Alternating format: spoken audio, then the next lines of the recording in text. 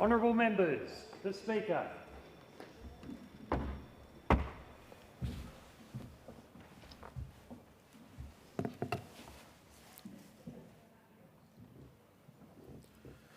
I acknowledge the Ngunnawal and Ngambri peoples who are the traditional custodians of the Canberra area and pay respect to the elders, past and present, of all Australia's Indigenous peoples. Almighty God, we humbly beseech Thee to vouchsafe Thy blessing upon this Parliament. Direct and prosper our deliberations to the advancement of Thy glory and the true welfare of the people of Australia. Our Father, which art in heaven, hallowed be Thy name. Thy kingdom come, Thy will be done in earth as it is in heaven. Give us this day our daily bread, and forgive us our trespasses, as we forgive them that trespass against us. And lead us not into temptation, but deliver us from evil. For Thine is the kingdom, and the power, and the glory, for ever and ever. Amen.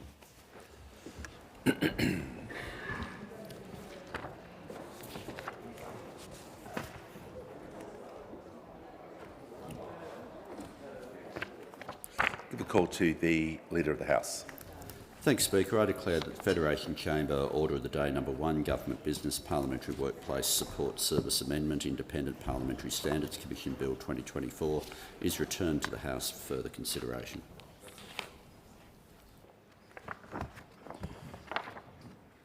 And I call the matter will be set down for consideration at a later hour this day. I call the clerk. Government Business. Next order of the day, Parliamentary Workplace Support Service Amendment, Independent Parliamentary Standards Commission Bill 2024. Deferred division on the amendment moved by the member for Wentworth. In accordance with Standing Order 133, I shall now proceed to put the question on the amendment moved by the Honourable Member for Wentworth to the amendment moved by the Honourable Member for North Sydney to the motion for the second reading of the Parliamentary Workplace Support Service Amendment Independent Parliamentary Standards Commission Bill 2024, on which a division was called for and deferred in accordance with the Standing Order. No further debate is allowed. The bells shall now be rung.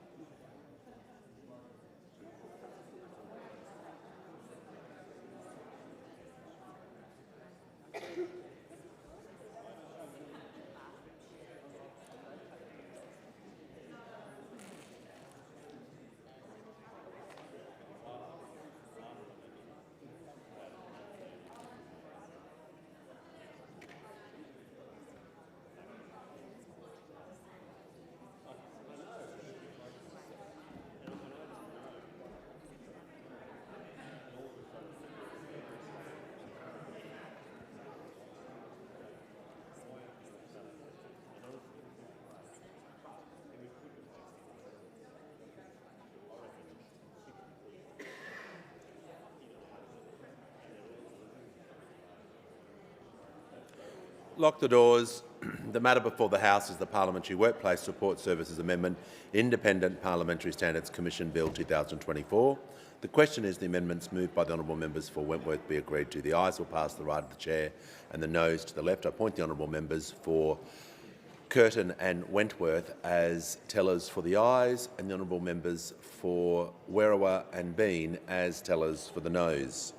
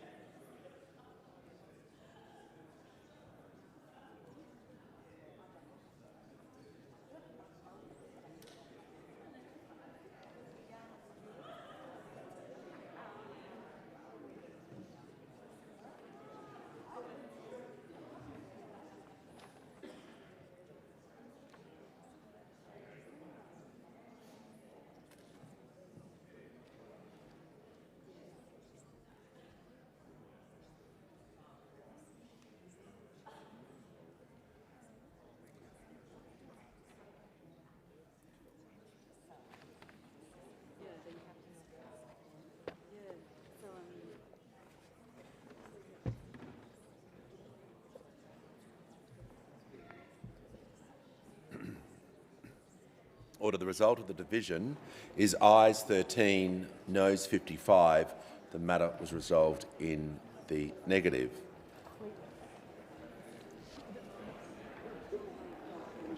Members can leave the chamber as quickly and as quietly as possible. Call to the Leader of the House.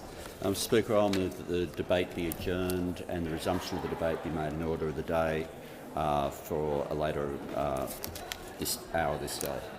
The question is the resumption of the debate be made an order of the day for a later hour this day.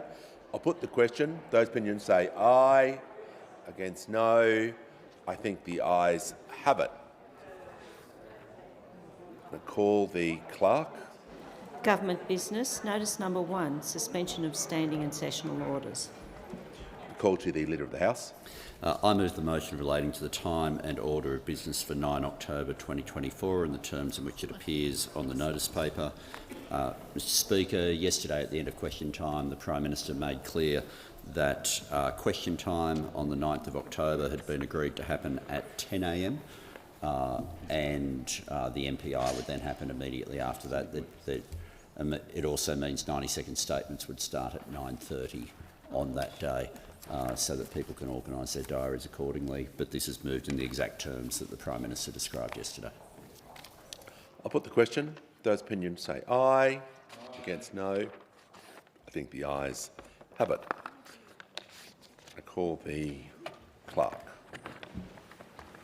Government business. Notice number 2, Anti-Money Laundering and Counter-Terrorism Financing Amendment Bill 2024. Give the call to the Attorney-General. Thank you, Mr Speaker. I present the Anti-Money Laundering and Counter-Terrorism Financing Amendment Bill 2024 and the explanatory memorandum.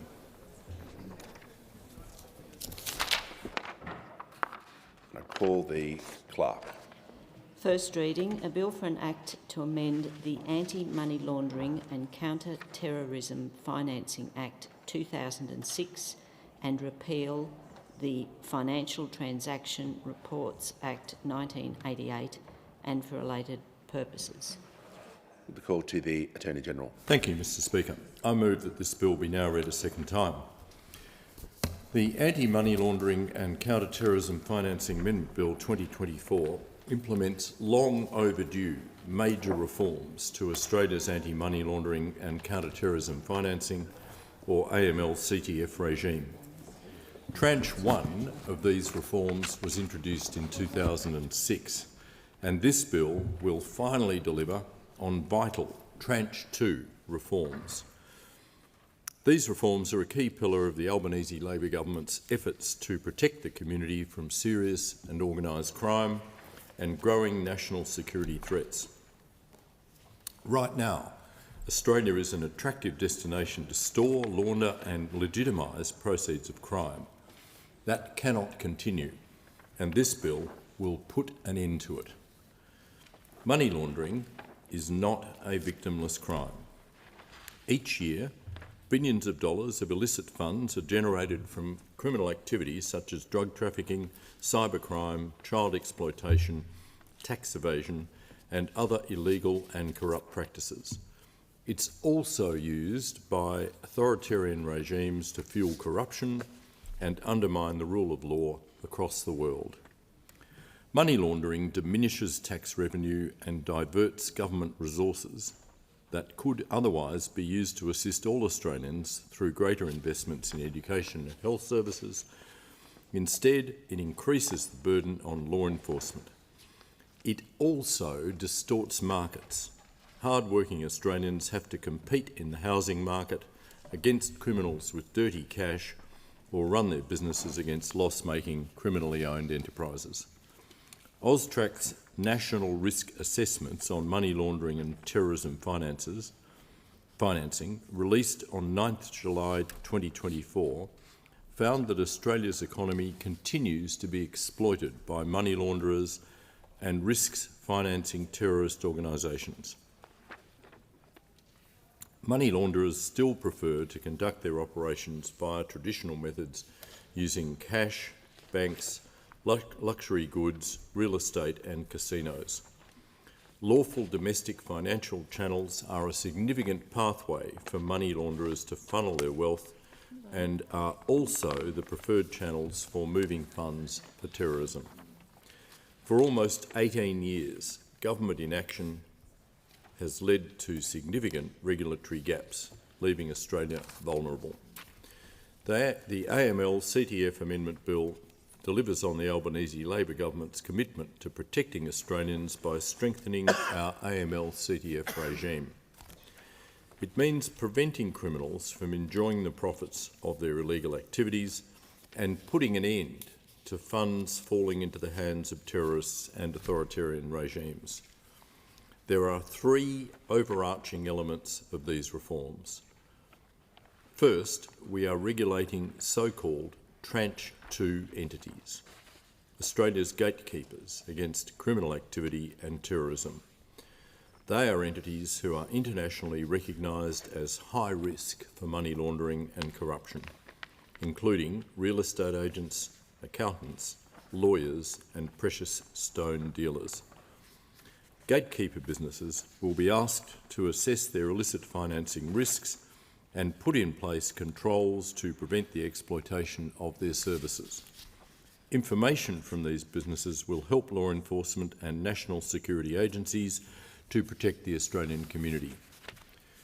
Second, we are simplifying and clarifying parts of the legislation that can be complex for industry to comply with, while maintaining the integrity and strength of the regime.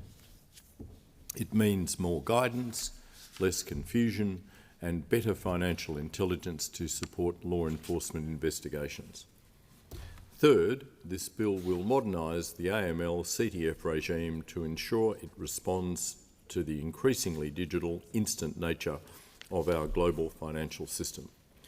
It will close the loopholes that we know increasingly sophisticated professional criminal organisations can currently exploit. Regulating gatekeeper professions means partnering with more sectors to monitor suspicious and criminal activity, and it will make a world of difference. AUSTRAC's national risk assessments found that these professions and the products and services they deal with are often relied upon by criminal networks to facilitate money laundering, either wittingly or unwittingly. Given their roles as entry points to Australia's legitimate economy, these reforms will strengthen and protect these professions against criminal exploitation and reputational damage. When businesses implement measures, they will make it more difficult for criminals to launder the proceeds of their crimes and help weed out the bad actors in these sectors. Law enforcement in Australia sees case after case of these professions creating structures and obfuscations to hide the proceeds of crime and facilitating serious financial crimes. This bill puts them on notice.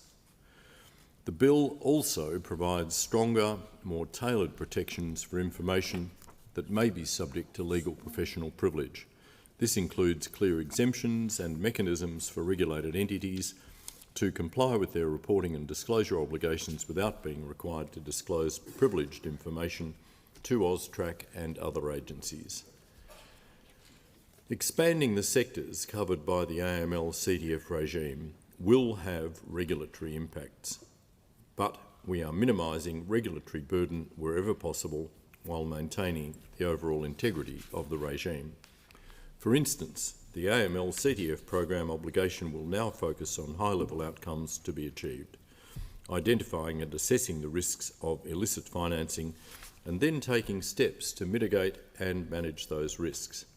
It means the reforms will provide businesses with the flexibility to achieve these outcomes in a way that works best for them, based on the risks of their particular businesses. This moves the regime further away from prescriptive tick-box compliance.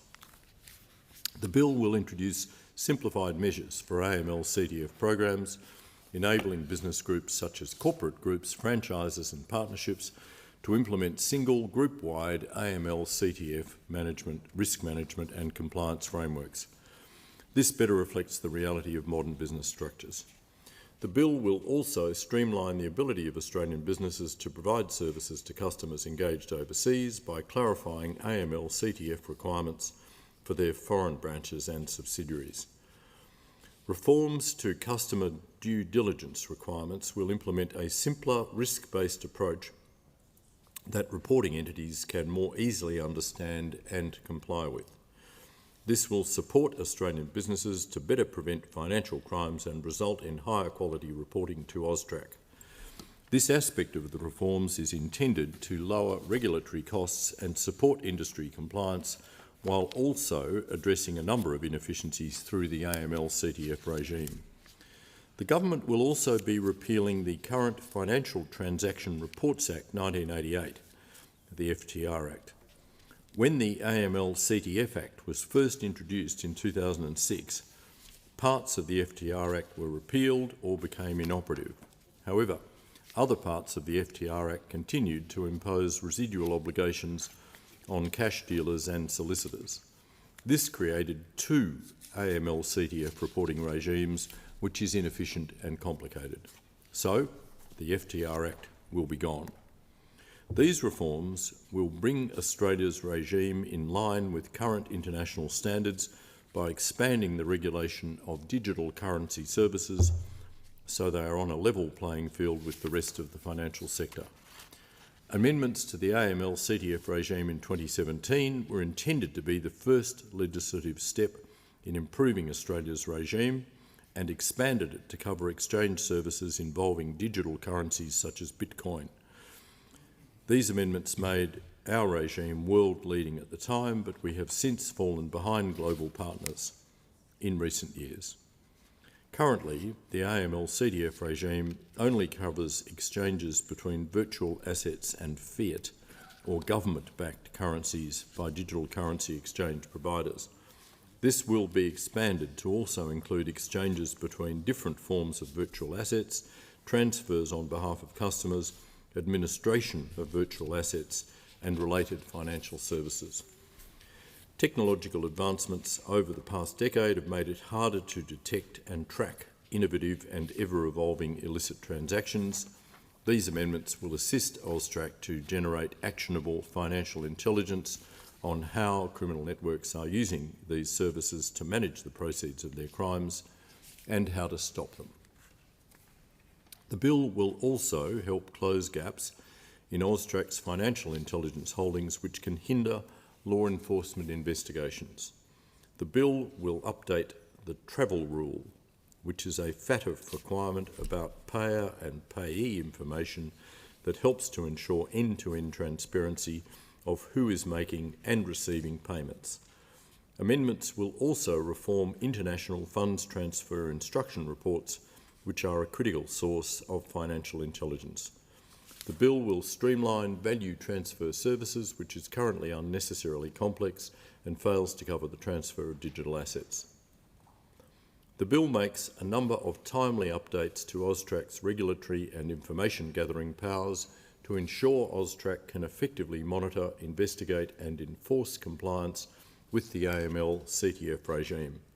These amendments will bring AUSTRAC in line with other regulatory agencies that conduct large numbers of complex investigations. The reforms are accompanied by safeguards and protections around AUSTRAC's use of these powers. The Attorney-General's Department conducted 2 extensive rounds of public consultation with stakeholders between April 2023 and June 2024, with over 270 submissions received and over 100 stakeholder meetings, including industry roundtables. The AML-CTF regime is a partnership with industry at the front line of prevention. The government is committed to ensuring industry is supported to meet its obligations under the new AML-CTF regime. We demonstrated our commitment to this task with over $160 million invested to implement these overdue reforms, including comprehensive education and guidance to support newly regulated businesses on the requirements of the Act and accompanying AML-CTF rules.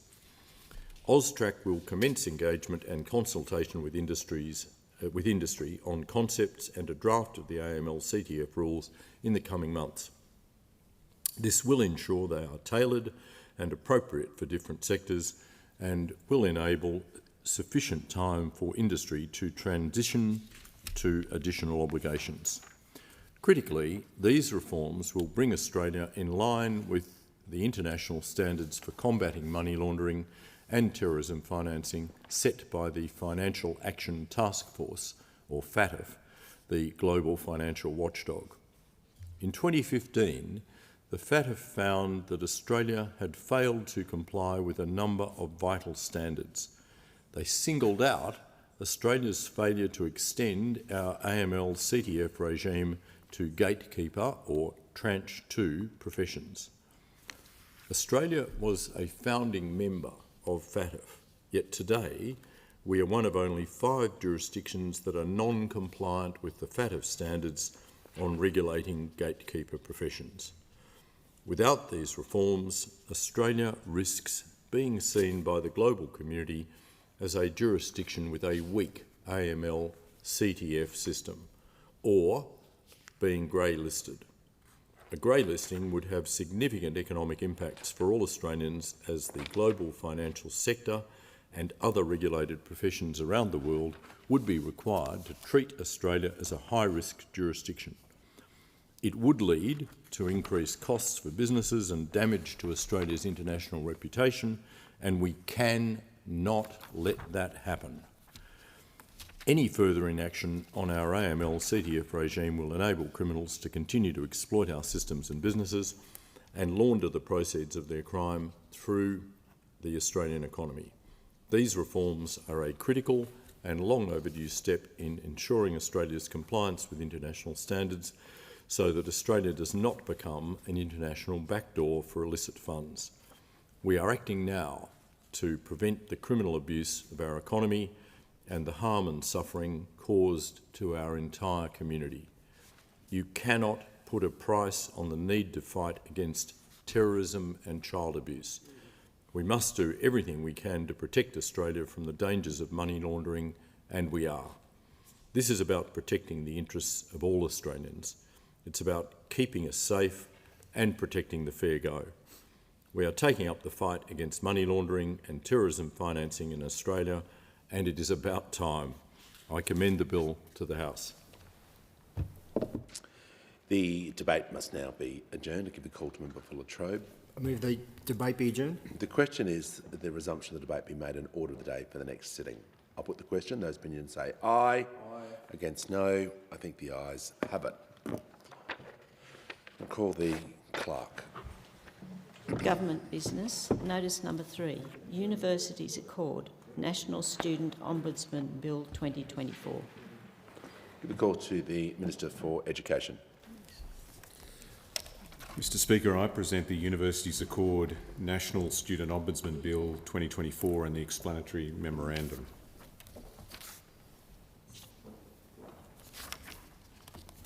Give a call to the clerk.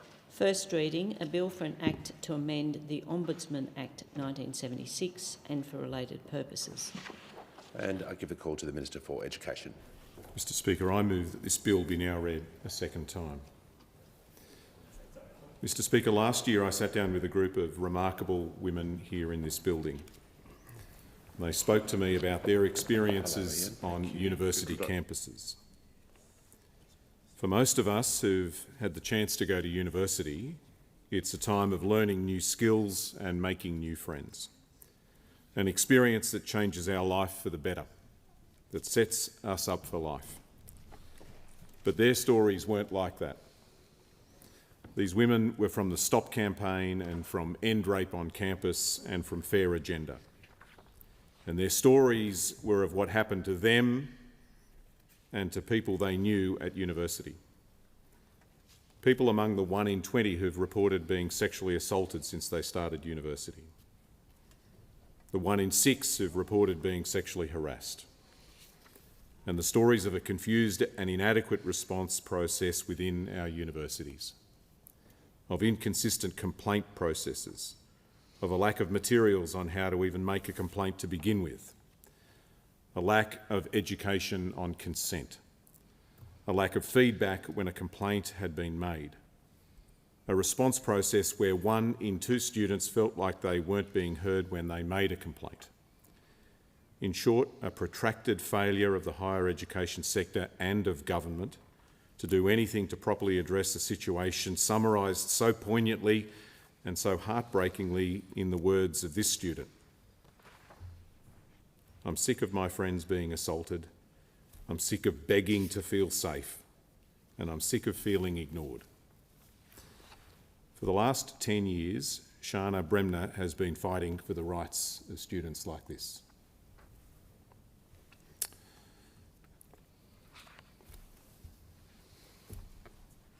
That's what her organisation, End Rape on Campus, does, and she's here in the chamber today. And she's not alone. Camille Schofield and the team at the Stop campaign, Renee Carr from Fair Agenda and Dr Alison Henry are here as well. In truth, they have always been here, fighting for this day, alongside thousands of students and staff who want a better system, who want to be heard, who want to feel safe, and who want actions, not just more words. Well, today we act. This bill amends the Ombudsman Act 1976 to establish a national student ombudsman as a new statutory function of the Commonwealth Ombudsman. This is a first, a dedicated national body to handle student complaints within our higher education system, across campuses, across the country.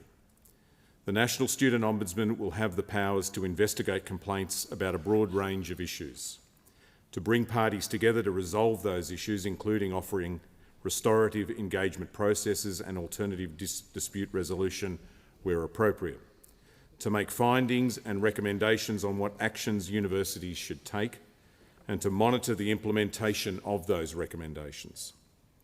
It will also have strong investigative powers, similar to those of a Royal Commission, including to require a person or university to provide information, documents or other records relevant to an investigation, to enter the premises of a university as part of an investigation, and to require a person to attend and answer questions before the Ombudsman. The Ombudsman is another recommendation of the Universities Accord, which the government is turning into reality. When I spoke to those students last year, the Universities Accord panel was already looking at this issue. After that meeting, it was clear to me that this work needed a dedicated process, and it was clear to the Universities Accord panel as well. In their interim report, released in July last year, they recommended as one of 5 priority actions to immediately engage with the state and territory governments on addressing this problem. My department convened a working group of Commonwealth, state and territory governments to make recommendations about how an ombudsman and other measures might be delivered. That working group was supported by Paddy Kinnersley, the Chief Executive Officer of Our Watch, a national leader in the primary prevention of violence against women and their children in Australia. And they developed a draft action plan that I presented to the meeting of Education Ministers last November. From November last year until the end of January this year, we conducted a broad consultation on that draft action plan. And one of the things that students and victim survivors in particular strongly supported was a national student ombudsman. An ombudsman is not a new concept. It's something that advocates have been calling for many years, particularly after university student surveys in 2016 and again in 2021 that painted a shocking picture of safety on university campuses. Those calls were ignored by the previous government, but not by this one. In February this year, my fellow education ministers agreed to a final action plan addressing gender-based violence in higher education, and we got to work immediately on measures to implement it. The measures in this bill have been designed with the benefit of the collective expertise and wisdom of that working group. The National Student Ombudsman will provide a trauma-informed complaints mechanism accessible to higher education students.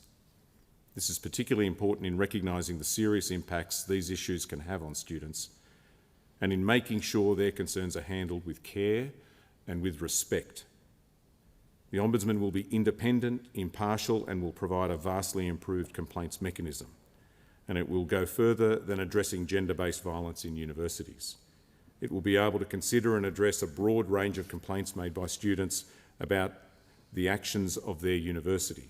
For example, complaints about a university's handling of a student's safety and welfare matter where a student is subjected to homophobia, anti-Semitism, Islamophobia, or other forms of racism or discrimination on campus.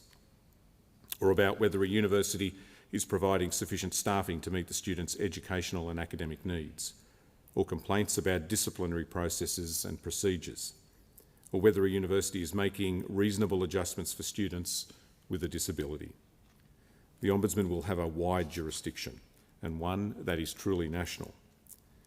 We've negotiated with the states and territories to ensure that matters that might have been reported to their state and territory ombudsman are able to be referred to this dedicated national one.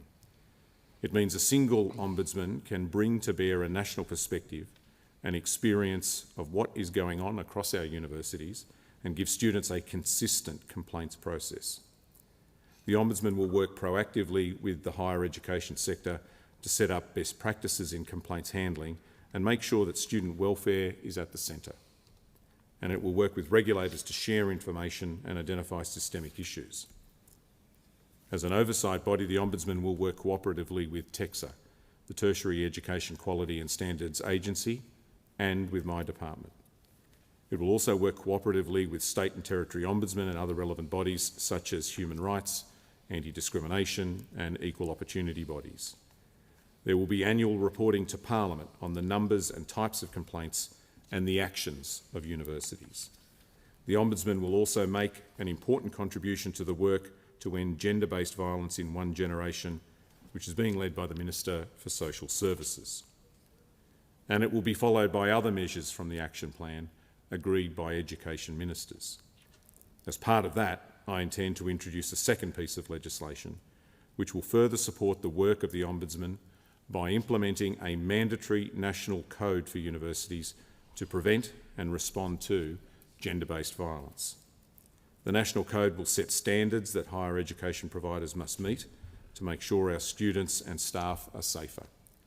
It will be enforced and regulated by a new specialist unit at the Department of Education that will regulate the standards and support universities to achieve better outcomes for students. The consultation for that code is well underway. The National Code will set standards that providers must meet across 7 key areas.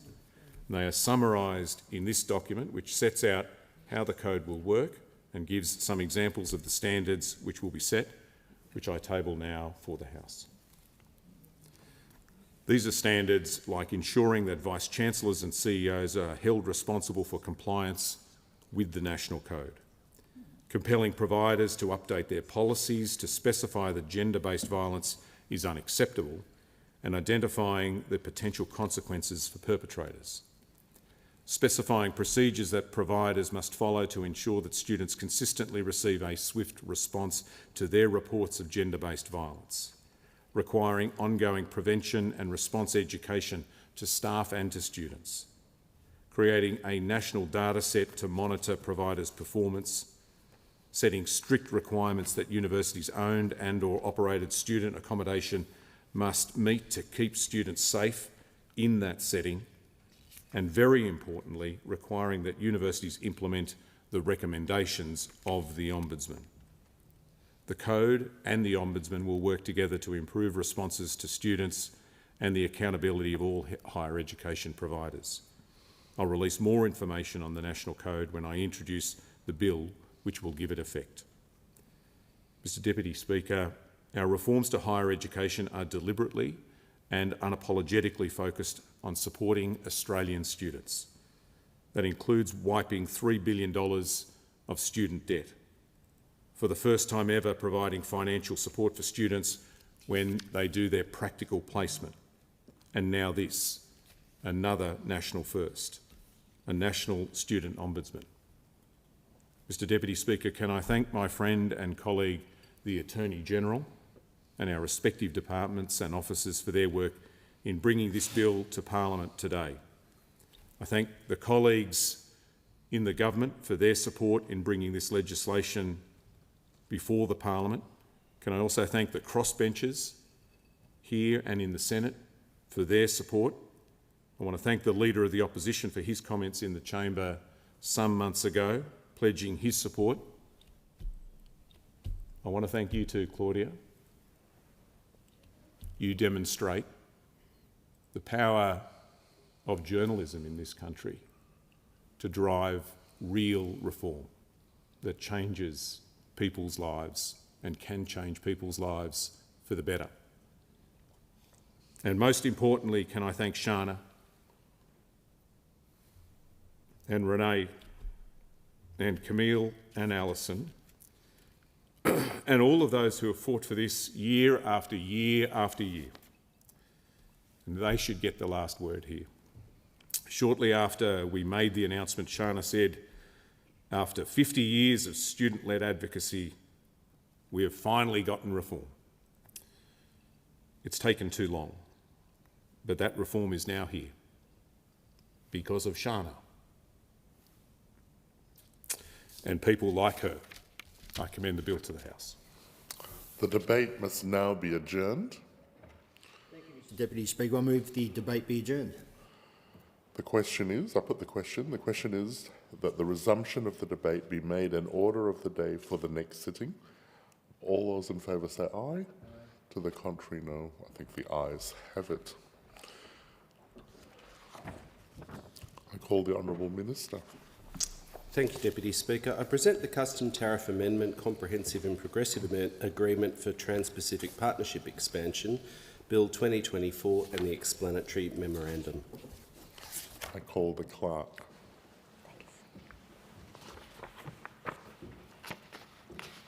First reading, a bill for an Act to amend the Customs Tariff Act 1995 and for related purposes. I call the Honourable Minister. Thanks, Deputy Speaker. I move that this bill be now read a second time. The Customs Tariff Amendment Comprehensive and Progressive Agreement for Trans-Pacific Partnership Expansion Bill 2024 amends the Customs Tariff Act 1995 to allow the Comprehensive and Progressive Agreement for Trans-Pacific Partnership, which I'll refer to as the Agreement, to enter into force between Australia and the United Kingdom. The agreement is one of the world's most comprehensive and ambitious trade agreements, eliminating 98% of tariffs in a trade zone, which, including the United Kingdom, represents a combined GDP of US $14.6 trillion and a population of some 580 million people. Its membership currently comprises Australia, Brunei, Canada, Chile, Japan, Mexico, Malaysia, New Zealand, Peru, Singapore and Vietnam. The agreement is open to accession by any state or separate customs territory that is committed to high standards, rules and objectives. Since its entry into force, 7 economies have formally applied for membership. Any economy seeking to accede must meet the high standards of the agreement, have a demonstrated track record of complying with international trade agreements and gain consensus support from the membership. The United Kingdom was the first candidate to be considered beyond the initial 11 members. Formal negotiations commenced in June 2021 and culminated in the signing of the Protocol on the accession of the United Kingdom of Great Britain and Northern Ireland to the Comprehensive and Progressive Agreement for Trans-Pacific Partnership, or more simply, the Protocol, in July 2023. The Protocol provides specific provisions for the United Kingdom that, once it becomes a member, will be incorporated into the agreement. I'm pleased to say that the date on which the United Kingdom becomes a member is the 15th of December 2024, and the Protocol will enter into force on that date between the United Kingdom and agreement members which have completed their relevant domestic processes.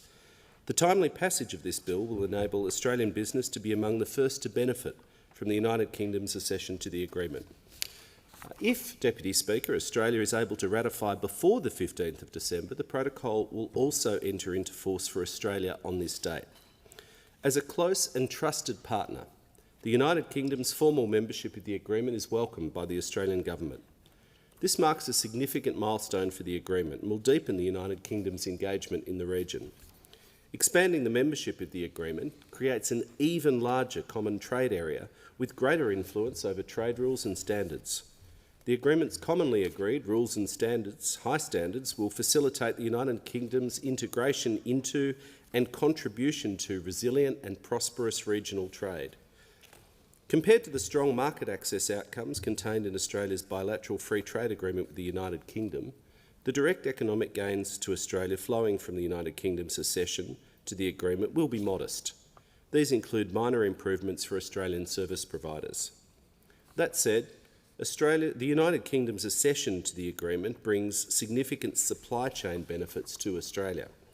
This means that Australian manufacturers will be able to use United Kingdom-made components in production processes and export the final goods to other agreement members at preferential tariff rates. This will give Australian manufacturers greater choice in their manufacturing processes and export opportunities. The amendments contained in the bill are necessary to finalise Australia's ratification of the Protocol. The bill will insert into the Customs Tariff Act 1995 preferential customs duty rates that only apply to originating goods of the United Kingdom, a method for identifying such goods, and importantly, provisions to restore general rates of duty for certain goods when the United Kingdom has in place a safeguard provision applying to equivalent Australian goods.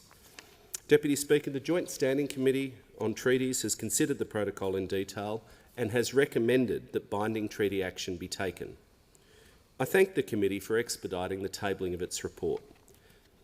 This has enabled the bill to be considered and I hope passed in this sitting period. A swift passage of this bill will enable the Protocol to enter into force sooner and unlock its benefits for the Australian economy. I commend the bill to the House. The debate must now be adjourned. The debate be adjourned. I put the question. The question is that the resumption of the debate be made an order of the day for the next sitting. Put the question. All in favour say aye. To the contrary, no. I think the ayes have it.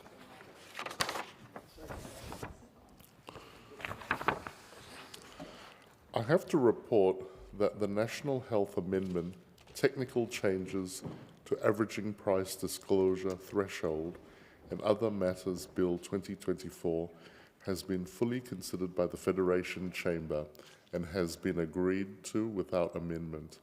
I present a certified copy of the bill. The question is that the bill be agreed to. I put the question. All of that opinion say aye. Aye. To the contrary, no. I think the ayes have it. This bill has been agreed to. I call the Honourable Minister. Thank you, Deputy Speaker. I ask leave of the House to move the third reading immediately. Is leave granted? Leave is granted. Leave is granted. Please proceed. I move that this bill now be read a third time. I put the question. All of that opinion say aye. To the contrary, no. I think the ayes have it. I call the clerk. Third reading, a bill for an Act to amend the National Health Act 1953 and for related purposes. I have to report that the Administrative Review Tribunal Miscellaneous Measures Bill 2024 has been fully considered by the Federation Chamber and has been agreed to without amendment. I present a certified copy of the bill. The question is that this bill be agreed to. I put the question. All that opinion say aye. To the contrary, no. I think. Oh. No, okay. I think the ayes have it. This bill has been agreed to. I call the Honourable Minister. Thank you. I ask leave of the House to move the third reading immediately. Is leave granted? Leave is granted. Leave is granted. Please proceed, Minister. I move that this bill now be read a third time. I put the question. All of that opinion say aye. To the contrary, no. The ayes have it. I call the clerk. Third reading, a bill for an act to deal with miscellaneous and consequential matters arising from the enactment of the Administrative Review Tribunal Act 2024 and for other purposes. I have to report that the Family Law Amendment Bill 2024 has been fully considered by the Federation Chamber and has been agreed to without amendment. I present a certified copy of the bill. The question now is that this bill be agreed to. I put the question. All of that opinion say aye. To the contrary, no. I think the ayes have it. This bill has been agreed to. I call the Honourable Minister. Thank you. I ask leave of the House to move the third reading immediately. Is leave granted? Leave is granted. Leave is granted. Please proceed. I move that this bill now be read a third time. I put the question. All of that opinion say aye. To the contrary, no. I think the ayes have it. I call the clerk. Third reading, a bill for an act to amend legislation relating to family law and for related purposes. I call the clerk. Government business, next order of the day, Parliamentary Workplace Support Service Amendment, Independent Parliamentary Standards Commission Bill 2024. Question put on the amendment moved by the member for North Sydney. The original question was that this bill be now read a second time. To this, the Honourable Member for North Sydney has moved as an amendment that all words after that be omitted with a view to substituting other words. The immediate question is that the amendment be agreed to. I put the question. All of that opinion say aye. To the contrary, no. No. Is a division required? Please ring the bells for 4 minutes.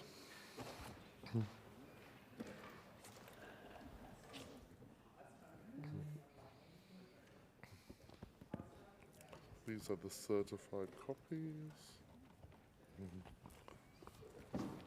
Yes, thank you.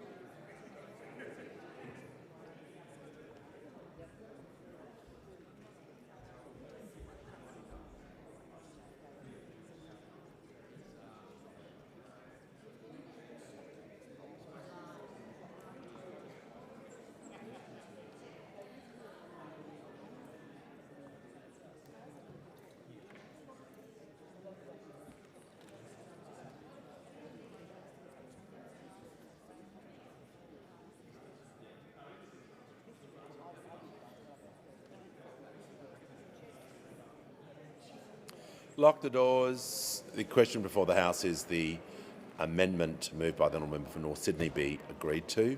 The ayes will pass to the right of the chair and the noes to the left. I appoint the honourable members for North Sydney and Clark as tellers for the ayes, and the honourable members for Werriwa and Bean as tellers for the noes.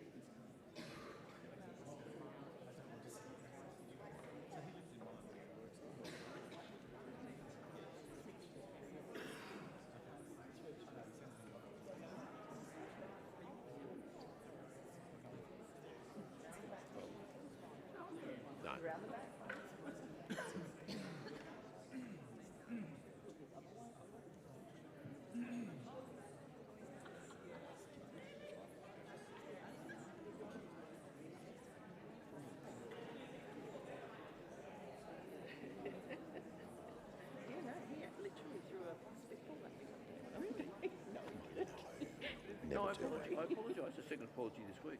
I didn't know that.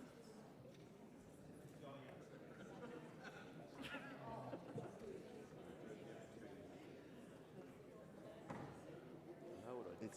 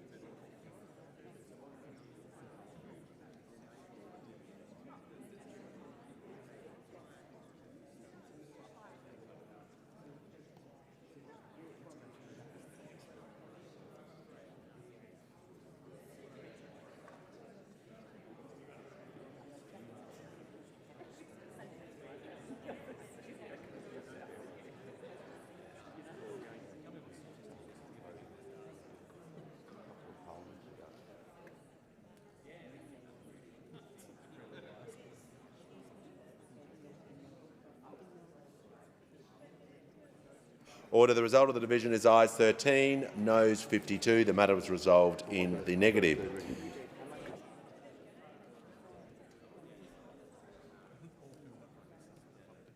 The question now is that this bill be now read a second time. I'll put the question.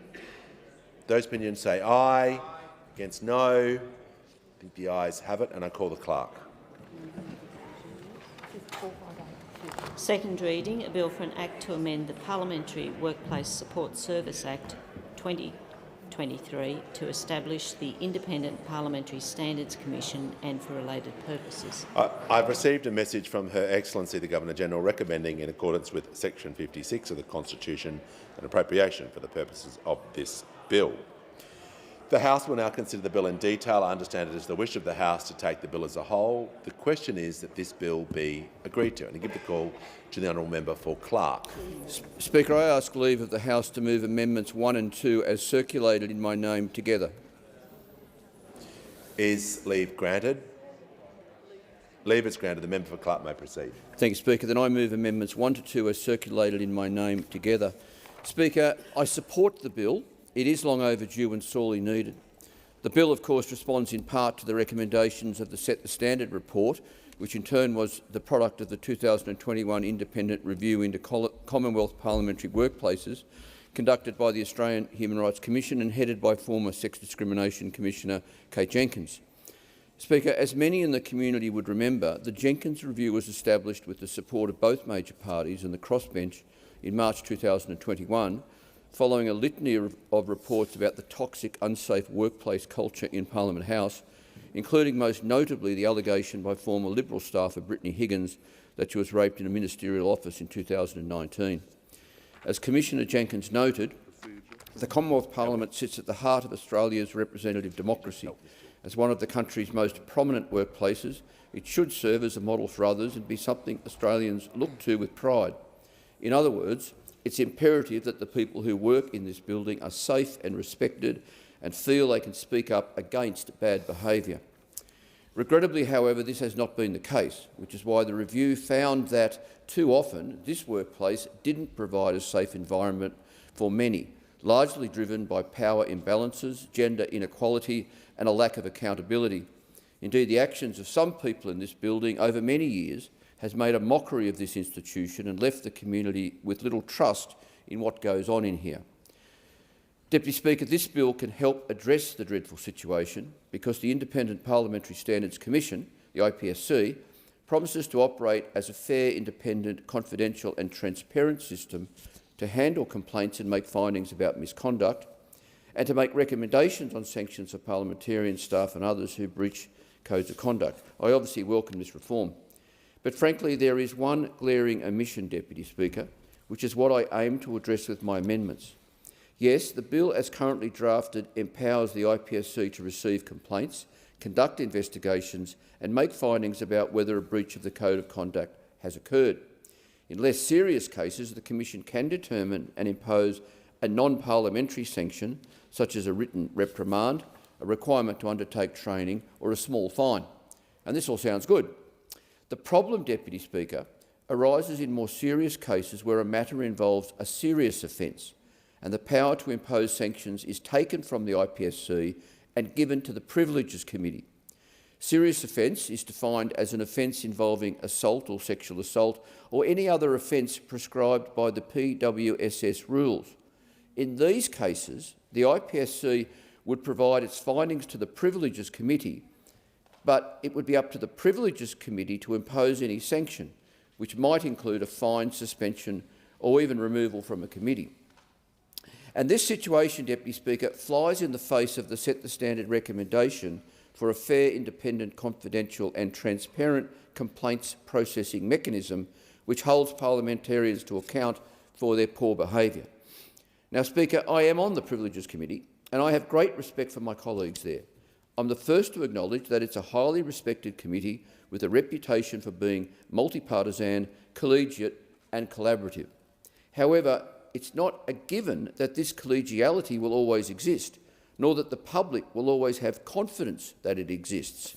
And if trust breaks down, especially between the committee and the community, and the idea takes hold that poor behaviour is not being dealt with by an independent expert body, then at best we've failed the so-called pub test, at worst allowed this place to drift into lawless mediocrity, which is why my amendments enable the IPSC to include recommendations for any sanctions in its report to the Privileges Committee.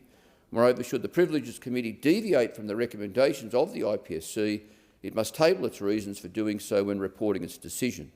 Only then could everyone, including the community, be confident that complaints, investigation and processing within this workplace is fair, independent, confidential and transparent, as recommended by the Set the Standard report. Importantly, Deputy Speaker, my amendments respond to concerns which have been raised by a number of organisations focused on women's safety, transparency and good governance, including Fair Agenda, Transparency International Australia and the Australian Democracy Network. And on that note, Deputy Speaker, I thank Fair Agenda in particular for their engagement on this issue, and I commend the amendments to the House. The question is that the amendments be agreed to. I put the question.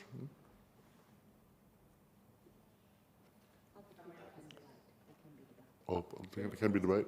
Member for North Sydney. Thank you, Deputy Speaker. I rise in support of the amendments moved by the member just now, because I actually want to take a moment to stop and reflect on where we have gotten to and where further we could go. In the course of the last 24 hours, I've heard a number of people speak about the revolutionary nature of this legislation. And I want to echo that in that this is an incredibly important piece of reform. It's also a piece of reform that has been a long time coming. I would like to preface that by saying that I also believe that if this reform wasn't delivered in this 47th Parliament, there would be mass outrage across the Australian community. Because if the 2022 election told us nothing else, what it did tell us is that Australians are tired of seeing politicians throw abuse at each other across this chamber and treat each other with little to no respect. I want to thank the member for moving this consideration in detail amendment, because ultimately I think it is infinitely sensible and it finds a very nice middle ground between what the Set the Standard report actually recommended, what the committee that looked into this recommended, and where we've actually ended up with this legislation. At the heart of the recommendations from both the Set the Standard report and the committee inquiry was the fact that whatever we establish from here and now must be transparent, and it must hold us to a higher level of accountability than we have had in this place to date. Unfortunately, what we see in this legislation at the moment, and I can only assume it's a political compromise, is that in the case where the breach of behaviour will be most egregious in its nature, where Australians arguably will have the most interest in what happens in the face of that incident, that decision is going to be taken out of the hands of the independent committee, handed over to the Privileges Committee, and at the moment there is no responsibility for the Privileges Committee to then be able to articulate how they come to their decision. Because quite frankly, the Privileges Committee will not have to take on board what the independent authority offers to them. And in fact, in a worst case scenario, we may see quite an egregious event be referred from the IPSC to the Privileges Committee, and the Privileges Committee may choose to take no action whatsoever. Now, I think you don't have to be a rocket science, and while I don't support gambling, this is a bet I would take any day. When that hits the public, that's what this place has done, people will see that as politicians looking out for themselves. And as the member so eloquently just said, it fails the pub test. Australians told us they want politics done differently. They want it done with transparency, they want it done with integrity, they want it done with accountability. And if we cannot have the courage to say that we are prepared to meet them in that space, then I think our Parliament still has a lot of maturing to go. Before I sit down, I want to acknowledge, and I'm going to thank the Minister for responding, but I want to acknowledge there's also been a lot of talk about the fact that this legislation would not even have eventuated 11 years ago. And I accept that. I get that. But just because it wouldn't have happened 11 years ago doesn't mean we shouldn't bring it in today as strong as it can be. And we are not the first parliament to make a move in this direction. The UK Parliament went this way in 2015, and they have done it far more bravely than we have in this legislation. And they are the home of the Westminster system, where we were born from. So I want to thank the member for moving this amendment. I want to commend it to the House. And I really do appeal to the government today, who I know believes in this, who have fought hard to get us to this point with this legislation. Take us all the way, not just to the threshold. Thank you. The question is that the amendment be agreed to, and I call the honourable member for Indi. Acting Deputy Speaker, and I rise today in support of the member for Clark and his most excellent amendment to this very important, critical legislation. Deputy Speaker, we are at a moment in our democracy that the people of Australia have been waiting a long time for, and that is to take responsibility for our actions. We come to this place with the hopes of so many people on our shoulders. We come to this place as potential, not actual in fact, but potential role models for young people who may wish to aspire to public life. And we have let them down on so many occasions. And of course, that's been going on for a very long period of time. In my second reading speech yesterday, I spoke to the long history of getting to this point in this Parliament to implement this most important recommendation of the Jenkins report. What I'm seeing now, though, is not falling at the first hurdle, but in fact, we're falling at the last hurdle. And I really commend the member for Clark for bringing forward an elegant, simple remedy to this last problem. This last issue about ensuring that the Commission that we're about to legislate for can actually have the repercussions of serious misconduct acted upon. Now, I think what the member for Clark has done for us is lay out how we can do this and still maintain the primacy of the Parliament.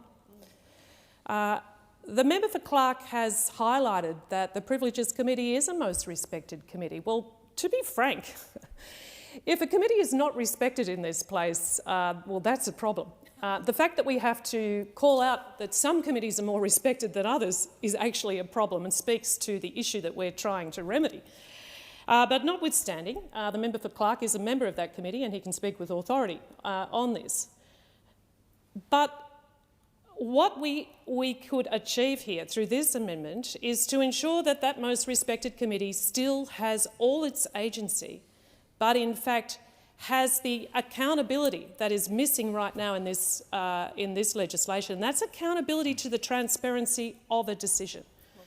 The people of Australia are so tired of us making up our own rules and then hiding away when the rules are broken and making sure that nobody sees anything here. So this amendment does not take away any power from the Privileges Committee. In fact, it embeds its power, but what it adds is it's a responsibility to the Parliament and the people of Australia. So should serious findings be made by the Commission and sanctions put forward, those recommendations need to come to the Privileges Committee. What is the point of having an independent expert committee if their recommendations hold no water? It really does beg a belief on what it is we're trying to do here. So I really commend the member for Clark for putting forward a way we can manage this. Sure, the Privileges Committee may take a different view to the Commission. Fine. That's okay. Explain the reasoning. Explain the reasoning. Table the reasoning in the Parliament and make it public. Because if you are a respected member of any committee, you should have no shame in what it is that you discuss and decide on your committee. No shame whatsoever. In fact, you should be proud of your reasoning and you should be able to lay that out in a way that explains to the people of Australia why you have arrived at that decision. Where is the problem with that? Recently, I heard a very respected journalist give the Speaker's lecture in this place, only a couple of days ago.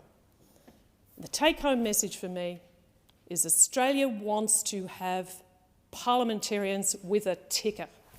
And I say to every member of this House, whether you sit on the opposition, whether you sit with the government, indeed whether you are on the crossbench, have a ticker, support this amendment and restore transparency and accountability to this House. The question is that the amendments be agreed to, and I call the Honourable Minister. Thank you, Deputy Speaker, and I want to thank all members again for their engagement, not just in the engagement on this proposed amendment, but the engagement in the preparation of this bill. I think it's important that people watching or reading this debate know that while there has been a parliamentary debate over the last few days, the work that has been done here is the result of a lot of consultation across this building for a number of months. And as I have in every speech that I've given on this, I've always wanted to note both the work done by parliamentarians, but equally the work done by staff and people who've given so much evidence in both the Set the Standard report and continues to assist us in putting together this legislation, because the reality is we can all come in here and say our piece and have it on the record under the cover of parliamentary privilege. That is not something that's available to the people who work in this building for members, and so they've made a huge contribution, but they don't get to make a contribution at the final stage. And I want to say again, thanks to all who've engaged in that consultation. And I want to pick up on a point from the member for Indi, which is that I really do want to say again to anyone watching this debate or reading it in the future that this bill is about encouraging people to make that choice to stand for election or to be a parliamentary staff member or to join the public service. The reason we're doing this is not just to lift the standard for ourselves here and now, as we all know, we're doing this to ensure that everyone who wants to make a contribution to this place has that opportunity and is not held back by some of the very inappropriate behaviours and practices that have been outlined in what we saw in the Set the Standard report. And again, it is a great honour to be able to stand for election in the Australian democracy. It's an even greater honour to be chosen to represent a community in this place, and it's something that I'd encourage anyone who watches this as we work to do exactly that, which is set the standard and lift the standard, that we are working very hard to ensure that this is a workplace that welcomes people's contribution and enables people to make those contributions.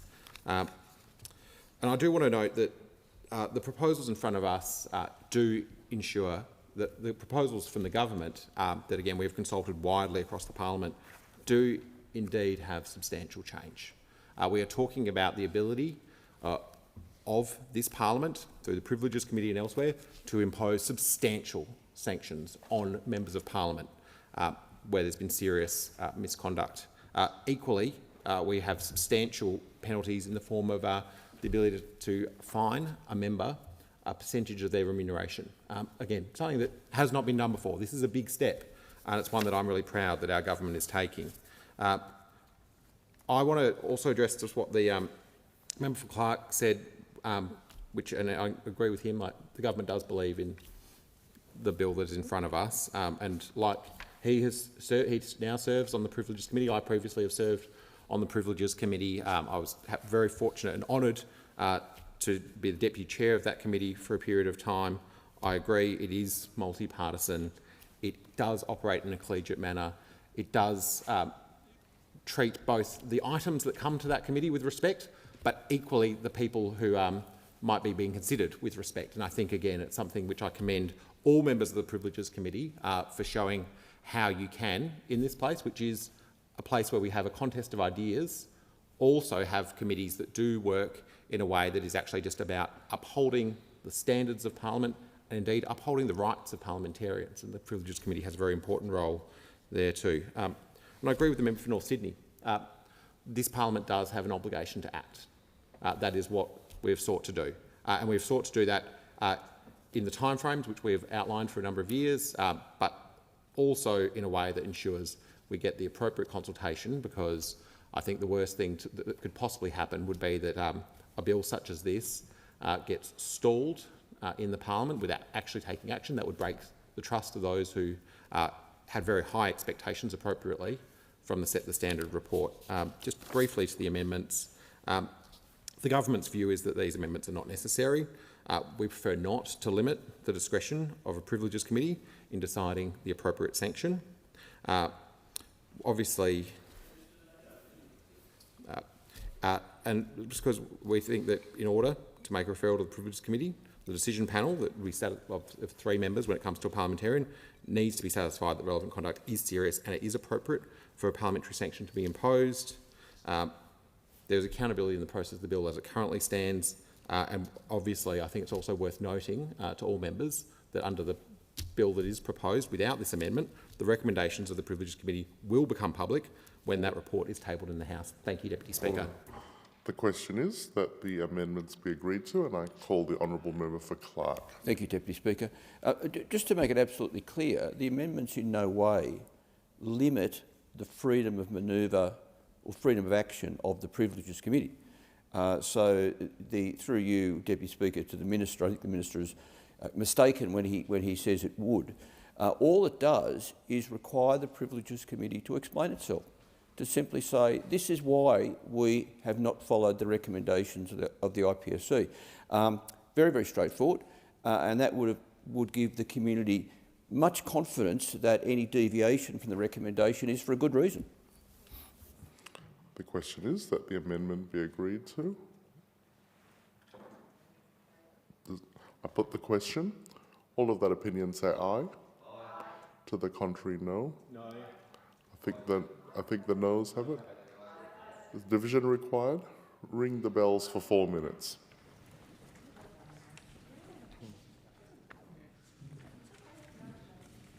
We're waiting for an invitation.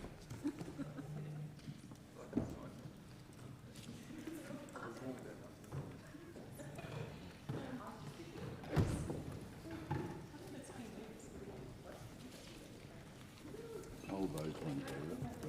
They're right.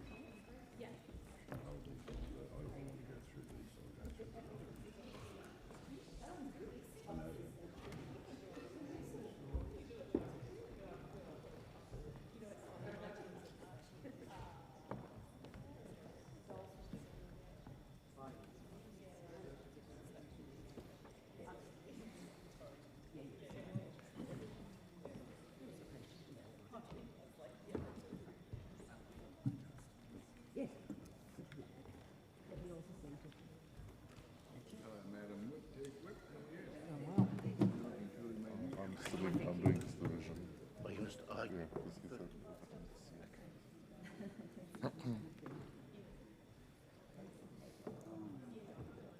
Did you get to move, or have you been here? I've been on duty.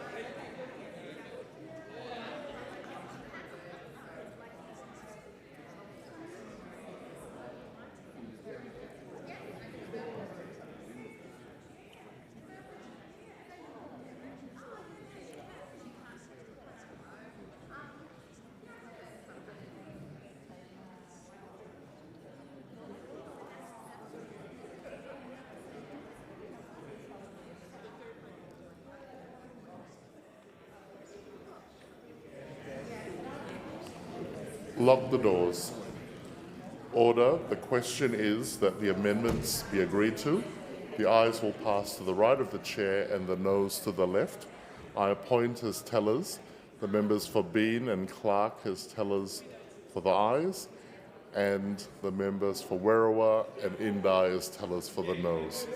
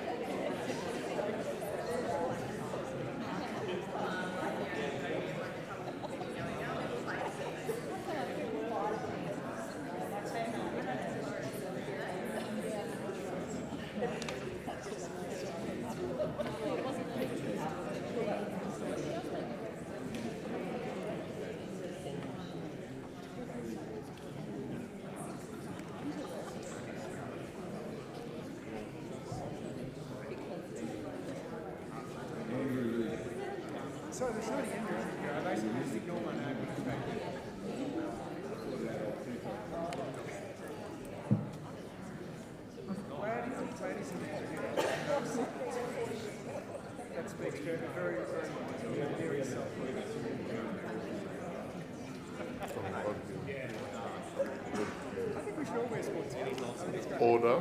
The result of the division is ayes 13, noes 48. So the motion was resolved in the negative. I call the Honourable Minister.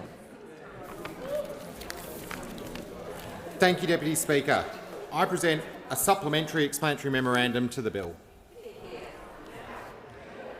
I call the Minister. Thank you, Deputy Speaker. I ask leave of the House to move the government amendment on sheet SE 15 and government amendments 1 to 6 on sheet SE 116 as circulated together.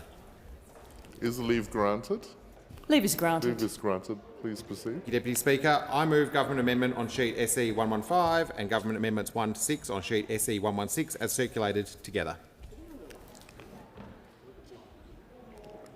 I put the question that the amendments be agreed to.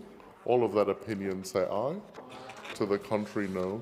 I think the ayes have it. I call the Honourable Member for McKellar.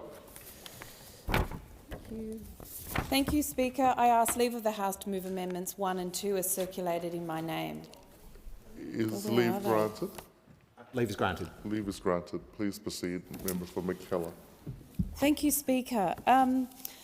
I'd also support this bill as it is long overdue and much needed in responding to the Jenkins Review, which found that the workplace culture in this place was toxic and unsafe. Speaker, the amendments I'm introducing today to this bill seek to do something specific and simple, something that I've been advocating for since I was elected to this place 2.5 years ago. That's to ensure that significant public institutions are run by people who have been independently appointed to run them, not by people who have been appointed because they know someone who knows someone, not people who will owe something to the minister who appointed them, and who may therefore feel a sense of obligation to do that minister's bidding. Speaker, at the last election, the Australian public sent a very clear message to politicians of all stripes. They wanted integrity and they wanted transparency, not only in their elected representatives, but equally importantly in our democratic infrastructure. Having heard that message, in February 23, I introduced a private members' bill, the Transparent and Quality Public Appointments Bill 2023, otherwise referred to as my Ending Jobs for Mates Bill. This bill aimed to transform the process of appointments to major Commonwealth positions. Underlying the bill was the critical and urgent need to restore the public's trust in our democratic processes and institutions after a decade of cronyism and party political appointments had eroded that trust. My Ending Jobs for Mates bill was designed in collaboration with the Centre for Public Integrity to ensure that all major Commonwealth public appointments could be made within an independent and transparent framework. The bill would legislate a Public Appointments Commissioner and departmental independent selection panels, overseen by a Parliamentary Joint Committee on Appointments. The committee would not have a government-led majority, guaranteeing independence from the government of the day. Under my bill, a degree of ministerial discretion would be maintained, an important element of our Westminster system of government, as the final decision regarding the successful candidate would remain with the relevant minister. However, the minister may only choose from a short list of candidates selected by the independent selection panel. Such a framework would ensure that key positions in our democratic institutions are filled through an independent, transparent and expertise-based appointment process. Applying anything less to the Independent Parliamentary Standards Committee may cause the public to question whether it can truly fulfil its function, to be an arbiter of bad behaviour in this place. What if the commissioners are asked to investigate bad behaviour by the minister who appointed them? In the absence of an overarching framework of this kind proposed in my bill, I'm putting forward amendments to this bill which would ensure that an independent panel is established to appoint commissioners. The panel would be chaired by a former judge and require a merit-based selection process, advertising of the position with selection criteria, consideration of the diversity of the commissioners running the IPSC, and the minister to choose from a short list of 3 candidates determined by the panel to be qualified for the job. Since the last election, the crossbench has never shied away from putting the spotlight on some of the most egregious behaviour that is all too common in this place, behaviour which is not normal and which should not be accepted in any workplace. The establishment of the IPSC is a real step forward, and I congratulate and thank the government and all those staff who have worked tirelessly on this piece of legislation. The legislation will make the Parliament a better and safer place to work. Can I just ask the member before she finishes speaking that she formally moves the amendment? I move the amendments as circulated in my name. Good. 1 and 2. Thank you. Call the member for McKellar. So you can continue speaking. All right. Thank you, Speaker. The establishment of the IPSC is a real step forward, and I commend the government for doing the hard work required to introduce this legislation. But my amendments would make a good institution even more robust, even more independent and even more trustworthy. I urge the government and all in this House to consider them. Thank you. Thank the member for McKellar. The question is that the amendments be agreed to. All those in favour? Oh, the minister is seeking the call. Thank you, Deputy Speaker. Just to briefly respond to the member for Mackellar, because I think the nature of the discussion that we've had in this parliament and the work leading up to this bill being in front of members today is that we have engaged. There's been good, thoughtful engagement, even where there's been differences of views about how to get this done, because there has been strong commitment, as the member just concluded her remarks. There's been strong commitment to getting this done. And again, I want to pay tribute to everyone who's worked on this, especially those in Minister Gallagher's office and Minister Gallagher herself, who's engaged very thoughtfully across the parliament to get us to this point. I would note for members that the legislation already stipulates the appointment of commissioners should be a merit-based and publicly advertised process. So that already is a requirement in what I hope will pass this House today. So in that, to be appointed, you have to have gone through that merit-based process. And I think that's an important thing. I know the member from Mackellar is very passionate about seeing government do more in that space, but in this instance, the reason that we're not moving an amendment about merit-based or publicly advertised positions is because it's already in the bill. I think it's worth noting that obviously currently under the bill as it's proposed, of course the commissioners would be appointed by the Governor-General on the recommendation of the relevant minister at the time. But before the minister can make a recommendation to the Governor-General regarding a commissioner, the minister must be satisfied that the person meets the selection and qualification requirements under the bill. That is, specifically, that the person to be appointed as a commissioner must be either the person is enrolled as a legal practitioner and has been enrolled for at least 5 years, or the person is a former Commonwealth judicial officer, or the person is a former judge of the Supreme Court of a state or territory, or the person has skills, knowledge or experience investigating workplace misconduct. I note that we're appointing a range of commissioners and that having a range of different skills amongst that panel is very important. We don't want to limit the skill base available to the Commonwealth unnecessarily, but we also want to make sure that there's very clear guidance, not just for the minister who I started my remarks referring to, who I think has carriage of this and knows all of the intent, but that it sits on the statute books decade after decade with very clear requirements on the minister when they are making those decisions. We think that this bill, as it is in its current form, gets that right, and why I acknowledge the very good intent of the amendments from the member from Mackellar. The government won't be supporting them. I thank the Minister. The question is that the amendments be agreed to, and I call the member for Indi. Thank you, Acting Deputy Speaker. I rise today in support of the member for Mackellar's considered amendments to this important legislation. There is no debate in this House about the need for an independent standards commission. We are all in furious agreement about that and welcome this legislation in most of its detail. But as I spoke to in previous amendments, this is not the ideal piece of legislation, and we should be working towards getting this right when we've taken this amount of time to finally establish such a commission.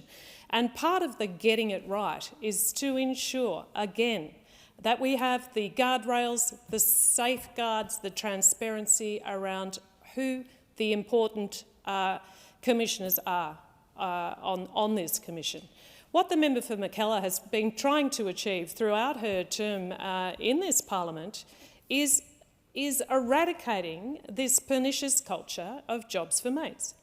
Now, we've seen it play out time and time again across many, many decades. And again, the people of Australia are asking us to do better. Now, the Minister quite rightly has laid out the very detailed qualifications, the resumes that would be required in order to be successful in applying for such a position on this commission. No argument with that. What the member for Mackellar is adding to this debate, again, is an arm's length transparency mechanism to ensure that there are no political imperatives when it comes to who's appointed to such a commission, and that really matters. It really matters. Many people in this House have spoken to the importance of fairness, of ensuring that no member of Parliament's reputation is besmirched unnecessarily, and there's been an enormous consultation to try and get this legislation right, and we're nearly there. You know, I again spoke in my second reading speech of the gratitude I feel for the many people who have contributed to getting us to this point. But again, I would say to this Parliament, take it the next step. Get it right while we have the chance to do so. And the member for McKellar is quite right in her argumentation about why this amendment matters. So I stand in support of her today on this one. We have the chance, we should get it completely right. And that amount of getting it right matters to the people who put us in this place. So I commend her amendment and I encourage members of Parliament to likewise support her in her endeavours. I thank the member for Indi, and I call the member for McKellar. Thank you to the member for that. Thank you, Speaker. I'd just also like to respond. We are talking here about independent Parliamentary Standards Commission. I think the key word is independent. So while I absolutely commend the steps that have been taken here with this legislation, that there will be merit-based, expertise-based criteria that must be met, that these will need to be advertised, I think the substantive piece of the amendment that I am moving is the fact that people need to be appointed independently, because this is an independent Parliamentary Standards Commission. That is why we need an independent selection panel. It must be done at arm's length, because this is an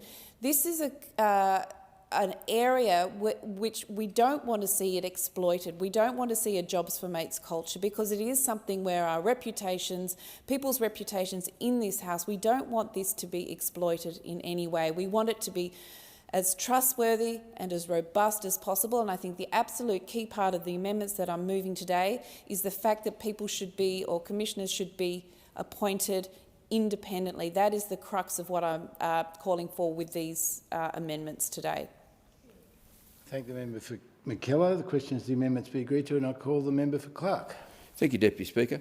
And Deputy Speaker, through you to the Minister, and I have enormous respect for the Minister. I'm very grateful that he has no objection to me to be speaking back to the government amendments that went through the House minutes ago.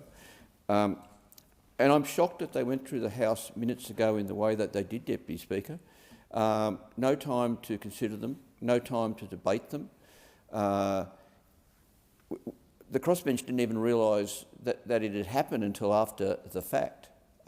This is no way, Deputy Speaker, to be progressing and implementing reforms as important as this. I mean, these reforms go to cleaning up this place, holding parliamentarians to account for their misbehaviour in the future, to wipe the slate clean after the terrible events of recent years. It was no way for such significant amendments to be dealt with at all, and they are very significant amendments, Deputy Speaker. For a start, that the Deputy Chair of the Joint Parliamentary Committee overseeing the IPSC is quarantined as an opposition position is to completely ignore, well, right now, 18 crossbenchers and the millions of people that voted for those 18 crossbenchers. We now have a completely different political landscape than we had before the last federal election, Deputy Speaker. At the last election, the government got, I think it was 32.8% of the primary vote.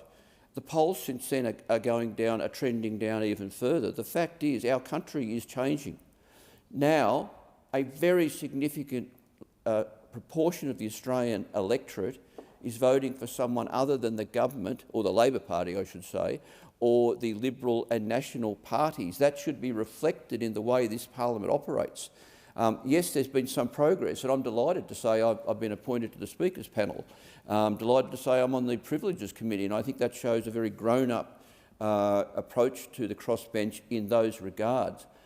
But in this case, for such an important parliamentary committee to be in the stranglehold of only the Labor Party or the Liberal and National parties is a betrayal of the electorate. It's not what the electorate wants, it's not where the electorate is going, and this parliament is just fighting tooth and nail to keep their monopoly on power, instead of waking up to what is changing and how this country is evolving. And for the Parliamentary Joint Committee overseeing the IPSC, for the membership to be controlled by the Privileges Committee, I mean, this is really bizarre. This is such a thumping conflict of interest now that we have the Joint Committee overseeing the IPSC is selected by the Privileges Committee, and the IPSC can't make recommendations to the Privileges Committee, and the Privileges Committee doesn't even have to follow any recommendations that don't come anyway. I mean, what's going on here? We've lost our way at the last stage of this important process to clean up this place. We really, really have. I mean, if we're going to be overseeing the IPSC, surely it should not be done by people selected by the Privileges Committee, because basically the Privileges Committee, in effect, is overseeing itself. And that's just a nonsense. That's just a complete and utter nonsense. So, Deputy Speaker, I'm very disappointed the way these amendments have been brought to the House and rammed through the House. I'm very disappointed with what they go to. And I just don't know why the government is behaving this way, Deputy Speaker. I mean, there's no good political reason. There's no public interest served by, at this late stage, coming to this point where the IPSC is effectively overseen by the Privileges Committee. That's the effect of it. Where it can't make recommendations to the Privileges Committee. The Privileges Committee doesn't have to pay any attention to what the IPSC does. This is a great case study in where the government is acting completely irrationally, at odds with the public interest, and it will feed into the continuing decline of popularity for the Labor Party at the next election, when this was a great opportunity to show the community it's listening to the community, it's responding and it's doing good work. But instead it does this, and I just am dismayed.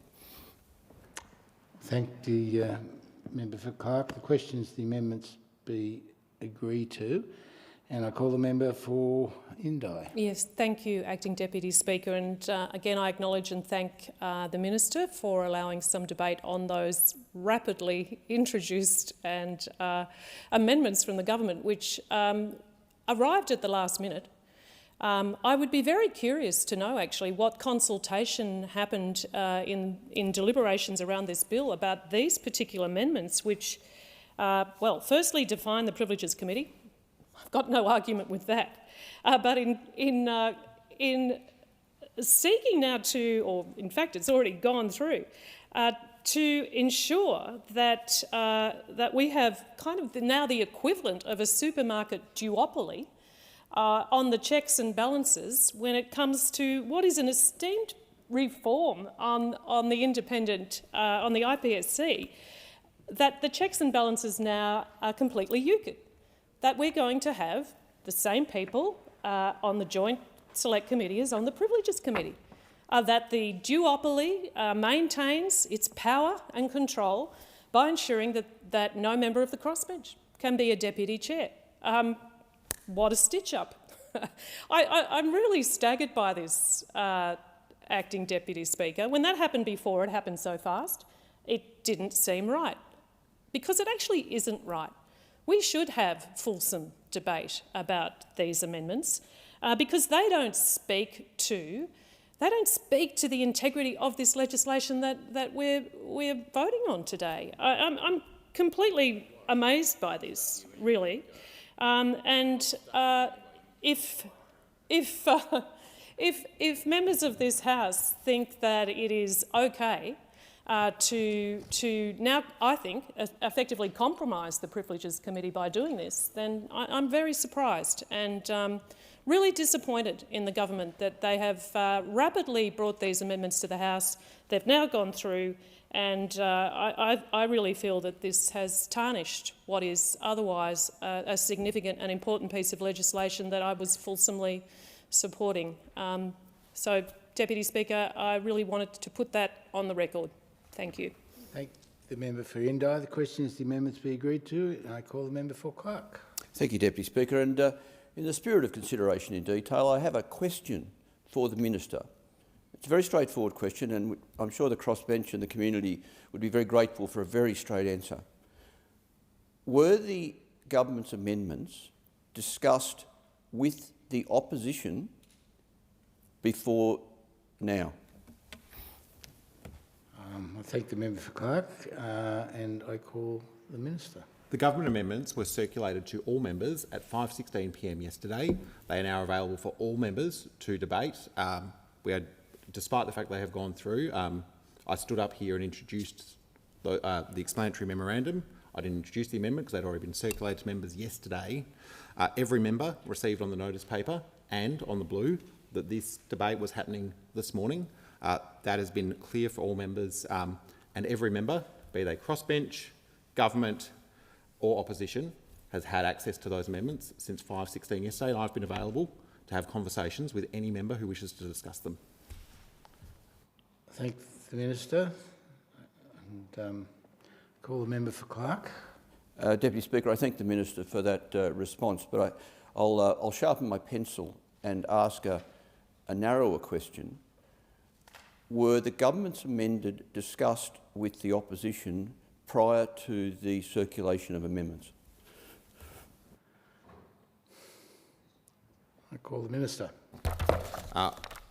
There's been a range of contributions from members of the crossbench on the member for McKellar's amendments, which as we know, in the order of amendments that we're working through, we go through them in order.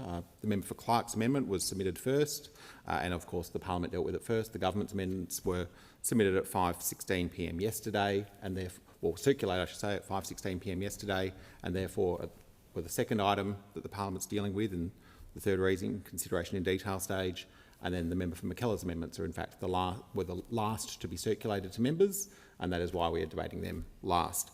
I do disagree with the characterisation that's been, for those reasons, I disagree with the characterisation of some members of the crossbench of process. I have stood and introduced the explanatory memorandum, supplementary explanatory memorandum, circulated the amendments in the same way that any member who wishes to engage would, and as you would expect of a government minister.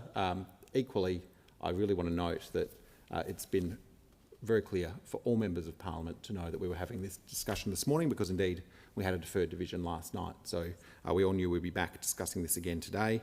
I think it's entirely reasonable for the crossbench to have a different view to the government about whether or not these amendments are the right path forward, and I respect that. But I do think that I'd rather have a debate about the substance of the nature of the change the government's putting forward in the amendments, rather than a debate which I think is a process debate that, again, I think the characterisation that this has somehow been done any way other than the normal course of action, Deputy Speaker, is frankly wrong.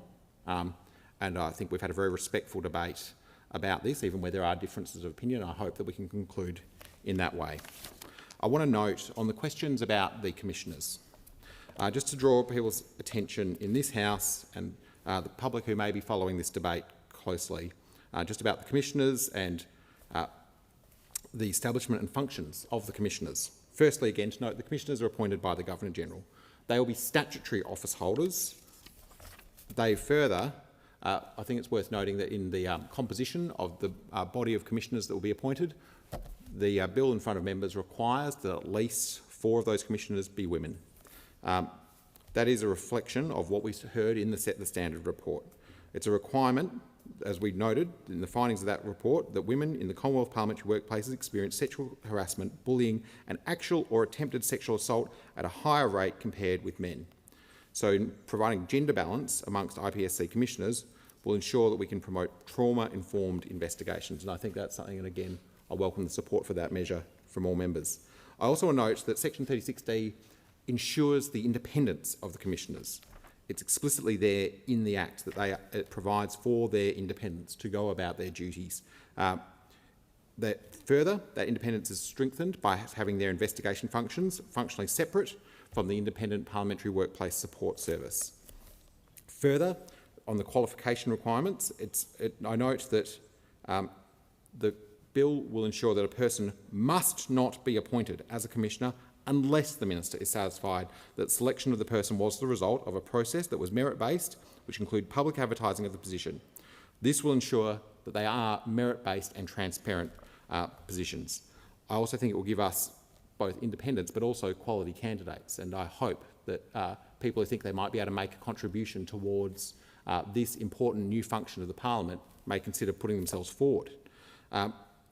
Section 36E, Part 3, also requires that the Minister refers the proposed recommendations to the Parliamentary Joint Committee on Parliamentary Standards and get their approval of the recommendation prior to making a recommendation to the Governor-General. Again, a further check and balance to ensure that that committee, which I hope operates in a way that is well above sort of the day-to-day disagreements that might happen in this place. Further, that is similar in respect of the role that the Parliamentary Joint Committee on the National Anti-Corruption Commission has. So again, we're looking to model on good practices elsewhere. I also note that when it comes to the appointment of commissioners, to ensure that the statutory appointments, and again they are statutory appointments, are not any more than 5 years. And further, that in section 36G, it outlines that there are a range of mandatory training requirements for commissioners that they must complete specified courses of training as soon as practicable after being appointed as a commissioner. That's again to ensure very high standards of this very specialised work. Thank you, Deputy Speaker. Thank you, Minister. The question is that the amendments be agreed to, and I call the member for McKellar. Thank you, Speaker. And thank you for the opportunity to speak again. While I really am grateful for the steps in greater transparency around the merits-based appointment process, the advertising and the fact that new commissioners will need to do the training, I think that there's something we're missing the point on, and that is the fact that an independent Parliamentary Standards Commission must be independent. An absolute key part of that is that they must be independently appointed. So while we talk about commissioners having the right merit and the right expertise, that doesn't stop them from all being a part of the Labor Party or whatever, whichever party. So just because you have the right expertise or the right merit does not mean that you are independent. So having an independent selection panel is absolutely required. If we are to call this the Independent Parliamentary Standards Committee, then absolutely an independent selection process must be required. Otherwise, we can't call it independent. We can call it merit-based or expertise-based, but we can't call it independent. There must be an independent selection panel if we are to call this an Independent Parliamentary Standards Commission. I'd also just like to talk about this being modelled on other appointments processes.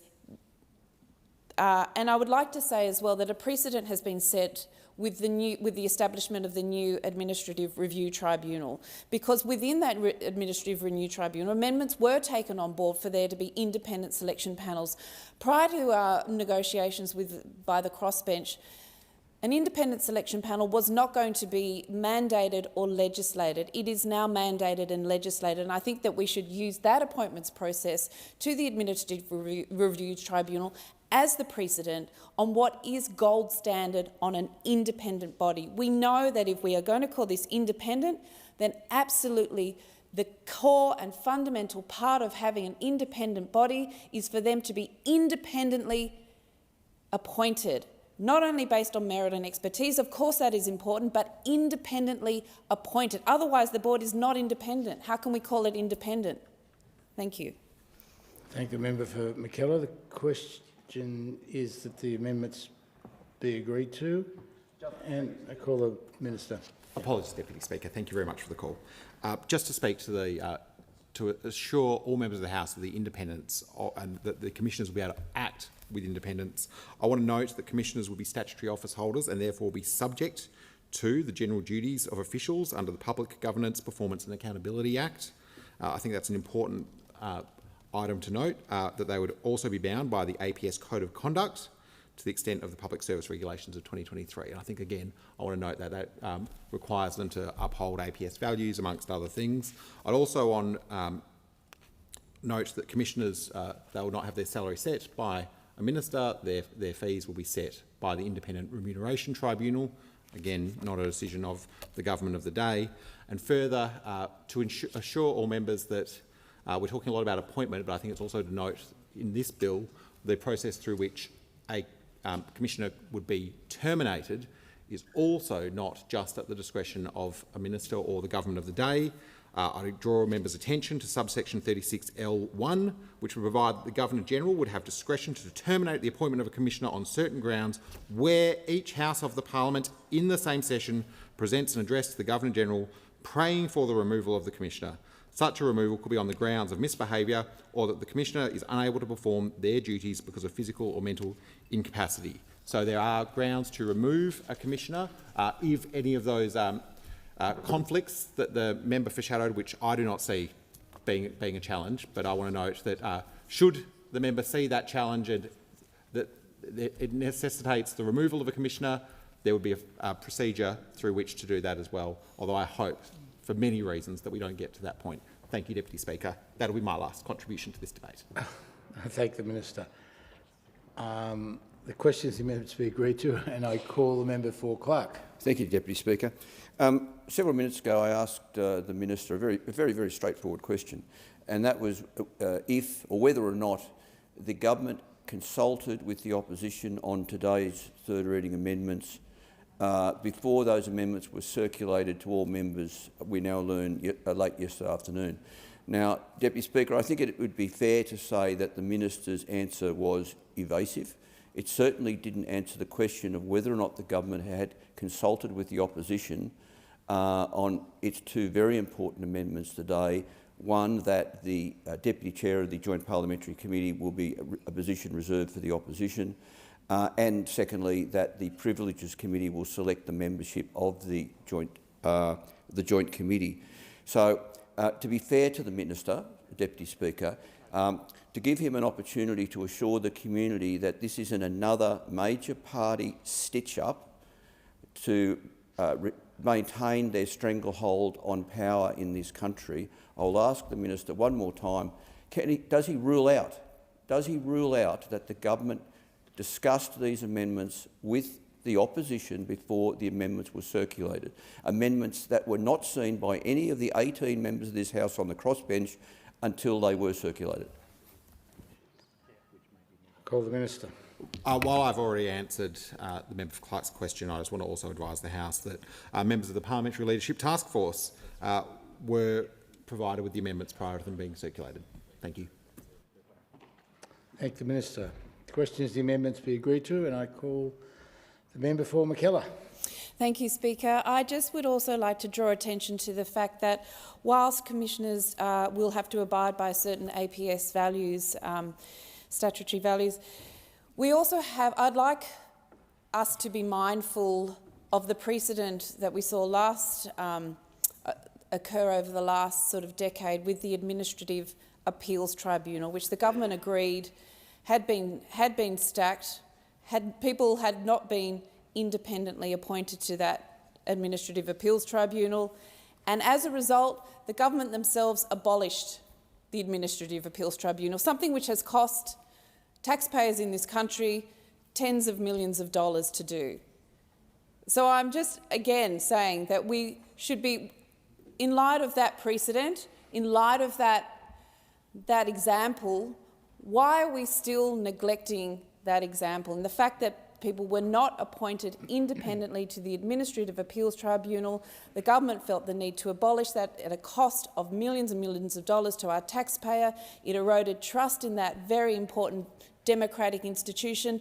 I would like to know why we are still not learning the lessons of that time and independently appointing people to such an important body as the Independent Parliamentary Standards Commission. Thank you. Thank the member for McKellar. The question is that the amendments be agreed to. All those in favour, say aye. Aye. Opposed, say no. No. No. Division required? Division required. Ring the bells for 4 minutes. The ayes move to the right, my right, and the noes to the left of the chamber.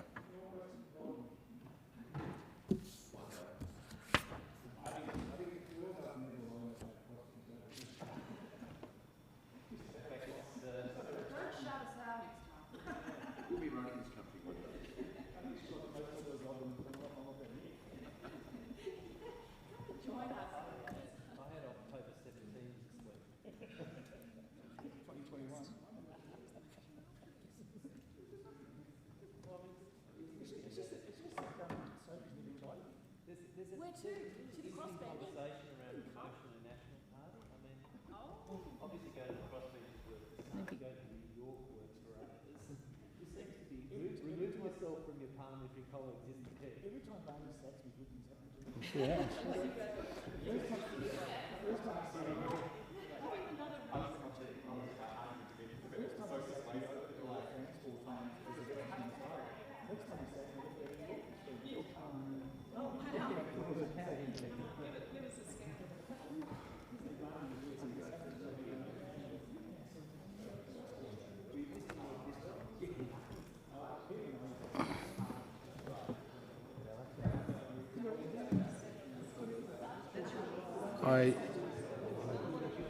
I appoint as tellers for the ayes the member for Clark and the member for McKellar, and for the noes the member for Bean and the member for Werriwa.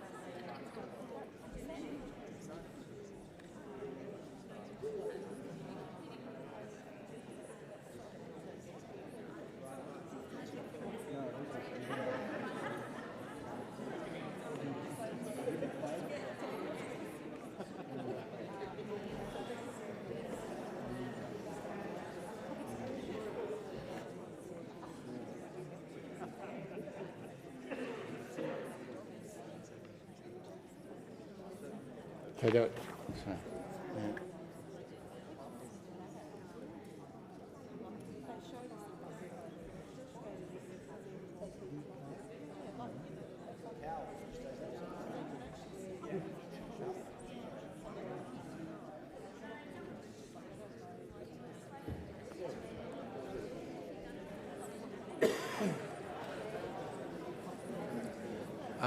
Lock the doors.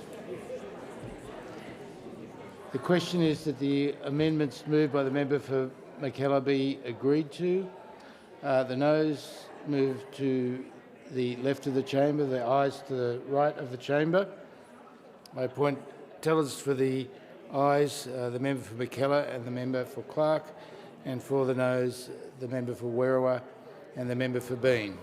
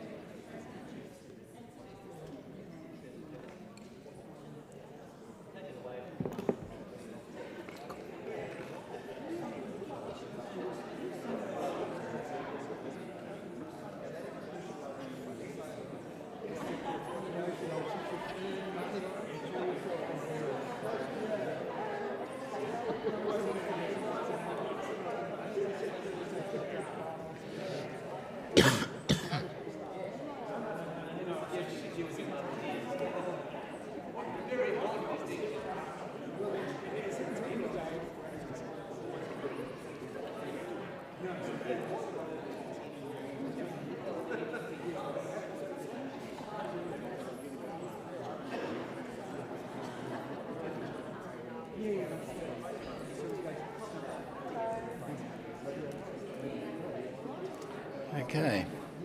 The Parliamentary Workplace Support Service Amendment, Independent Standards Bill. The result of the division is ayes 13, noes 50, and so this motion has been resolved in the negative.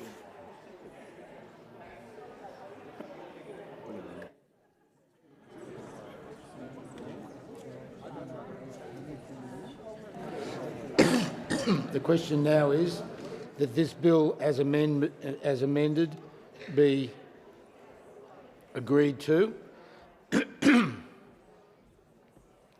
All those in favour say aye. Aye. Opposed say no. The ayes have it. This bill as amended has been agreed to. I call the Minister. Leave of the House to move the third reading immediately. Is leave granted? Thank you, Deputy Speaker. Leave is granted. Leave is granted. I call the Minister. I move that the bill be now read a third time. The question now is that the bill be read a third time. All those in favour say aye. Aye. Opposed say no. The ayes have it. And I call the clerk. Third reading, a bill for an act to amend the Parliamentary Workplace Support Service Act 2023 to establish the Independent Parliamentary Standards Commission and for related purposes. Good.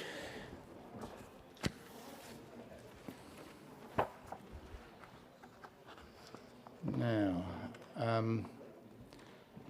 I have to report that the Crimes and Other Legislation Amendment, Omnibus Number 1, Bill 2024, has been fully considered by the Federation Chamber and has been agreed to with amendments.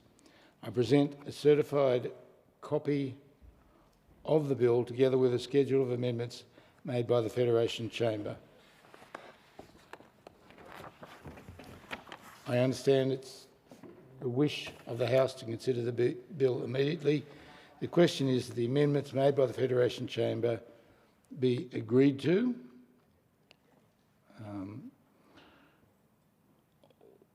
The question, all those in favour say aye. Aye. Opposed say no. The ayes have it. The question is that the bill as amended be agreed to. All those in favour say aye. Aye. Opposed say no. The ayes have it. This bill as amended has been agreed to. I call the Minister. Thank you, Deputy Speaker. I ask leave of the House to move the third reading immediately. Is leave granted? Yes, Deputy Speaker, leave is granted. Leave is granted. And I call the Minister. I move that this bill now be read a third time. All those in favour say aye. Aye. Opposed say no. The ayes have it. And I call the clerk. Third reading, a bill for an act to amend legislation relating to criminal law, to the criminal law, law enforcement and telecommunications and for related purposes. I now call the clerk. Government business, order of the day number 1, paid parental leave amendment, adding superannuation for a more secure retirement, Bill 2024, resumption of debate on the second reading and on the amendment moved by the member for Deakin. The original question was that this bill be now read a second time. To this, the honourable member for Deakin has moved as an amendment that all words after that be omitted with a view to substituting other words. The question now is that the amendment be agreed to, and I call the member for Monash. Deputy Speaker, paid parental leave is an avenue for particularly women to participate further in their opportunities to work and their families to have better opportunities and, as has been described in the legislation, greater opportunities for women to have a better retirement than they would otherwise have. This is to be supported and is laudable. It brings in fairness and justice that the government and this parliament has promoted through whatever parliament there has been before it. When injustice festers in a community, it ripples outward, affecting us all. Injustice doesn't just harm those directly involved. It compromised the entire fabric of society.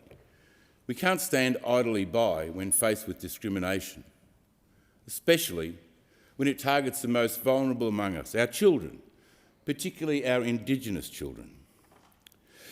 We share the burden of this injustice, and it is our collective duty to call it out and demand change.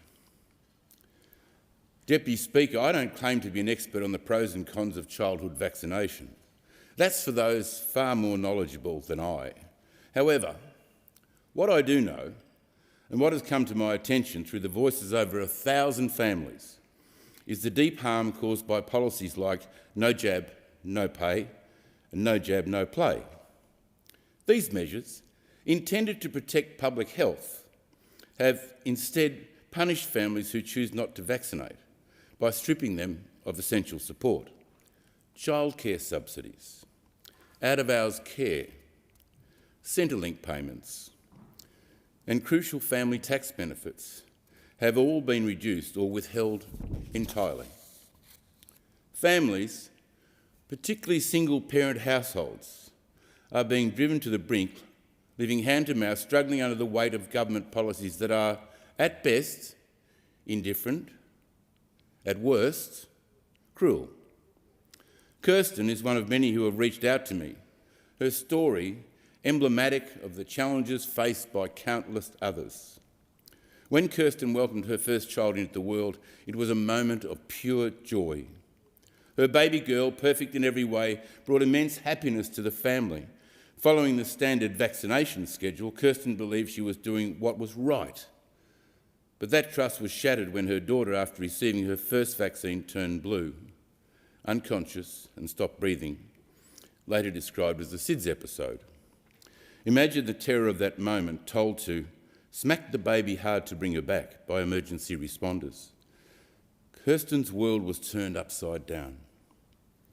At her daughter's 12-month vaccine, the same nightmare played out. Her child required resuscitation. When her son was born, he too needed CPR after his vaccination. Kirsten sought an exemption, understanding that vaccines were not safe for her children. Yet despite her harrowing experience, the exemption was denied. The system meant to protect her family failed her. She made the courageous decision to stop vaccinating, and her unvaccinated children have since thrived. No more SIDS episodes, no health crises, and her premature child has been healthier than her vaccinated siblings. But Kirsten's decision came at great cost. Her family benefits were cut, and her children are now excluded from educational and social opportunities essential for their development. This punishment prevents Kirsten from working, further exacerbating her family's struggles, and Kirsten is far from alone. Families who stand firm for their children's health are being pushed out of the workforce, financially penalised and denied the opportunity to fully participate in society. And of course, Deputy Speaker, if you don't work, you don't get paid parental leave. And then there's Elizabeth's story, a testament to the broader impact of these policies on communities. Elizabeth, a mother who, with support of her GP, made the informed decision to delay vaccinations for her children, found herself unfairly disadvantaged by this choice. A capable, community-minded woman. Elizabeth had built a promising career and was actively contributing to her local and broader community through her work and civil involvement. However, the restrictive vaccination policies forced her to change jobs, reduce her hours, and accept a significant pay cut to care for her unvaccinated children, placing her family at a substantial financial disadvantage. And her children were denied access to early learning and socialisation opportunities. Elizabeth spoke of the emotional toll these policies had taken on her family and community, describing the state-sanctioned discrimination that left her feeling ostracised. She pointed out how these policies are not just punitive, but also counterproductive.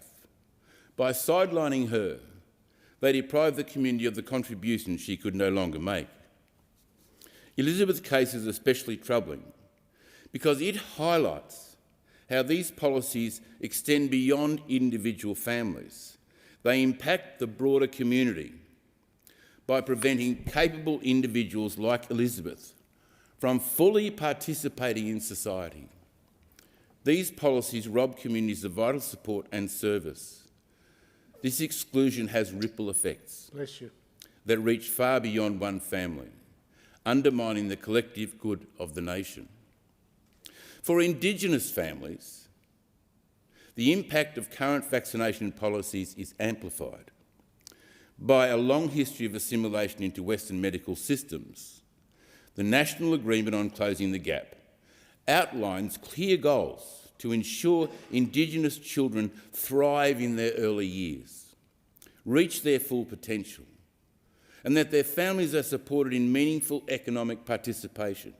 However, these goals are hindered by policies that inadvertently deny access to early learning and reduce essential financial benefits for families with unvaccinated children. Excluding unvaccinated children from early learning opportunities compromise the principles of fairness and equity that we in this Parliament seek to uphold. Education is fundamental to a child's development, and yet Indigenous children, already amongst the most vulnerable, are being restricted from these critical opportunities. Deputy Speaker, for single mothers, particularly Indigenous women, this creates difficult choices. They must either vaccinate their children against their cultural and spiritual beliefs or forfeit access to childcare and their ability to work and provide for their families. The no jab, no pay policy deepens financial hardship, entrenches poverty and limits access to early education and employment for many First Nations women and their children. These policies risk isolating families from the very opportunities they need to thrive.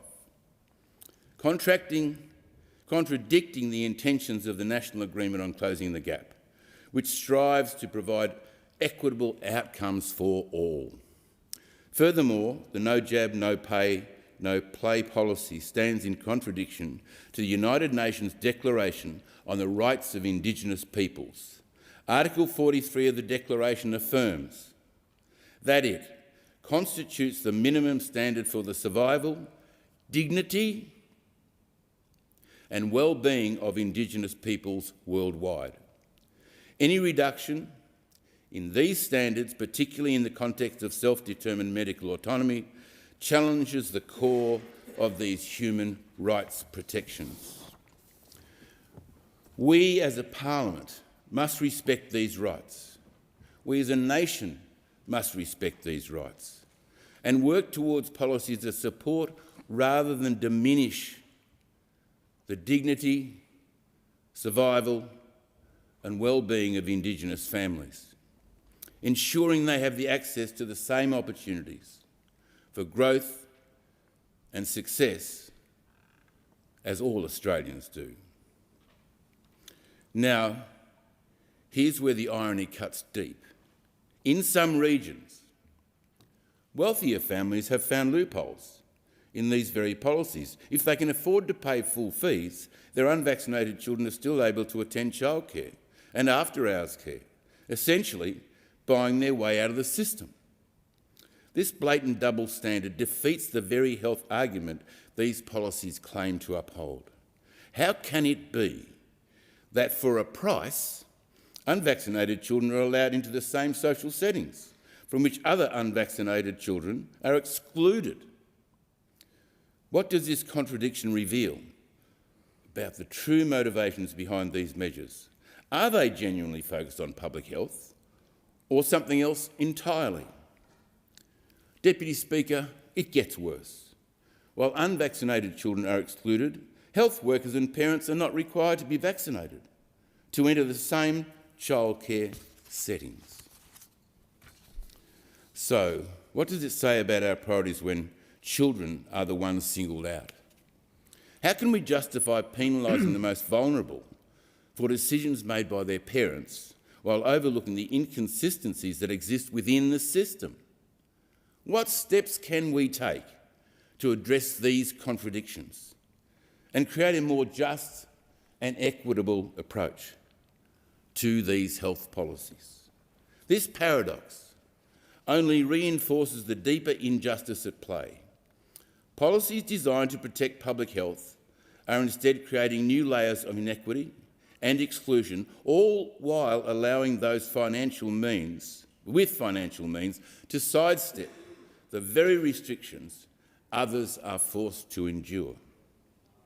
A simple yet effective solution lies in reinstating the option for conscientious objection for parents who choose not to vaccinate, by making this process as straightforward as filling out a form at Centrelink. We can ensure that families continue to receive the benefits they need without unnecessary restrictions. This change would balance public health with respect for individual choice and cultural diversity. It is our collective responsibility, Deputy Speaker, yours and mine, to ensure that all families have the opportunity to protect, provide and prosper. This is more than just a slogan. It is a call to action to defend individual rights, provide access to essential services and ensure that every child, every family can thrive no matter their personal medical decision. I commend this proposition to the House. I thank the member for Monash. I would like to comment on some of his comments, but I can't. The question is that the amendments be agreed to, and I call the member for Blair. Thank you, Deputy Speaker. I want to pay respect to the member for Monash and his long service to the Parliament, but his comments don't relate to the bill in any way at all. This is a bill about paid parental leave and adding superannuation. It's not about vaccination and about families' choice with respect to health. It's about superannuation being added onto paid parental leave. And nearly all of the members' speech, it didn't relate at all to the bill in any way at all. I'm very honoured to speak in support of the paid parental leave amendment, adding superannuation to a more secure retirement bill 2024. At the outset, Labor has a long and proud history of improving the lives of Australian families with critical nation-building reforms. And, Deputy Speaker, it's incredibly disappointing to hear that the opposition are trying to move amendments so that people can choose to receive a lump sum payment rather than superannuation on their paid parental leave. This is the usual pointless negativity we hear from those opposite. And as we're seeing it more and more pieces of legislation before the chamber. They said previously they're going to support superannuation being paid on paid parental leave, but now crab walking away as fast as they can, according to media reports. This measure is a very important measure to close the gap on women's retirement incomes and ensure that government-paid paid parental leave is treated just like any other government workplace entitlement that attracts superannuation. We know women are the predominant beneficiaries of this and often retire with superannuation accounts much lower than men, resulting in some cases of older women becoming homeless or facing income and housing insecurity. We know, on average, that women have 25.1% less superannuation than men of the same age when approaching retirement. Paying superannuation on paid parental leave is really a very significant reform to ensure parents not only get the support they need at the time of their newborn baby, but also don't miss out on their retirement savings in the form of superannuation. And those opposite need to do the right thing and stop standing in the way of paying superannuation on paid parental leave to help mums and dads right across the country. During the time I've been in this place, Deputy Speaker, I can barely remember at any stage the Liberal and National parties supporting superannuation. constantly talking it down, constantly criticising, constantly in government deferring increases in the superannuation guarantee, constantly saying that they're going to come up with different schemes to raid superannuation, and in government doing so during COVID. We on this side support superannuation, and we say that it was a Labor government that first introduced maternity allowance back in 1912. It was a Labor government that created Medicare, the Pharmaceutical Benefit Scheme, the Superannuation Scheme and the National Disability Scheme. Labor governments reform, coalition governments oppose. Labor governments supported delivering no-fault divorce, the single mother's benefit and the child support system. It was a Labor government, the Gillard government, that introduced paid parental leave in this country. Big, bold, visionary structural reforms. When paid parental leave was introduced in 2011, it was a major milestone for Australian families.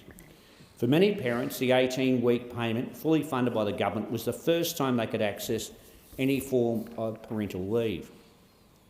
This was a material advancement in workplace and economic equality for women, whose disproportionate share of unpaid care has long-term consequences for their economic security or insecurity. Paid parental leave is critical for families, critical for women and critical for the economy.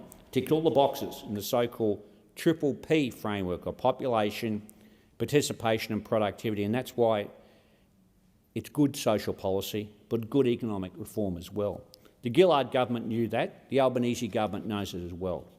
From day one, the Albanese Labor government's been working hard to improve and modernise paid parental leave for working families. The centrepiece of our first budget, we announced important reforms to modernise the scheme to meet the needs of Australian families. First, we passed legislation so that from the 1st of July 2023, more families could access to the payment with more generous family income tests, easier for parents to share care, and they can take leave flexibly with periods of work in between to support their transition back to work. Then earlier this year, we passed legislation to increase the length of the scheme. From the 1st of July this year, we've added 2 more weeks of payment, expanding the scheme from 20 weeks to 22 weeks. The scheme will further expand by 2 weeks each year until it reaches 26 weeks, or equivalent a full 6 months, in 2026, the largest expansion to paid parental leave since Labor established it in 2011. All of these changes combined mean that paid parental leave is now more accessible, flexible, and it encourages shared care. It supports parents to take a step back from paid work and provides critical financial support at such an important time. Parents can now share over $20,000 to support them after the birth of a new baby. The bill we're debating today, the Paid Parental Leave Amendment adding superannuation to a more secure retirement bill, is the third significant reform the Albanese government's made to paid parental leave. Through paid parental leave, the government supports parents to take time off work after the birth or adoption of their child. And through this bill, we're supporting them at retirement as well. Birth and retirement. This legislation builds on recent reforms that allows, I think, our social policy in this country to be more flexible, accessible, gender equitable, and increase the length of the scheme. It implements a budgetary measure this year, which we first announced in March with the launch of Australia's National Strategy for Gender Equality Working for Women. Through this bill, we're investing $1.1 billion over the forward estimates to pay superannuation and government-funded paid parental leave from July 2025 by making an annual government-funded superannuation contribution to recipients' nominated superannuation fund. Subject to the passage of this bill, eligible parents or caregivers with babies born or adopted on or after the 1st of July 2025 and who receive government-paid parental leave will receive an additional payment based on the superannuation guarantee of 12% of their paid parental leave payment. The Australian Taxation Office will make a lump sum payment following the end of each year where a recipient received paid parental leave directly to their superannuation account, not out of it. as the Coalition proposes. As the payment we made following the end of each financial year, nominal interest will be paid to compensate for the interest, which would otherwise accumulate had the contribution been made on a pay-as-you-go basis. Most parents won't need to do anything further to receive superannuation payment, and the claims process for paid parental leave will not change. The bill makes some technical amendments allowing employees to access keep-in-touch days after taking flexible leave, rectifies an unintended outcome of the Fair Work legislation. Paying superannuation on paid parental leave will improve the economic security in retirement of 180,000 families each year. In my own electorate, more than 2,600 families will receive paid parental leave and stand to benefit from adding superannuation to their payment. Paid parental leave scheme provides financial support for eligible working families to take time off work after the birth or adoption of their child. Again, this legislation builds on recent reforms, including expansion of paid parental leave scheme to 26 weeks, when the maximum amount a family would receive in 2026 in superannuation contributions will be about $3,000 per birth of a child. The reform has been subject to extensive consultation in recent times. Many stakeholders have called for superannuation to be added to government-funded paid parental leave, including Women's Economic Equality Task Force, the Australian Council of Trade Unions, the Business Council of Australia and the superannuation sector, a broad range of stakeholders. It was a key recommendation of the Women's Economic Equality Task Force, who have long campaigned by women's groups, including trade unions and the women's movement generally, and I commend them for their advocacy. It's consistent with the findings of the Working for Women, a strategy for gender equality report the government released on International Women's Day on the 8th of March this year. As a result of these changes, which will widely be and warmly welcomed by stakeholders, women will achieve greater equality. This significant reform will benefit Australian families, and it's an investment in economic security and the broader economy. Taking time out of work to care for children is a normal part of working life for both parents these days. Paying superannuation and government paid parental leave will help normalise paid leave as a workplace entitlement like annual and sick leave, and reduce the impact of paid parental leave on retirement incomes, and builds on our changes that commenced from July last year to give more families access to the payment, including through a more generous $350,000 family income test, and make it much easier for both parents to share care. Labor is committed to delivering for women and to driving gender equality before the last election, and we're delivering on that in government, particularly with this commitment. This reform is in addition to significant investments and actions we've taken to deliver for women since the May 2022 budget and election, demonstrating the Albanese government's deep commitment to working women. Alongside Labor's cost of living tax cuts, key investments in cheaper childcare, women's safety, women's health, parenting single payments and workplace relations reform, the government continues to focus on women's economic security, a key feature of economic plan. What this shows is we are serious about making sure women are supported when they're balancing care and working responsibilities. It is absolutely clear that women are worse off without superannuation being paid on paid parental leave. It's a key step, by the way, in prioritisation of gender equality, better value care at work and improving women's workforce participation. It's normalising a workplace retirement and entitlement. It makes it normal in the workplace. It's key. It demonstrates the reality of the workplace situation for families and what we see in our workplaces each and every day. It's critical that we do this. These reforms cement our Labor legacy yet again, with the scheme sitting largely untouched by the Coalition for nearly a decade.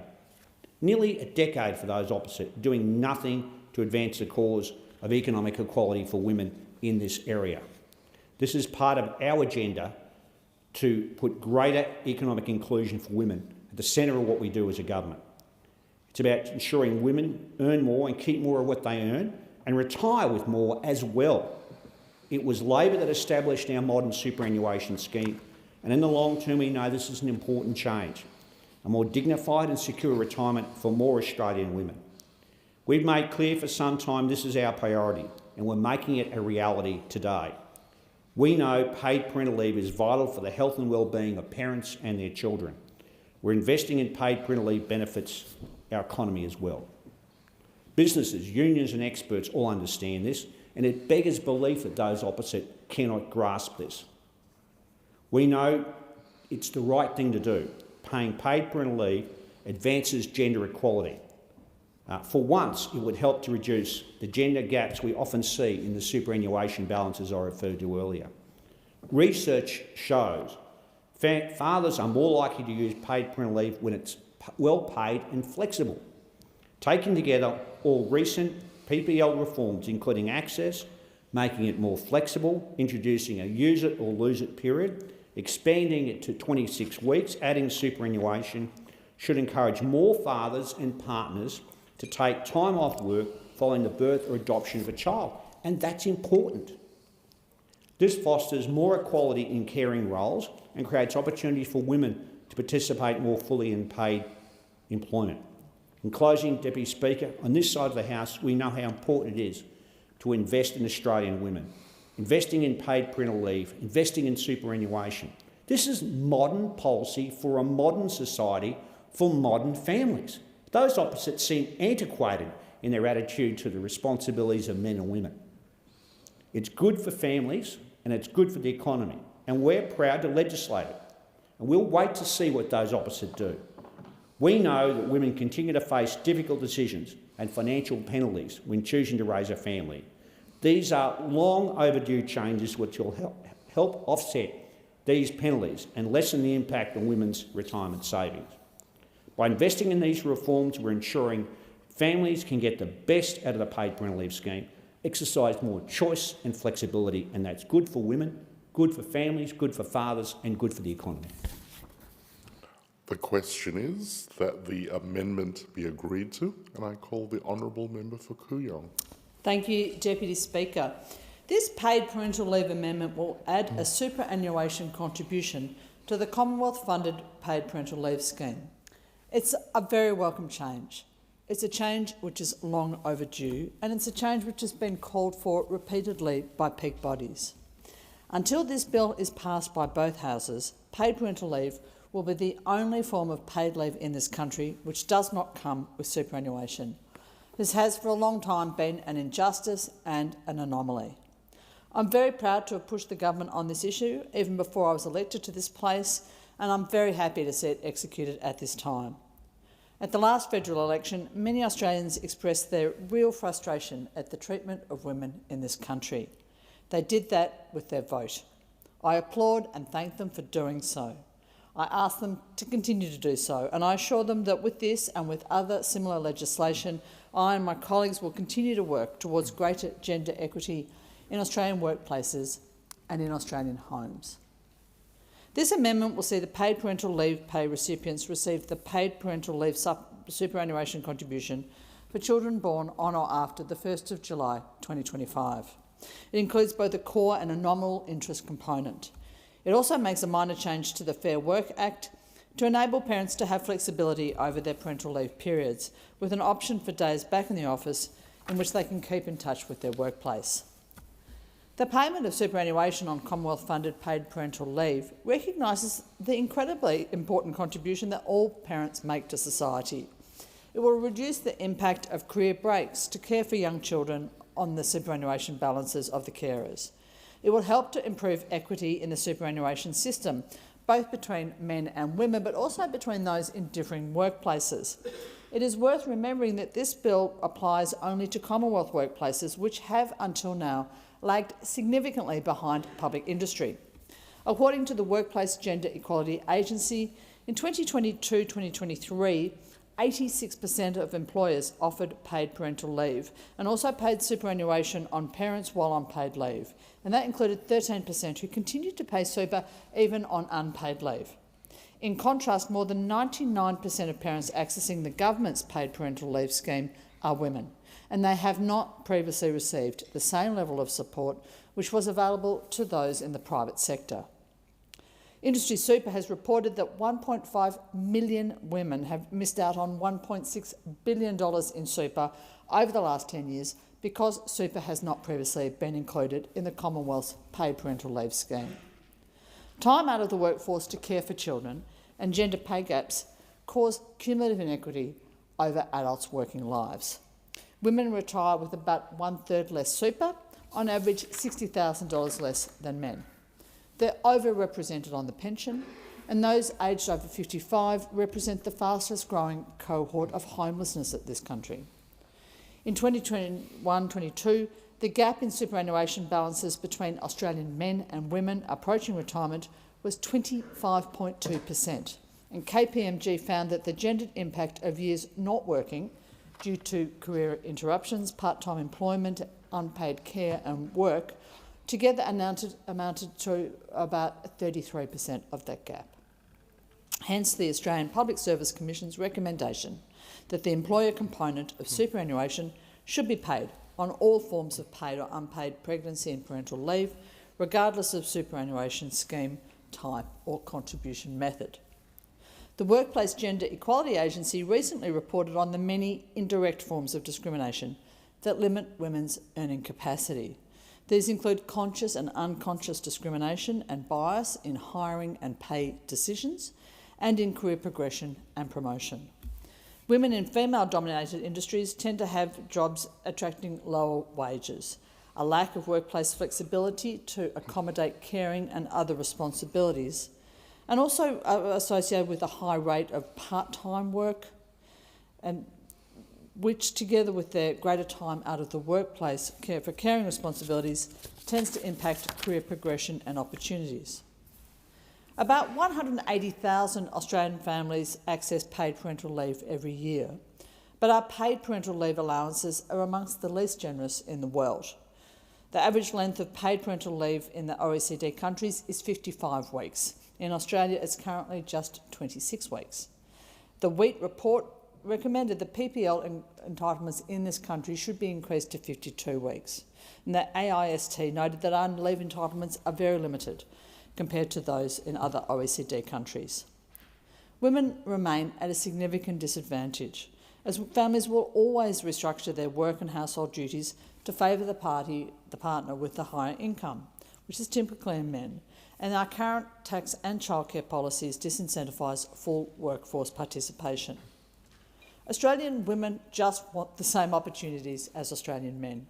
We want to be able to better utilise our education and our skills, and we don't want to be held back by having to take the burden of care, which is often unpaid or underpaid. And we want the persistent barriers that hold women back, removed, such as we can just get on with the job of building a fairer economy for all. I'd really like to acknowledge the important steps and the recent work in this direction undertaken by both this government and the Women's Economic Equality Task Force. The Wheat has recognised that we have to recognise the economic importance and value of the care sector in Australia. We have to help families to better share their caring responsibilities.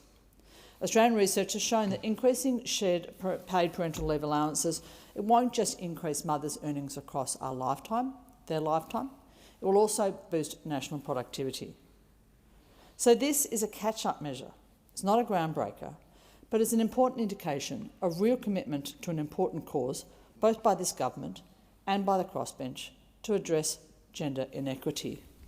And I have to say, Deputy Speaker, that this is a commitment which stands in stark contrast to the attitude of the opposition.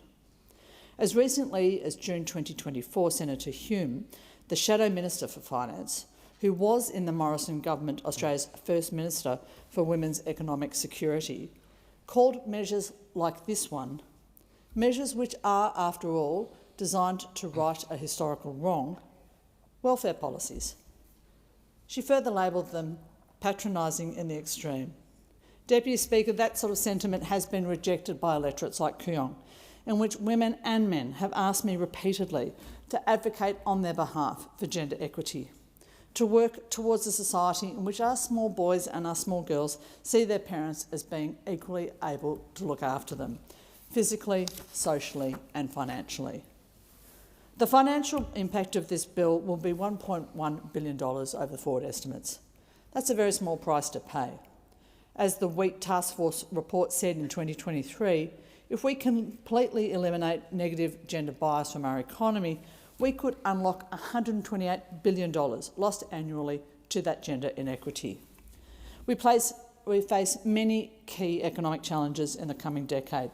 These include decarbonisation of our industries, adjustment to the economic impact of climate change, the challenge of managing an ageing workforce, and increasing intergenerational inequity. There are geopolitical challenges, the rise of AI and other technological advances. This is the absolutely ideal time to unlock the value of women's full economic participation and to work together towards a fairer and a more equal Australia. So I commend this bill to the House and look forward to further similar progress in this really important area. The question is that the amendment be agreed to, and I call the Honourable Minister. Thanks so much, Deputy Speaker. I'm delighted to be speaking on this important legislation, and I commend the comments that have been made while I was in the chamber by the previous speaker, the member for Kooyong. Can I just say this? There's a 25% gap in the retirement savings of women and men. So because of superannuation, Australians are now retiring with around about $200,000 in retirement savings. That's real money. And I know when my parents retired, they never had anything anywhere near that. But today, as a result of over 30 years of superannuation, retirement experiences are being transformed. So average male retiring with about $200,000 in retirement savings in the superannuation.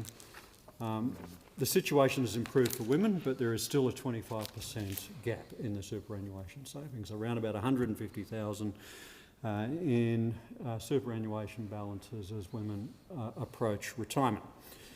Now, if you lift the bonnet and you have a look under what's driving this gap between a woman's experience of retirement and a male's experience of retirement, you'll see two things. The superannuation gap is driven by a wages gap, and it's driven by a career gap. We need to take action on all of these things to ensure that we close that gap, and we are. In the area of the wages gap, we've taken decisive action as a government, making pay equality an objective of the workplace relations laws, but doing more than that, ensuring that in our own area of employment, but also where we're the significant funder of services, we take heed of those equity principles. So take an area like aged care, overwhelmingly a workforce where women are engaged, doing the majority of the work. But if you look at the wages, significantly below the work that would be performed by equivalent work being performed in male-dominated industries outside of the aged care sector. There was a problem there to be solved, and we solved it. In fact, one of the biggest line item in our first budget was expenditures to provide funding to the aged care sector so they could pay their workers a decent wage. The workers benefited, I think about $6 billion in that first budget. The workers benefited, the aged care provider benefited, but so did all Australians, not just because equity was dealt with, but because people were attracted back into the sector because they could afford to live and work in an industry that they cared for. We didn't stop at aged care. We're currently looking at childcare. Again, overwhelmingly a feminised workforce, significant gaps between what somebody can earn as a childcare worker and somebody with equivalent skills and competence working in a male-dominated industry, which is why the government has taken action and we're funding 15% wage increases. So just spent a bit of time talking about that because the superannuation gap that I've talked about is factored off a wage gap. And why is that? Because under our system, superannuation is paid as a percentage of wages. If there's a wages gap, then there's going to be a superannuation gap, because if a woman is earning less in wages than in a male. She's going to be taking home less putting away less in her superannuation than an equivalent male. So, important lever in addressing that gap is dealing with wages. The second gap that I identify and that the government has identified is the career gap. And that is because overwhelmingly women will take time out of work not only to have the child but to care for the child, particularly in its first 6 months. This is something that concerted action has been taken across successive Labor governments. I've got to say, it was the Whitlam Labor government that first introduced paid maternity leave in 1974 for Commonwealth government employers, with the hope of extending that throughout the workforce. It did extend into the financial services industry over the next decade, but it stalled.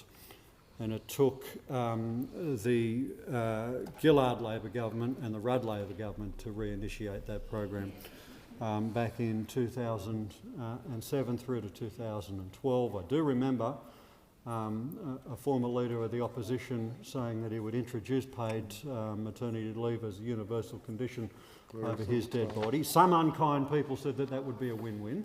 But I was very pleased to see that it had become a bipartisan position, in part, over the next decade. The introduction of paid maternity leave, commenced by the Rudd government, introduced by the Gillard government and seen a part of Australian law. A great reform, again, helping to close that career gap. But so too was the provision of childcare, because if families don't have access to childcare, then they're not able to make decisions based on all of the economic factors available to them to return to work or not to return to work. And if they're able to access childcare, it makes returning to the workforce an option. And I'm sure there'll be other members in this place who are talking to families in their electorates, and one of the concerns they'll have is getting access to a childcare place is stopping them returning to work.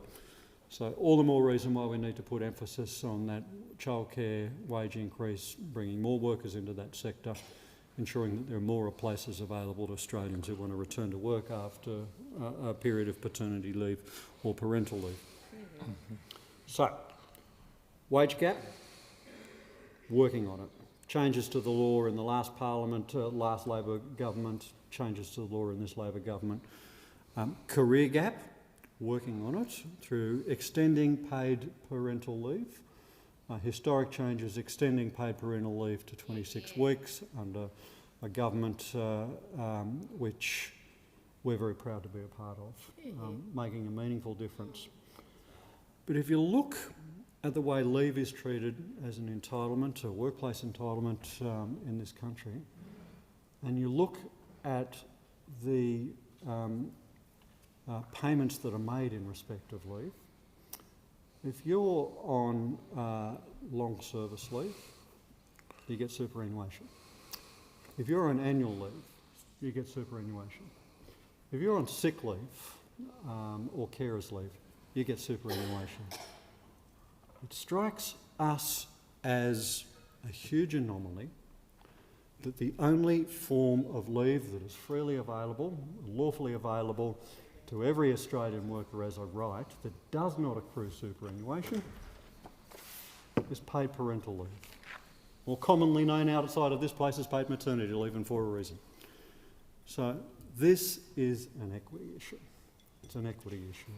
There is one form of leave overwhelmingly taken by women that doesn't attract superannuation, and that is maternity leave or parental leave. So I'm proud to be a part of a government which is addressing that issue, and addressing that issue through the legislation before the House today. Yes, it has a cost. $1.1 billion over the forward estimates to introduce that entitlement by 1 July next year. We hope that it is augmented by private sector employers who not only agree as a staff attraction or retention element, who are topping up from the government-funded PPL component with privately funded PPL components so that we can extend and improve that benefit. Again, what is the objective here? The objective is to ensure that women retire with this access to the same quantum of retirement income that men do. Now, I thought that this was an issue that would, without controversy, obtain bipartisan support, and there was early indications that it was mine. So can you imagine my surprise when I read overnight that the opposition has adopted a different policy? A policy which is aimed at undermining the very objective of this scheme, which is to close the superannuation retirement gap. It has been their objective over many decades now to undermine the role of superannuation in our economy and in our workplace. There's no doubt about it. There are many frontbench coalition MPs and senators who, from their first speech to the last in this place, have said superannuation should not be a universal entitlement. So we should not be surprised. But I have to say, when I first saw this reported on last night, I had to quickly grab the news report to see whether it was an announcement by Bridget McKenzie, Senator Bridget McKenzie, and therefore one that would have the shelf life of an ice cream in the sun. But it wasn't. It appeared to come out in the name of the official spokesperson. We hope they recant, because they will face the same community backlash in relation to this thought bubble as they faced when Senator Jane Hume, when she was the government minister responsible for superannuation, who proposed that women suffering and afflicted by the scourge and crime of domestic violence should pay for domestic violence services and relief from their own superannuation. Now, anyone who thought about that for about 3 seconds would understand what a diabolical proposition that is. Well, I hear the Shadow Minister and Deputy Leader of the Opposition say it was never their policy. It was announced by the Minister responsible for superannuation and had the same duration as the Shadow Minister for Transport's policy pronouncement on the aviation industry. So we are entitled to have some doubt about what the shelf life of this policy will be as well. Can I simply make this point? This is advanced as a policy to deal with a problem, and the problem is the superannuation pay gap. If we in this place try and make superannuation the solution to every public policy failure that we are confronted with, it will become the answer to nothing. Because every time we have a public policy challenge in this country, it seems that some people say, well, why don't we make superannuation pay for that? It is as daft on this proposition as it is when it has been rolled out for every other policy challenge that we confront as a nation. This is not to say that there is not an issue that has been identified. Yes, families who have got a newborn baby coming into the world are confronted with additional expenses. They are. Having brought a few into the world myself, we acknowledge that families are confronted with additional expenses. Yes, there are other public policy challenges. We were speaking about the proposition to make women pay for domestic violence services through their own superannuation. We've made a historic investment in domestic violence services announced in the last week. That is the proper way you deal with these issues. You don't try and make one policy and one solution, particularly superannuation, the answer to every other public policy failure that you are confronted with. If you treat superannuation like an ATM that you draw down on whenever you have a problem in any other area of public policy, well, you get the same sort of investment returns that you get in an ATM. You'll be getting 1 or 2% on your superannuation balance per annum instead of the 8 to 10% the superannuation funds get at the moment. And there's just a basic structural reason for that. If you invest over the long term, you get long-term returns and healthy returns over the long term. But if you've got something in a cash-on-demand account, you get cash-on-demand sorts of returns. So the policy is a bad one and it should be rejected. The initiative, and I congratulate the Minister for Women and the Minister for Social Security for all the work they've done on it, the Treasurer and all of those, women in particular, but not just those who in our party have advanced this. I do want to, in the 30 seconds I have available, pay particular tribute to my dear friend and now deceased Senator Linda White, who campaigned for this initiative for well over a decade.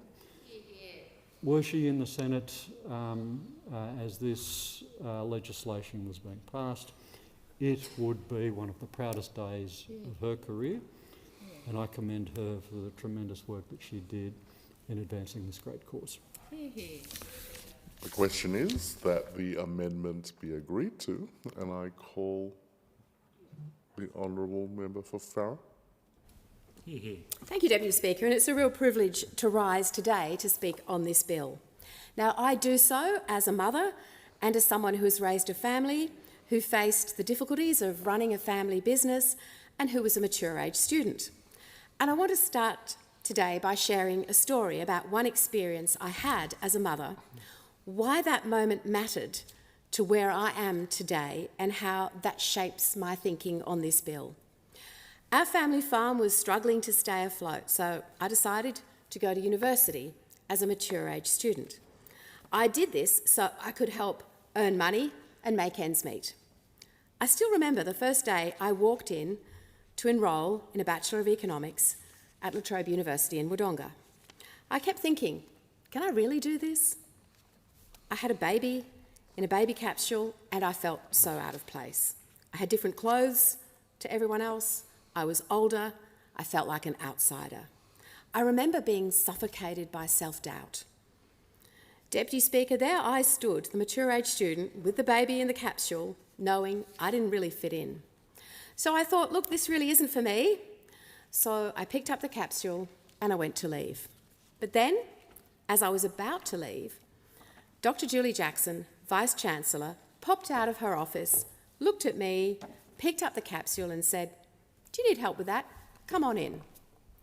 That gave me the confidence to stay on that path, and that path set me to where I am today.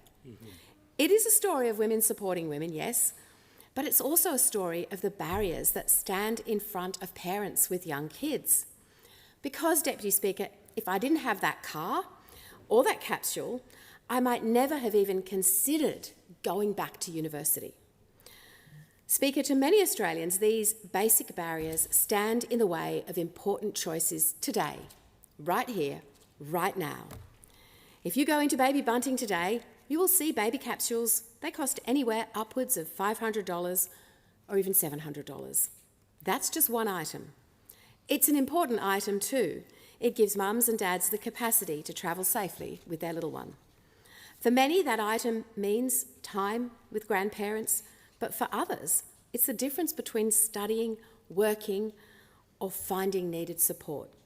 For me, having that capsule meant I was able to walk into that lecture theatre with Dr. Julie Jackson. And I use this example because when we talk about supporting women, we have to face up to the fact that small barriers today can have big consequences for their futures. In the same way that those in big super like to argue super invested today will set you up for your retirement, helping parents with their immediate cost of living pressures today helps them get set up for their lives too. For me, if I did not have the ability to travel with my baby to study as a working mum, I might have made different decisions. And today, under the cost of living crisis that we are seeing, Australian parents are confronting difficult decisions every day. The fact is, it has never been more expensive to raise a baby than today. And that is before you get into the broader cost of living pain that is all too present. Australian families are making decisions about what sort of items they can afford to help them with their newborn. They're having to buy a cheaper pram or a cheaper car capsule. They're second-guessing medical options, or they're paying for things on credit. It's really tough for too many parents out there. So when we were presented with this bill, we saw an opportunity to give parents a choice. We saw an opportunity to help set them up today or save for tomorrow.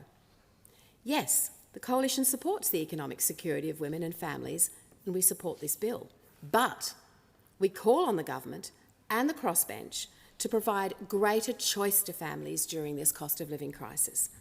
In line with that, we want families to have the choice to receive super on their government-funded paid parental leave, as this bill proposes, or receive 2 weeks additional paid parental leave up to 26 weeks next financial year and 28 weeks the following financial year, or receive a direct payment to eligible families to the value of the government's superannuation proposal to better help with the costs associated with their newborn child. In recognition of the fact that it has never been more expensive to raise a family than right now, and in line with our commitment to support the choices of Australians, we are seeking to amend this bill to introduce more flexibility for paid parental leave. These are sound amendments that are good for parents and good for families. So I say to Labor and to the Teals, our amendments are a test for you. Will you trust Australian parents to make choices for their own families, or will you make the decisions for them? Exactly. Will you deny Australian parents access to cost of living relief when they need it most? Will you choose ideology over pragmatism? Now, I cannot speak for the Teals' own personal lives, as they may or may not have had the experience I had when I was a young mum, facing barriers to my own aspirations. But I say to the Teals, today, Australian mums are facing those barriers, and we should help them if we can. This is about giving women choices, and if the Teals truly back women, they will back our amendments and give women and parents choice and agency on this policy. So this is a litmus test for the Teals. Are they going to back Australians to make choices about their own money, or are they going to back the government and the Greens? This is a litmus test for the Teals. I hope it comes up blue, not green. Today, we remind the government that superannuation is not their money. It is not the superannuation industry's money. It is money that belongs to Australians. And for young Australian families, they may need this money now more than ever. The Coalition believes Australians should have that choice to use their superannuation entitlements to help them live their lives. Under the Coalition's plan, should parents wish to direct their entitlements to super, they will be able to do so. Should they need immediate support with the costs of caring for their newborn baby, they have that choice too. Families are facing additional financial burdens due to this government's cost of living crisis, and the Coalition will better support them to spend time with their newborns by providing choice. So, the opposition will support this bill, but we know that young families are struggling with rising costs and need more money in their pockets now, and we will support them in this endeavour. I ask everyone in this place, in fact, to support our amendments and help Australian parents get ahead. I thank the House. The question is that the amendment be agreed to, and I call the honourable member for Corangamite. Thank you, Deputy Speaker. Labor has a proud history of enacting visionary reform that leaves a lasting legacy, a legacy that changes lives and strengthens our economic future. Labor introduced our country's first maternity allowance back in 1912. Labor created Medicare, the Pharmaceutical Benefit Scheme and the National Disability Insurance Scheme. And it was the Labor government, the Gillard government, that introduced paid parental leave in this country. The introduction of paid parental leave in 2011 was an absolute game changer for Australian families who had waited decades for a national parental leave scheme. And for many parents, the 18-week payment, fully funded by government, was the first time they could access any paid parental leave. This was a major milestone, And after a decade of coalition indifference to the challenges facing working families, Labor is once again doing the heavy lifting. From day one, the Albanese government has been working hard to build on the Labor legacy. We are modernising the scheme to meet the needs of Australian families who right now need greater support when it comes to getting the work-life balance right, and most importantly, giving children the best start in life. First, we passed legislation giving more families access to the paid parental payment with a more generous family income test, so it's easier for parents to share care, and making the scheme more flexible so that both parents can balance care for children and work. Then earlier this year, we passed legislation to increase the length of the scheme.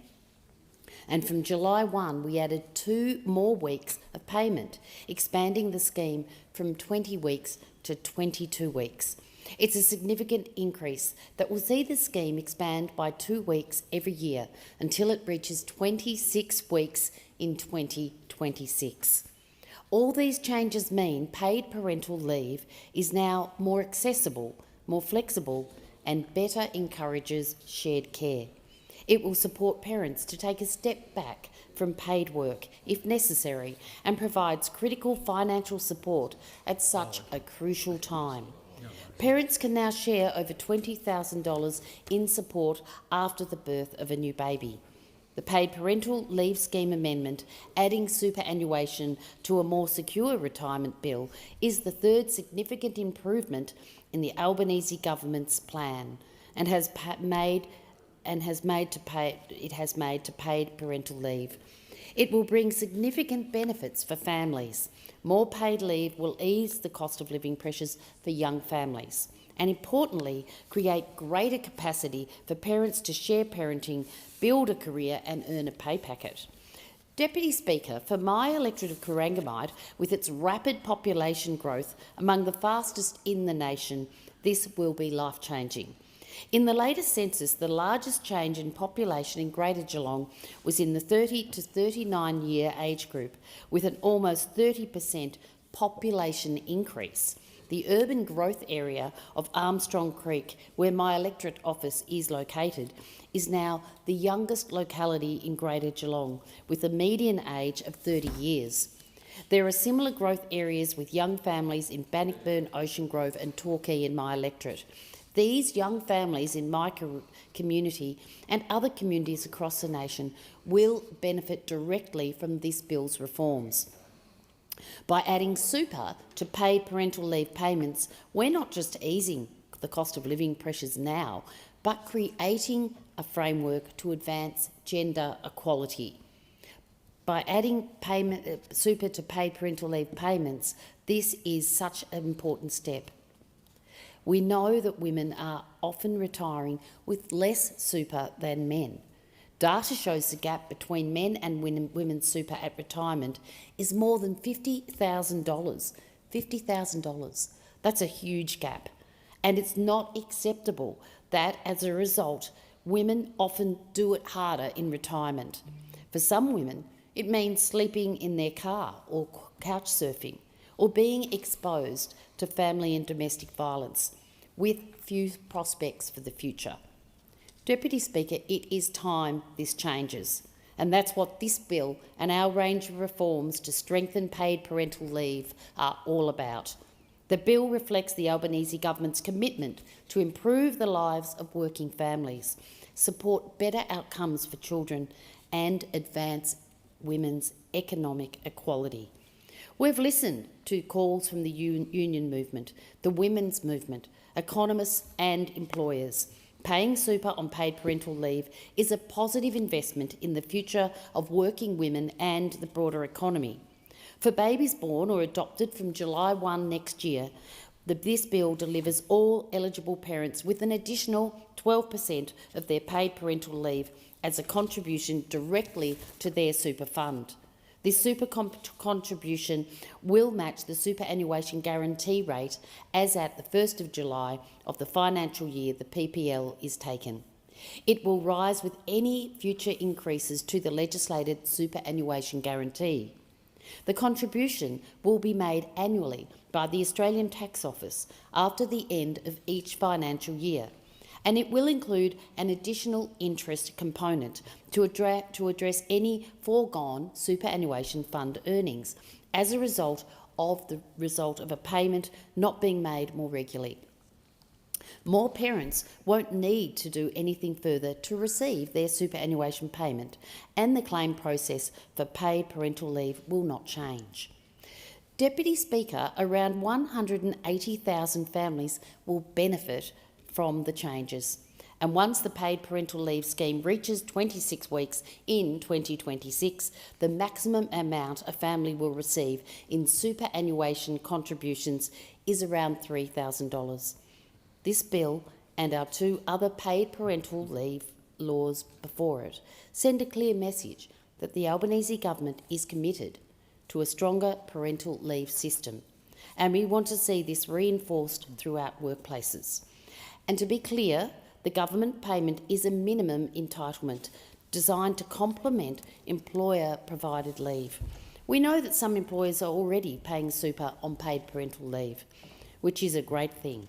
Data from the Workplace Gender Equality Agency shows the proportion of businesses providing their own paid parental leave has increased over the last decade. So businesses know this is the right thing to do. In 2023 to 24, 63% of reported employers offered employer-funded paid parental leave. This is up from 48% in 2013 to 14. This positive trend demonstrates employers increasingly see themselves as having a role alongside government in providing paid parental leave. The government and employers should be working together to ensure that our parental leave scheme is a strong and inclusive one. We know that when businesses offer their employee-funded paid parental leave entitlements, it's a major way to retain and attract staff. And while we encourage employers to do this, this bill is about strengthening the government scheme. So all in all, this bill will make sure that we have an even playing field, and that's a great outcome for parents, particularly women, right across the nation. In addition to adding super to the government payment, this bill will ensure the parental leave framework in the Fair Work Act complements the paid parental leave scheme. Unpaid parental leave in the Fair Work Act is an entitlement that supports parents to remain connected to paid employment while they care for their child. This bill includes minor technical amendments to clarify drafting, to ensure that parents can access keeping in touch days during a period of continuous unpaid parental leave to remain in contact with their workplace and help facilitate their return to work. So, Deputy Speaker, this bill and our raft of reforms to strengthen paid parental leave will change lives. The reforms are recognition that families cannot always afford to access formal caregiving, childcare, elder care or home care.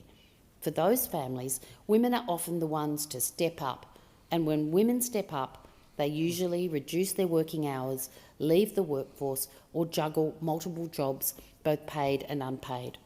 And we know that women are less likely to be employed compared to men from young adulthood, reflecting that women are more likely than men to adjust their work to balance a career with caring responsibilities, particularly when children are young. Deputy Speaker, that's why we've added super to paid parental leave. It is groundbreaking. Expanding the scheme to 26 weeks and boosting wages for feminised workforces is essential. As I've said earlier in this speech, we know that women who do not have a level of super in retirement are vulnerable, and we should not accept the fact that women retire with far less super than men, and this is one way to tackle this issue. So, in closing, I would like to recognise the amazing local advocates in my electorate of Corangamite who for many years have advocated for better outcomes for women in the workforce. They've called on government to lift wages for feminised workforces, more funding to support women's health supports, and for paid parental leave to be stronger and more robust. The Albanese government hears their calls for reform, and we are acting. in so many ways. It's not just about paid parental leave and super. It's about things like looking at women's health, the hidden things like endometriosis, which for years has not been considered as a disease. It is something that many women have to cope with. Miscarriage. These are things that women need support on, and we are delivering. We are acting. And in relation to paid parental leave, we are making the scheme stronger to ensure that young families have more access to cost of living support today, and to tackle the huge gender pay gap in retirement savings. Our government understands that to build an economy that truly works for everyone, we must ensure it works for women today and into the future. Paid parental leave is at the centre of delivering that commitment. Deputy Speaker, paid parental leave is a proud Labor legacy, and we will always work to strengthen it. It's good for parents, it's good for children, it's good for employers, and it is good for our economy. Thank you. The question is that the amendments be agreed to, and I call the honourable member for Sturt. Thank you, Deputy Speaker, and indeed I rise to speak in favour of this amendment, and I hope that the government are deeply reflecting on the sensible proposal that we're putting forward to provide greater flexibility and greater choice to young parents in regards to how they structure their finances at a time that has got quite significant renewed financial pressures on them. We absolutely support superannuation being paid on paid parental leave, and that's been made abundantly clear by our lead speaker in the coalition and others that are contributing on this debate from our side of the chamber, and it is an important reform and one that is very logical, makes a lot of sense, is overdue, as others have commented, and as Parliament we look forward to seeing this legislated. But we've obviously taken the opportunity to provide a very constructive and sensible suggestion to make this even better for young parents. It comes back to our fundamental position when it comes to superannuation. In the Liberal Party and the Coalition, we strongly support superannuation. In fact, we defend superannuation in this very Parliament when certain policy positions are brought forward to punitively tax people's superannuation against what they believed and understood to be the policy settings when they were provisioning for their retirement and what they expected to be reliable, consistent policy from all sides of politics. In my first campaign for this Parliament in 2019, we again had to fight very passionately to defend superannuation from the greedy policy positions of the then Labor opposition to try and use superannuation as some kind of piggy bank to prop up exorbitant Labor government expenditure, taking the hard-saved retirement provisions from hard-working Australians to pump into recurrent government expenditure. And that's not what superannuation is about. Superannuation is about people providing for their retirement, people being incentivised to put money away for when they reach retirement age, getting preferential tax treatment, which is absolutely appropriate for those retirement savings as opposed to being taken in the income year in which it's earned. And it's obviously an extremely significant service to the Commonwealth Government, because everyone that provisions for their own retirement are taking an enormous burden off the taxpayer. And every time I speak on superannuation legislation, I say thank you to every self-funded superannuant out there who have saved for their retirement, who are self-funding, because we believe in a safety net. It's vitally important, and there are people that need government support in their retirement, and they're entitled to it, absolutely entitled to it. But every person that, through their own savings, does not therefore require the extent of support that others do in their retirement, we are very grateful to them. And we need to stop policy positions coming through this Parliament. This isn't one of them, but we're talking about superannuation. We've got to stop changing the rules and moving the goalposts on people when it comes to superannuation. The other thing that's really important when it comes to superannuation, something that on this side of the House we understand instinctively, but it doesn't always seem to be something that's as appreciated by others, is that superannuation belongs to the people that have saved it. It's their money.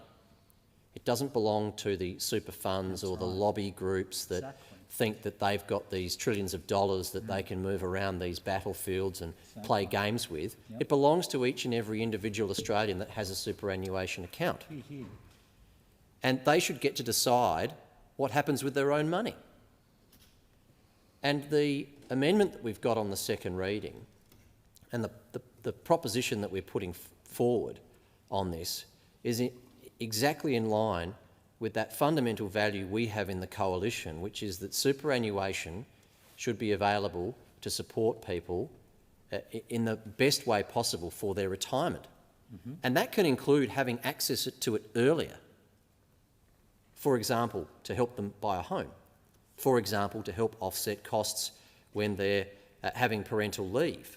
Because the costs that are offset at that stage in life put people in a position to be much more financially advanced when they reach retirement age.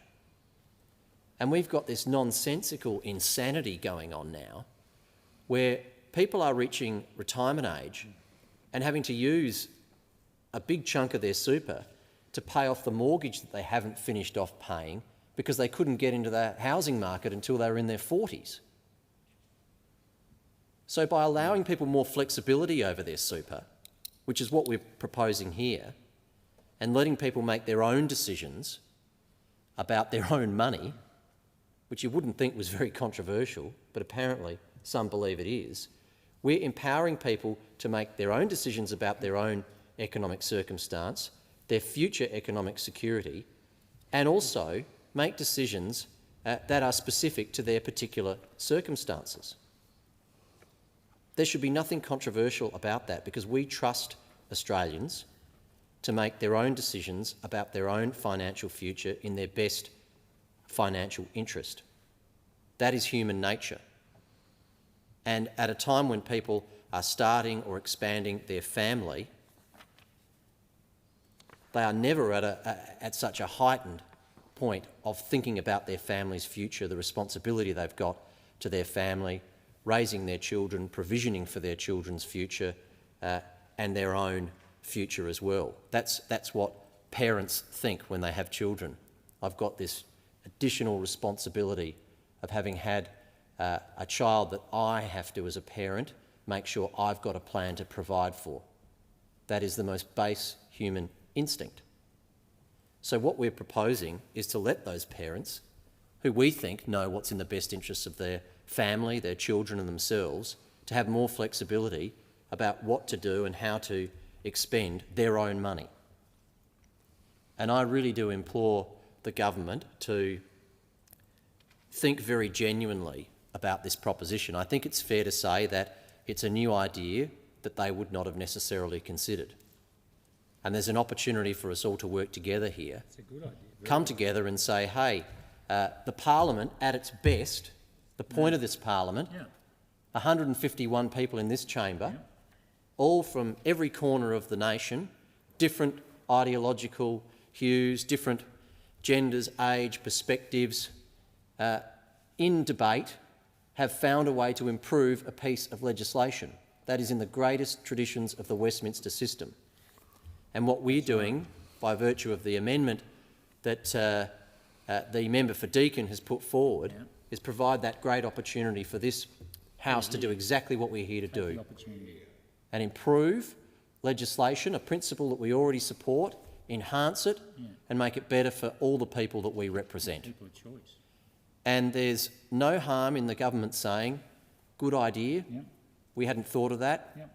That's the whole point of having these debates. That's why we have a legislature. The executive aren't the exclusive repository of the entirety of wisdom when it comes to public policy. Neither is any one particular ideology or one particular side of politics. We like your suggestion. Let's work together on it and let's make a decision that's in the best interests of the families that this policy position is designed to assist. So we absolutely support this bill. We would absolutely like to see a sensible, enhanced flexibility, decisions for people to make about their own money.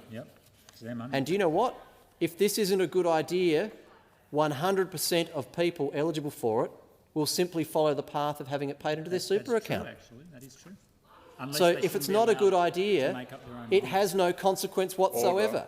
Because if it's not a good idea, every single Australian that's given the option to make the choice will say, no, I want that exclusively going into my super fund. No worries at all. No worries at all. And in success, people have made a decision about their own money. Because superannuation, my superannuation belongs to me, everyone else's in this chamber belongs to them, every Australian super belongs to them, and it's their money. And we've got to start remembering that, because there's some pretty loose talk that come from some members of the government about what they want to do with super, how they want to ratchet taxes up on it, referring to it as a honeypot. And that really frightens, the average person that is perfectly entitled to think to themselves, my superannuation belongs to me, the tax treatment of it will not change, the goalposts won't be shifted, the rules won't be adjusted on me. Because when you're talking about provisioning for your retirement, you're making decisions for the decades ahead, not the months or years ahead. And when you leave the workforce and then the government changes the policy settings on you and you don't have as much money that you thought you would because they've ratcheted the taxes up on you, you can't really just re-enter the workforce a couple of years later. It is not easy to do that. And all the Australian people, particularly those approaching retirement age, want to know is that there is going to be consistency and no change to the way in which their superannuation is treated by the government. On this side of the chamber, we will always defend that. We'll always stand up for self-funded retirees. We welcome the opportunity to support the principles of this bill before us. And we've got a very sensible suggestion to improve flexibility and empower individual Australians to make decisions about their own money, and we implore the government to support us in that. The question is that the amendment be agreed to, and I call the honourable member for Boothby. Thank you, Deputy Speaker. I often reflect in this place on my experiences working with women in the homelessness sector. It was an absolute honour and privilege to be a small part of their lives at a time of great distress, to hear their stories and to provide support and assistance to help them rebuild their lives. But as with all issues, prevention is better than cure, and so it's important to understand how women come to be homeless, not just to pick up the pieces afterwards. It's cheaper, more effective and better for the humans involved to prevent crisis rather than to have to rebuild after the damage is done. And when I spoke to women experiencing homelessness, it was clear that their current circumstance was the result of a perfect storm of gender disadvantage throughout their lives. They were often in low-paid jobs, casualised part-time employment, as is so common in the feminised industries. Recent pay rises in aged care and childcare and the minimum wage, along with groundbreaking IR legislation aimed at same job, same pay, and closing loopholes to improve the rights of casual and gig economy workers, have made huge strides towards closing the gender pay gap, as can be seen by the record low gender pay gap of 11.5%, achieved by this government's deliberate policies and legislative agenda. These women also often had time off work for parenting, and these gaps in their employment, sometimes leading to the loss of a job, had a huge financial impact on their financial position. When I had my children in 1999, there was only unpaid parental leave available. Women make up the majority of primary caregivers in this country, leading to what has been referred to as the motherhood penalty, where they face greater economic insecurity because of time out of the workforce to care for children. Women with children face an average 55% drop in earnings in the first 5 years of parenthood. The effect of lower income compounds over time, increasing the gap between men's and women's superannuation balances at retirement. The data is clear. Women retire with around 25% less super than men. And we want to change this. We know inequality serves no one. As adults, sometimes as older adults, these women are knocking on the doors of homelessness shelters, sleeping on the couches of friends and family, or bouncing from one house sitting job to another, sleeping in their car in between. They're homeless. And when you ask them about their financial resources, they would have no savings and next to no superannuation. A $4,000 super balance was pretty good balance in the homelessness sector. That's not going to help you in retirement. And so the campaign for paid parental leave and superannuation on paid parental leave has been a long one, but an important one. And it takes a Labor government to undertake the groundbreaking reforms that make lives better for Australians. Labor has a long and proud history of improving the lives of Australian families with critical nation-building reforms. It was a Labor government who introduced our country's first maternity allowance back in 1912. It was a Labor government who created Medicare, the Pharmaceutical Benefits Scheme, the National Disability Insurance Scheme. Labor governments delivered no-fault divorce, the single mother's benefit and child support system. And it was a Labor government that introduced compulsory superannuation. And it was a Labor government, the Gillard government, that introduced paid parental leave in this country. And when paid parental leave was introduced in 2011, it was a major milestone for Australian families. As the Minister for Families, the Honourable Jenny Macklin MP, said in Parliament at the time, this historic reform is a major win for working families who have been waiting decades for a national paid parental leave scheme. For many parents, the 18-week payment, fully funded by the government, was the first time they could access any paid parental leave. And this was a material advancement in workplace and economic equality for women, whose disproportionate share of unpaid care has long-term consequences for their economic security. Paid parental leave is critical for families, it is critical for women, and it's critical for the economy. The Gillard government knew this, and the Albanese government knows it too. From day one, the Albanese government has been working hard to improve paid parental leave for working families. As a centrepiece of our first budget, we announced important reforms to modernise the scheme to meet the needs of Australian families. First, we passed legislation so that from the 1st of July 2023, more families have access to the payment with a more generous family income test. It's easier for parents to share care, and they can take leave flexibly with periods of work in between to support them in the transition back to work. Then earlier this year, we passed legislation to increase the length of the scheme. From the 1st of July 2024, we added 2 more weeks of payment, expanding the scheme from 20 weeks to 22 weeks. The scheme will further expand by 2 weeks each year until it reaches 26 weeks in 2026. All these changes combined mean paid parental leave is now more accessible, flexible, and it encourages shared care. It supports parents to take a step back from paid work, and it provides critical financial support at such an important time. Now, the Liberal National Party has some weird ideological fixation against superannuation, against Australians being able to fund a comfortable retirement through superannuation. It's really short-term thinking to try and solve current societal problems by raiding the retirement savings of people in the future. A false choice, trading off your future against your present. Those opposite say they value superannuation and they value those who can provide for their own retirement, but they keep finding ways to encourage people to raid their super early in their career. A money that doesn't go into superannuation now or gets taken out of superannuation misses out on potentially decades of compound interest. People retire with thousands, tens of thousands of dollars less, and that is the story of women retiring with 25% less superannuation. We need to have social policies that support people to have a better now and a better future. An example of this ideological fixation against superannuation is the LNP's much disparaged plan to allow young people to fund a housing deposit through raiding their superannuation balance, which flies in the face of logic. Few young people have sufficient balance to be able to make any sort of significant difference to a housing deposit. But also, adding additional money into the purchasing only increases demand and does nothing for supply, and will therefore lead to higher housing prices, in addition to setting them up for a poorer retirement. Economists say it's bad policy, housing experts say it's bad policy, but those opposite still back it.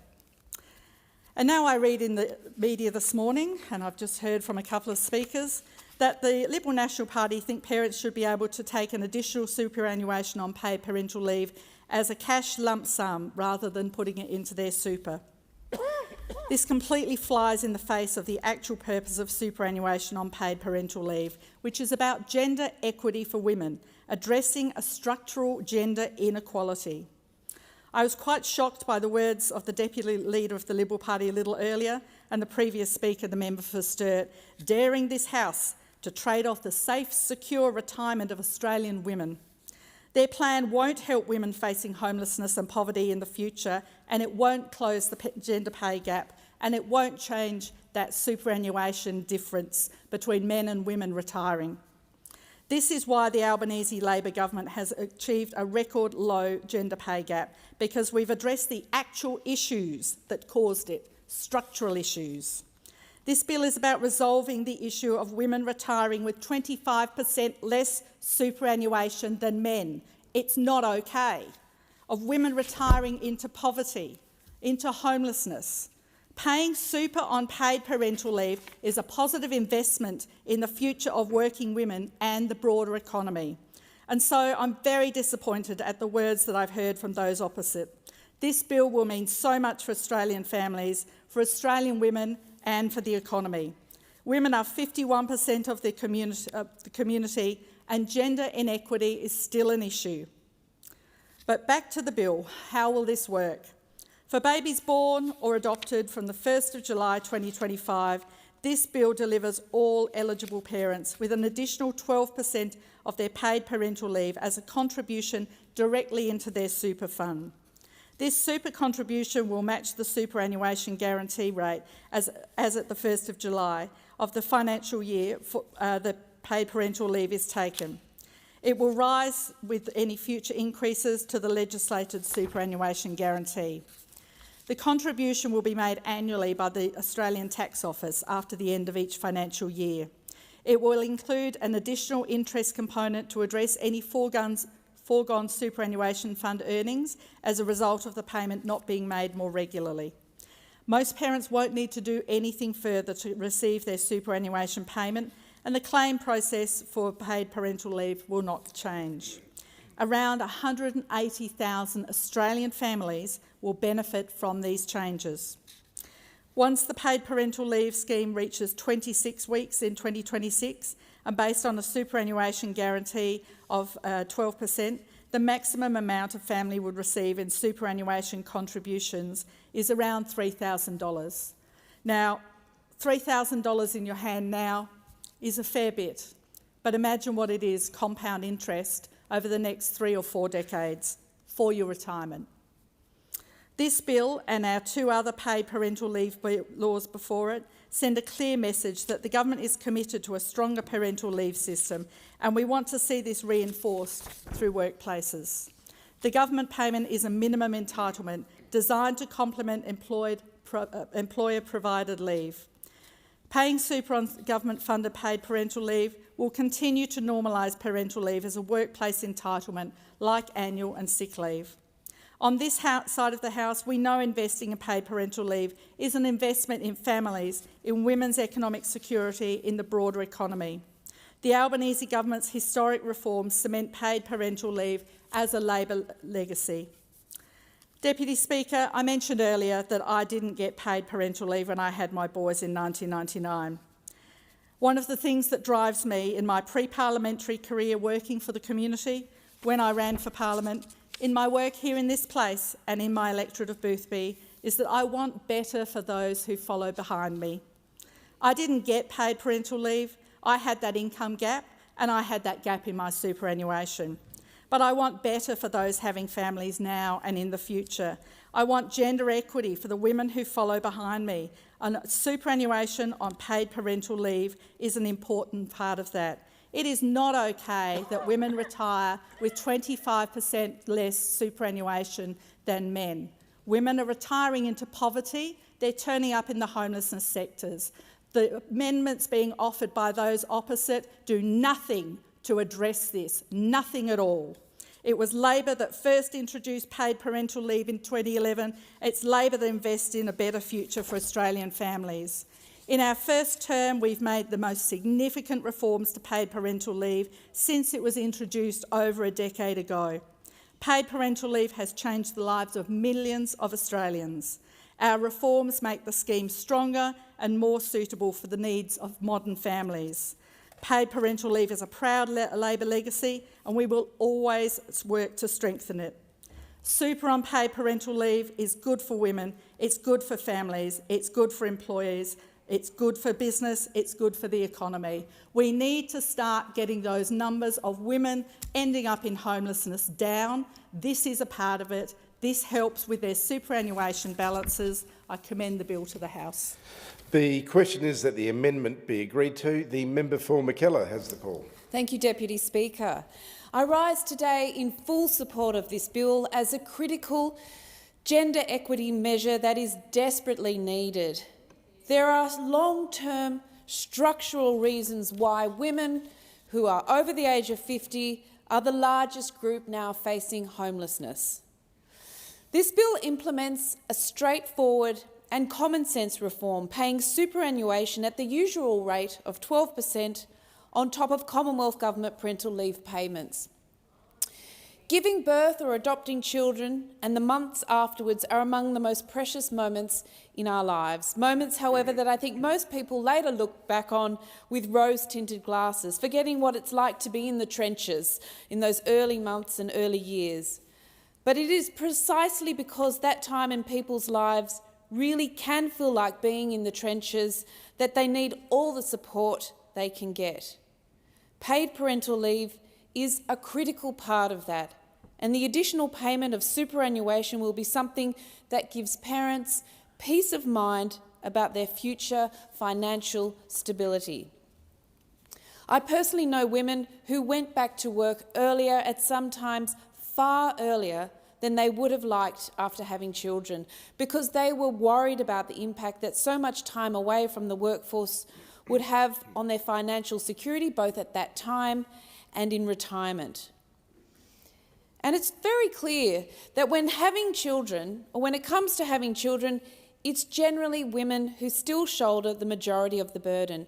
88% of primary parental leave is taken by women.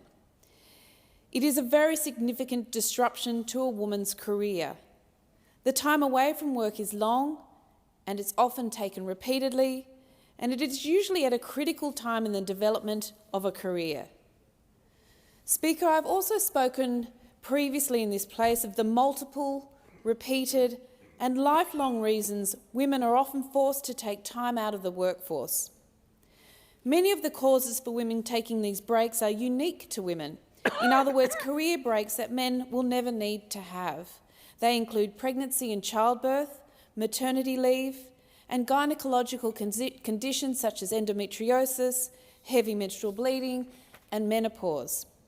That last one, menopause, a condition which afflicts 51% of our population here and has done since the dawn of time, is only now starting to be recognised and managed as a serious condition it can be for women.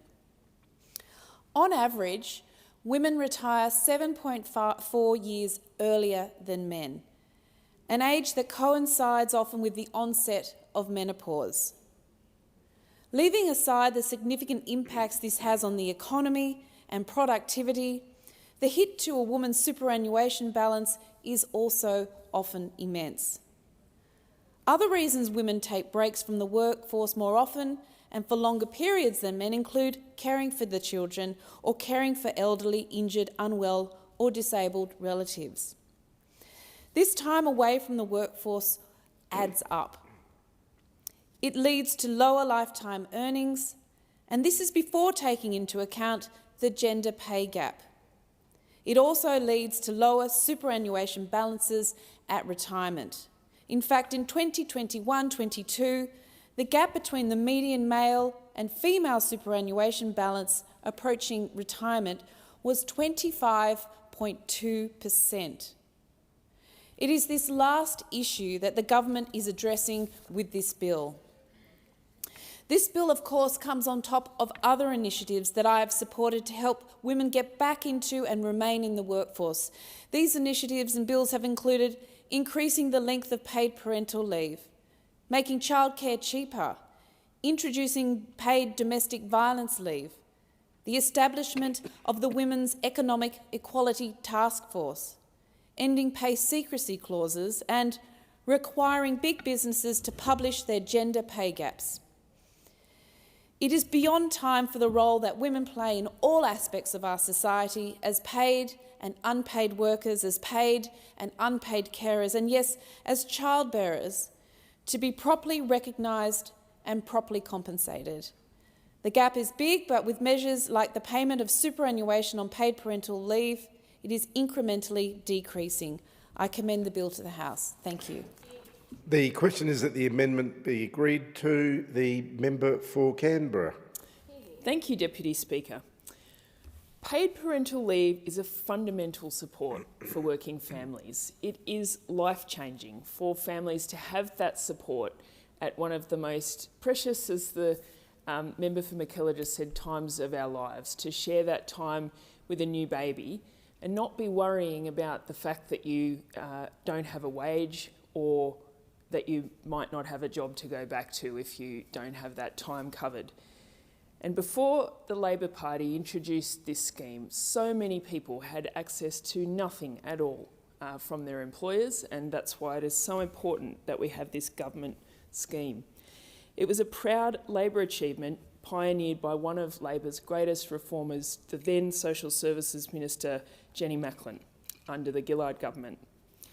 Back then, in 2011, Australia was one of only 2 OECD countries without a paid parental leave scheme. In 2009, the Productivity Commission released a report that was pivotal to the implementation of the scheme. The report laid bare the economic, productivity and social costs of providing PPL. It also, of not providing PPL, very important point. It also explored employer provisions and assessed possible models for the scheme. As I said, alongside the United States at the time, Australia was the only developed nation without a scheme. And under the leadership of Julia Gillard and Jenny Macklin, Labor changed that. Jenny Macklin, in her speech introducing the bill which established the scheme, said, "As a nation, we cannot continue to ignore the barriers to greater participation by women. PPL removed one of the biggest of those barriers." And in this term of Parliament, the Albanese Labor government has proudly acted to improve that system that started over a decade ago. And I am very proud at this moment to be standing in this place in support of this very important bill, just as I did in February of last year when the House considered a bill to expand access, flexibility and fix equity issues in the scheme. And just as I did in November last year when this House considered our bill to extend government-paid parental leave to 26 weeks, the most significant expansion of the scheme since its inception. The Prime Minister has said a parental leave system that empowers the full and equal participation of women will be good for business, good for families and good for the economy. But the reality is, without superannuation paid on PPL, we send a message to women that the time they spend caring for their children is less valuable, that the time they spend recovering from birth is something less valuable, that the time they spend bonding with that baby is less valuable. Paying superannuation on paid parental leave is a matter of economic justice. Since Australia's compulsory superannuation scheme came into effect, women have been at a disadvantage when it comes to their retirement savings. Like the gender pay gap, the super gap is persistent and hard to close. And this disparity is alarming when you look at the figures. Women on average retire with 28% less superannuation than men. That's almost a third. The average man will have around $400,000 in their super accounts when they reach the age of 60, whereas the equivalent figure for a woman of the same age is $318,000. And this isn't just an academic statistic. This makes such a difference to retirement, people's lives in retirement and the outcomes for them. When the fastest growing cohort of Australians experiencing homelessness is women aged over 55, addressing the superannuation gap needs to be a priority. The superannuation gap is a direct reflection of the structural inequalities within our workforce and society, including the compounding effect of the gender pay gap. But one of the biggest factors and I believe the biggest factor, is the time taken off work for caring responsibilities. Often the most significant period of this gender advantage is exacerbated when a baby is born. Women are overwhelmingly more likely to take on unpaid caregiving roles, often at the expense of their long-term financial security.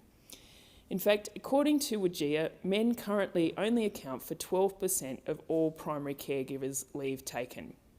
And when women take time off to raise children, their superannuation is effectively put on hold. And I really do believe, as I say any time I talk about these things, that the greatest barrier to gender equality in the workplace is normalising the taking off of time to care for children for both men and women. This is such an important thing, and that's why government schemes such as PPL are a key part of breaking down the barriers for that and normalising that and showing as a society that we value people, men and women, taking time to raise the next generation.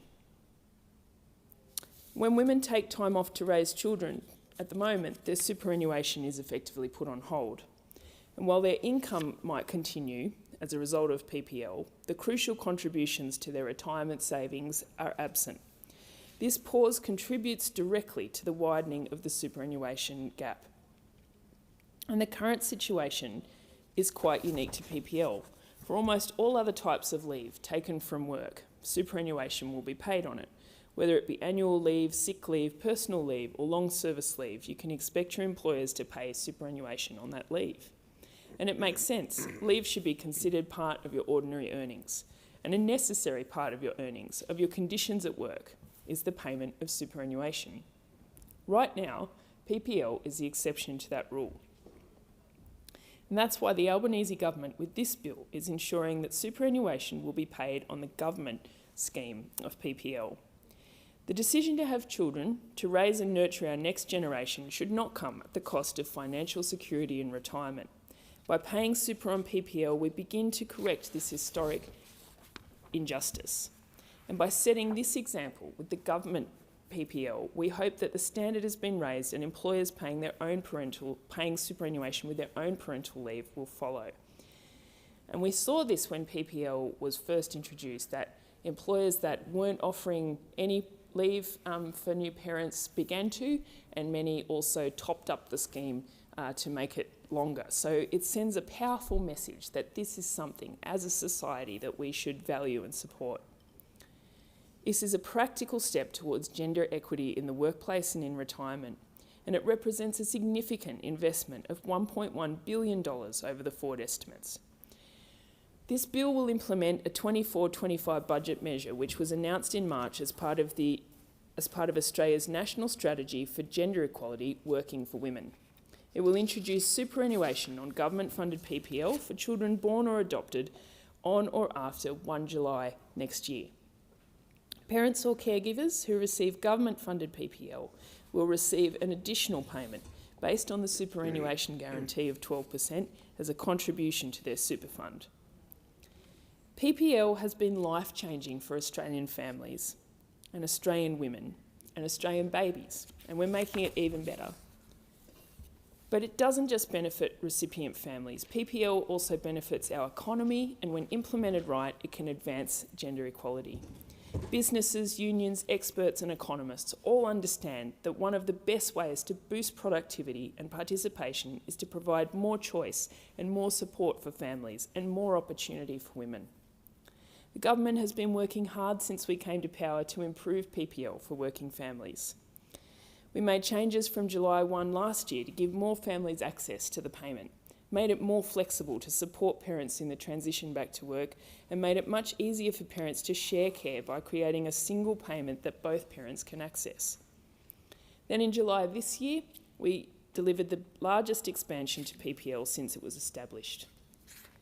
And by 2026, PPL will be expanded to a full 6 months, meaning that families will receive an extra 6 weeks of paid leave following the birth of their child. And this was in line with the original recommendations of that pivotal Productivity Commission report that recommended 6 months was the time that was best for the health of the mother and the baby And that was why they recommended that. And this has been something for a long time that we have wanted to be able to increase it to the full 26 weeks. And many people have campaigned on that, as well as on the addition of superannuation. It has been something that many people have tirelessly advocated for, and again, really proud that we are doing this now. Our work on PPL is just one part of a broader reform agenda. We've reformed our early childhood system to make sure that more Australians can affordably access that critically important early education for their newest family members. Just recently, we've ensured that early childhood educators are being properly remunerated for the work they do by fully funding a 15% increase to the award wage. This is about ensuring that Australians get the best start to life, where families can take the time they need to welcome their little ones, and when they do decide to go back to work, are safe in the knowledge that their children are receiving the best care and education possible. This legislation is so important to close the superannuation gender gap. It's an issue of fairness, an issue of equality. It's an issue that the Albanese Labor government is addressing. Labor created our paid parental leave scheme. We're improving it in this term of Parliament, and we're making it even fairer here today. And I want to briefly touch on the response that we saw yesterday to this legislation from those opposite. And while waiting to give my speech, I had the pleasure to listen to the member for Sturt's contribution. The Liberal Party has once again decided to politicise superannuation. They will do anything to undermine the superannuation system because it is one of their ideological obsessions. And just like the disgraceful thought bubble under the Morrison government when he decided that women fleeing domestic violence could raid their super to escape that violence, today the Coalition would rather undermine the retirement incomes of women than pay super on paid parental leave. And they pretend like it's a choice, and it's not. And that was clear from listening to the member for Sturt earlier. He talked about, well, why don't we let people decide if they want to take a lump sum or have the superannuation paid on their PPL. And this is where it becomes just so clear that what they don't understand is when you have a lower income, you don't have the same choice.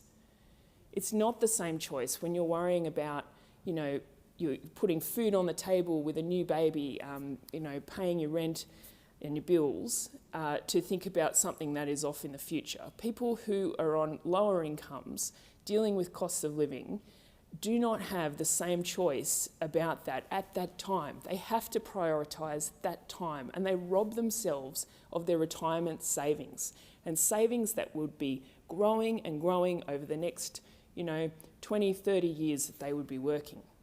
And it is the cruelest thing. And for example, I met this week with a man called Lester who came with ACOS to talk about his life on the Oz study payment. But aside from that, he is a cancer survivor, and he had to take time. He had to take, some time out of work and study while he had his treatment, and he needed to access his superannuation. He accessed his superannuation to help him through that time. He now will have basically no superannuation to live on in his retirement, and he is one of the people that needs that superannuation the most. People with low incomes, people who experience interruptions in their working life, like women, need this more than anyone.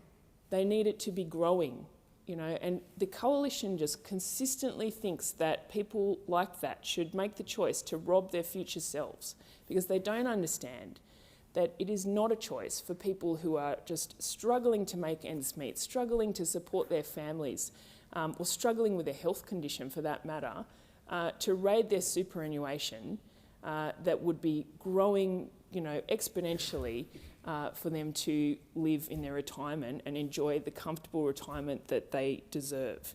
And this is what this bill is about. It's about recognising that the time that parents, and particularly women, take off after the birth of a child, which is while we want to encourage men to take that time, and our changes to the scheme are doing that, making it easier for parents to share.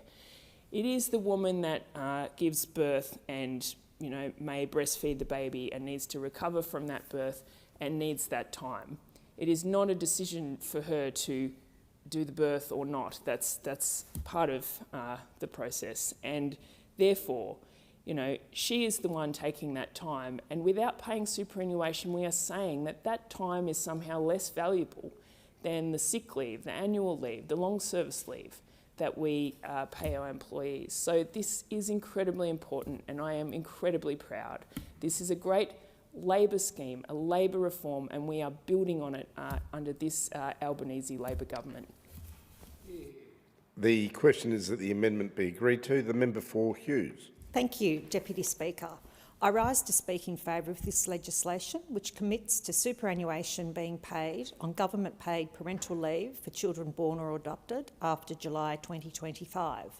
And Deputy Speaker, I also commend the very sensible suggestions put forward by the member for Deakin that provide that those eligible women with choice as to how they opt to take that financial contribution.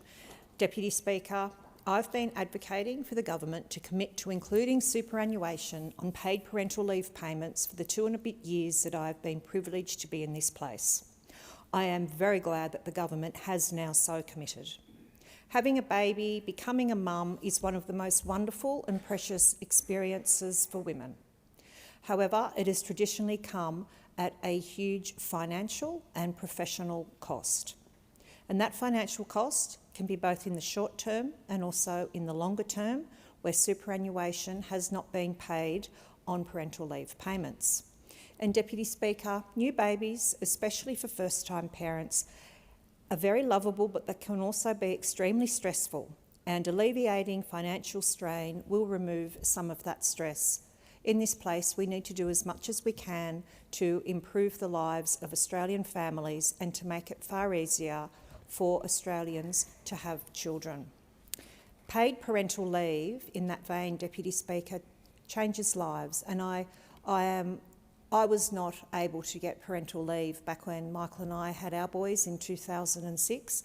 I was very glad when the paid parental leave scheme did come in 2011, because we may all have differences in this place. We have come here with different backgrounds, with different ideologies and philosophies, and as much as I disagree with some on the other side, I think that everybody that I've met in this place is here genuinely to see that those that come after us have a better time of it than we did, and this is certainly one area in which I'm very committed, because numerous studies have shown that paid parental leave schemes provide invaluable assistance to Australians, that's Australians' parents, Australian workers, Australian employers and the Australian economy. Without doubt, Deputy Speaker, paid parental leave is one of the most important economic measures that governments can adopt to support women. It includes Australian women. And Deputy Speaker, when Australian women do well, their families do well, their communities do well, our economy does well, and our country does well. Parental leave is currently the only income upon which superannuation is not paid. With this legislation, that will correct that anomaly. And Deputy Speaker, when life is a little bit easier for Australian mums, particularly first-time mums, it is also very important to note that this provides invaluable assistance to dads as well, to enable them to spend some time in those, particularly in those early months, bonding with their new baby. Deputy Speaker, women should not be financially punished in retirement with lower superannuation because of their intrinsic role in childbearing. And despite many recent paid parental leave reforms, women primarily remain in the caregiving role and are faced with economic insecurity due to time away from the workforce to care for children. Women with children experience an average of 55% drop in their earnings in their first 5 years of being a parent. And I'm now a recovering lawyer, Deputy Speaker, having been elected to this place, I know that there are many many of my professional friends did have to make difficult choices as to whether, for example, they had additional children, whether they had a child in the first place, and often felt compelled to return to work to ensure their career progression, and often at a time when they perhaps would have preferred to have had the choice to have stayed looking after their children for a little bit longer. So it is estimated that approximately 180,000 families will benefit from the changes to this legislation when the paid parental leave scheme reaches 26 weeks in 2026. The legislation also has support from key stakeholders. The Workplace Gender Equality Agency has recognised that addressing the superannuation gap is an important step in bridging the financial retirement gap many women face. It is important to note as well, Deputy Speaker, that this does only apply to women employed by the Commonwealth Government, and in that regard the government sector has lagged behind the private sector. It's currently estimated that about 86% of employers offer employer-funded paid parental leave scheme on the additional PPL. So employers overall in our country are to be congratulated for supporting their employees and Australian women and Australian families. So, Deputy Speaker, I and the Coalition support the economic security of women and families. However, at a time when cost of living is so high, the member for Deakin has moved an amendment so that Australian parents who are eligible to get government-funded paid parental leave will also have choice as to how the proposed superannuation contribution is to be received. And I'll just detail briefly the nature of that amendment. It is proposed that Australians entitled to this leave will have the choice to take that superannuation in one of three ways. It can either be taken as a superannuation contribution and paid into the superannuation fund, or it can be taken as an additional 2 weeks of government-funded parental leave, or it can be a one-off payment equal to the total value of the superannuation entitlement. So in this way, Deputy Speaker, women will have a choice as to how that financial contribution is paid, and this reflects the overall philosophy of the Coalition towards superannuation and towards people having the ability to have choice around that superannuation. Because, Deputy Speaker, superannuation does not belong to the government. It does not belong to superannuation funds. It belongs to the Australian who has earned that superannuation. And we should then, therefore, have some choice as to how that superannuation is to be used. That is why one of the major crises addressing our country at the moment is housing affordability. That is why the Coalition has proposed a very sensible policy that an element of superannuation can be withdrawn to enable first home buyers and also women who may need to be starting their lives again after a divorce or some other major life impact can utilise that superannuation to purchase a home. And we've put very careful caveats around the use of that, Deputy Speaker, to ensure that superannuation balances will be replenished. And I think that that's a sensible, very sensible alternative. And I've been particularly interested to hear some of the comments from those on the other side in relation to the Coalition's proposal, and particularly the member for Canberra who spoke passionately about people on low incomes, and that they should really be compelled so that they can in no way have any choice over the way that their superannuation, this contribution, is to be paid to them. She spoke about people on low incomes struggling to pay rent, to pay food, and I would say, Deputy Speaker, that is precisely the reason why the Coalition have proposed this amendment, because it may be now at this time in a woman's life that she may need the extra leave or she may need that extra financial payment now that will mean a lot more to her in this short term than it invested in a super fund down the track. And that does not mean that we do not support the underlying philosophy of superannuation and of ensuring that Australians can, as far as possible, be self-funded into retirement. But what it does do, Deputy Speaker, is to reflect the Coalition's underlying philosophy that Australian adults are more than capable of making their own choices. And I would say to the member for Canberra that I think that Australian women on low incomes are similarly very capable of making a choice around whether or not they want to put the money into superannuation or whether they need the leave or whether they in fact need the financial contribution now. So for all of these reasons, Deputy Speaker, I commend the philosophy and the underlying principles of this legislation. Superannuation should be paid on paid parental leave. I commend the fact that the government is now stepping up and in line with a lot of the private sector employers.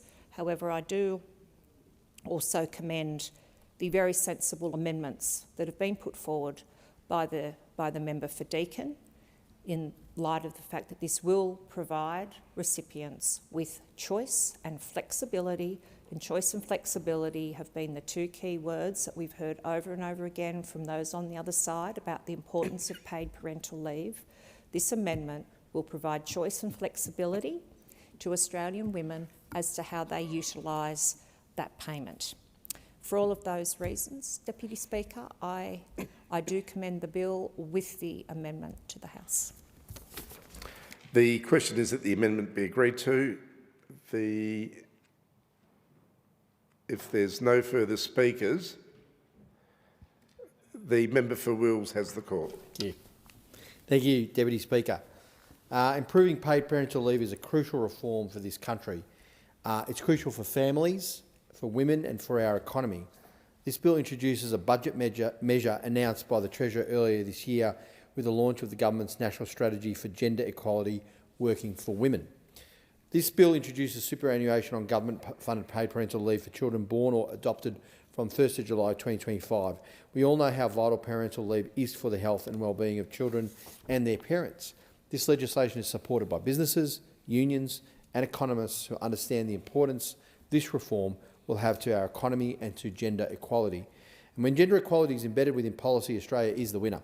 Better systems of paid parental leave are essential to boosting productivity and participation. The Albanese Labor government understand that providing more choice and support for families, and particularly women, is vital to our economy and our country. Now, Deputy Speaker, the legislation also builds on the reforms made last year by the Albanese Labor government. On 1st of July 2023, the Albanese Labor government legislated changes to give more families access to paid parental leave, made it more flexible to support parents in their transition back to work, and made it much easier for parents to share care by creating a single payment that both parents can access. This is in addition to the reforms we are introducing from July 1st this year, which is the largest expansion to paid parental leave since Labor established it in 2011. These reforms will make a big difference to the lives of constituents in my electorate of Wills. I was recently contacted by a young family in Hadfield in my electorate. The cost of living crisis has really been hurting people in this suburb and right across my electorate. And they told me about their struggles in juggling caring for their newborn son and trying to keep working at the same time. Ali works as a tradie while Nadia, his wife, works as a local small business owner. Finding time off between those two jobs is incredibly difficult, as both work long hours in jobs that give them very little time off. Balancing this whilst caring for their newborn son is an immense obstacle to their livelihoods as well as the well-being of their family. Thankfully, on occasions, Nadia's mother has been able to provide some assistance. We all know that when the grandparents step in. What a blessing. they've been able to provide some assistance so the pair can go to work to support the family. However, this is not always the case. It's not always possible. The result is an increased strain on the family and losing income because one parent has to stay, has no option but to stay home and look after their young baby. I'm sure many in this place know stories that are similar. The Albanese Labor government recognises this, and that is why the reforms we are putting in place are targeted to ensuring people in similar positions don't have to risk their livelihoods in order to care for their children. That should never be a choice, Deputy Speaker. When people are left out of pocket because of the difficulties in finding carers or care for their children, they have to take time off work. Thanks to these reforms, families like these will be better off. It's going to make a huge difference to Ali and Nadia and many, many other parents. By both expanding access to so more families can access an extra 6 weeks of paid leave, the government is also ensuring that it doesn't affect people's retirements either. Through this bill, the Albanese Labor government is investing $1.1 billion over the next 4 years to pay superannuation on government-paid parental leave from July next year. Taking time out of paid work to care for children is a normal part of working life for both parents. Paying super on government-paid parental leave will help normalise parental leave as a workplace entitlement and reduce the impact of parental leave on retirement incomes. The data is clear. When women take time out of the workforce to raise children, it impacts their retirement incomes, with women retiring, on average, about 25% less super than men. Paying super on government parental leave is an important investment to help close the super gap and make decisions about balancing care and work easier for women. Now, Deputy Speaker, the Albanese government has made some historic reforms here. They cement paid parental leave as part of Labor's legacy in government. And it was Labor that first introduced paid parental leave. And it's this government, the Albanese Labor government, that knows that paid parental leave is an investment in the future of our country, it's an investment in families, and an investment in gender equality. We all know how difficult it is.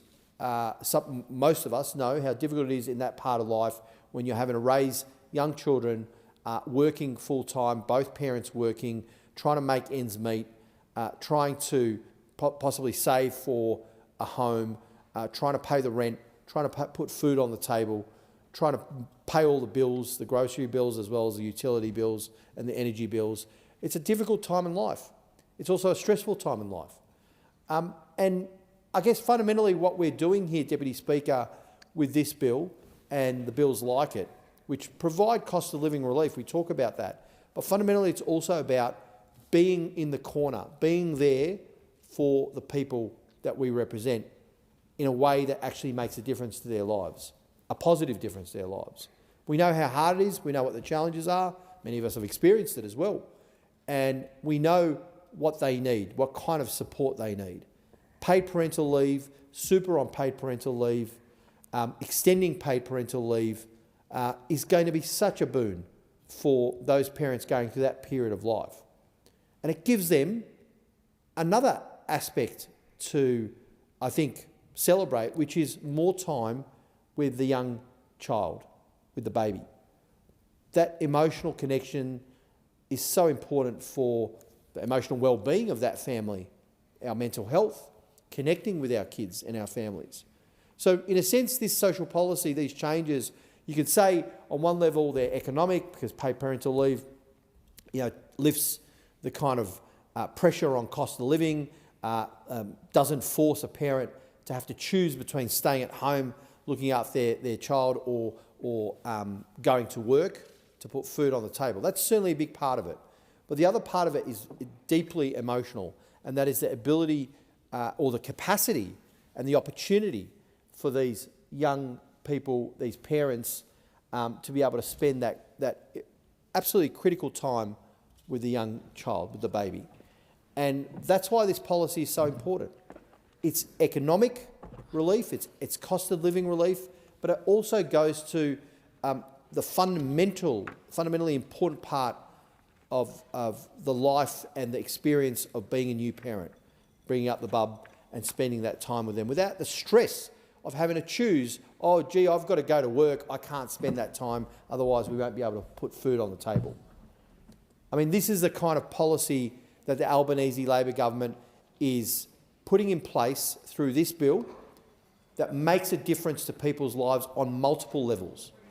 And that's why it is so important for us to support this bill in this place to make that difference to those young parents going through these challenges and send the message clearly to all of them that this government stands with them in their corner, supporting them. Thank you. The debate is interrupted. Sorry, in accordance with Standing Order 43, the debate may be resumed at a later hour, and the member will have leave to continue speaking if the debate is resumed, when the debate is resumed. Are there any statements by honourable members? Give the call to the member for Hinkler. Well, thank you very much, Madam Deputy Speaker. It's time for a quick game of Who Am I? The youngest of 6 children, born in Bundaberg to small business owners, went to Avondale State School and St Joey's in Bundaberg and Shalom Catholic College, has had a varied career, all the way from taking photographs at the 2000 Paralympic Games to owning clothing stores, loves the regions and loves agriculture, has a Bachelor of Environmental Science in Land Management and a Bachelor of Science, started working at the Bundaberg Fruit and Vegetable Growers in 2010, designing and leading research projects that increase productivity and profitability for the region's farmers, and was appointed the CEO of the Bundaberg Fruit and Vegetable Growers in 2016. Was the first female chair of the Queensland Horticultural Council and has a proven track record of fighting for the regions. Was one of the loudest voices fighting for Paradise Dam, for the money needed for reconstructing the biggest infrastructure failure in this country's history, $600 million of which funding was cut by this Labor government. And in fact, earlier this year, received the Australia's Woman in Horticulture Award for 2024 at the AusVeg Hort Connections Gala Dinner. And who am I, Madam Deputy Speaker? I am the Liberal National Party's candidate for the state seat of Bundaberg. And what does she want to do? She wants to show Labor the door in 2024, fix ambulance ramping, fix the problems with youth crime and advocate for Bundaberg. It's Bree Watson. Member for Moreton. Daisy Brown, née Cran, was a proud Kamilaroi woman, a Sandgoenna woman, born in 1935 in the scrub outside Walgett, back at a time when Koori kids could be taken. Daisy's Kamilaroi culture and language was taught to her secretly by her uncles. Back then, First Nations children played in separate playgrounds and sat separately at school, and Daisy's seamstress mother had to carry a certificate of exemption just to buy material in Walgett's white shops. No surprise that this apartheid environment saw Walgett delivered a no vote of 40% in the 1967 referendum. Daisy was the first Aboriginal woman to work in the Walgett shops and to handle money. Daisy went on to have 6 children with Mick Brown, Marsha, Jenny, Patricia, Tracy, Peter and Michael. I pretended to be Mick and Daisy's 7th child, and they let me. Daisy worked hard for her family as a cook, a cleaner, after-school carer and teacher aide. She was the cleaner at St George State High School the first day it opened when Peter and I were in grade 8 and when I left after year 12. Daisy was beloved by her many, many grandchildren, especially the young Daisy Brown, Peter and Karen's daughter. Daisy passed away peacefully, surrounded by her loving family yesterday morning. Thankfully, she was able to catch up with many of her grandchildren, surprised her, and she passed away peacefully. As her son Peter said, "The flame that never flickered is out." Daisy Brown was a wonderful mum, second mum to me, Vale Daisy Brown. Member for Durack. Thank you, Madam Deputy Speaker. I rise today to talk about the National Ag Rally yesterday, which was in support of the Keep the Sheep campaign. What a fantastic rally. Thank you to all of those who attended the rally. People had travelled right across Australia to attend the rally, but of course a special mention goes to the West Australians who travelled far to be at this rally. But an extra special mention to those truck drivers who travelled from Western Australia across the Nullarbor to be able to show that they care about WA farmers. So a special shout out to Benno and his fellow travellers. Madam Deputy Speaker, I wanted to make a special mention of the comments from Peter Dutton, the Leader of the Opposition. With his comments, he has demonstrated very clearly that he understands that our WA farmers matter. In particular, our sheep producers matter, that our transporters matter, that our livestock agents matter, and our stock feeders Well, they matter as well. We are going to fight to ensure that we end the ban on live exports for this generation, the next generation and the generation after. So thank you to our farmers and our pastoralists. Thank you for feeding us. Thank you for clothing us. Thank you for supporting our communities and making them sustainable. Let's keep the sheep. I'm just going to remind the member for Durack, appreciate your passionate words. The wearing of the slogan on a scarf is highly inappropriate. I give the call to the member for Cunningham. Thank you, Deputy Speaker. Last month I had the opportunity to speak with local residents in the community of Belambie regarding the Medicare Urgent Care Centre that just opened last year. I found firsthand, I heard so many stories about just what a great experience our local residents were having at the Medicare Urgent Care Centre, and it was making it easier for them to see a doctor when their loved ones needed urgent care. I heard stories from local parents like Amy, whose daughter Lacey, who I gave a bit of a scare at the front door, had severe influenza. But thanks to our Medicare Urgent Care Centre, she was able to see a doctor immediately and get the antibiotics she needed rather than wait for hours at the emergency department. Local mum Stephanie told me that thanks to the clinic, her son was able to get bulk bill treatment for a sprained ankle using just her Medicare card. And they're looking forward to starting nippers at the surf club locally, Belambie Surf Club. From these experiences, it is clear that the Albanese Labor government is providing better health care for our local families after a decade of cuts and neglect. It is very clear that these clinics are a great solution to long waiting times in our emergency departments, and they are providing better care options for patients that are faster and close to home. The Medicare Urgent Care Clinic was a commitment that I made to my local community, and I will keep working with the Albanese Labor government to deliver stronger and more affordable healthcare services for all families in the Illawarra. Member for McKellar. Thank you, Deputy Speaker. Last weekend I joined the 24-hour row for mental fitness. This event first took place 7 years ago, the creation of Mel and Nathan Wellings from the Avalon Surf Club in response to community tragedies. Last weekend, this event took place in 70 locations around the country. I recently hosted a roundtable in McKellar on the topic of men's mental health, an issue that doesn't always get the attention it deserves. After all, 75% of all those who take their own life in Australia are men. It was attended by many local community groups from across the northern beaches of Sydney, groups that have stepped up in a remarkable way to provide tailored support to men in our community. These groups included Mongrels Men, which hosts regular catch-ups and activities to build connections and support for men and to encourage physical activity. Head Above Water, a charity which since 2019 has raised over $760,000 for mental fitness programs. Man Anchor, which provides mental fitness programs to schools and businesses around Australia. Gotcha for Life, a group which also delivers preventative mental fitness programs Australia-wide. Saltwater Veterans, which seeks to connect and support veterans and their families through sailing.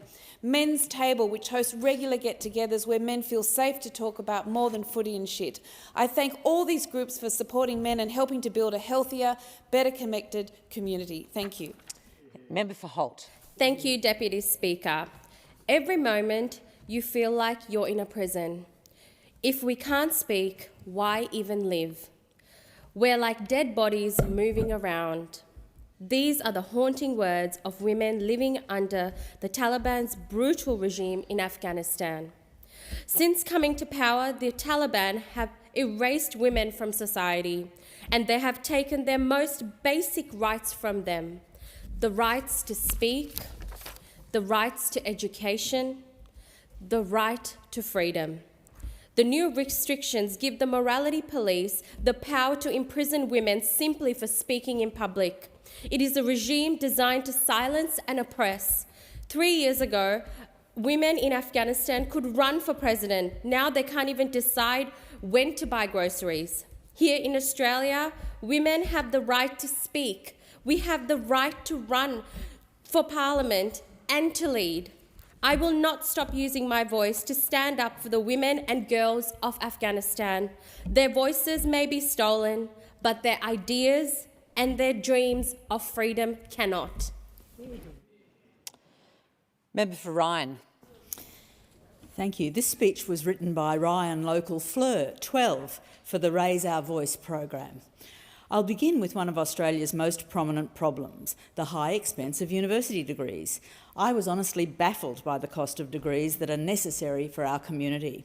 In my vision of 2034, I want lower to no-cost teaching degrees to make it more accessible for everyone. This means more teachers and more children will be properly educated. More kids can enjoy the thrills of learning and be motivated to be the giver of knowledge, a teacher themselves. We also need more funding and awareness for mental health, more focus on the inside stuff, as I would call it, hospitals where no one is ashamed of their illness, and inclusivity is key. Maybe all citizens could contribute a fee to fund these hospitals, and that would total up to quite a few million.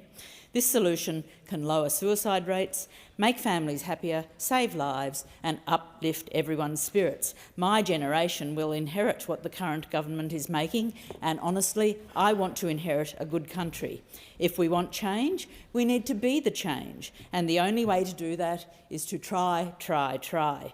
With lower fees for any uni degrees and more hospitals specifically for the inside issues, mental health issues, we can move step by step to a better Australia. Member for Bean. Deputy Speaker, every week 14 Australian families are given the heartbreaking news that their child has cancer. Last Thursday evening, outside Parliament House, I caught up with two Australians with big hearts on a big adventure, raising money for some of our youngest Australians living with cancer. Ed and Seb are now 2,100 kilometres into a more than 2,700 kilometre walk from Brisbane to Melbourne to raise money for Camp Quality. The journey has taken them from Brisbane down the coast, across the Blue Mountains, down to Nowra, up to Canberra and now up into the Snowy Mountains. Camp Quality is an amazing charity dedicated to improving the lives of children living with cancer. Ed and Seb's big walk for little kids has raised more than $70,000. They have done an amazing selfless job, and they are doing it in memory of their mate Dave, who lost his battle with mental health.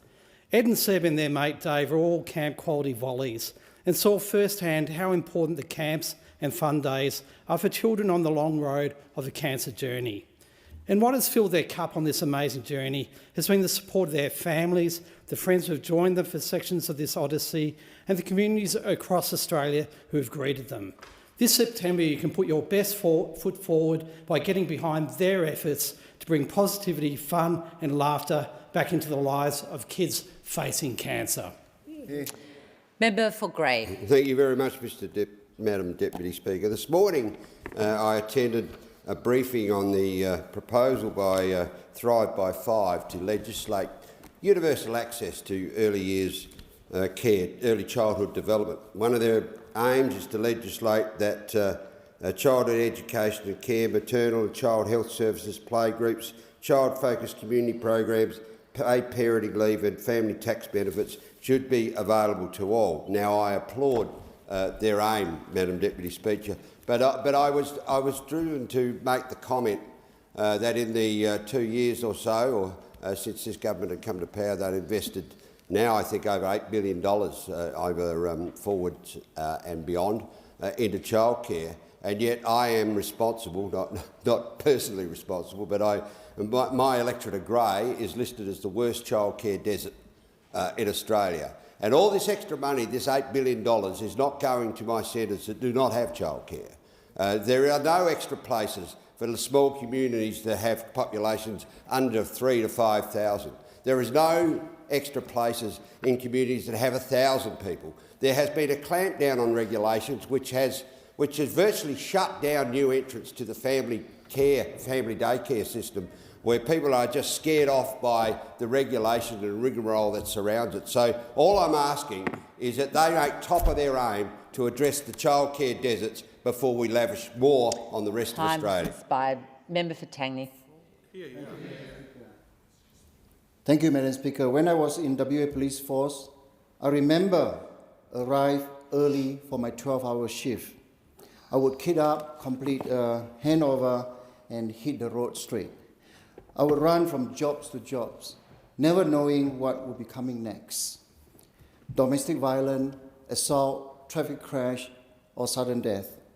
Police officer must be observant and fully on high alert. We must make decisions sometime in a split of second.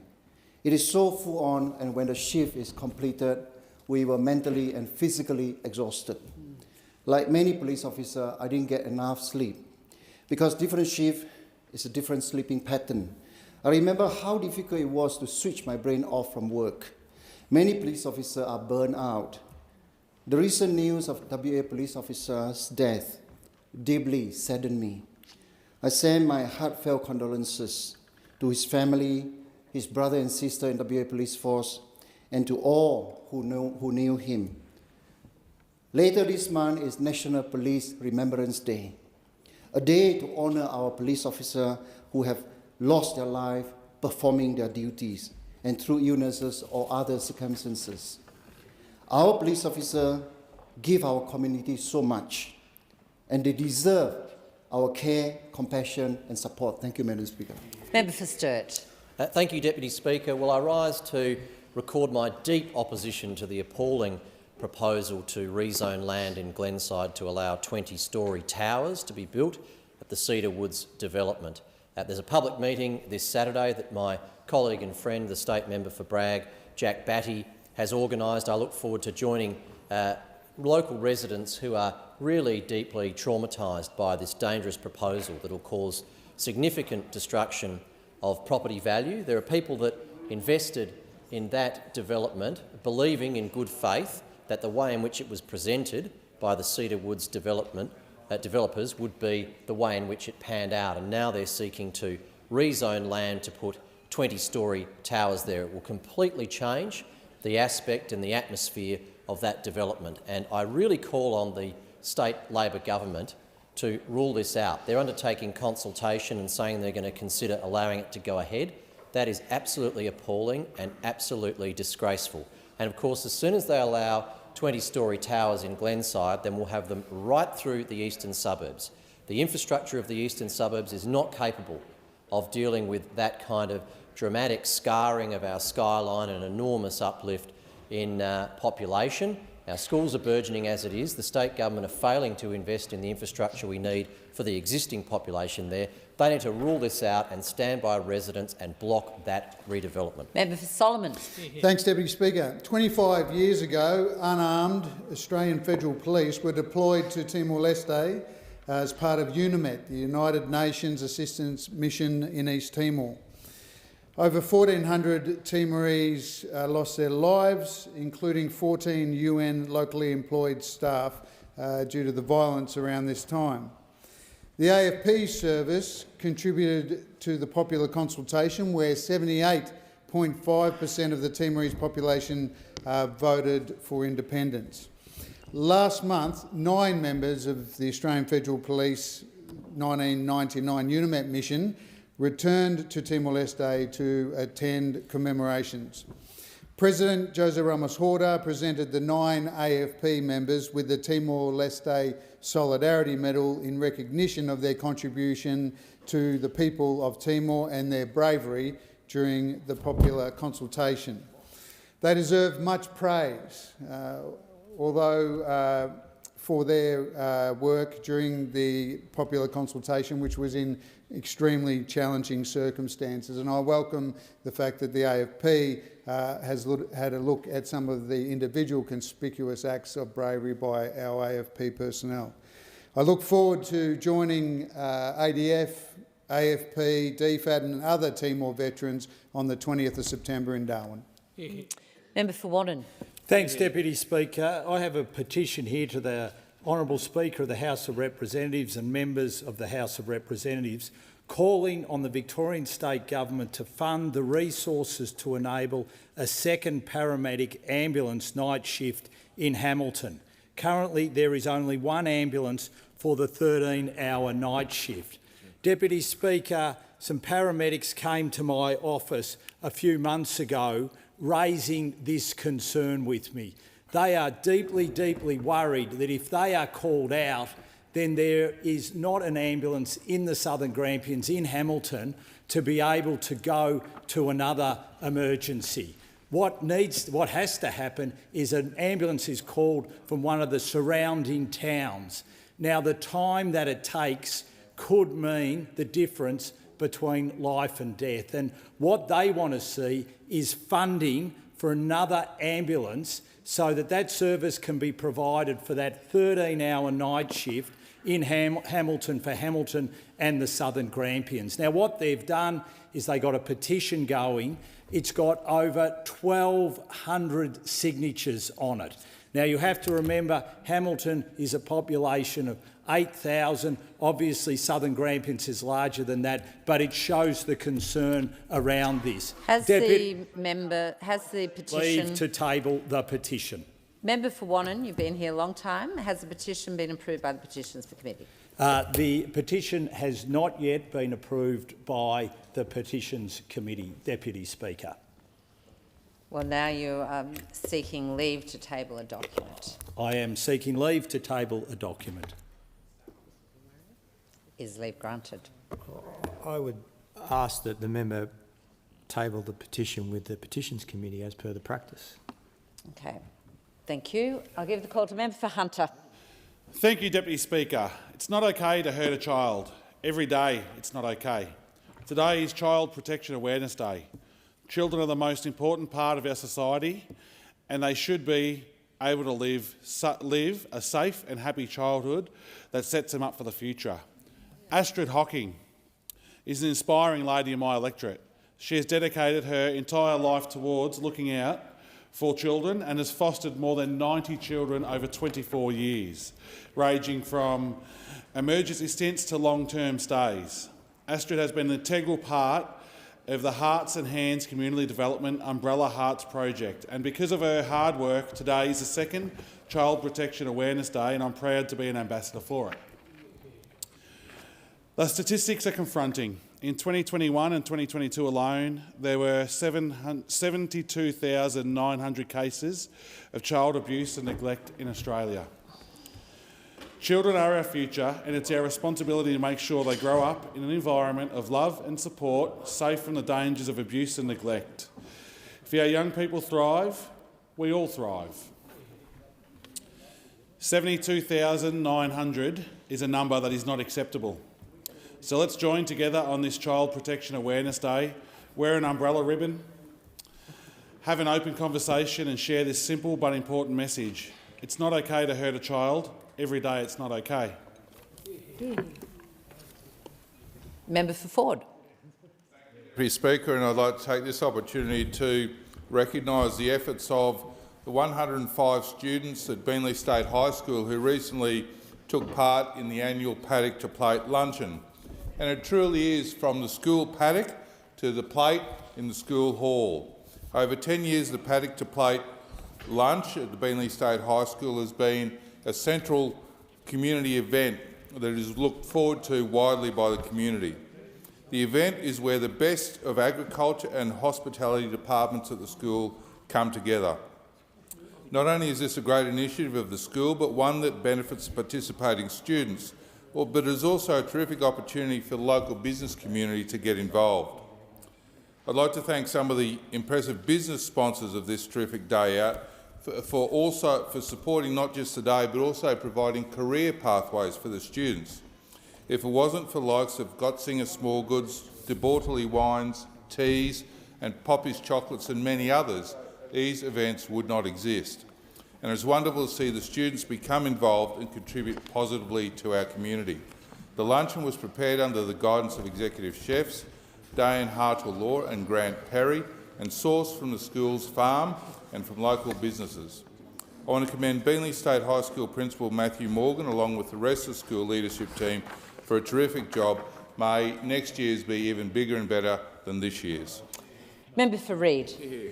Thanks, Deputy Speaker. And in 2022, we saw something quite extraordinary in this country. We saw a record number of female independents be elected into our federal parliament, and we also saw the first majority female federal government that this country has ever seen.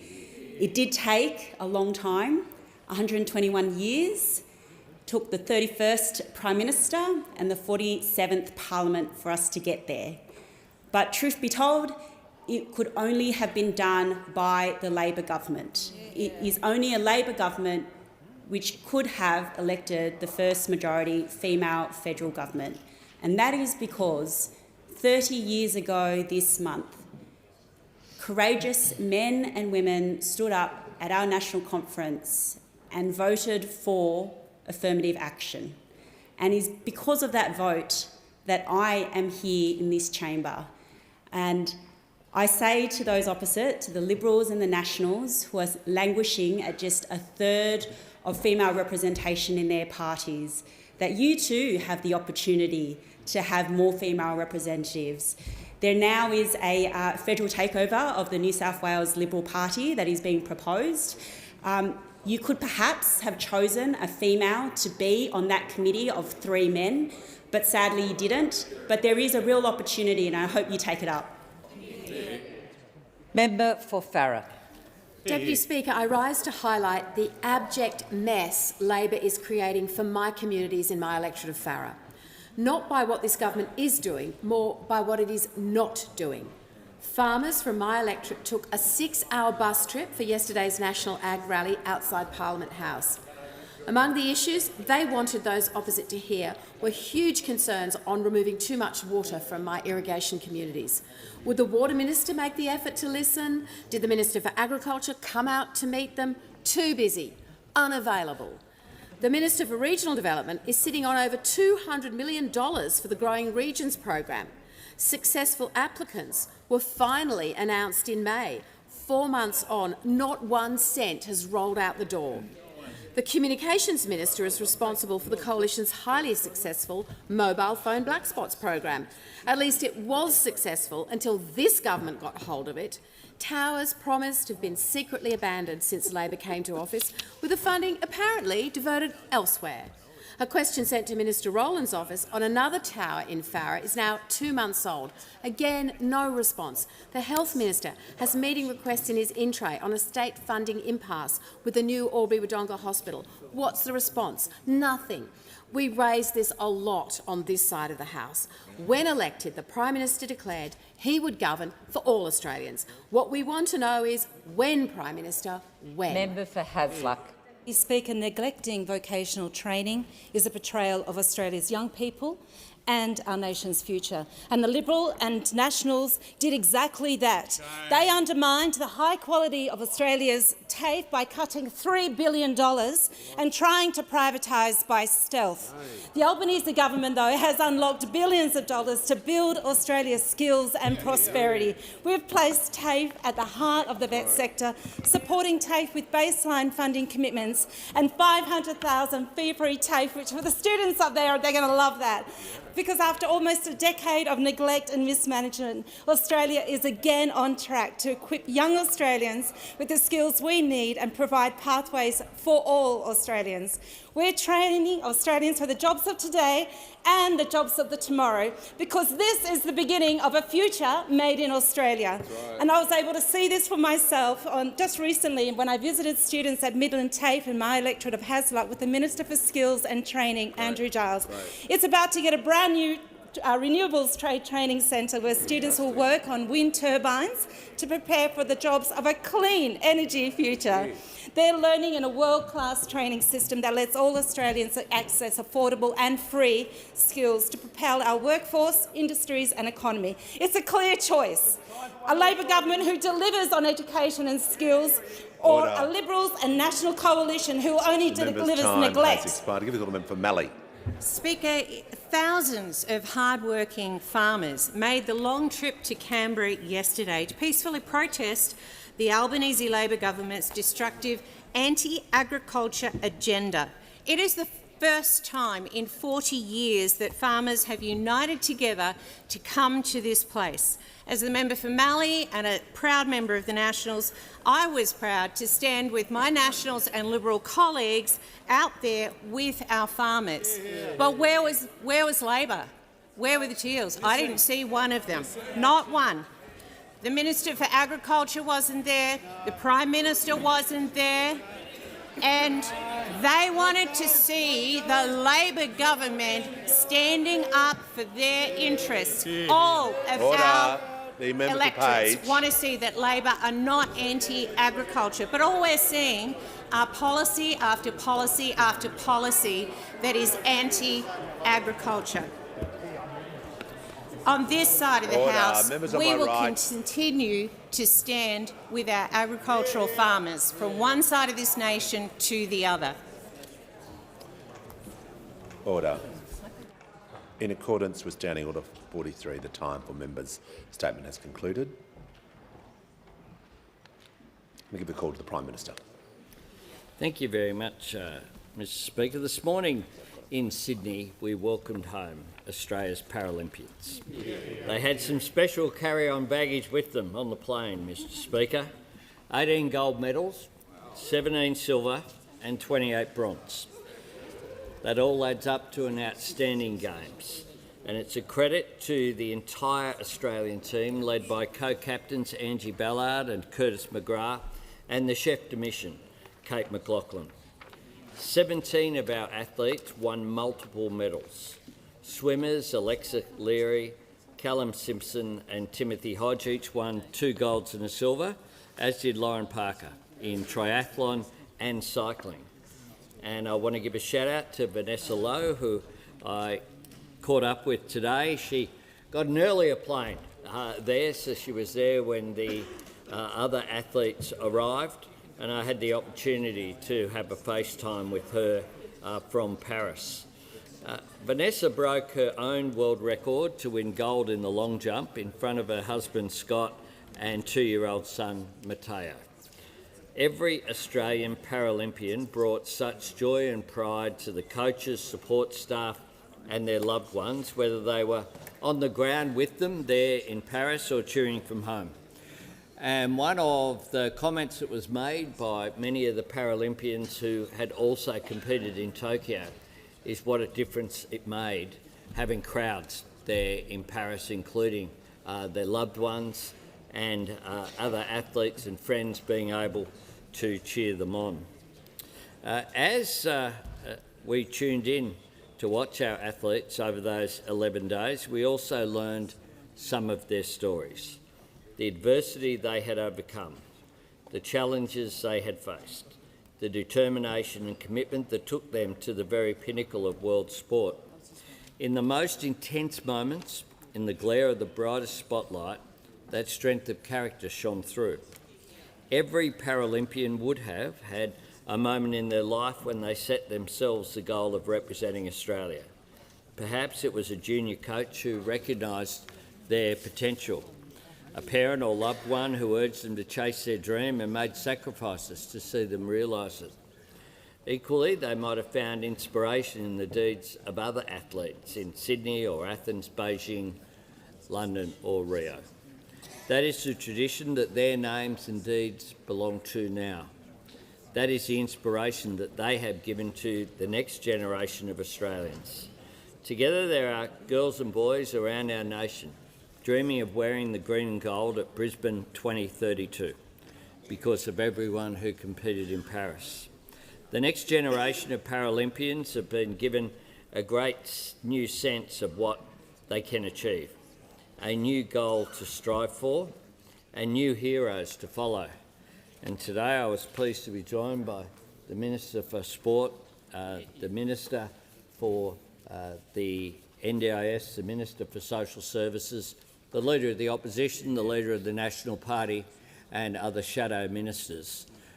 It was a great honour for all of us to be there, and it was a great way to spend the morning, I must say. To every member of the Australian team, I simply say, you've done yourself proud, you've done your families proud, but you've done our nation proud as well. Australia is so proud of you. Congratulations and welcome home. And on indulgence, the Honourable the Leader of the Opposition. Thank you very much, Mr Speaker. I thank the Prime Minister for his fine words and thank him for the opportunity to be there in Sydney today. And on behalf of the Leader of the Nationals, as well as the Shadow Ministers Suka and Ruston, who were with me this morning, it was an inspiration to be in the company of those Paralympians.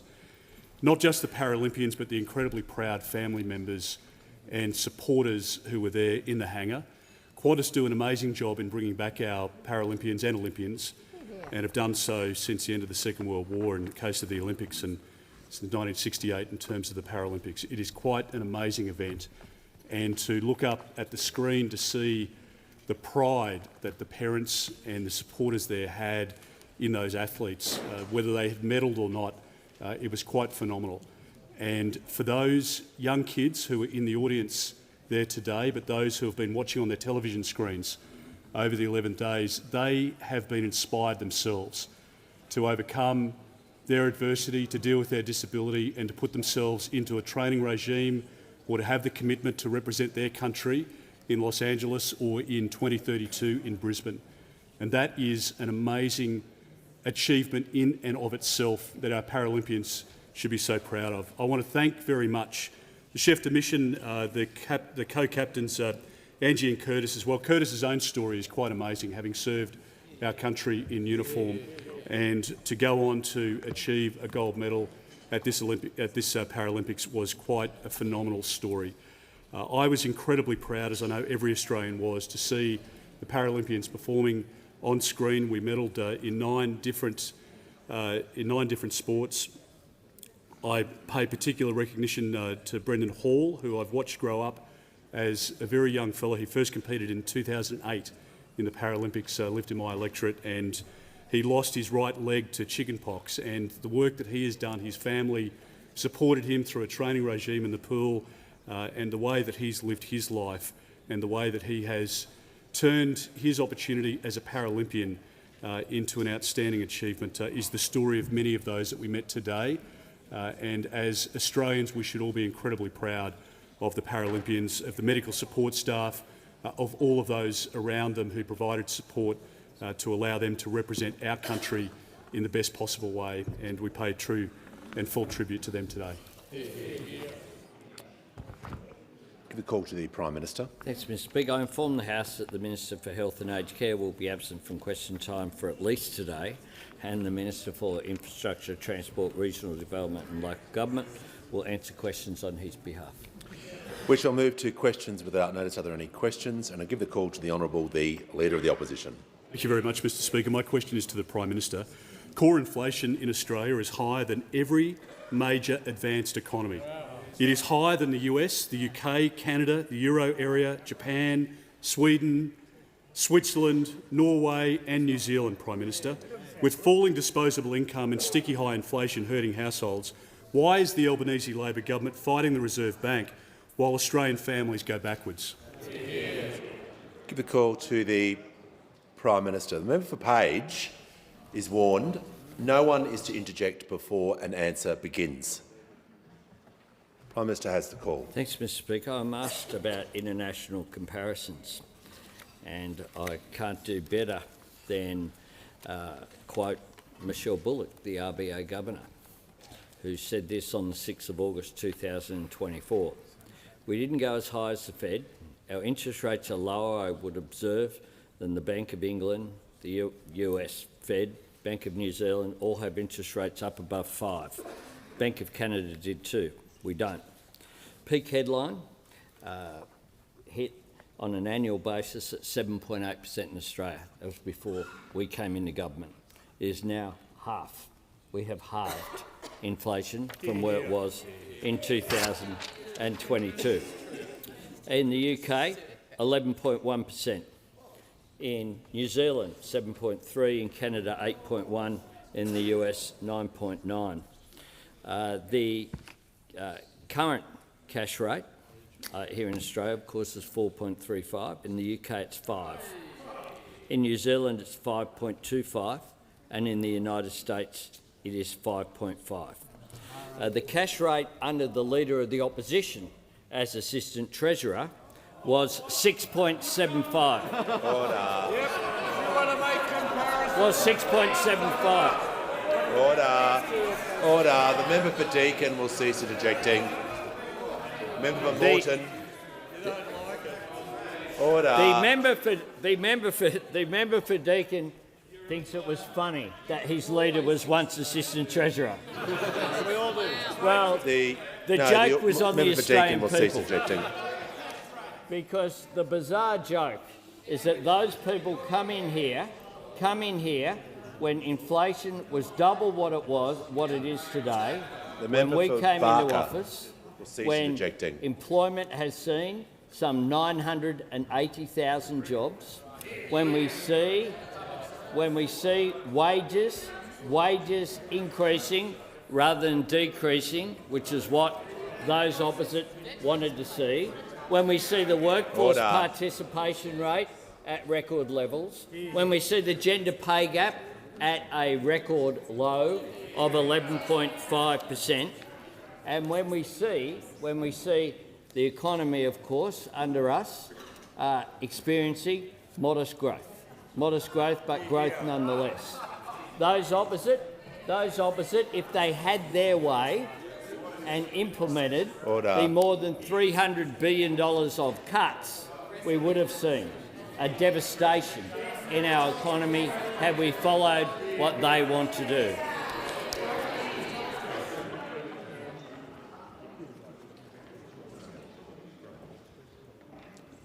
Give the call to the member for Werriwa. Thank you, Mr Speaker. My question is to the Minister for Communications. How will the Albanese Labor government's proposal to limit young people's access to social media help and support Australian families? Call to the Minister for Communications.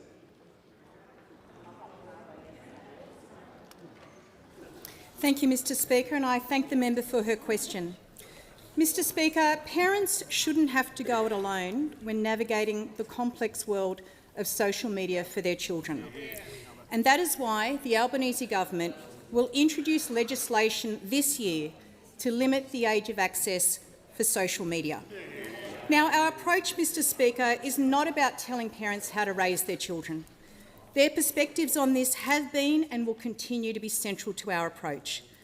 But parents have told me, and I'm sure they've told a lot of us, that they are overwhelmed trying to manage their children's social media access, and they want cultural and legal change. Mr Speaker, the Albanese government will drive that change. Parents know that social media has many benefits, including a way to connect and communicate with friends and family, and even as an important tool for neurodivergent children. However, it can be addictive. It can be an avenue for cyberbullying and algorithms that surface harmful or adult content that children shouldn't see. That is why we are considering the perspectives of young people in our decision to limit access to social media. Young people expect governments and the platforms to protect them from the harms that they experience. The Butterfly Foundation notes that over the past 12 years, there has been a staggering 200% increase in 10 to 14-year-olds with diagnosed eating disorders in Australia. And this has occurred at the same time that we have seen the growth and prevalence of social media use by young people and the influences they are exposed to on these platforms. And we know that social media has become a megaphone for the Andrew Tates of the world, who are cultivating narratives of misogyny and gender-based violence. Limiting young people's access to social media is an important step in a comprehensive approach to online safety that is central to the Albanese government's agenda. Mr Speaker, rarely is any government decision met with universal agreement, but so many parents are telling us that they need help and our government will support them. We cannot eliminate every harm facing young people online, but we can take steps to make their world safer than they are now. And our government will do all we can to address the harms that social media companies are unable or unwilling to address themselves. The call to the Shadow Treasurer. My question is to the Treasurer. Last week, the Treasurer accused the RBA of smashing the economy. BlackRock's head of Australia Fixed Income, Craig Vardy, has said it was because the Treasurer, quote, needs a diversion from the key part the government is playing by not reining in spending to help bring inflation down. With falling disposable income and sticky high inflation hurting households, why is this government fighting the Reserve Bank while Australian families go backwards? Give the call. The Minister for Industry is warned. Rules apply to both sides of the chamber. Treasurer has the call. Thanks, Mr Speaker. If the Shadow Treasurer doesn't think that the combination of global economic uncertainty, persistent inflation and higher interest rates is slowing the economy, it's no wonder that nobody takes him seriously, Mr Speaker. Those are facts borne out in the national accounts. They're self-evident. By any objective observer of our economy knows that higher interest rates are slowing our economy. I don't think that's an especially controversial point. It's a point I've been making since at least June of this year, Mr Speaker. Now, I'm asked whether I take responsibility for our part in the fight against inflation, and I do. And as the Prime Minister said a moment ago, in the year of our election, inflation was 7.8%. And now it's got a 3 in front of it. Inflation has halved on our watch. And in that regard, Mr Speaker, I do take responsibility for the fact that we've turned 2 huge Liberal deficits into 2 big Labor surpluses. And I do take responsibility for the way we've designed our cost of living help to take the edge off some of these price pressures in our economy. I take responsibility for banking almost all of the upward revision to revenue.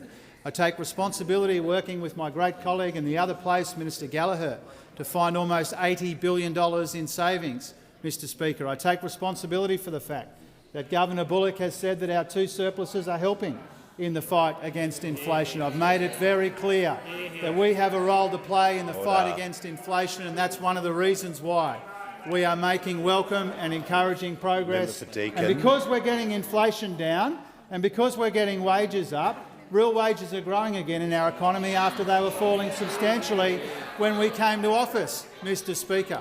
And so I would really welcome the Shadow Treasurer asking us again and again and again about our cost of living help, about what we're doing to get wages moving again, about how we've turned his deficits into our surpluses, Mr Speaker. Now, the worst thing that we could be doing in these circumstances, where people are doing it tough and growth in our economy is soft and subdued, the worst thing we would do is pull out $315 billion in spending, Mr Speaker, which is what those opposite are proposing to do. They're proposing to cut $315 billion in spending. That includes the pay rise for aged care workers, includes the indexation of the age pension, new medicines on the PBS, cheaper childcare, veterans' compensation, natural disaster relief, strengthening Medicare, urgent care clinics, housing, defence spending, energy bill relief, rent assistance, women's safety, the parenting payment, the border force, cheaper medicine, biosecurity, paid parental leave, fee-free TAFE, the PAC payment and connectivity in regional and rural Australia, Mr Speaker. That's what's in their $315 billion in secret cuts. Is it any wonder they won't come clean about them? Order. There's far too much noise in the chamber. We're not having a repeat of yesterday. I'm asking all members to show restraint today, to improve the tone of the chamber, to cease interjections. The member for Groom was interjecting continuously through that answer. He'll leave the chamber under 94A.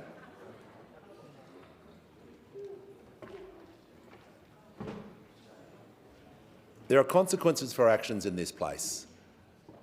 There's far too much noise all week. Today, things will be quiet. The member for Holt has the call. Thank you, Mr Speaker. My question is to the Minister for Youth. What have young people told us about the impacts of social media? What is the Albanese Labor government doing to limit the negative impacts and keep children and young people safe online? The call to the Minister for Early Childhood and the Minister for Youth. Thank you, Mr Speaker, and I thank the wonderful member for Holt for her question. The member's question goes to the voices of young people with regard to how social media impacts them. And incorporating the views and experiences of young people is an important part of what the Albanese government does. And it's why we established the Office for Youth in 2022 and why we have a youth engagement program. Through that program, we've heard from a range of young people about the effects of social media.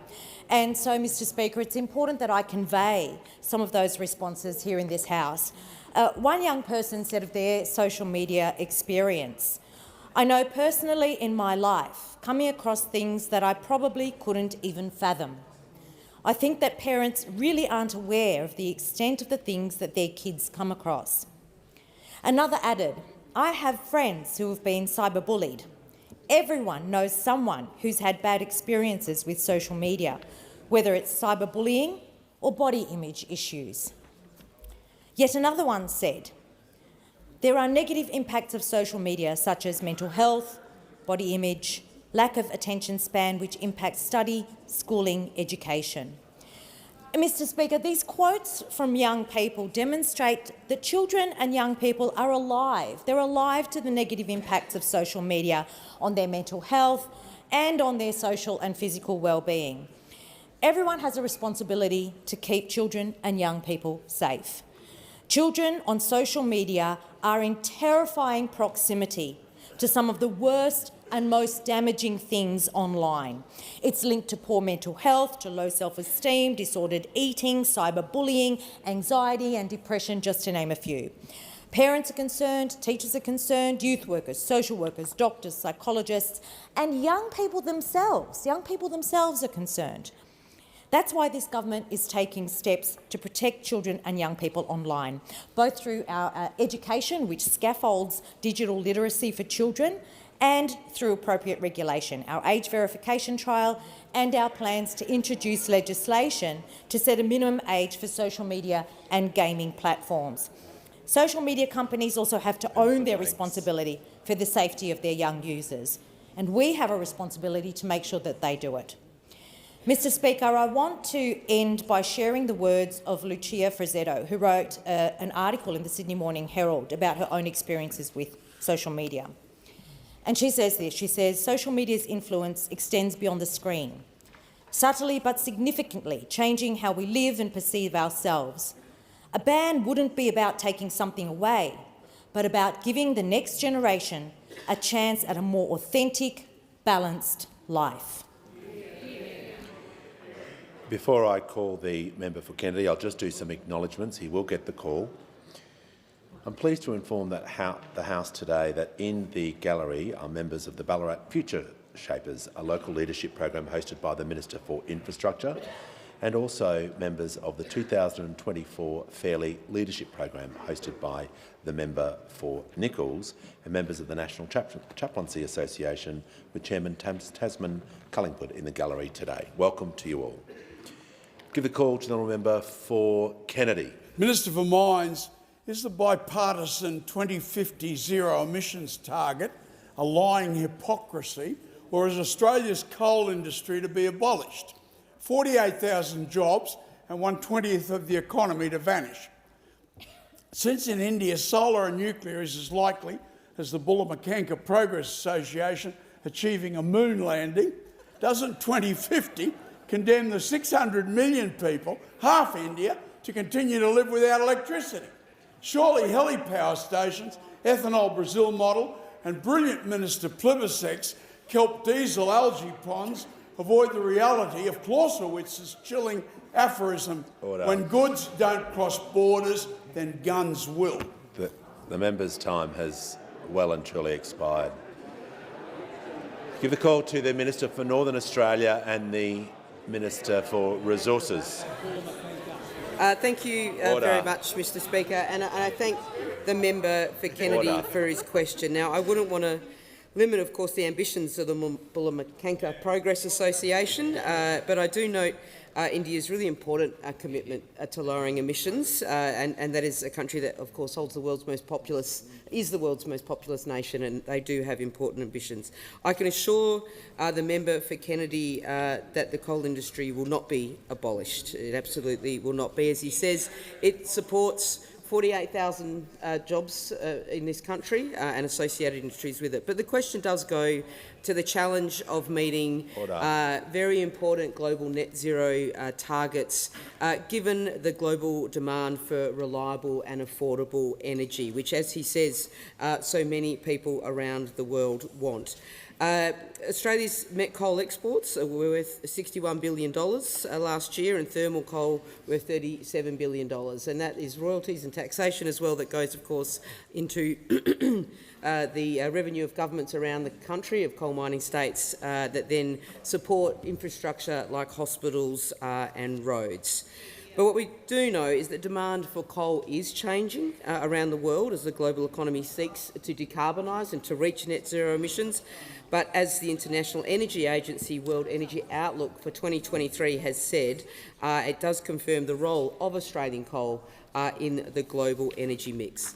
I have been really fortunate before I was Minister for Resources, but then since being Minister as well, to be able to visit coal mines in New South Wales, I might add, not quite Queensland, the Bloomfield open cut mine in Maitland with my friend, the member for Patterson, the daughter of a coal miner, a family company that has an 80-plus year relationship with customers in Japan, and that will continue for some time to come. And also experiencing the quite remarkable underground longwall mining at the Ashton mine with my friend, the member for Hunter, who is an actual coal miner, has been an actual coal miner, as opposed to the cosplays that we see in some other places.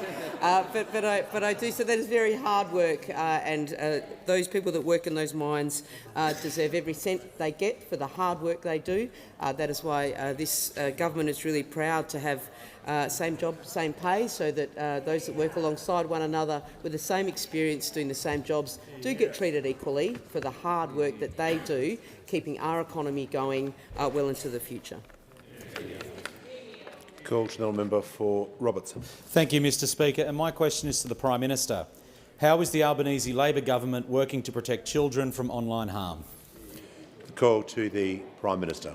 I thank the member for Robertson for his question, and this is all about giving children a childhood and giving parents peace of mind and giving them support, because they know that they are concerned about their young ones and the impact that social media is having on their lives, on their mental health, on their physical health, on their capacity to engage in real experiences with real people rather than live their lives virtually. I want young Australians to grow up playing outside with their friends on footy fields and netball courts, swimming pools, wherever they like. And today we saw, again, a celebration of great athletes when we welcomed home the Paralympians that can inspire people to get out and really participate. Too often, social media isn't social at all. The internet, of course, connects us in ways that previous generations could never have imagined. But it has also created new harms which we as a government must address, and governments around the world are trying to address. The solutions aren't simple. That's why we need to have trials and make sure that we get these things right.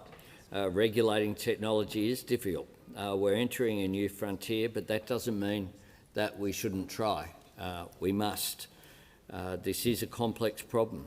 Young people can find ways to get around rules. Because the occasional young person might get access to alcohol doesn't mean we say we won't worry about restricting alcohol to over 18s. We'll just let it all rip. We actually regulate and we organise as a society. We make decisions about protecting people. And that is what this is about. We have a comprehensive agenda for online safety that we've been implementing since the day we were elected, backing the e-Safety Commissioner and quadrupling its funding, exploring a duty of care in the Online Safety Act review, tackling kids' access to pornography through new mandatory industry codes, passing legislation to ban the creation and distribution of deep-fake pornography, establishing the Joint Select Committee on Social Media to hold platforms to account, and funding the Age Assurance Trial in this year's budget in May. We're acting with purpose to get this right, getting on with the job of protecting Australian citizens. In particular, our focus here is protecting our youngest Australians during that period of life where their brain is developing, where they're developing as human beings interacting with each other as well. It's a responsibility that we have, and it's one we are taking seriously. Give the call to the member for Hume. My question is to the Treasurer. Last week, the Treasurer accused the RBA of smashing the economy. Former RBA board member Graham Cray said, for the Treasurer to come out and say, well, this is the Reserve Bank's fault, I don't think a serious economist in the country would agree with that. With falling disposable income and sticky high inflation hurting households, why is this government fighting the Reserve Bank while Australian families are going backwards? Give the call to the Treasurer. Thanks very much, Mr Speaker, and to the Shadow Treasurer for a very similar question that I answered comprehensively a moment ago. And I'll repeat, it takes usually takes the Shadow Treasurer a bit longer than the rest of us, so let me go through it once again. First of all, Mr Speaker, any objective observer of the economy understands the combination of global economic uncertainty, persistent inflation and higher interest rates are slowing our economy, in our case quite considerably. And that's a point that I've been making since at least June of this year. That's the first point. Second point, when it comes to taking responsibility for our part in the fight against inflation, I do. I've said that not just earlier today, but I've said that on a number of occasions, and I mean it.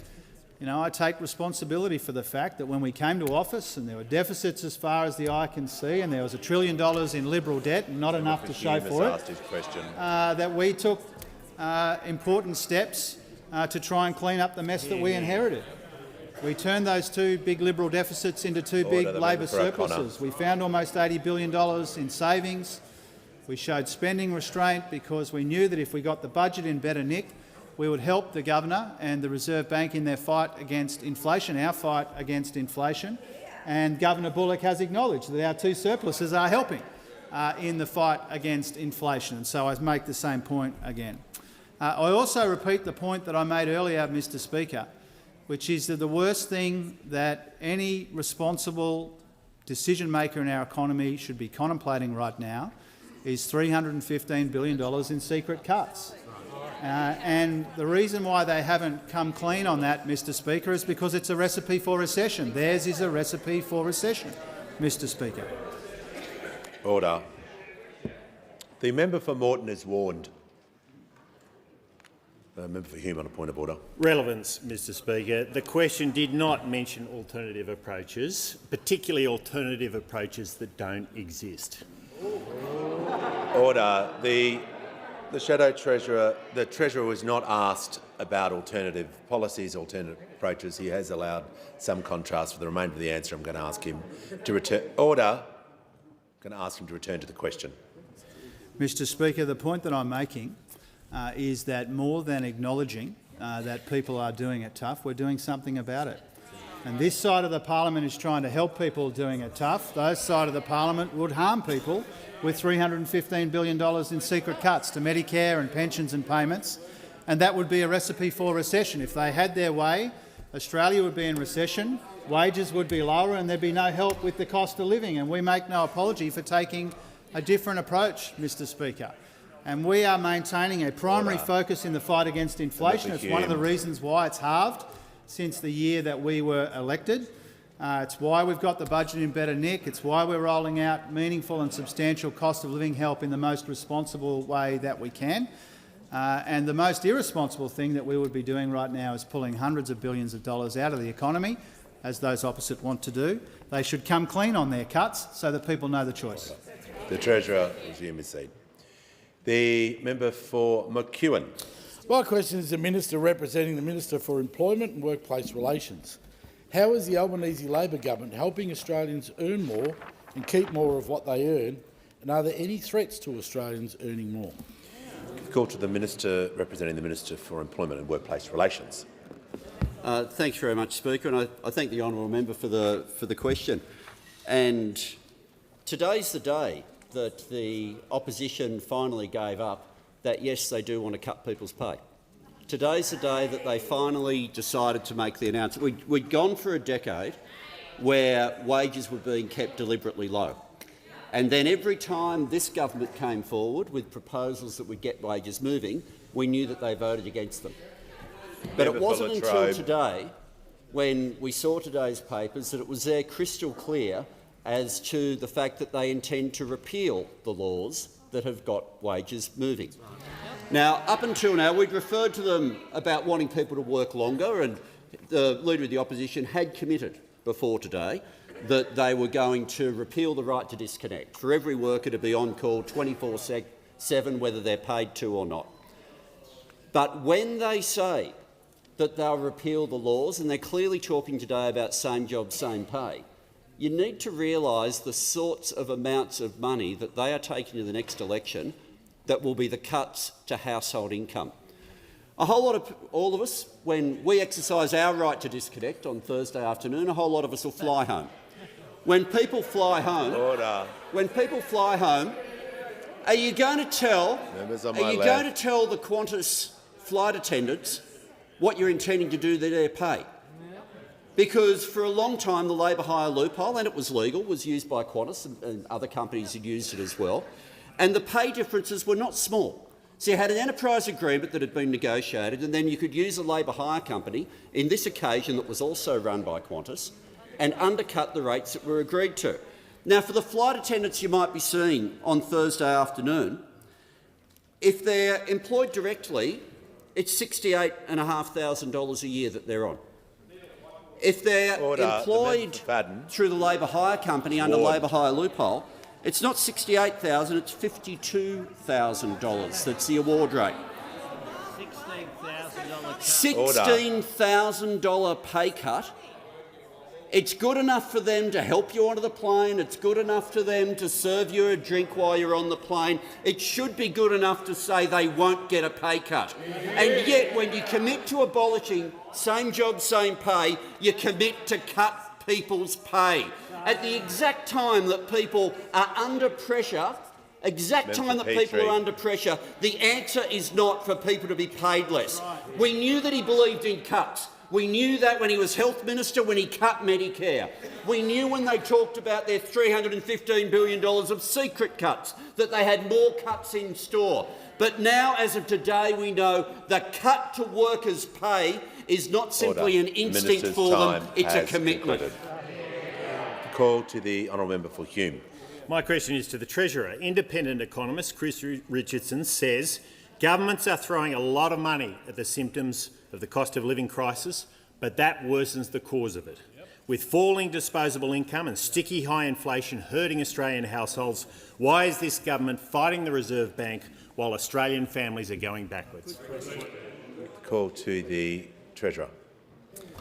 Thanks very much, Mr Speaker. In terms of people doing it tough, I think it speaks volumes that when the Home Affairs Minister was talking about a $16,000 pay cut, those opposite were chuckling about it.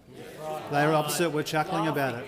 And doesn't that just go to the core of their approach and the difference between their approach and our approach, Mr Speaker? The Treasurer return to the question. We do more than acknowledge, as he did in his question, that people are doing it tough. We are acting on it, we're helping with the cost of living, and we're getting wages moving again. And we're getting real wages moving again as a consequence of our efforts, Mr Speaker.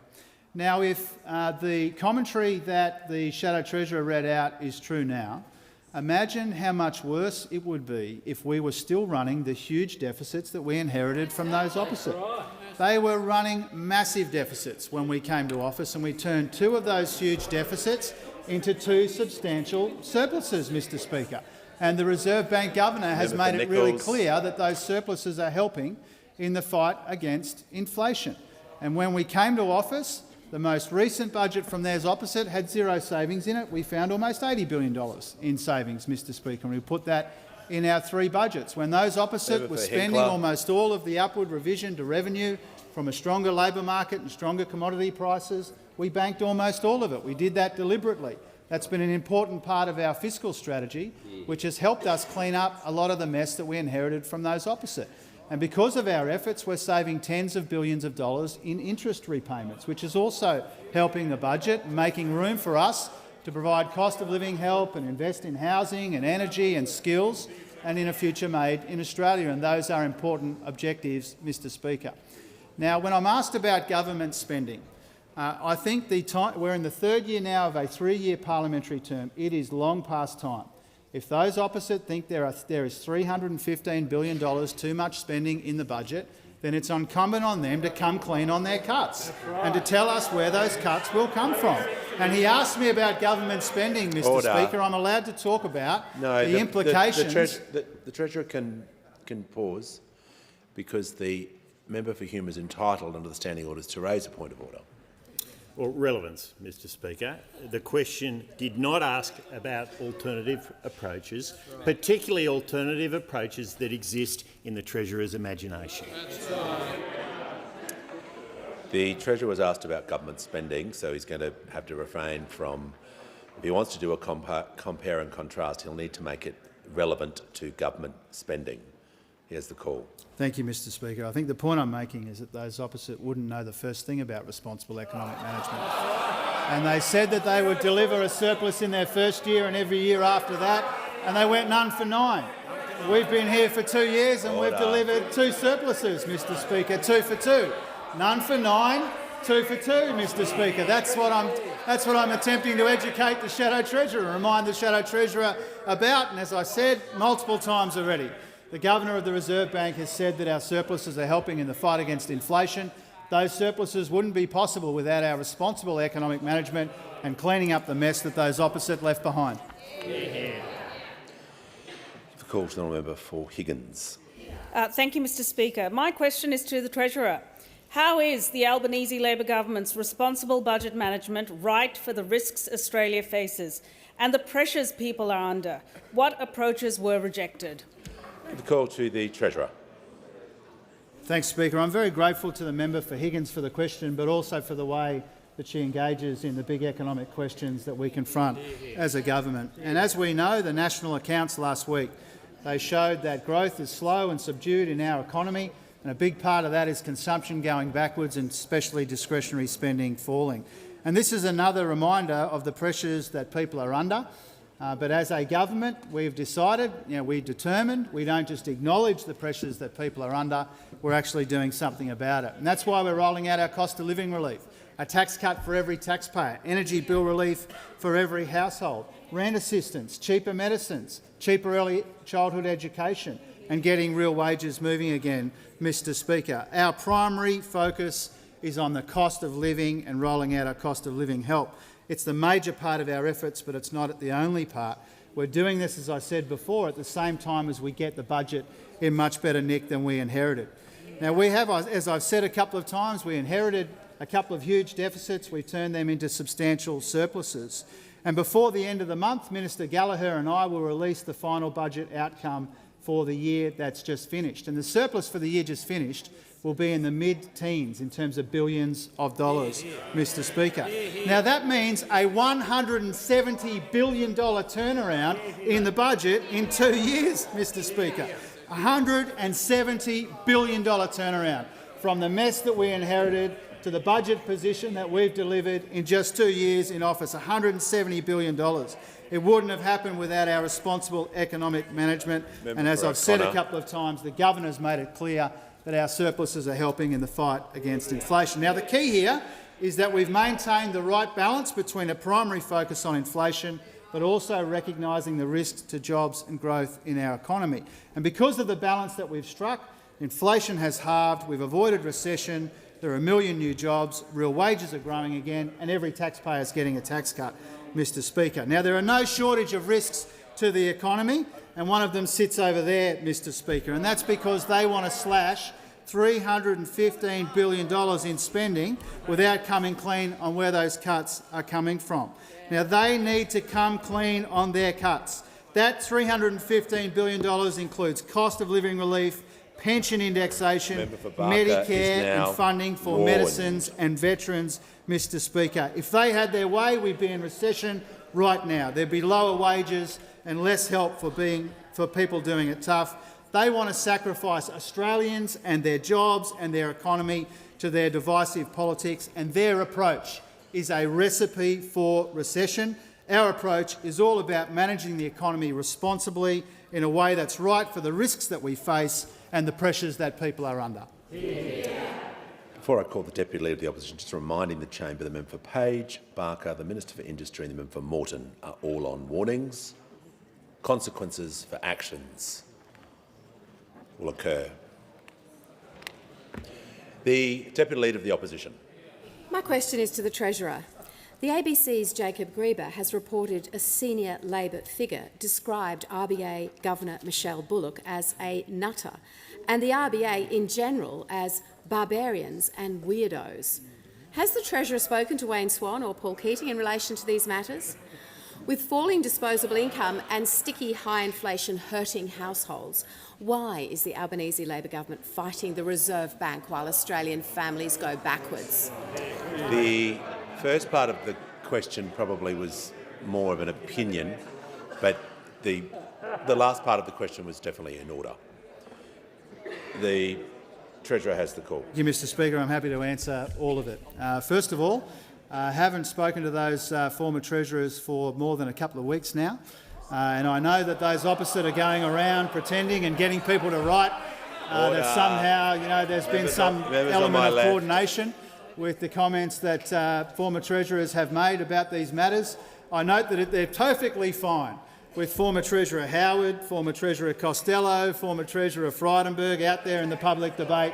But if you're a former Labor Treasurer, you've got no business being involved in it. I note that. I haven't spoken to either of those two guys about their commentary or their views in at least a couple of weeks, Mr Speaker. Now, as regards the other part of her question, the question about the comments reported by Jacob Grieber, who's up there in the gallery. I was asked this, I think, yesterday or the day before, and I said I completely disagree with those comments. I completely and utterly disagree with the comments that were made to Jacob in this regard. I think I've already made that clear, and if I haven't, I make it clear right now. I have a respectful working relationship with Governor Bullock and with her colleagues. As Governor Bullock has made it clear on a number of occasions, we work well together. We've got the same objective, we've got different responsibilities. And because of our combined efforts, we've seen inflation halve since the year we came to office.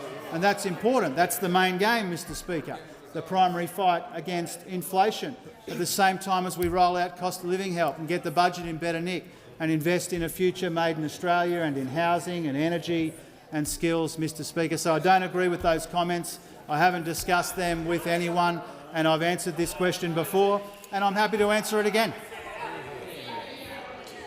Call to the honourable member for Cunningham. Thank you, Speaker. My question is to the Minister for Education. What is the Albanese Labor government doing to boost wages of early childhood workers and keep prices down for families? And what has been the response? Call to the Minister for Education. Thanks, Mr Speaker, and can I thank my friend, the cracking member for Cunningham, for her question.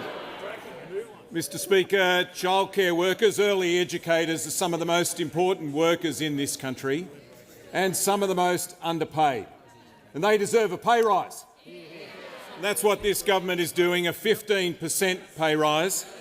That means more than $100 extra each week from this December and a pay rise of about $150 extra from next December.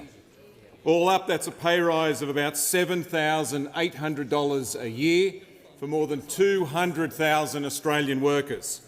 And tomorrow I'll introduce legislation to make that happen. And that's on top of the tax cuts that our early educators got a couple of months ago, a tax cut of more than $1,100. That's more money in the pockets of some of our lowest paid workers because of this Prime Minister and because of this government. Pay rises and tax cuts that wouldn't have happened if the Liberal Party had their way. We're not only delivering pay rises and tax cuts, we're also putting in place a cap on childcare fees at 4.4% to keep prices down for parents. Now, under the Liberals, childcare fees went up by a whopping 49%, double the OECD average. The changes that we put into place last year have already cut the cost of childcare for more than 1 million Australian families, and this is the next step. a pay rise for workers and a cap to keep prices down for more than 1 million Australian families. And here's just a sample of the reaction. Julie Price from the Community Childcare Association said this will be life-changing. Georgie Dent from the Parenthood said this is historic. Lisa Bonza, an early educator who's been working in early education for more than 20 years, said this is monumental. And the Liberal Party? Silence. But they can't be silent forever. The last time we introduced legislation to increase the wages of early educators, they didn't just oppose it, they didn't just vote against it, they said in this place that they condemn it. Condemn it. And in the Senate, they described it as, I'm telling the truth, they described this as an absolute disgrace. Now, we know the Liberal Party was born in the 1940s. The problem is they're still there and that their policies are still there. Every time we try to lift the wages or cut the taxes of people on low incomes, they stand against it. And it's time the Liberal Party made their way to the 21st century and support people who do some of the most important work in this country and back this bill when I introduce. The call to the honourable member for Warringah. Thank you. To the Prime Minister, in your previous answer you talked of giving parents peace of mind and protecting children, yet you are being selective with which harm you address. Young Australians are being targeted and groomed to highly addictive, harmful gambling through constant advertising. Are you ignoring the vast majority of Australians' call to fully ban gambling advertising as soon as possible? Call to the Prime Minister. I thank the member for Warringah for her question. And the answer is no, we are not. My government has done more to act against harmful gambling than any government in Australian history. More in just 2 years by undertaking action. We know when we look at where the harmful gambling comes from, almost 70% of that harmful gambling is actually poker machines.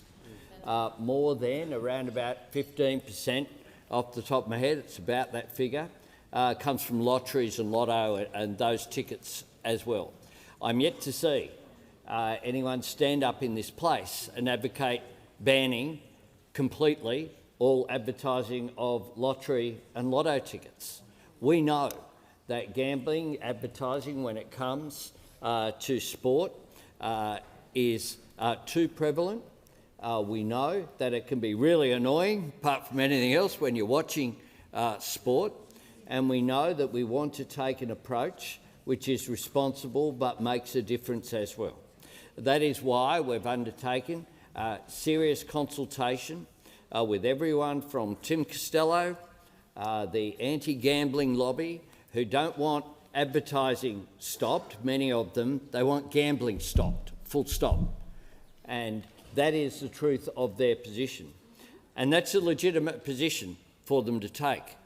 But it's not one that I have in terms of stopping all racing, for example, stopping all gambling right across the board, because I think that that would have an impact and an intrusion into people's personal liberties, which is not appropriate in my view. I respect that some people have a different view. I do not. I do not believe that the state has an absolute right to determine the behaviour of individuals across the board. What I do, though, is believe that we have a responsibility to restrict the damage that harmful advertising can have.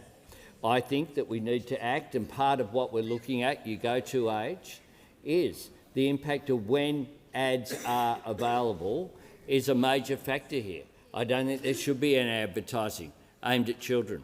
I don't think there should be any advertising during G-rated programs and during children's programs. I think that we need to make sure that adults can be adults, but children can be children.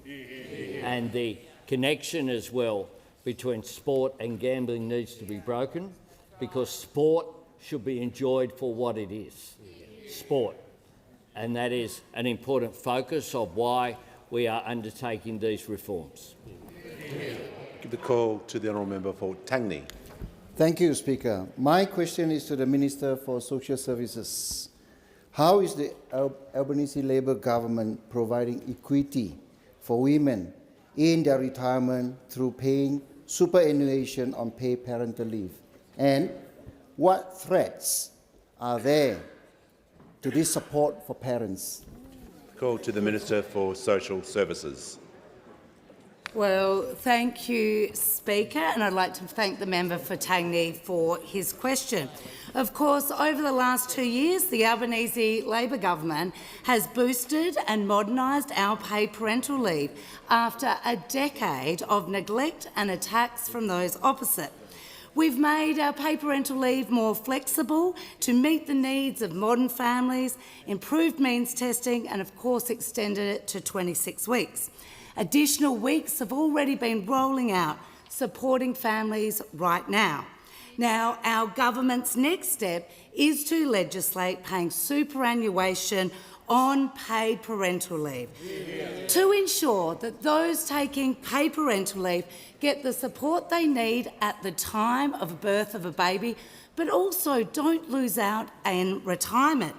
Now, we know that women on average retire with 25% less superannuation than men of the same age. And that's why, of course, we've introduced legislation to pay superannuation on paid parental leave to help close that gap. Now, Speaker, I was asked what could threaten the support for women in retirement. Now, I thought when we announced our plan for superannuation on paid parental leave, that was a key recommendation from the Women's Economic Equality Task Force that we would receive bipartisan support. Indeed, I was very heartened when the member for Farrer in March, in response to our proposal, said she believed in closing the superannuation gap. And I, of course, then thought there would be bipartisan support. However, we have now seen, just as the Leader of the Opposition has opposed every single cost of living measure that we have, they've now decided to oppose our plan to pay superannuation on paid parental leave. Order. Now, of course, this latest thought bubble from the member for Deakin to encourage parents to cash out that payment and not put it towards their retirement savings is just another idea straight from the IPA. Of course, this is the opposition's latest attack on superannuation, a system that ensures that people can retire in dignity. It's also, of course, those opposites' latest attack on paid parental leave. I don't need to remind the House that those opposite, when they were in government, called women that took paid parental leave from both the government and their employer double dippers. They demonised them on Mother's Day. What an insult to Australian women. It is only Labor that can be trusted with our superannuation system, and it is only Labor that can be trusted with paid parental leave. Give a call to the honourable member for Nichols. My question is to the Treasurer. Over the last 2 years, Australian households have experienced the largest fall in disposable incomes in the OECD. That's more than the UK, the US, Germany, France, Italy and Canada. With falling disposable income and sticky high inflation hurting households, why is the Albanese Labor government fighting the Reserve Bank while Australian families are going backwards? Give the call to the Treasurer. Well, thanks, Mr Speaker. I say respectfully to the honourable member, if we agree that Australians are doing it tough, and I think that we do, it's a bit bizarre that those opposite want people to earn less and they want to get less help with the cost of living. And they didn't want everyone to get a tax cut. They didn't want every household to get energy bill relief. And they presided over a decade of deliberate wage stagnation and wage suppression. And so, Mr Speaker, those opposite have got to make up their mind. They've got to decide whether they agree that people are doing it tough. We understand that people are doing it especially tough. And they've got to decide whether they want to be part of the problem or part of the solution. That's right. And part of the problem would be if they swung the axe at Medicare and pensions and all of the things that they're contemplating in their $315 billion in cuts. That would make things worse rather than better. And the Leader of the Opposition has jumped... The member for Spence is warned. Any member can take a point of order, and the member for Hume is doing so. He has the call. Relevance, Mr Speaker. There was no mention of alternative policies in the question, and the Treasurer's imagination is running wild, as always. The member for Hume was given the courtesy for a point of order. He does not need to add extra commentary to every point of order. The Treasurer is entitled to some compare and contrast, but I'll just draw him back to the question to make sure he is being relevant. Thank you, Speaker. The point that I'm making is I believe that everyone in this parliament understands, as indeed I believe every Australian understands, that people are doing it tough right now. And the choice that we have as the people's representatives here in the House is whether we want to work hard to try and help people who are doing it tough, or whether we want to further harm people doing it tough. And if you attacked Medicare, as they did last time they were in office, if they cut wages like the Leader of the Opposition is proposing today... The Treasurer just needs to make sure his answer... Yeah. He wasn't asked about the opposition. He wasn't asked about alternative policies. He wasn't asked to give an opinion. Order. The member for Barker. So, as much as the Treasurer is giving his answer about the opposition, he won't be able to do that for the remainder of his answer. He's done a compare and contrast. He just needs to return to the question. Thank you, Mr Speaker. We acknowledge, as the questioner did, that people are under pressure. We're doing something about it. We're providing a tax cut for every taxpayer to help people. We're providing energy bill relief for every household to help people. We're getting wages moving again to help people. We're making medicines cheaper to help people. We're making early childhood education cheaper to help people. We boosted rent assistance twice in a row because we want to help people, especially in that instance, people doing it tough in the rental market. And so the acknowledgement that people are doing it tough is important, and I think there's a consensus on that. The difference is the choice that we have to make here is helping people or harming people, and we're helping people. And we're doing that in the face of deeply irresponsible and deeply divisive opposition from the Liberal and National parties. Order. The member for Casey. And we will continue to help people where we responsibly can, rather than acknowledge but then ignore the pressures that people are under. Call to the member for Gilmore. My question is to the Minister for Skills and Training. How is the Albanese Labor government supporting Australians to gain the skills that are in demand while easing cost of living pressures? What approach to skills has the government rejected? Call to the Minister for Skills and Training. Thanks, Speaker, and I thank the member for Gilmore for her question. I acknowledge her long career working in education, skills and training on the South Coast, including as a TAFE teacher. I also anticipate a very long career for her in this place. The minister will pause. The minister will pause. I can't hear what is being said, so now a general warning is issued, which means if people interject, they'll suffer the consequences. Because I can't hear the answer. The questioner was given the respect of being heard in silence. We're in 10 seconds in, and this is a wall of noise. It's not on. It's not happening. The Minister for Skills and Training has the call. Thanks, Speaker. The member for Gilmore knows that a strong vet sector is critical to Australians getting secure and well-paid work, and for businesses in her area and all of our areas getting the skills they need. Speaker, yesterday was National TAFE Day, and together with educators from right around the country on this side of the House, we celebrated the group of people who make so much possible for so many, Australia's TAFE teachers. Our teachers, in a real sense, are our TAFEs. Their passion, their leadership and their hard work is helping Australians get high-quality skills for today's workforce and for tomorrow too. TAFE changes lives and plays a vital role in giving people skills they need for secure and well-paid jobs. It's where so many of our nurses, early childhood educators and tradies begin their careers. And after years of being systematically run down by those opposite, the Albanese government is committed to realising the potential of TAFE for the benefit of every Australian. With fee-free TAFE, we've now helped more than 500,000 Australians secure their place. That's 500,000 people learning in-demand skills to work in construction, housing, aged care, cyber security, easing cost of living pressures, Speaker, while helping businesses get the skilled workers they need. And last week, the National Centre for Vocational Education and Research released its latest report, and that revealed a substantial increase in the number of students undertaking VET last year. More than 5 million students taking part in some form of nationally recognised training, up by more than 10%. The data also shows that more students are studying VET qualifications, numbers increasing by 6.7% to 2.1 million from last year, from the year before that. And this is growth principally driven by domestic government-funded students, including fee-free TAFE.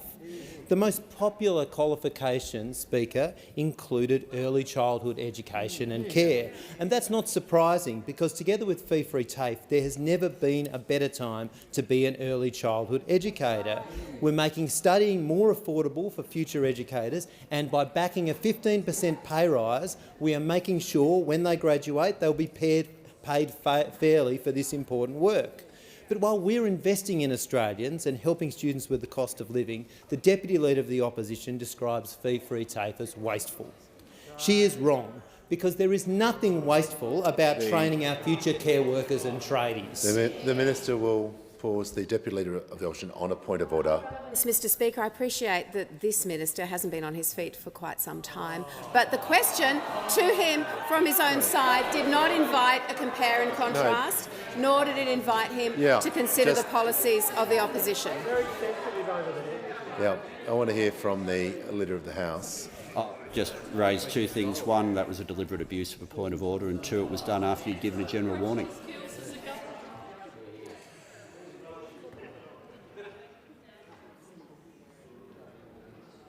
The Deputy Leader of the Opposition didn't hear the question, because in the question it said what approaches were rejected.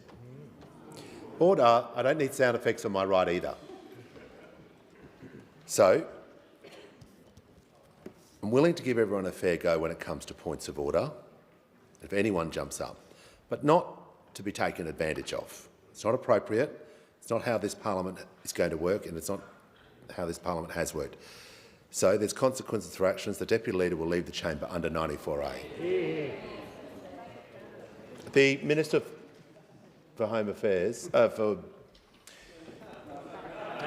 Housing and Homelessness. Order.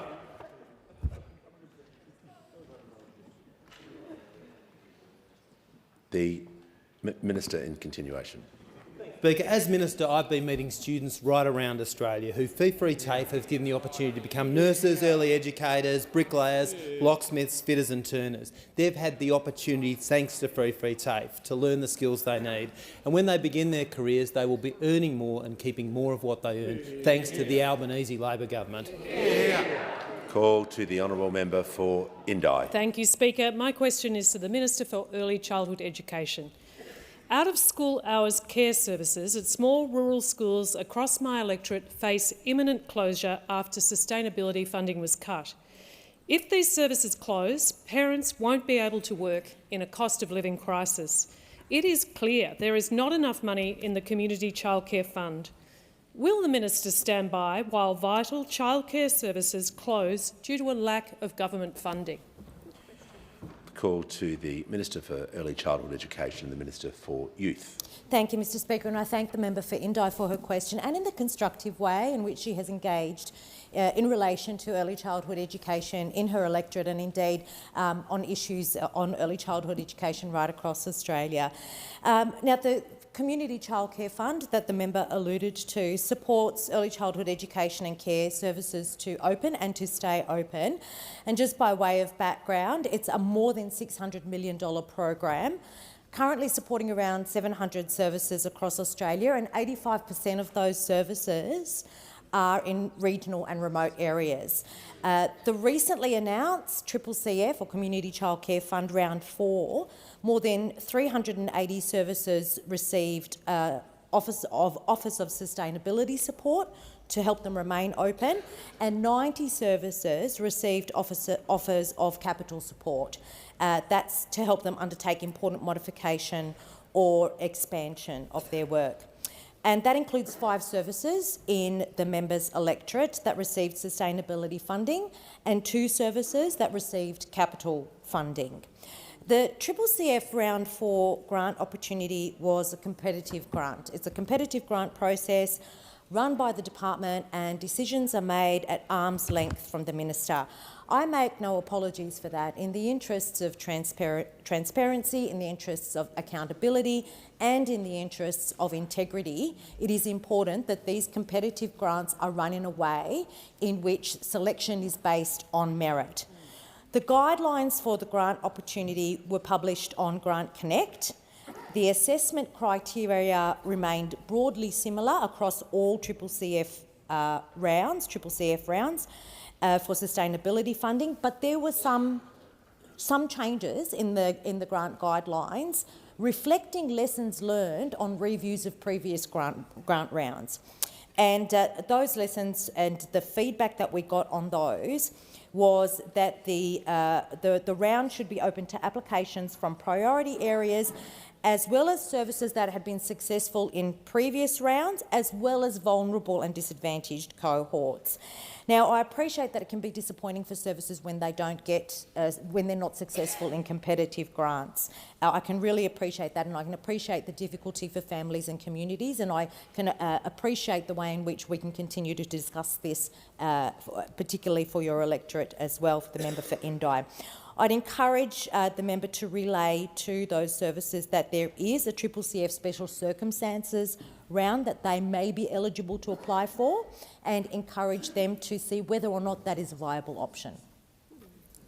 Before I call the member for Bendigo, I'd like to acknowledge in the gallery a guest, the Minister for the National Disability Insurance Scheme, Mr David Sheridan of Travancore. I'd like to give the call to the member for Bendigo. Thank you, Speaker. My question is to the Minister for Resources and Northern Australia.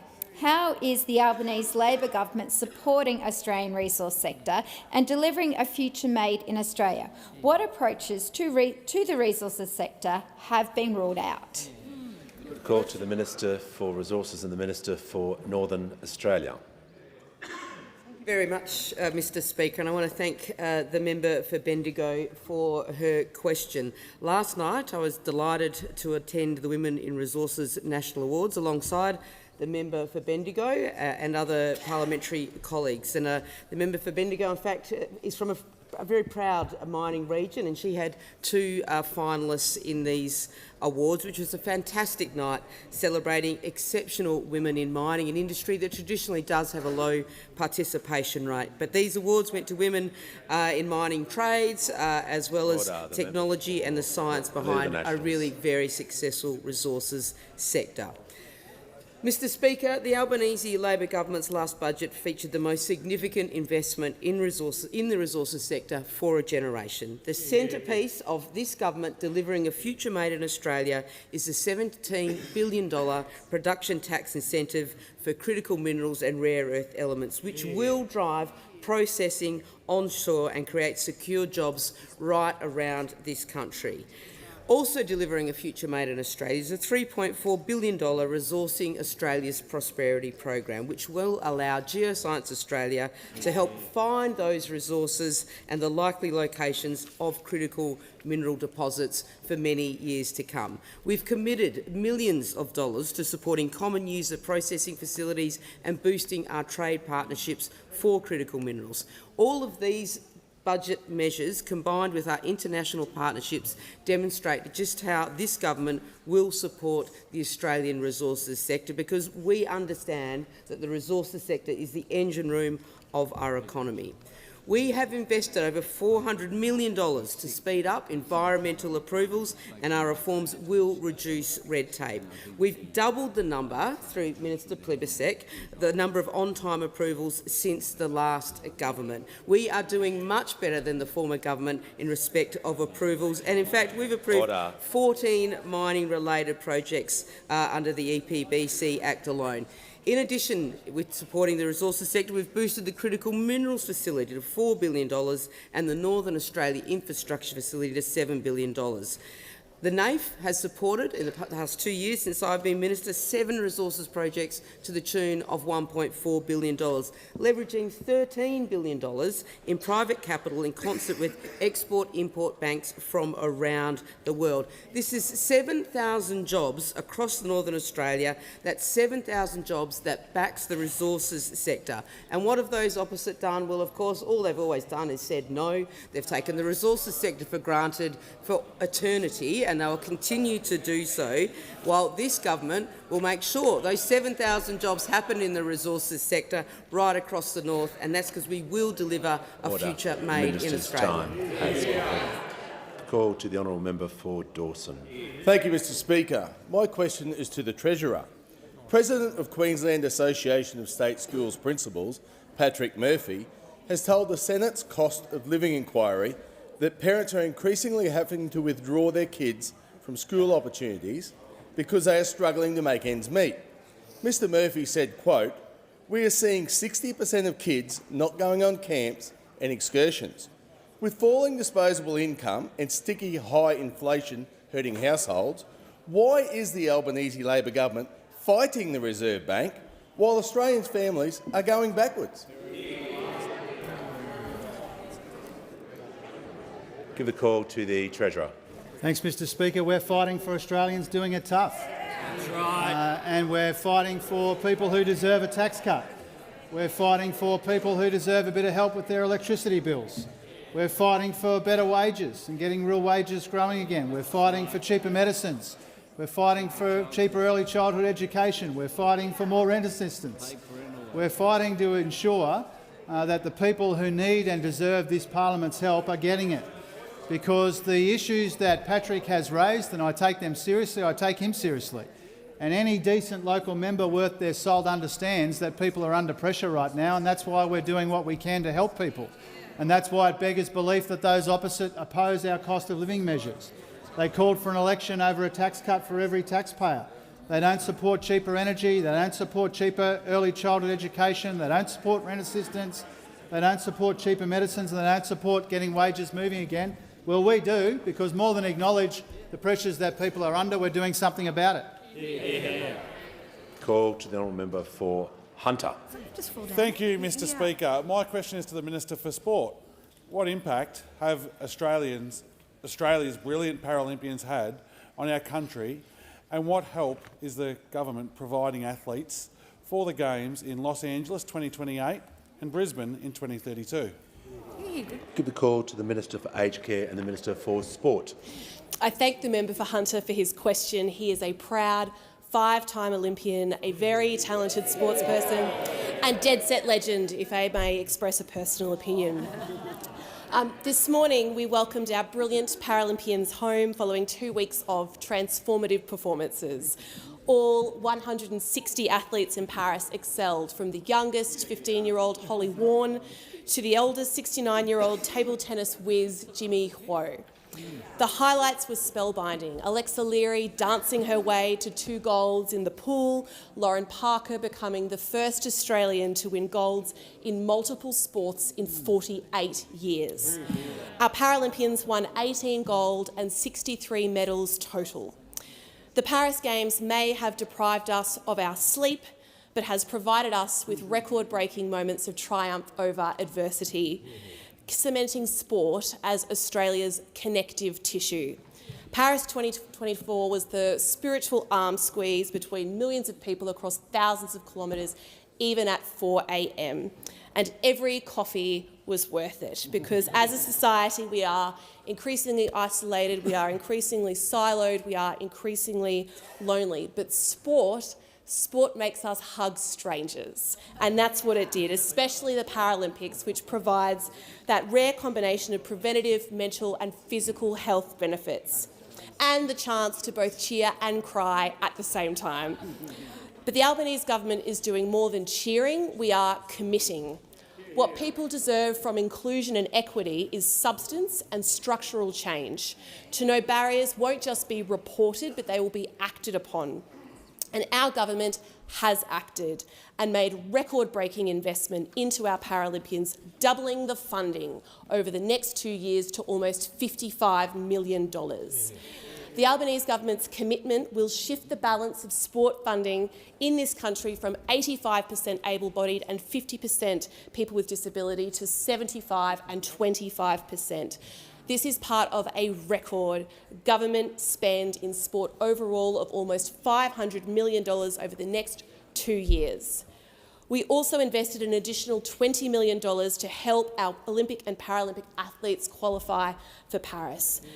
And we provided Australia's para-athletes with the same financial incentives for winning medals at the Paris Games as our Olympians.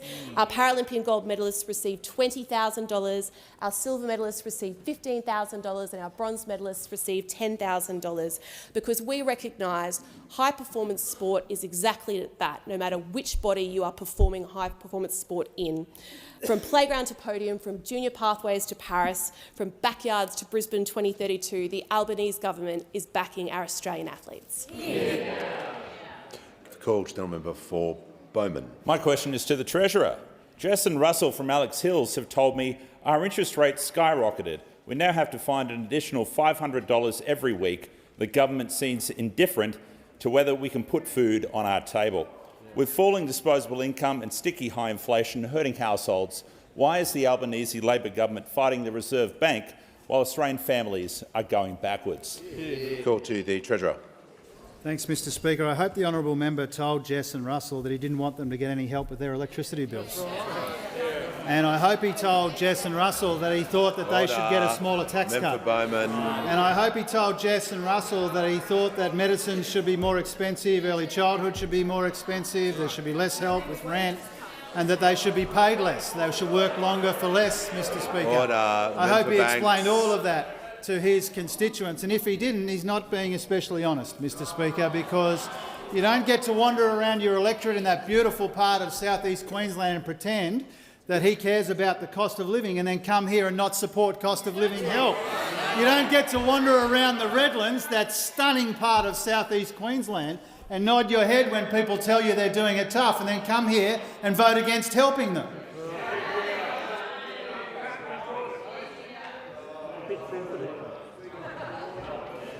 The member for Bowman on a point of order. Just on relevance, Speaker, I agree the Redlands is a wonderful part of southeast Queensland, but I would wonder if the Treasurer might be interested in actually answering my question. Well, the Treasurer was mentioning the people's names in the answer. Just got to make sure that it is directly relevant to what he was asked about the constituents, and so far the Treasurer is being directly relevant. If he was talking about other people, may not be so lucky, but he has the call. Thank you, Speaker. He asked me about his constituents, and I'm talking about his constituents. Indeed, constituents right around Australia are under substantial financial pressure, and that's why we're helping them. That's why we're helping them with a tax cut for every taxpayer, energy bill relief, cheaper early childhood education, rent assistance, getting wages moving again, in all of the ways that we are helping people with the cost of living pressures that they're under right now. We're fighting inflation, and inflation has halved since the year that we were elected, as the Prime Minister said earlier on in question time. If those opposite, and especially the honourable member, really cared about the cost of living pressures that our constituents are under, they would support our efforts to help with the cost of living. Instead, they oppose them. Order. Call to the member for McNamara. Thank you, Speaker. My question is to the Minister for the Environment and Water. How many renewables projects has the Albanese Labor government ticked off? How will these projects make energy cleaner and cheaper for all Australians? And how is the government's approach different to other proposals? Call to the Minister for the Environment, the Minister for Water. Thank you so much, Mr Speaker, and thanks so much to the member for McNamara for his question. I know that he is a huge supporter of renewable energy, and I'm delighted to inform the House that I've now ticked off the 60th renewable energy project backed by this government. These 60 projects mean that we have now, on this side, ticked off enough renewable energy to power 7 million Australian homes. That is the equivalent of powering every home in New South Wales, in Victoria and South Australia. And it means that we're ticking off renewable energy projects at the rate of about one every 2 weeks. On Friday, I ticked off the huge 600 megawatt Birrua solar farm in New South Wales, which will see the construction of around 1 million solar panels as well as 600 megawatts of battery storage. That's enough for 229,000 New South Wales homes. It's also part of the Central West Arana Renewable Energy Zone, which recently received approval for a transmission line. Also recently, the Sun Cable project, 6 gigawatts of renewable energy, including 4 gigawatts to be used in Darwin. That's the equivalent of powering 3 million homes. That's 6,000. The Leader of the Opposition hasn't heard of batteries. It's so sad. And wind power. Hasn't heard that the wind blows at night. Hasn't worked out that hydroelectricity works at night. The energy transition is real. It's happening. We're also providing $300 worth of energy bill relief. We're putting cheaper power into the grid right now for households, right now for businesses. The alternative from those opposites is the most expensive form of energy, maybe in 20 years' time, with no details about costs.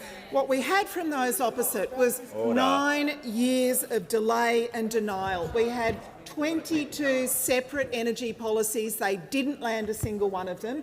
They were told, when they were in government, that 24 coal-fired power stations were closing. They had no plan to replace that generation capacity. No plan for energy, no plan for workers, no plan to bring power prices down now. They're talking about something that might happen in 20 years' time. They have no plan to help Australian households now. Just ask them. Call the Prime Minister. Thanks, Mr Speaker. I ask further questions be placed on the notice paper and ask for your indulgence, Mr Speaker. And indulgence, the Prime Minister. Thanks very much, Mr Speaker. This morning in Sydney, a young mum and their child handed me a handwritten note, and it goes to what the Minister for Sport has just said and what myself and the Leader of the Opposition and other people who are privileged there were able to witness today. And I think it's worthwhile, given the handwritten note, to read some of it into Hansard today, Mr Speaker. To the Honourable Prime Minister Anthony Albanese. Hi, my name is Rafferty Stevens, but you can call me Raff. I am 12 years old and I play wheelchair basketball and tennis. I am ranked number 43 in the world for tennis, and I am in the state performance program in wheelchair basketball. My wish is to represent Australia in wheelchair basketball at the Brisbane 2032 Paralympic Games. Thank you for putting money towards Paralympic sport. I promise I will try hard at school and basketball so I reach my goal. Kind regards, Rafferty Stevens. So to Raff and Alicia Mum, we collectively are very confident that you'll get there in 2032. And for those Paralympians who arrived home today, that is the sort of inspiration that you have. Your conduct and your performance has changed lives. It's changed the life of this young man, and it's a great thing. The Manager of Opposition Business has indicated he is seeking a personal explanation. Mr Speaker, I seek to make a personal explanation. Do you claim to be misrepresented? I do. You may proceed. Yesterday, the member for Warringah issued a social media post claiming that I had, quote, only moved amendments to 4 pieces of ledge, close quotes. The facts are, in the 47th Parliament, I've moved 5 second reading amendments, a member for Warringah has moved 1. I've moved 10 consideration and detail amendments, a member for Warringah has moved 11. Right. I've moved 16 motions to suspend standing orders, a member for Warringah has moved 2. I've asked 46 questions during question time, the member for Warringah has asked 24. Order. I trust that clarifies the matter. Order. Members on my right. The member for Kooyong is not seeking the call. I present the Auditor General's Performance Audit Report No. 2 of 2024-2025 entitled Defence's Management of ICT Systems Security Authorisations, Department of Defence. Call the Leader of the House with papers. Thanks, Speaker. These documents are tabled in accordance with the list circulated to the honourable members earlier today. I also present the correction to the explanatory memorandum for the Veterans Entitlements Treatment and Support Simplification and Harmonisation Bill 2024. Full details of the documents will be recorded in the votes and proceedings. I have received a letter from the honourable member for Warringah proposing that a definite matter of public importance be submitted to the House for discussion, namely the need for the government to do more to protect Australians from scams, especially those that involve electronic transfer of funds. I call upon those honourable members who approve of the proposed discussion to rise in their places, and I give the call to the honourable member for Warringah. Thank you, Mr Speaker. Scams are everywhere. We get random phone calls claiming to be from Melbourne or somewhere in Queensland. We get text messages at 4 a.m. in the morning saying we need to pay our tolls urgently at the link provided. 96% of Australians were exposed to scams in the 5 years up to 2021 alone, and that is increasing. In 2023, we lost some $2.74 billion to scammers. That's more than $5,200 per minute. In the UK, banks are now required to reimburse victims where they have been tricked to authorise a payment, generally by masquerading as a legitimate business or person. But meanwhile, in Australia, banks refuse and are not required to refund victims. It's vital for the government to force financial institutions to increase the friction between financial transfers to enable tracking and recovery of funds by victims. I regularly hear of those who have been scammed in Warringah. They get in contact with me often. They are distressed. They almost always have no way to seek redress or to get their money back. One constituent's son had his house deposit of just over $100,000 scammed from them by someone impersonating his lawyer. In an era where bank cheques are becoming a thing of the past and so many transactions are done electronically, it's absolutely vital that we increase friction and make financial institutions more responsible, which will make them take action to limit scams. I'm glad to say some Northern Beaches seniors aren't taking scams lying down. They're fighting back, because too often we think scams are happening to older Australians that maybe are not so familiar with electronic means. But it is happening to all age groups, young people in particular, young professionals who are getting scammed in relation to funds they simply cannot afford to lose. We had locally great coverage in the Manly Observer in the lead up to the last Christmas, showing how Manly Computer Pals ran tutorials for seniors to help them avoid possible scams and raise their own digital literacy. Now, we need to do more of that, more information and education to make sure we protect Australians from scams. Now, I know the government is responding. They have established the National Anti-Scam Centre, and there is work to introduce the mandatory codes framework. But consumer groups are calling for the government to go further and make financial institutions liable for their customers' scam losses, as they ultimately are facilitating the money being transferred, and they are the ones with visibility on who is receiving the funds. They have the capacity to increase friction and ensure recovery of funds. And if they are made liable to reimburse funds, they will be motivated to put greater protections in place for consumers. Losses to scams are now so great and frequent, the government must act. We are seeing New Zealand and Singapore moving in the direction of the UK by introducing measures for greater liability of financial institutions. The government is moving on mandatory industry codes, and that's welcome. But alongside that and enforceable codes, consumer groups are calling for mandatory reimbursement of consumer losses by financial institution. And as I've said, this will incentivise them to do better to create that friction and better recovery. A fair and simple dispute resolution pathway for consumers, and a mechanism for banks to recover the cost of scam losses from other bodies. Time is of the essence in this sector. In the meantime, I would say to constituents, there are basic things you can all do to protect yourselves from scams and to protect your loved ones. The three key steps to remember. First, Stop. Don't give money or personal information to anyone if you're unsure. Scammers will create a sense of urgency. Don't rush to act. Take your time and don't give money or personal information. Secondly, think. Ask yourself, could the call or text be fake? Scammers pretend to be from organisations or people you know and trust. All too often, for parents, it will be your children. Contact the organisation using information you rely on, that you source independently through means that you trust, so that you can verify if the call is real or not. If you're not sure, hang up. And thirdly, protect. Act quickly if something feels wrong. Trust your gut. Contact your bank immediately if you have authorised a transfer or if you have lost money in a scam.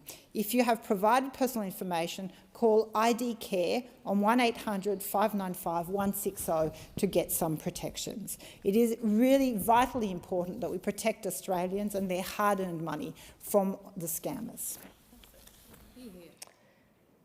The Assistant Treasurer and Minister for Financial Services. Thanks very much, Deputy Speaker. Can I start by thanking the member for Warringah for bringing this matter of public importance to the House today. A passion project of mine since before we formed government was to ensure that the Commonwealth Government did more to keep Australians' information and their money safe. And I see over there on the crossbench a number of crossbench members, the member for Goldstein, the member for North Sydney, the member for Indi, the member for Mackellar, the member for the South Australian member, member for Mayo, and all of the crossbench members. I've had a lot of engagement with them on the government's Curtin. I missed the member for Curtin, thank you. I've had a lot of engagement for crossbench members on this issue, and whilst I know every member in this place on all sides works hard, I don't think there's another member, apart from myself, who's spoken to more Australians on the issue of scams and scam losses and what the Commonwealth Government needs to do to help protect Australians. Over the last 2 years, I've probably held over 80, 90 forums around the country, all of them well-intended. I see the member for Indi there. We had a couple of great forums in your electorate a few months ago. I see members of the Coalition here as well. I've had a number of meetings in Coalition member seats, including Michael McCormack's seat a few weeks ago as well. So a lot of interest right across the Parliament. And nothing I'm about to say takes anything away from that. But it's simply a fact that the Albanese government is the first government to take this matter seriously. The fact of the matter is, before we came to power, the approach of the previous government was simply to dismiss people who'd become victims of scams as mugs who'd fallen for something. They'd failed to take care, and they were mugs, and it was their own fault, and if there was an obligation of government was to whisper quietly, just be careful, will you? Just be careful. And we look at the sophistication of scams and the fact that they've become industrialised over the last 5 years and say that is not good enough. They have moved to literally industrial scale operations being run out of other countries, and Australia is one of the targets because we are a relative wealthy nation that is well connected around the world. Before we came into government, the result of that approach, the negligent approach, was that scam losses were doubling every year. So the year we came to government, scam losses were at $3 billion per annum. They were set to hit $6 billion at the end of that calendar year. Thankfully they didn't, and they didn't because we put some measures in place. We funded ASIC to pull down fake investment web pages. We established a telecommunications register to block malicious messages and calls. We're blocking about 1 million a day. Before you jump into it, I can hear many of you about to say, but I'm still getting them. And phase 2 of our telecommunications register will move from a blacklist to a white list of numbers. So unless you're on the white list, you won't be able to send out a mass SMS message in the name of a trusted brand. So more action in that area. Pleased to hear the member for Warringah mention ID Care, great community organisation who help people who have been subject to a data breach or having their information stolen, personal information stolen, to repair their ID. We're funding them, more than tripled their funding to ensure that they can uplift the service that they provide to the Australian community. And of course we stood up the National Anti-Scam Centre, close to $90 million investment, with more to come, to ensure that we have a centre which is the central control of information sharing, of interference and interruption, and of education throughout the community. $90 million, it's actually in that $300 billion worth of wasteful spending that they refer to. So I look forward to a confirmation from members opposite as to whether they will cancel that funding and close it down. We think it's critical. We think it's a critical part of our economic infrastructure, keeping Australians' information and money safe. Yet to hear a word from the Coalition if they would maintain such a facility. We think it critical. Can I say something about phase 2? It was averted to by the member for Warringah. Phase 1 we know has worked because for the first year in close to a decade, scam losses didn't double. In fact, they went backwards. And we're one of the only countries in the world where that happened, by the way. One of the only countries in the world where scam losses went backwards. But look, I'm not going to shout victory in our time, because it's not. Because to go from $3 billion to $2.75 billion, $2.75 billion is just way too much. So the heavy lifting that needs to be done in phase 2 of our reforms is critical.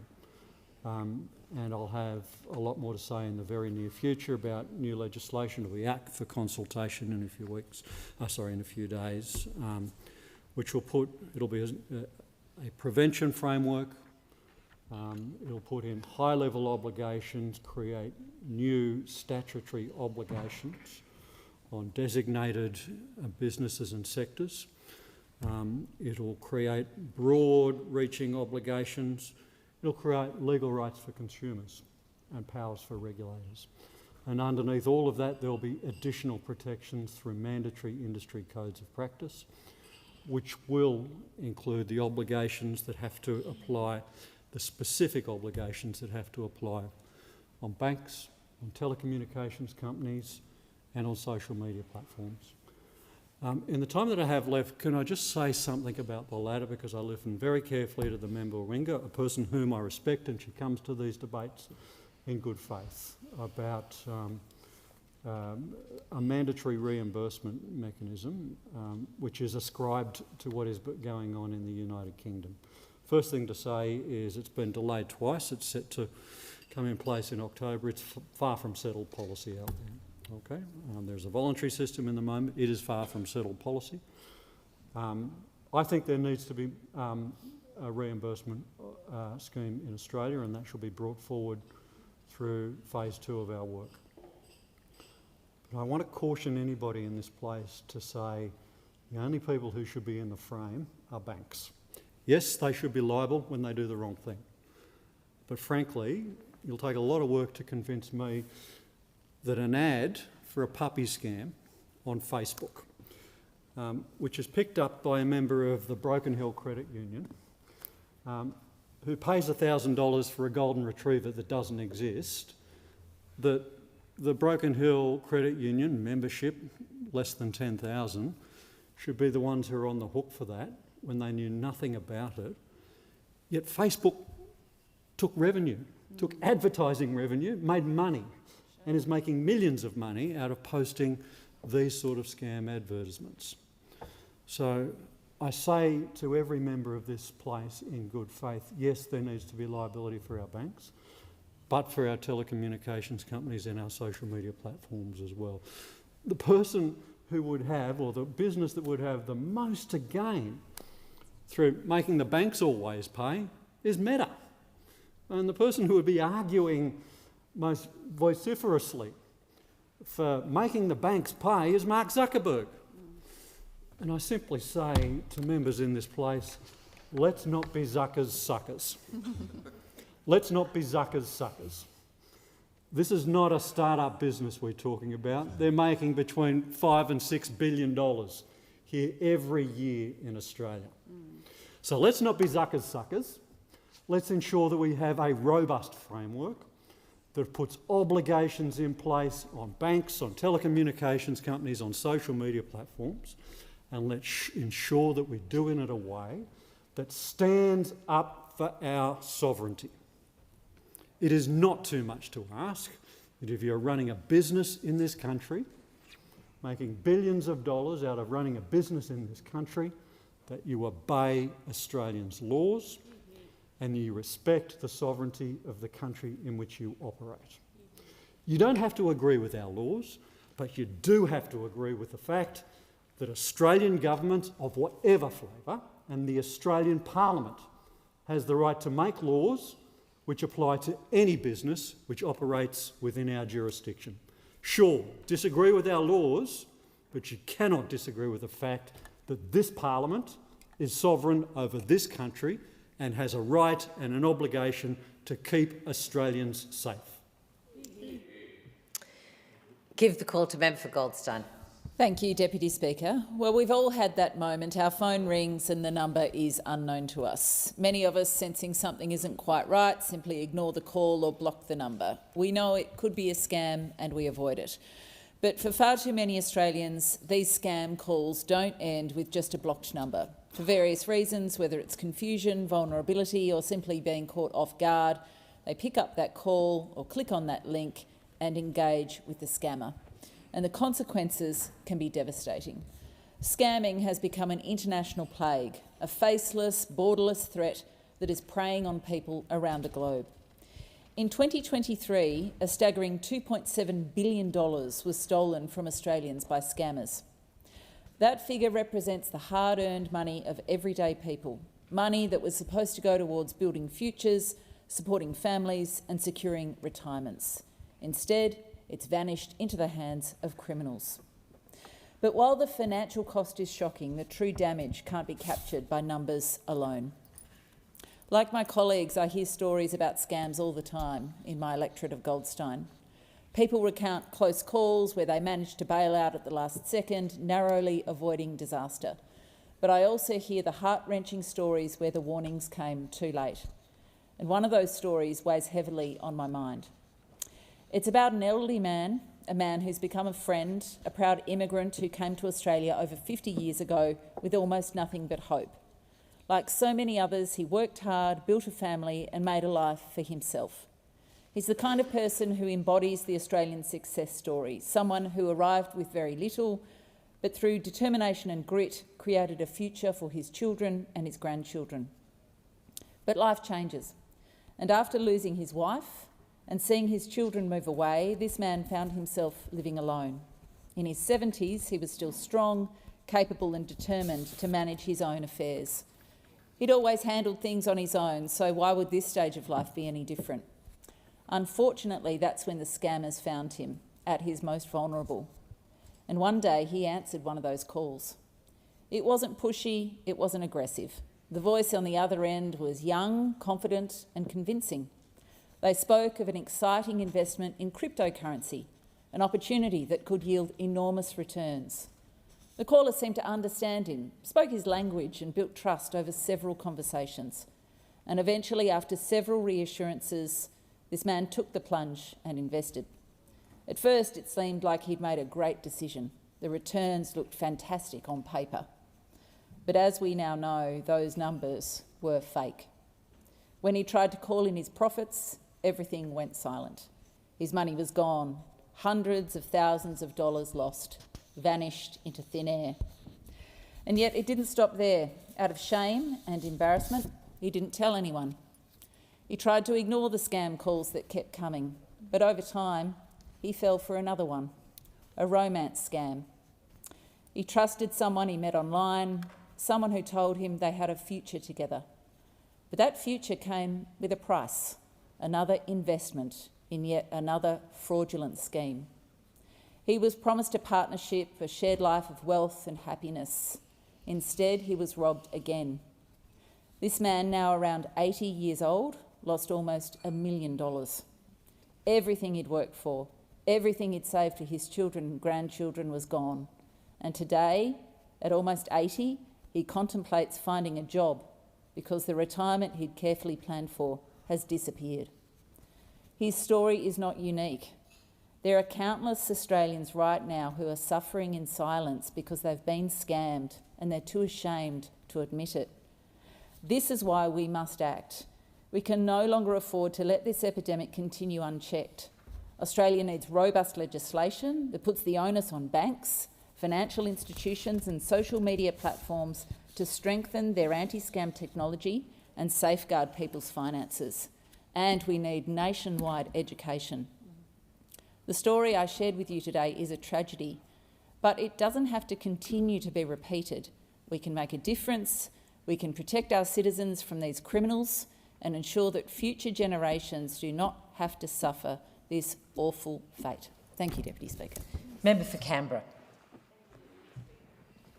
A really important matter of public importance topic today brought by the member for Warringah.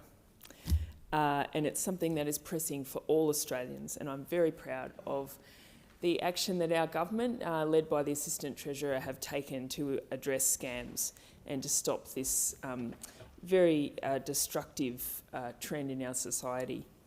I recently was proud to host an anti-scams forum with the Assistant Treasurer here in my electorate of Canberra, and it was good to hear him talk about all the scam forums he's held all around the country. I do believe he said mine was the biggest. Doesn't really matter, but we did have over 300 people attend this forum, which shows just how the level of concern in the community about scams, and we've all got them. We've all had the text messages and the calls and the emails.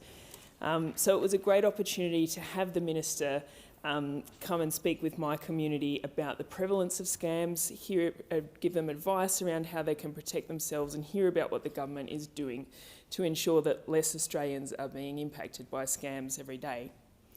The work this government has done to date has been transformative in this issue. In 2022, scammers stole $3.1 billion from Australians. In 2023, the government reduced that figure to $2.7 billion. Obviously, this number is still far too high, and there is more work to be done, but this trend is going in the right direction. Last year, the government established the National Anti-Scam Centre to provide cross-sector engagement. The centre brings together industry participants from finance, telecommunications and digital platforms, working with government to expand policies and initiatives which drive down scam activity. Since coming to office, the government has invested over $154 million in the fight against scammers. And I was really concerned to hear the Assistant Treasurer say just now in his speech that the Coalition are including some of this in their wasteful spending. So it will be interesting to see if they will commit to continuing this critically important work to protect Australians. Soon we'll be legislating mandatory industry codes to ensure that the banks, the telcos and social media platforms are doing everything they can to address this issue. These codes will ensure that if they are breached, the company responsible for the breach will be responsible to compensate the victim. In 2023, an ASIC report into scam prevention, detection and response by the 4 major banks found that the overall approach to scam strategy and governance was highly variable and overall less mature than expected. The report found that they had inconsistent and narrow approaches to determining liability across their banks, and it also found that victims are often not well supported and that their ability to detect and stop scam payments had significant gaps. A couple of weeks ago, as a member of the House Economics Committee, I had the opportunity to question the CEOs of the Big 4 banks, and I focused my questions on scams and the response of the banks to the significant losses of their customers, often as a result of their own institutions' failings. And particularly, I wanted to raise the issue of 2 of my constituents who lost enormous sums of money to very sophisticated scams. One of these constituents lost around $1.6 million and the other lost over $5 million. In both cases, my constituents told me about the response of their bank, which was clearly completely inadequate, lacking the urgency and the empathy that one would expect of such a life-changing loss of money, a devastating crime that has happened against these people. In one of the cases, Westpac informed the individual that they had been scammed and provided them with ways to protect themselves in the future, which is clearly just a terrible response to someone who had lost over $5 million. And I believe that they deserve more from their bank, and I raise this and pleased to say that Westpac have offered to contact both those constituents individually. There is more we can do in this space, and while the banks have a really important role to play, as the Assistant Treasurer has said, social media platforms also have a really important responsibility in this. The fact that they can take advertising money from scammers who are taking advantage of Australians, that is not the bank's fault. That is a responsibility that those social media platforms should take seriously, and really should take their role in these terrible crimes seriously and address that. Member for Indi. Thank you, Madam Speaker. It feels like every day we hear another story of an Australian whose life has been upended by scammers, by criminals, because that's what they are. They aren't opportunists. They're organised criminal groups that make use of any and all technologies to steal money from Australians at every age and every demographic. It is despicable stuff. We're all vulnerable to scams. Last year, Australians lost more than $2.7 billion to scams, and that's just scams that are reported, with many more going unreported, as we've heard in this chamber today. Many people are embarrassed to report. My office hears from so many people who've lost money to scams, many amounting to hundreds of thousands of dollars. Take the story of Nola and Ray Holden, a couple living in Bongilla in my electorate, who were victims of a horrendous scam in April this year. After scammers accessed the Holdens' bank details, they made 85 transactions of $990 each to foreign bank accounts over the next 24 hours. That added up to $120,000 stolen from their account in just one day. As the Holdens family doctor has told me, he is assisting the Holdens in this matter, at no point in time did Bendigo Bank alert the Holdens or put a freeze on their bank accounts. Even though the scam put Ray and Nola's account tens of thousands of dollars into overdraft, the bank did nothing. What I find particularly shocking is the bank, even after being alerted to the scam, began charging the Holdens $700 per month in interest because of the overdraft debts. While the bank has now paused interest payments after intervention from the Australian Financial Complaints Authority, the Holdens tell me that the bank is now seeking to recover the funds from their estate when they die or sell the farm they have lived on for decades. That's almost as despicable as the scam itself. Thinking of the Holdens story, it's hard to quantify the impacts beyond the financial loss. There are the mental impacts and the sense of shame that many victims of scams feel. Many experience ongoing trauma and a loss of trust that can impact many areas of their lives. And like so many other MPs in this place, I've met many families like the Holdens, and I know that it could happen to any one of us. So we must do more. This government must not be complacent, because the scammers certainly won't be. Fortunately, when I welcomed the Assistant Treasurer to Myrtleford and Benalla earlier this year, I sensed that he is well aware of the scale of this challenge. And I commend the government for much of its work in this space. The creation of the National Anti-Scam Centre has made a difference. The creation of the SMS Sender ID Register should help every Australian that is constantly receiving scam text messages purporting to be from anyone from the ATO, Australia Post or other trusted organisations. But as an independent member of this place, it's my job to keep pushing the government, to keep going, to do everything it can in the fight against scams. And that's why it's so essential that the government put in place a mandatory scams code before the next election. The proposed framework will create minimum, consistent obligations for businesses to prevent, detect, disrupt and respond to scams. The Holdens wouldn't have lost more than $100,000 if their bank had better processes in place. And with no mandatory code, there's no incentive to protect customers or consequences when they fail to do so.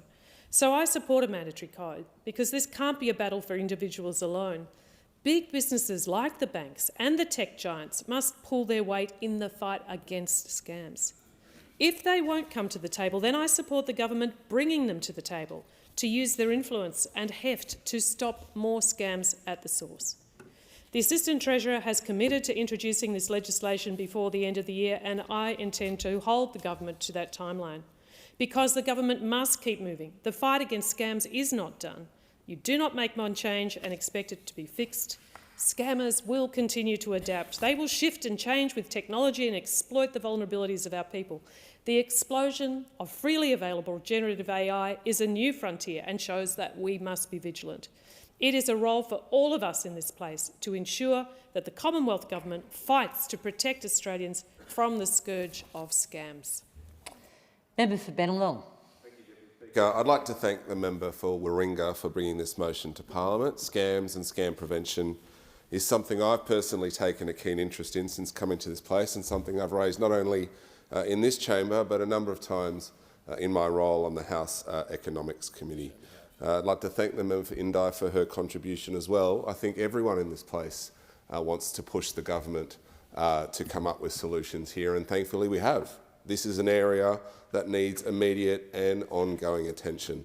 And as members of the House Economics Committee, here with my good friend, the member for Hawke, it's something we are working with very closely with the Assistant Treasurer to make sure that happens. Because when we came to office, Australians were losing over $3 billion a year to scams. Online, text message, phone and in-person scams were rampant, and losses doubled with each year between 2019 and 2022. And for too long, scams were put into the too hard basket by the Liberals and Nationals.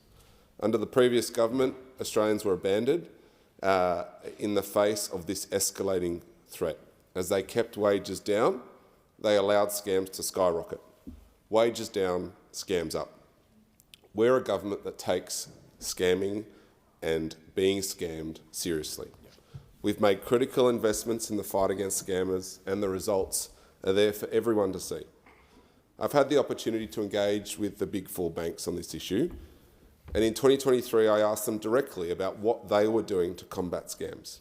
And at that time it was clear that the individual banks were taking individual action, but the response across the sector was inconsistent. Each bank had its own approach. Some were doing okay, others were not, and the overall data showed that these efforts were falling well short of what was needed. In our most recent hearings, which the member for Canberra just referred to, it was pleasing to see a much more coordinated and focused approach from them. The banks know that this government has them on the hook, and they're responding.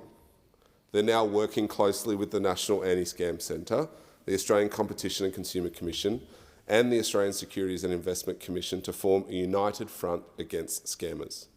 They've strengthened controls around fund transfers, and they're implementing new technologies to detect suspicious transactions in real time, and they should have done that sooner.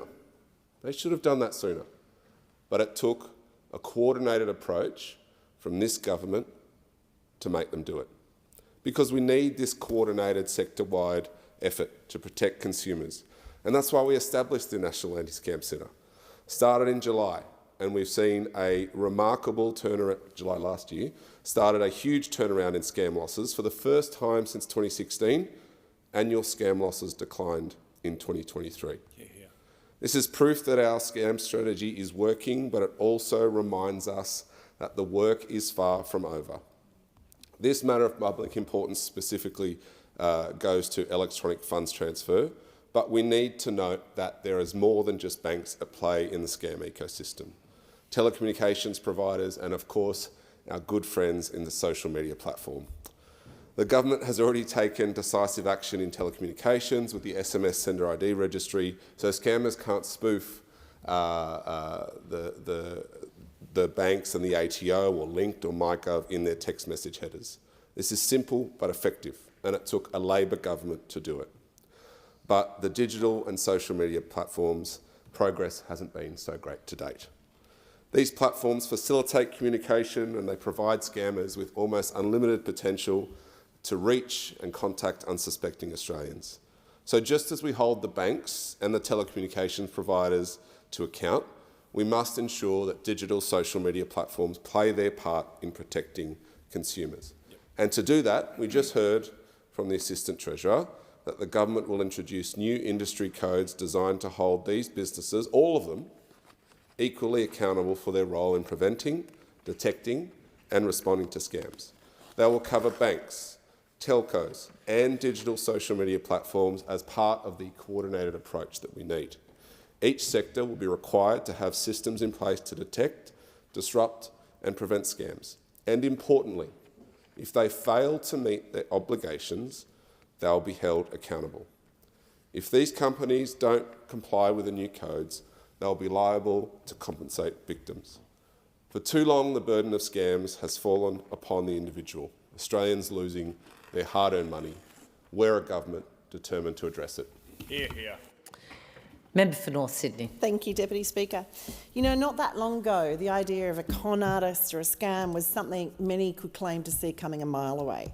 It was the dodgy guy who had a bridge to sell you in Sydney, or it was the curbside charlatan who would encourage innocent pedestrians to just watch the show. But in 2024, scams are increasingly sophisticated and pervasive, and I thank the member for Warringah for raising this really important matter of public importance. The constantly evolving nature of modern scammers is a key issue for all of us, with over 160,000 scams costing hundreds of millions of dollars already reported to ScamWatch this year alone. Concerningly, over 95% of people who are scammed don't get any money back, and this is just the measure of those who report them, with the true number of individuals scammed likely to be much higher. Everyone I know has received a scam phone call, email or text message. And as everyday aspects of our lives are increasingly moved online, whether that's shopping, banking or socialising, it's become too easy for scammers to get at us. My office literally hears from hundreds of people who have fallen victim to incredibly sophisticated scams every month, with one person recently contacting me because her elderly parents had lost $250,000 to an investment scam that was presented as an opportunity with two well-known financial institutions. Once discovered, neither financial institution accepted any responsibility and the money was gone. Another person recently reported signing up to a fake dating site with a recurring monthly charge. And shockingly, in this case, the bank again refused to help recover the payments because they argued the customer had given his details over freely. In almost all cases, the frustrating reality is people who are scammed are not clear on who they should contact or how, and overwhelmingly they are left feeling embarrassed and helpless. The data tells us scams disproportionately impact older and vulnerable Australians, and increasingly people are looking to the government to ensure adequate protections are legislated and enforced. As with any threat, disruption, detection and deterrence are fundamental, and key to those is awareness and education. In my electorate of North Sydney, with the help of ScamWatch, we've been hosting a series of community seminars designed to teach people how to recognise and respond to scams. Over 2 sessions to date, one of which was translated into Mandarin, attendees have been encouraged to stop, think and protect, to ensure they do not fall foul of these fraudsters. But as I've participated in these sessions, I've developed a belief that our government should be doing more to spread that education, be that via a mass public education campaign or partnering with the commercial sector to ensure widespread education is on the go, or working with schools and other care environments to ensure people are alert but not alarmed. So I take this opportunity to call on the government today to invest in that education. At the same time, the truth is better detection of scams requires greater information sharing, and I note the whole of ecosystem approach was core to the government's recently proposed Scams Code framework. But while we're encouraged to delete and report spam when we receive it, as a nation we need to do better to enable that data to be shared. While banks have made some inroads, and notwithstanding the work of the National Anti-Scams Centre and the Fusion Cell Task Force, information on the latest scams just doesn't get shared widely enough. As more and more services push consumers to transact entirely online, surely those services have a responsibility to foot the bill when scammers successfully hack their processes. I again take this opportunity then to call on the government to establish a national scam compensation fund that can be a source of recompense when innocent individuals are scammed. We need to respond by ensuring risks are borne by those most able to mitigate scams' harm. And for this reason, I believe this fund could be created by applying a levy across all of the institutions, whether it be banks, telcos, social media channels, that they need to input in. Perhaps one specifically calculated based on the number of customer reports of being defrauded via them. These organisations can and should do more of the heavy lifting here, particularly when ASIC has recently reported a disturbing history of failing to act. The government has announced some welcome initiatives, including the SMS registry and the proposed Scams Code framework, and early signs are that despite the staggering absolute numbers, losses from scams are abating. But we can and should do more to bring regulators, industry and consumers together to continue this fight, as it's ultimately bigger than any one person or any one entity. Thank you. Member for Werriwa. Dear Speaker, unfortunately, every Australian has either been the victim of a scam or knows someone who has. In all their iterations, SMS, emails, phone calls, door knockers and the like, scams are everywhere, and they cover every aspect of life: romance, investment, false billing, employment, classifiers, threats, just to name some.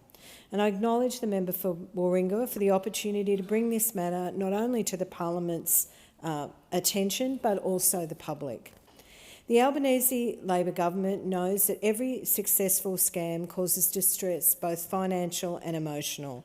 Yes, last year, losses from scams were $2.74 billion. We all know this, but it only gets driven home when we experience it personally. Earlier this year, I learned I was scammed.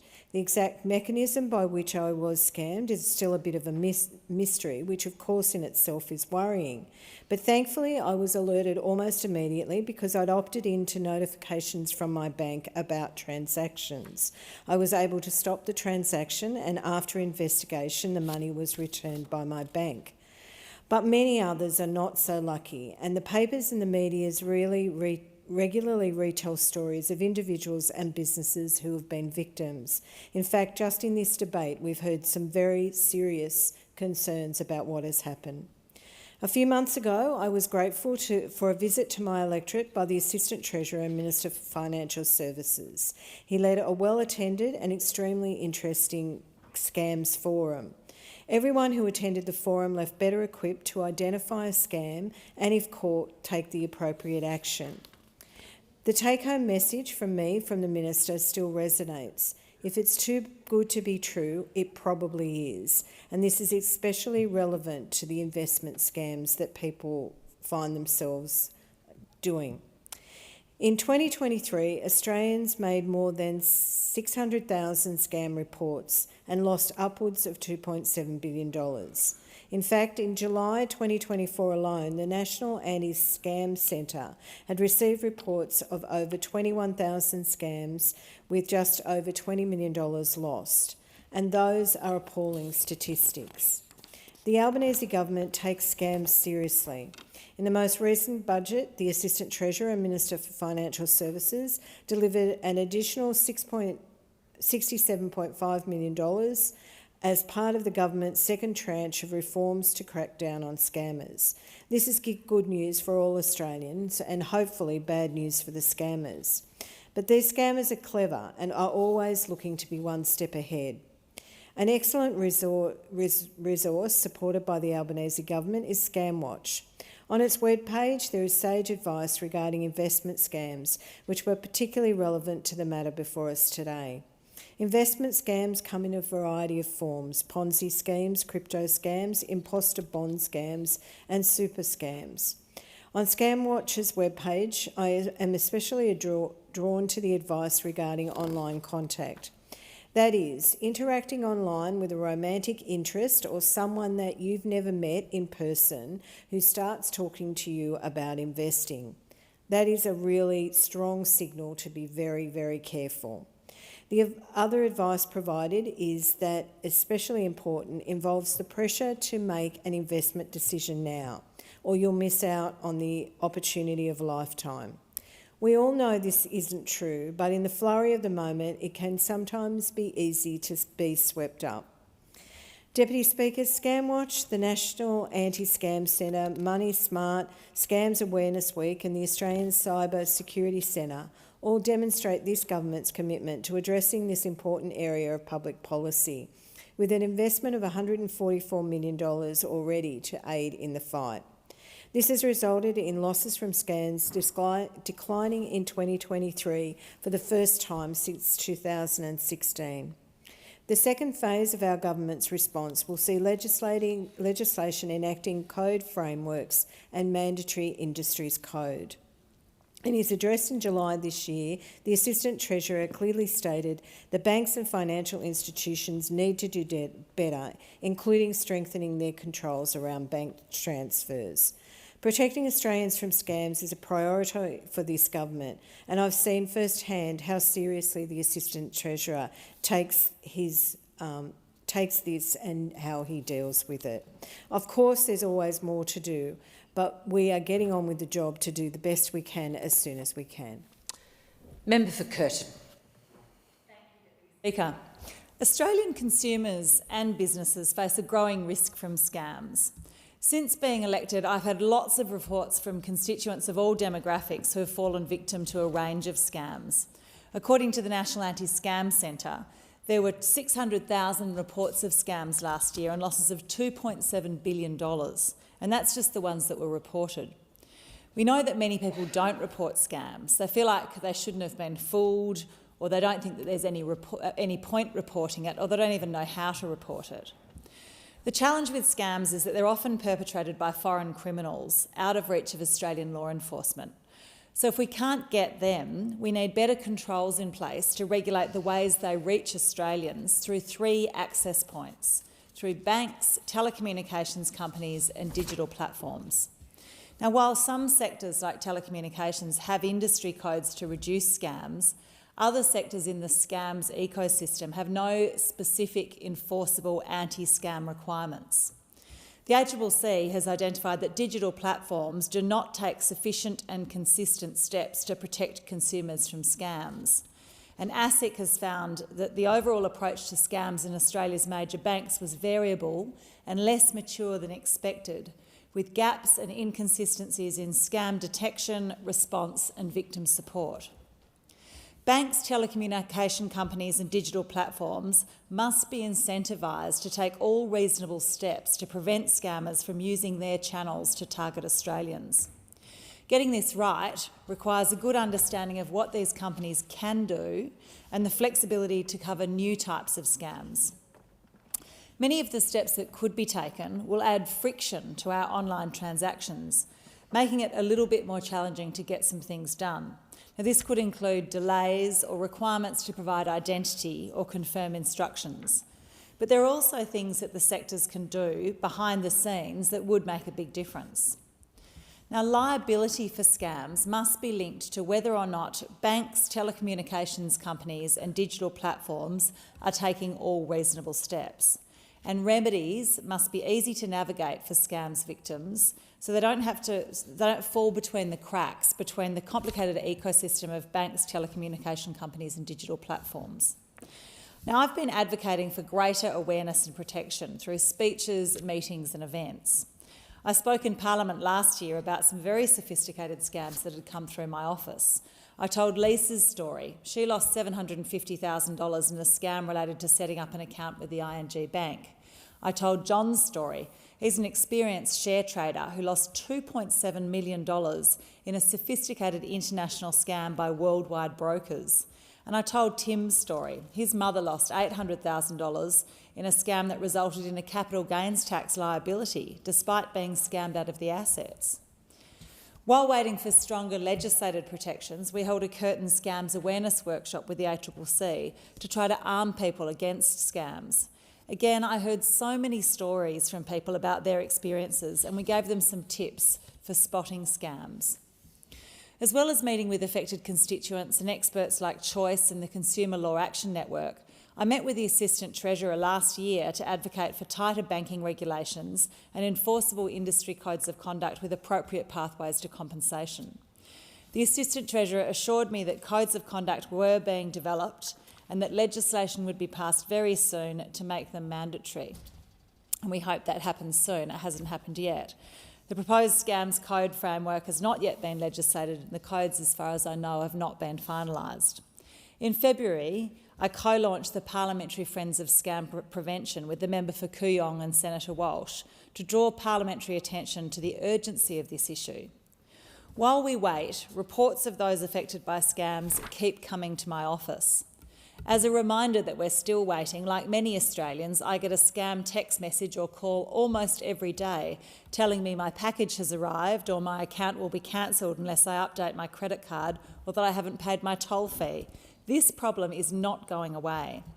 With time running out in this term of Parliament, I urge the government to legislate the mandatory codes of conduct for banks, telecommunications companies and digital platforms as soon as possible, with appropriate obligations on those in the scams ecosystem and clear remedies if those obligations are not met.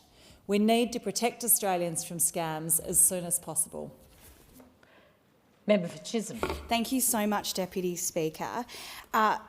Scams are a massive issue in my community, and I think all of us on this side of the House agree with the member for Warringah that protecting consumers from scams is and must be core economic policy. And our government has been doing an enormous amount of work to make sure that we do what we can to stop scammers from taking advantage of people in our communities. As a local member in my electorate of Chisholm, I've run many scam forums with hundreds and hundreds of people in attendance. In fact, every single time we run a scams forum, we are oversubscribed almost as soon as we have advertised the event. Such is the interest in my community from my constituents. Every newsletter that I put out, I advertise the fact that my office is very willing and able to send out the Little Black Book of Scams, which is a wonderful resource from the ACCC to constituents, and it's available in a range of different languages. And we have sent thousands of these out in the time that I've been elected. And I will take the opportunity here too to remind people of the steps that they can take to ensure that they do not fall victim to a scam, which is to stop. So if someone calls, someone texts, someone emails, don't feel obliged to respond, delete, hang up, don't engage, don't click the link. Advise people to check, verify that the person who is contacting you, whether they pretend to be from a bank or from another entity, is who they say they are. So independently verify this and report, which means either if you think you've been a victim to a scammer, please go through your bank and also make a report through ScamWatch. And I do this all the time when I am contacted by scammers, which unfortunately does happen frequently. We know that behind every single dollar stolen by a criminal scammer is a story of financial and emotional distress, a very human story and a story of injustice. We have been prioritising action on scams since we came to government. When those opposite left office, Australians were losing over $3 billion a year to scams, and it looked like it would, over time, get higher had they remained in office. Those opposite had backward priorities, keeping wages down as a deliberate design feature of their economic strategy and abandoning consumers in the face of a growing global threat from scams. So wages were down and scams were up. When we were elected, we made it a priority not only just to grow wages, which is of course very important, and supporting wage increases for our most vulnerable and delivering a tax cut for every Australian taxpayer, but we're also protecting the hard-earned money of all of our constituents in our communities from the threat of scammers. We've invested over $154 million in the fight against scammers. In the first phase of our fight, we established the really important National Anti-Scam Centre, a world-leading asset of consumer protection infrastructure, bringing together the expertise and capability of government agencies, law enforcement and the private sector. We're using data, we're using information sharing capabilities to detect scams and prevent them reaching potential victims. And I'm really pleased to say that it's working. This strategy is working. Since establishing the National Anti-Scam Centre, scam losses have been reducing. Annual scam losses declined in 2023 for the first time since 2016. The second phase of our response will involve legislating a scams code framework and new mandatory industry codes. Our key focus is on preventing criminals ever reaching their targets, not waiting for scams to occur in the first place. So we're going to be working with a range of sectors, the banking sector, telecommunications sectors. We need to make sure this is a whole-of-government approach. We take the issue of scams and scammers in our community very seriously, as the people in our community do. This is a very legitimate and a very significant worry for so many of the people that we all represent in this place. And I'm really pleased to be part of a government that is taking action to bring scams down and protect our communities. Thank you, Deputy Speaker. Member for McKellar. Thank you, Deputy Speaker. I'd also like to thank the member for Warringah for introducing this topic for debate, because it truly is a matter of public importance.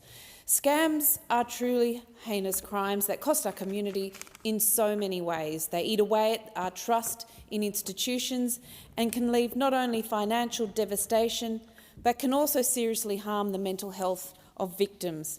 I think every member in this chamber would have experienced the anguish of a relative or friend who has been a victim of a scam. And only just a couple of weeks ago, I received communication from a very distressed friend whose aunt, a single woman on the pension with stage 4 cancer, was scammed out of her entire life savings.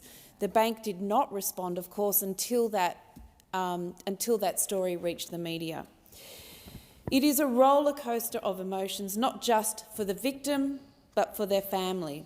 Shock and shame, and then perhaps disgust that fellow humans could do such a cruel thing, particularly when the victim is older or vulnerable. And then it's followed by fear. How much has been lost? Does the scammer still have control of my identity? How can I be safe again? Then comes the frustration of trying to get redress. The path to recovery is long and difficult. Consumers report difficulties even contacting their bank to report the scam, and significant waits for the bank's fraud investigation outcome. Currently, and according to the Community Action Law Centre, Australia is being heavily targeted by scammers, as we are seen as easy prey, as we just don't have sufficient measures in place to protect our citizens. The CEO of Consumer Action Law Centre, Stephanie Tonkin, has also said, Australian banks are failing, first for allowing scams to take place, then failing their customers who seek financial redress, causing them to turn to the Australian Financial Complaints Authority.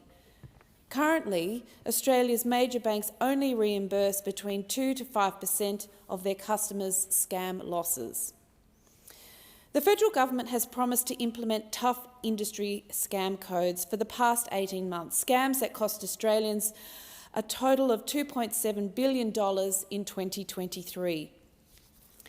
That's why I'm pleased to hear this week that the Assistant Treasurer will soon bring forward a second tranche of legislation to address the rapid rise of scams in this country, including mandatory codes of conduct for telcos, banks and social media platforms, and that there will be significant fines of up to $50 million for these groups if they fail to act on fraudulent schemes that fleece their customers. That's a good start. However, I'm still concerned that the proposals will not go far enough in addressing liability for scam losses. Any solution to tackle the scourge of scams must be consumer-centric. It must ensure that it works in their interests and does not unfairly burden them with the cost of scams. Liability for reimbursement must rest with industry. Australians shouldn't be wearing the losses. It is the banks and the financial institutions that have the tools to protect consumers from the scams. For example, some major banks have introduced functionality which checks the bank's account details against the name before a transfer is executed. This should be compulsory for all financial institutions. The best way to prevent and disrupt scams is through incentivising real investment in prevention systems and ensuring consumers can access redress where industry has failed to protect them. Second, consumers need a simplified, single pathway for redress through their bank or their financial institution where their money was stolen from. It should not be left to the consumer to navigate the bank's internal systems, and sometimes multiple banks, to try and retrieve their hard-earned money. Where this pathway fails, there needs to be a single door for the consumer to access external dispute resolution. It's also important that we have strong codes that apply to telcos and social media platforms so that they rise to meet their responsibilities. Scammers use their services and platforms to commit their crimes. It's intolerable that within an hour of placing an ad on Facebook Marketplace or a car site, a person is bombarded with scammers trying to trick them into transferring money. Time has expired, sorry. And the discussion has now concluded. I give the call to the member for McNamara. Thank you very much, Deputy Speaker. On behalf of the Parliamentary Joint Committee on Human Rights, I present the following reports. Inquiry into Compulsory Income Management incorporating dissenting reports, and Human Rights Scrutiny Report 8 of 2024 incorporating a dissenting report, and I ask Leader of the House to make a short statement in connection with the reports.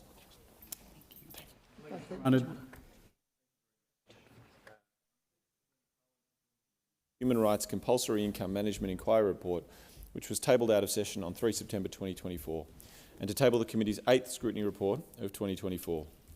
In September 2023, the Committee was given a statutory function to examine Part 3AA and Part 3B of the Social Security Administration Act 1999. So far as they relate to the Compulsory Enhanced Income Management Scheme or Compulsory Income Management for compatibility with human rights and report to the Parliament.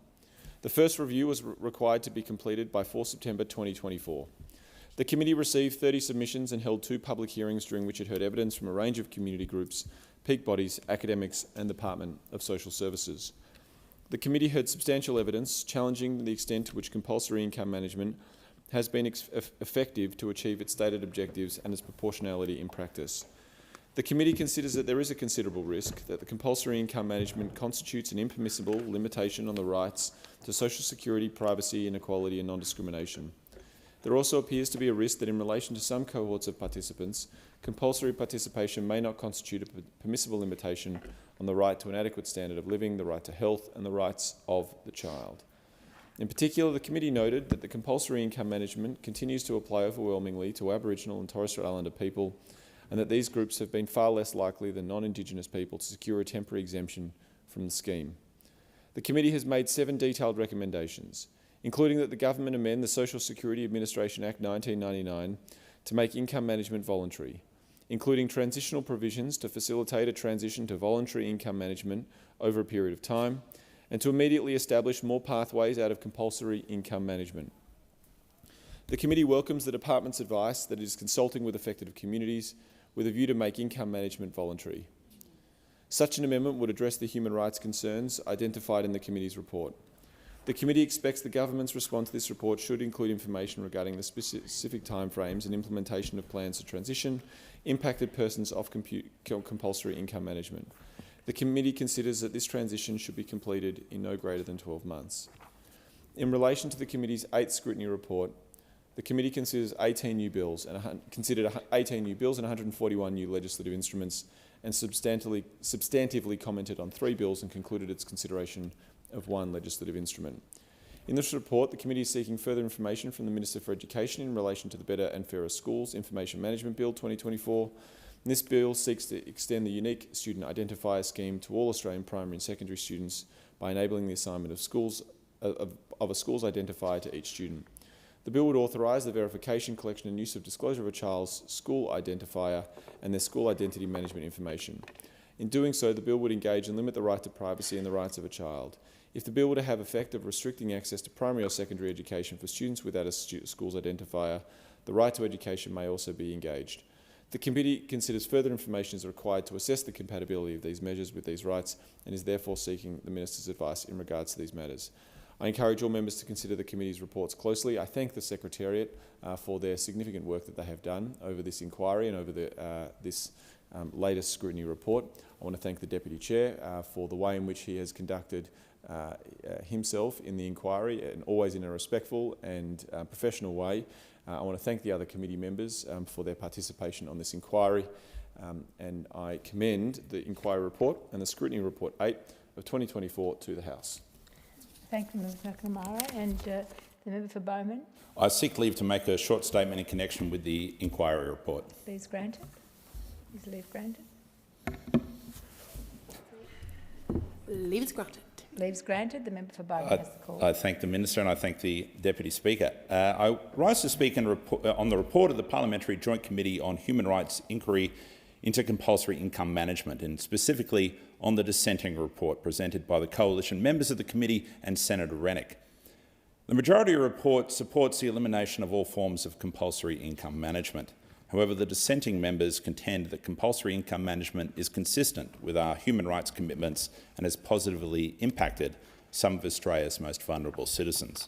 This view is informed by the comprehensive review of the University of Adelaide into the impact of the cessation of cashless debit card. The report of this review outlines the benefits of the former program and the problems emerging following its cessation, evidenced through a depth of research that reflects a wide range of perspectives. The review included interviews with 290 stakeholders and past CDC participants over the course of 12 months. It is the view of dissenting members of the committee that this report is the pivotal piece of evidence informing us on the effects of the cashless debit card cessation in these Australian communities. Dissenting members hold that the majority report has cherry-picked the aspects of the University of Adelaide report that fit an ideological narrative rather than considering the full gravity of its astonishing findings. We also note that most of the evidence presented during this inquiry related to income management in the Northern Territory and other compulsory IM locations, which have historically operated using the older Basics card platform. Under this system, only 50% of income support payments were subject to restrictions, and the use of the card for cardholders was limited to merchants that had signed onto the scheme. This contrasts with the cashless debit card trial sites in East Kimberley, Goldfields, Ceduna and Bundaberg-Harvey Bay, which utilised a more modern and ubiquitous Visa card platform, where up to 80% of income support payments were restricted.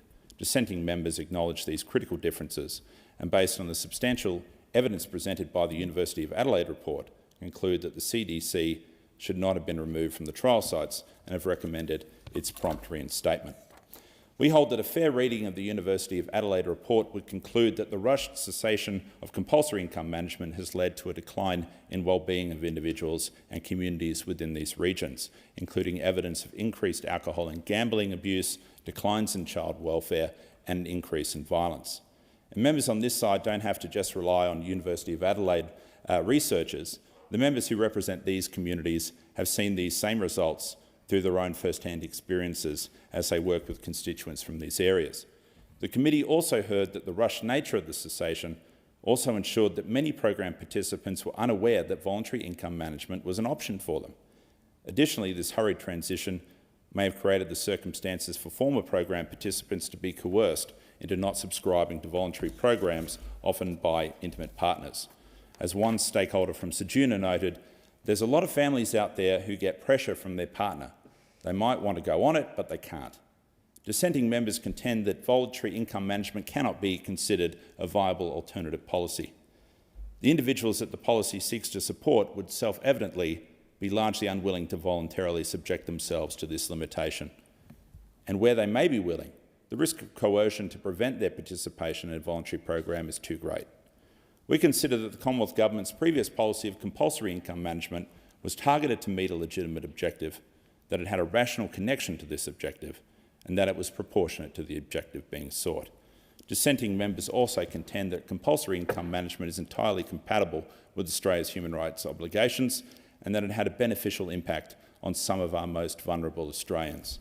The swift cessation of the program has led to negative outcomes for vulnerable Australians, as it has provided them with the means to inhibit their own well-being. On behalf of the dissenting members of the committee, I want to thank everyone who engaged with the committee's inquiry process and the committee secretariat for their tireless efforts in supporting our work. Can I conclude with the thoughts of Bundaberg Harvey Bay CDC participant 21, who shared his views on compulsory income management with the University of Adelaide research team. He said, "For me, it was a godsend because I was able to pay my debts instead of just wasting money. It helps me save money, so it taught me a life lesson being on it. Not going to lie, the government, it's probably the best thing they brought out." I ask members to reflect on this man's human rights and how they have been impacted by the ideologically driven decisions of this government. I thank the member for Bowman, and I call the clerk.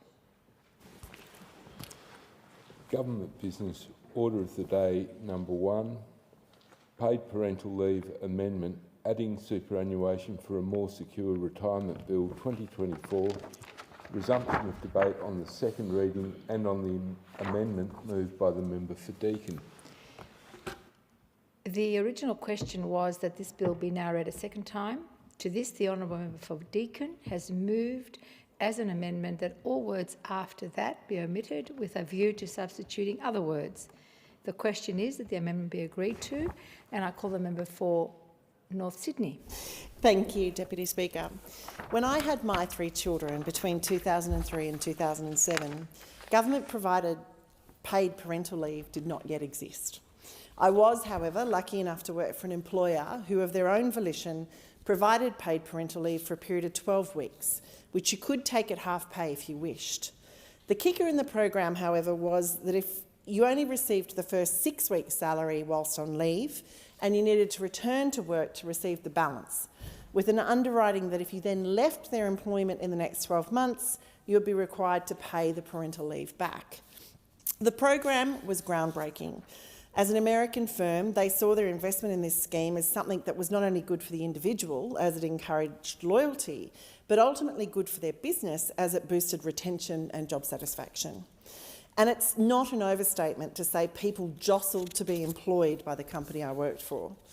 In this context, 24 years later, I'm really excited to be able to stand in this House today and welcome this bill, which ensures parents receive a superannuation contribution on top of their parental leave payments.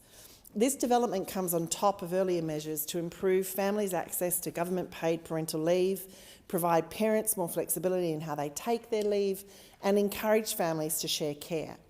The legislation will see superannuation paid on government-paid parental leave beginning from the 1st of July next year. Now, I wish that was sooner, but I understand why it is set at that date. Eligible parents with babies born or adopted on or after the 1st of July 2025 will receive an additional payment of 12% of their parental leave payment as a contribution paid directly to their nominated superannuation fund. And as we know, this legislation is part of a package of reforms to Australia's paid parental leave scheme delivered by this government.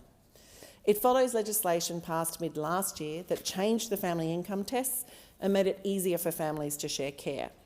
It also follows legislation passed earlier this year that increased the number of weeks a birth parent would be eligible for paid leave under the scheme from 20 weeks to 22 weeks, further expanding overtime to 26 weeks in 2026, and including use it or lose it provisions for the non-birth parent.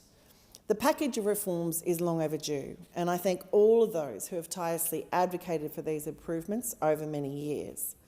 The changes that are now being made to our paid parental leave system are a result of the significant, consistent advocacy from various individuals and organisations, many of which have been calling for these changes since the introduction of paid parental leave scheme in 2011.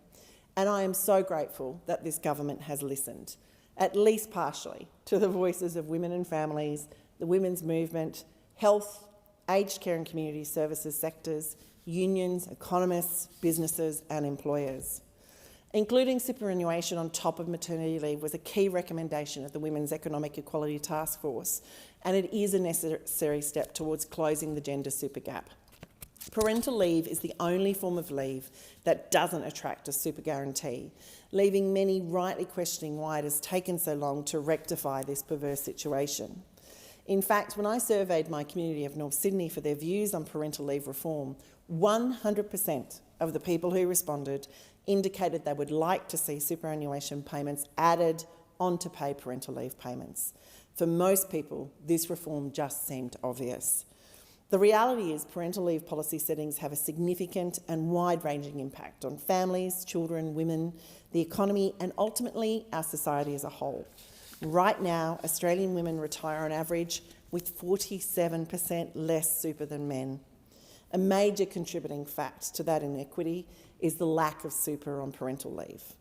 This is then exacerbated by other factors, including the current Australian gender pay gap of 19% on average, the fact mothers usually return to work part-time after having children, an inequitable labour market and household care dynamics. For a primary carer, usually a woman, the accumulation of superannuation savings is interrupted while on paid parental leave, and the leave itself is commonly extended by several months of unpaid leave. The effect then is compounded over years, resulting in a large gender disparity in retirement balances and exacerbated on return to work, with women commonly rejoining the workforce on a part-time basis after their parental leave period has ended. The inequity that occurs during parental leave follows the primary carer throughout their career into their retirement, creating significant inequalities in retirement incomes. Beyond just boosting super balances, paying super on government-funded paid parental leave will help normalise parental leave as a workplace entitlement, reinforcing that paid parental leave is not a welfare payment, but rather a workplace entitlement just like annual leave or sick leave. Additionally, it'll also address one of the financial barriers that discourages men from taking on their share of parental leave, encouraging families to more evenly distribute caring responsibilities. The bill before us then will ensure the super contribution paid on top of the government parental leave will match the superannuation guarantee rate as of the 1st of July of the financial year the leave is taken, and will rise with any future increases to the legislated superannuation guarantee. The contribution will be made annually by the ATO at the end of each financial year and will include an additional interest component to address any foregone superannuation fund earnings as a result of the payment not being made more regularly. And this is a really sensible and welcome approach. Improving and driving gender equality is vital to both the well-being of our society and the success of our economy. As the Grattan Institute has noted, greater sharing of childcare is one of the best ways to improve women's economic security. From being caregivers, nurturers and educators to taking on professional roles and community leadership, women's essential contributions are often undervalued and unpaid, perpetuating economic inequality. Those outdated systems, policies and norms discount women from active participation in our society and our workforce.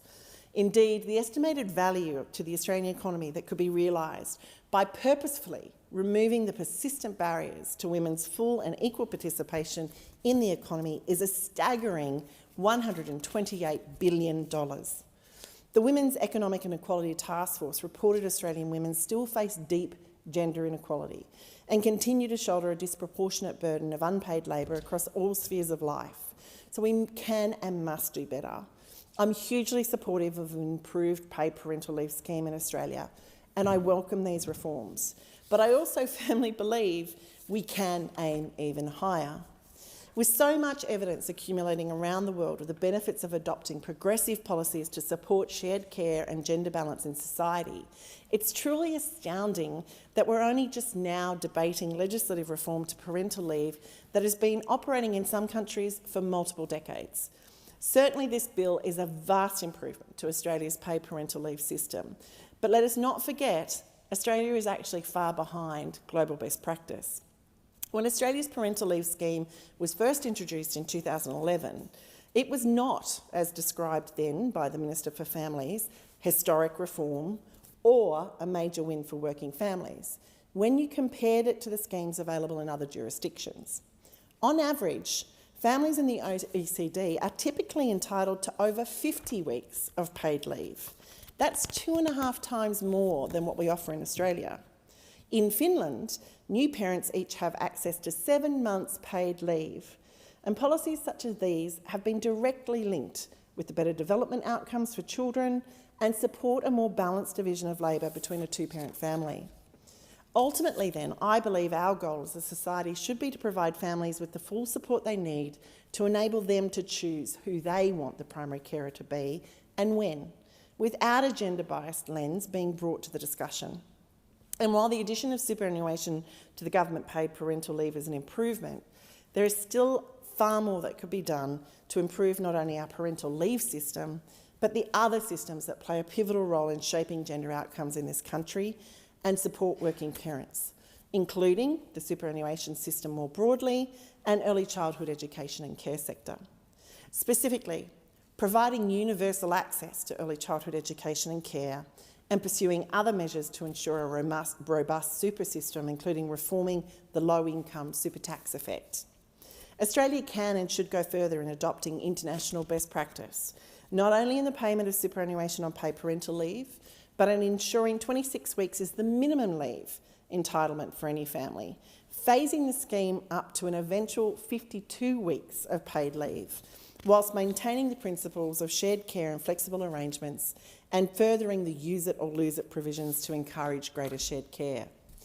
ABS data from 2021-22 showed 24.7% of respondents cited caring for children as the main reason they were not available for work, with women of all ages spending 9 hours more per week on average on unpaid care work than men.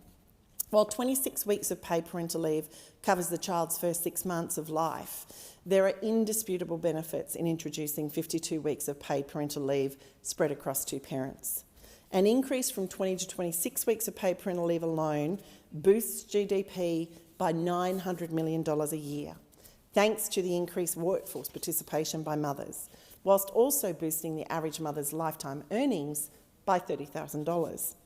We have an opportunity to increase these economic and social benefits even further by committing to expanding the paid parental leave program to 52 weeks.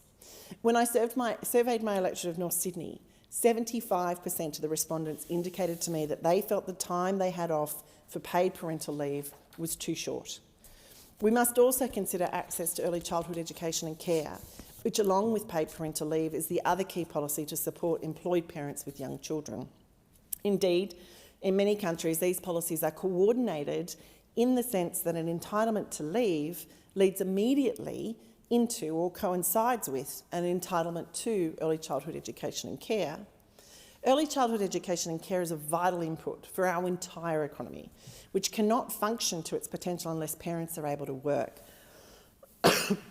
Along with paid parental leave improvements, we need to ensure families have access to quality and affordable care to allow those that either wish or need to return to work to do so. It's clear families in my community face hardship when it comes to childcare and returning to work. As one person said to me, and this is a direct quote, "I've been on a waiting list since my son was 4 months old for daycare. We've decided to use a nanny, family, and have split days off. My son is nearly 1. And it's been financially challenging, especially when we're trying to buy a house in Sydney." From my conversations with childcare operators, workers and parents, it's clear more federal government leadership, coordination and support is needed. Childcare centres are struggling with skills shortages, while existing workers are overwhelmed and underpaid. Meanwhile, families cannot find space, and affordability is a massive issue, with some facing fees of up to $200 a day. And finally, alongside these changes to ensure superannuation is paid on parental leave, we must pursue other measures to achieve equality in super. The low-income super tax offset should be changed to reflect current tax and super settings, so lower paid workers don't pay more tax on their super contributions than their wages. The tax offset gives eligible taxpayers of annual incomes of $37,000 or less a refund capped at $500 into their superannuation account to help them save for retirement. Low-paid workers, who are predominantly women, are ultimately paying more tax on their super than they would pay on their take-home pay, and this is ridiculous. We must also look for ways to reduce the impact of unpaid care on super balances. The Women's Economic Equality Task Force report found women spend over 30 hours per week on unpaid care and housework, compared to men who do 22 hours. It's work that props up the economy, but it's not valued or well understood, and it certainly doesn't attract super. Proposals such as carer credit to compensate parents for super lost due to unpaid parental leave should be seriously considered by our government and our nation, particularly as the need for care is growing and we know it's performed unpaid by women. In closing, this legislation is deserving of celebration. It is a modest step, but it is absolutely a step in the right direction, and I truly thank this government for taking it. I'm not convinced that a government of another colour would have done so. However, in celebrating this progress, I urge us all not to lose sight of how much more work there is to do and there is to be done to elevate Australia's parental leave scheme and early childhood education and care schemes to ones that will truly allow women equal economic opportunities. This is instrumental in closing the gender pay gap, and it will mean all Australians, no matter their gender or financial situation, will be able to have families. Better parental leave and childcare policies could not only dramatically improve women's participation in the workforce, but it also, importantly, will shift our society forward. And in that context, I encourage this government to see this development as a stepping stone on the road to a system that will rival even our Nordic counterparts. And that's the kind of ambition we need to bring to Australian politics. Thank you. I thank the member for North Sydney, and I give the call to the member for Chisholm. Thank you so much, Deputy Speaker. And this is a really significant piece of legislation before the House. And it brings together, I think, two really important, vital areas that Labor has always championed, which is, of course, superannuation and universal superannuation, and delivering paid parental leave and gender equality. I note too that this month marks the 30th anniversary of affirmative action being placed in the Labor Party rules. And this legislation, like so much legislation, is an example of what happens when you have women at the decision-making table, and that you think about the kinds of communities all of us here represent.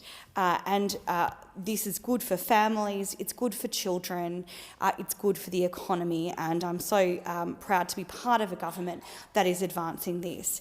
I think it's really important too to reflect that many people have campaigned for a long time for superannuation to be paid on Commonwealth parental leave payments to ensure that there are fair retirement outcomes for women. And that's been true since paid parental leave was legislated by a Labor government.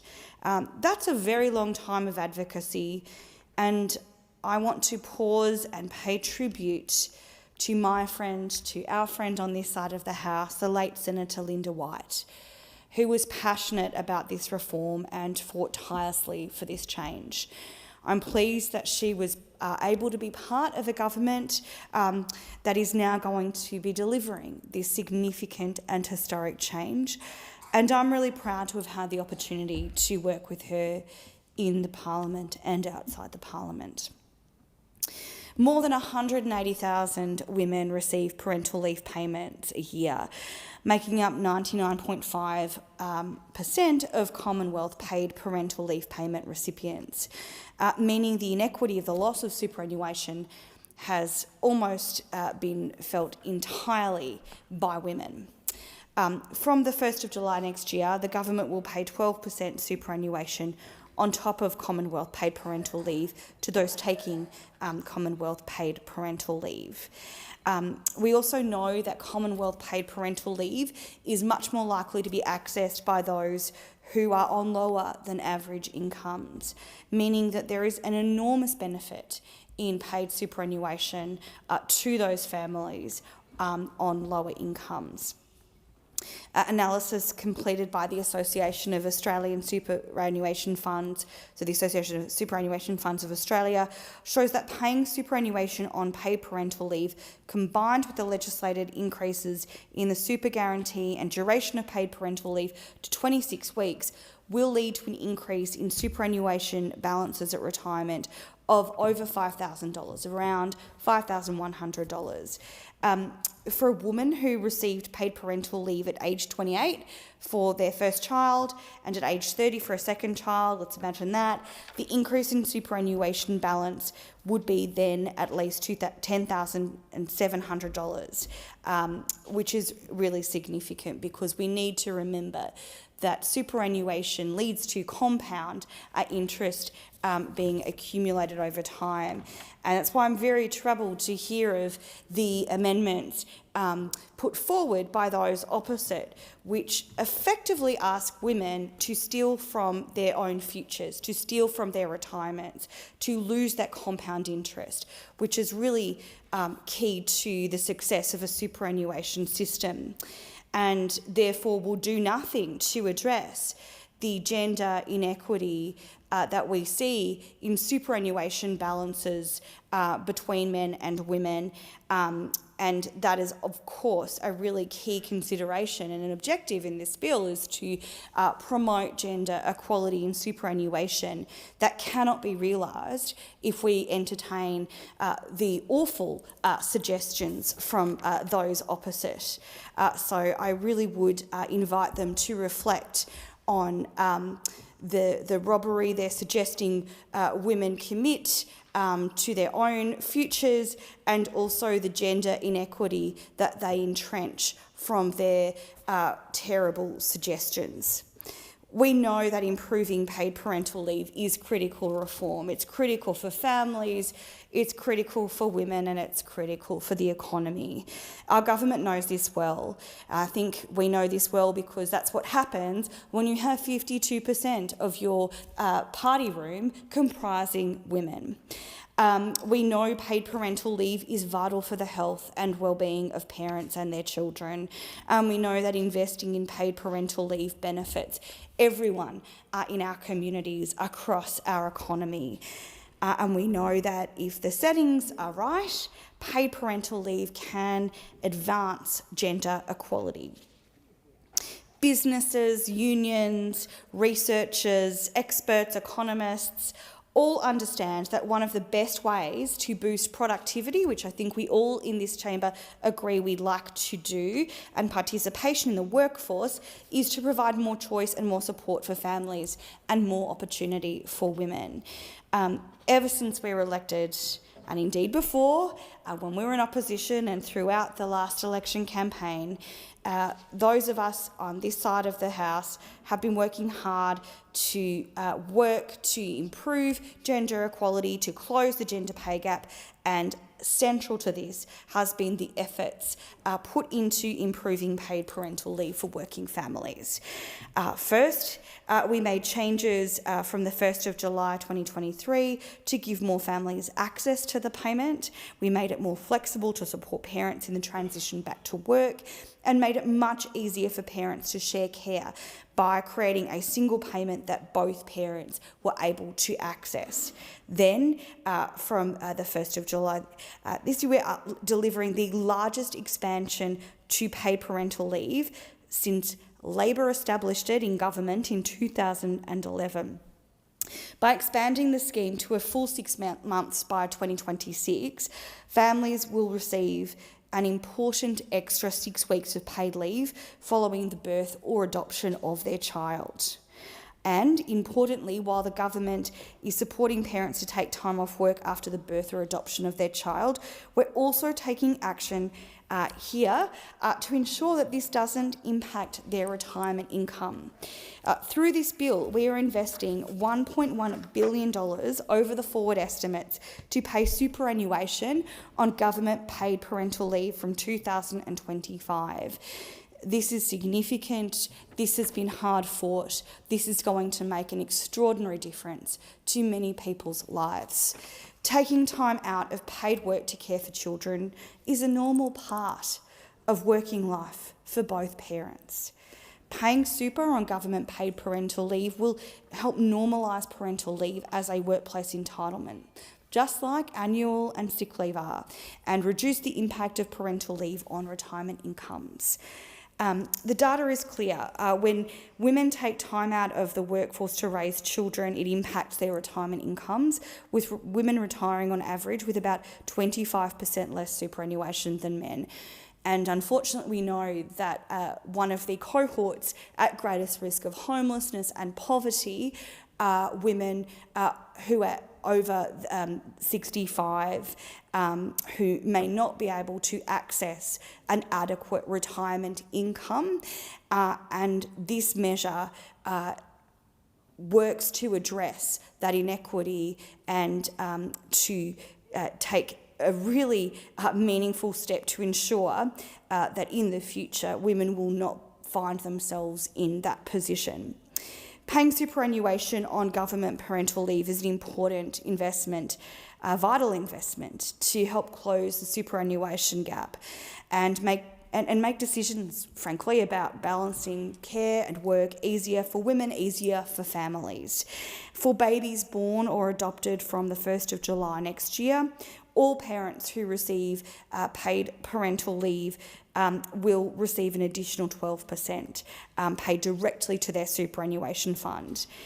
Importantly too, the contribution will be made annually by the Australian Taxation Office after the end of each financial year. And this will then include an additional interest component to address any foregone superannuation fund earnings, so that compound interest I was talking about earlier, as a result of the payment not being made more regularly. Most parents won't need to do anything further to receive their superannuation payment, and the claim process for paid parental leave will not change. On this side of the House, we know investing in paid parental leave is an investment in families. It's an investment in women's economic security, both now and in the future. The way superannuation works is about people's future security. And it's also an investment in the broader economy. Our government's historic reforms cement paid parental leave as a Labor legacy, and I think make really clear, again, the importance of the contribution of superannuation to the experience of people in this country, which again has been something that only Labor was able to deliver. It was Labor that first introduced paid parental leave and superannuation, and it's Labor that always invests in a better future for Australian families. And I'm really pleased to commend this bill to the House Deputy Speaker. Thank you. I thank the member for Chisholm, and the question is that the amendment be agreed to, and I give the call to the member for Curtin. Thank you, Deputy Speaker. I rise to provide my support for the paid parental leave amendment adding superannuation for a more secure retirement bill. Parental leave is not a holiday. Parental leave is not sipping cocktails on a beach, and it is also not some form of long-term illness. But when people take leave because they're sick or they're having a holiday, they don't return to the office with a lower superannuation balance than their colleagues. It's so important that we pay superannuation on paid parental leave so we're not disadvantaging parents in their retirement. Now, many members of this House are lucky to have experienced parenthood and the challenges of their child's first year firsthand. And whilst new fathers are increasingly taking parental leave, it remains the case that women are still the primary caregivers in Australia more often, taking time out from their careers to do so. And my personal experience lines up with this. I had a rewarding job before having kids. I took time off after each of my 3 children, and even with a supportive husband and committed father, who was also a committed father, I subsequently returned to work part-time instead of full-time and sought out and accepted different types of jobs based on the need to balance my work responsibilities with the time I needed and wanted to spend with my kids. I worked part-time for 17 years while my kids were young, and I fully understand the impact that caring for kids has on earning capacity and superannuation. Economists refer to the motherhood penalty, which is how much of their previous earnings level the average mother gives up after having children. In Australia, it's huge. It's about 55%, which is much larger than in most OECD countries. The average loss in earnings lasts for at least 10 years. And while I made my choices freely, again, this data rings true in my own experience. I was very aware of this motherhood penalty in my own earnings and life journey. And we've seen the statistics that women aged 60 to 65 retire with 25% less superannuation than men of the same age. And much of this is attributed to the caring responsibilities women take on. And while this bill will not completely fix this issue, it does start to rectify this gap. This bill will benefit about 180,000 families annually by providing an extra 12% of their government-funded paid parental leave as an annual lump sum payment of up to $3,000 to their super fund. The Parenthood has done financial analysis that shows the compound interest on this contribution to superannuation could be as much as $30,000 extra in retirement savings per family per child. So I'm supporting this bill because it goes some of the way to mitigate the motherhood penalty.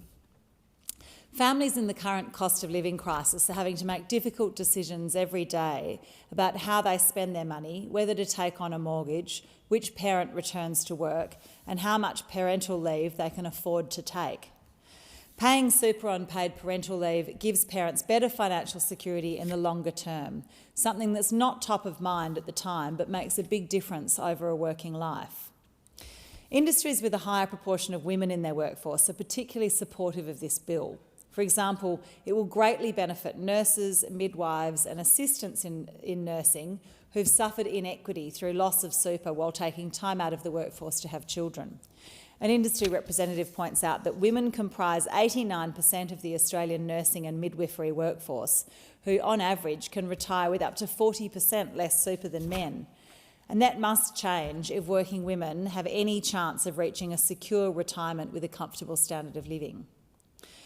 Now, it has been suggested that this superannuation entitlement be restructured to instead give women a choice of a cash payment or additional leave instead of a super entitlement.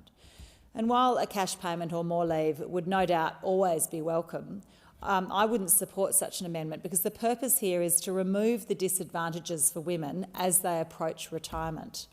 It would be too tempting to take the additional payout without a thought for the long term.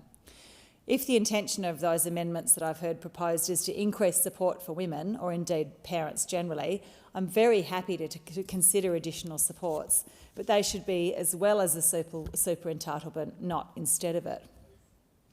I'm also supporting this bill in its current form because recognising the loss of superannuation during time taken off to look after children normalises paid parental leave as a workplace entitlement, the same as sick leave or annual leave. So while there is more to do to address the motherhood penalty, I welcome this step to normalise paid parental leave and start to close the gap for women when they get to retirement age. So I commend this bill to the House. I thank the member. And the question is that the amendment be agreed to, and I call the Minister. Thank you so much, Deputy Speaker. And I too rise to speak on the Paid Parental Leave Amendment adding superannuation for a more secure retirement bill 2024. And this bill is so vitally important for Australian families. In fact, it affects every parent, every child, indeed every worker across our nation. And it speaks to who we are as a society and what we value: fairness, equality, opportunity and the well-being of all Australians. And this bill represents a fundamental reform that will strengthen families, advance gender equality and boost our economic prosperity. And the Albanese Labor government knows this, because Labor governments have always known this. We know that paid parental leave is essential for the health and well-being of parents and their children. It provides a crucial period of bonding and care in those very early formative months, setting the foundation for much healthier, happier families. But beyond the immediate benefit to families, investing in paid parental leave is a huge investment in our economy and our economic growth. It has the potential to increase workforce participation, enhance productivity and create a more equitable society. And when parents, particularly women, have the support they need to balance those work and family responsibilities, they're more likely to return to work, pursue their careers and be part of the contribution to our nation's economic growth. Now, Deputy Speaker, we're not alone in this view. In fact, many businesses, economists, unions, experts all recognise that one of the most effective ways to boost productivity and workforce participation is to provide families with more choices, more support and more opportunities. Of course, for so long, many Australians, particularly women, have had to make difficult choices between career aspirations and opportunities and their caring responsibilities, and it is time for that to change, and this is what this government is doing. Now, the Albanese Labor government has been committed to making paid parental leave more accessible, more equitable and more flexible for all working families, and that flexibility is key. Our journey to reform began with critical changes implemented on the 1st of July 2023. These changes expanded access to paid parental leave, making it more available to more families than ever before. We also introduced greater flexibility, allowing parents to structure their leave in ways that best suits their needs and supports their transition back to work, acknowledging the varying differences between families and their working circumstances. We also simplified the system, creating a single payment that both parents can access, making it easier for parents to share that care. And this reform was designed to remove barriers and encourage shared parenting responsibilities, again promoting gender equality at home and in the workplace. But Deputy Speaker, these were just the first steps. We're now embarking on the largest expansion of paid parental leave since Labor first introduced it here in this House in 2011. From July the 1st next year, we will begin extending paid parental leave to a full 6 months by 2026. This extension means families will have an extra 6 weeks of paid leave following the birth or adoption of their child, a vital period that allows parents time to bond with their children, establish important routines and support the emotional and physical development of their children. This expansion is, of course, so much more than just providing more time. It's about giving families more freedom to make choices that work for them. It's about recognising that every family is different and that our policies must be flexible enough to accommodate and incorporate all of those differences. And by providing more leave, we empower parents to make decisions that best suit their specific family's needs without sacrificing their financial security or their career progression. Because taking time off work to care for a child should never come at the cost of a secure retirement. And this government is determined to ensure that paid parental leave does not adversely impact retirement income. And that's why we're taking a historic step to pay superannuation on government paid parental leave from July 2025. We're investing $1.1 billion to ensure that every parent who takes leave to care for their child is also building on their retirement savings. And this decision recognises that caring for children is a normal part of working life for both parents. And by paying superannuation on government-paid parental leave, we normalise parental leave as a workplace entitlement, just like annual leave or just like sick leave. This reform will help reduce the financial impact of taking parental leave on retirement incomes, particularly for women who have historically been most affected. And the data is stark and cannot be ignored. When women take time out of the workforce to raise children, it significantly impacts their retirement savings. On average, women retire with around 25% less superannuation than men. This disparity is unacceptable, and it is a gap that we must close. By paying superannuation on government-paid parental leave, we take that crucial step towards closing the super gap and making it easier for women to make decisions about balancing care and work. And this reform is not just about fairness, it's about economic justice as well. For babies born or adopted after the 1st of July 2025, all parents who receive paid parental leave will receive an additional 12% contributed directly to their super fund. And the contribution will be made annually by the ATO after the end of each financial year, and it will include an additional interest component to compensate for any lost earnings that would have accrued if the payment had been made more regularly. And most parents won't need to take any additional steps at all to receive their superannuation payment, and the claim process for paid parental leave will remain unchanged. And from 1st of July 2026, when the paid parental leave scheme is extended to 26 weeks, the maximum amount a family could receive in superannuation contributions will be approximately $3,000 per birth.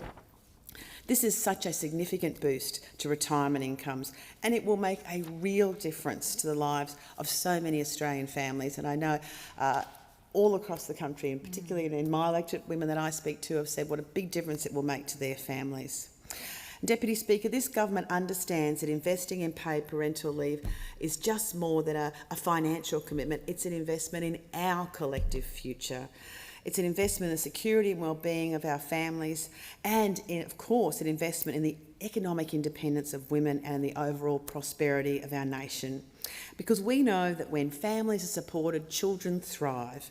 We know when women have the resources and opportunities to participate fully in the workforce, our economy grows stronger. We know that when we close the superannuation gap, we build a fairer society where all Australians, all of them, can retire with dignity and security. We understand how important that is.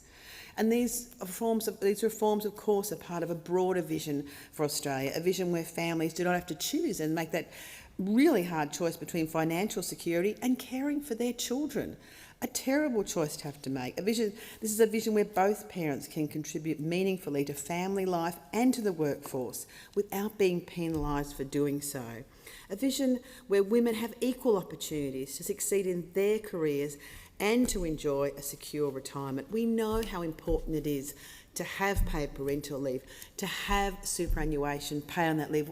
We've always been supporting of ensuring particularly women's economic prosperity and involvement. Now, of course, in contrast to that, we have the opposition. We have the Liberals and Nationals, who we know have spent decades trying to destroy the superannuation system. We've seen that over and over again. And of course, we now know they're walking away from their previous support for superannuation on paid parental leave. This is atrocious that it's actually happening. And it's another stunt by the Liberals and Nationals and the usual negativity that we hear from them.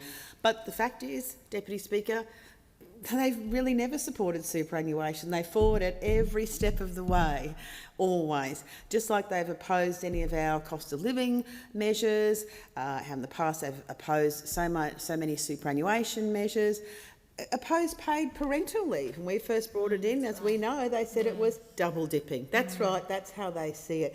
And yet here we see another stunt that they've brought in, talking about changes to this historic reform that we want to bring in to assist Australian families. On this side of the House, we are very, very proud to be building on our Labor legacy when it comes to paid parental leave. And Deputy Speaker, I was here in the House in 2011 when Labor first introduced paid parental leave, a truly historic moment, and it's Labor governments that do that. And I'm incredibly proud to be here now speaking in the next great Labor reform to a scheme we created that we are building on. And this bill serves as yet another reminder that it is Labor that continues to build a better future for all Australian families.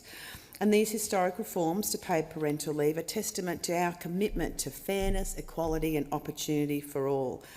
We so strongly believe that every child deserves the best start in life and every parent deserves the support they need to provide that start. We believe a fair society is one where everyone has that opportunity to thrive, regardless of their gender or their family circumstances. And we believe so strongly that our economy is so much bigger and better and stronger when all Australians are empowered to contribute and be involved to their fullest potential.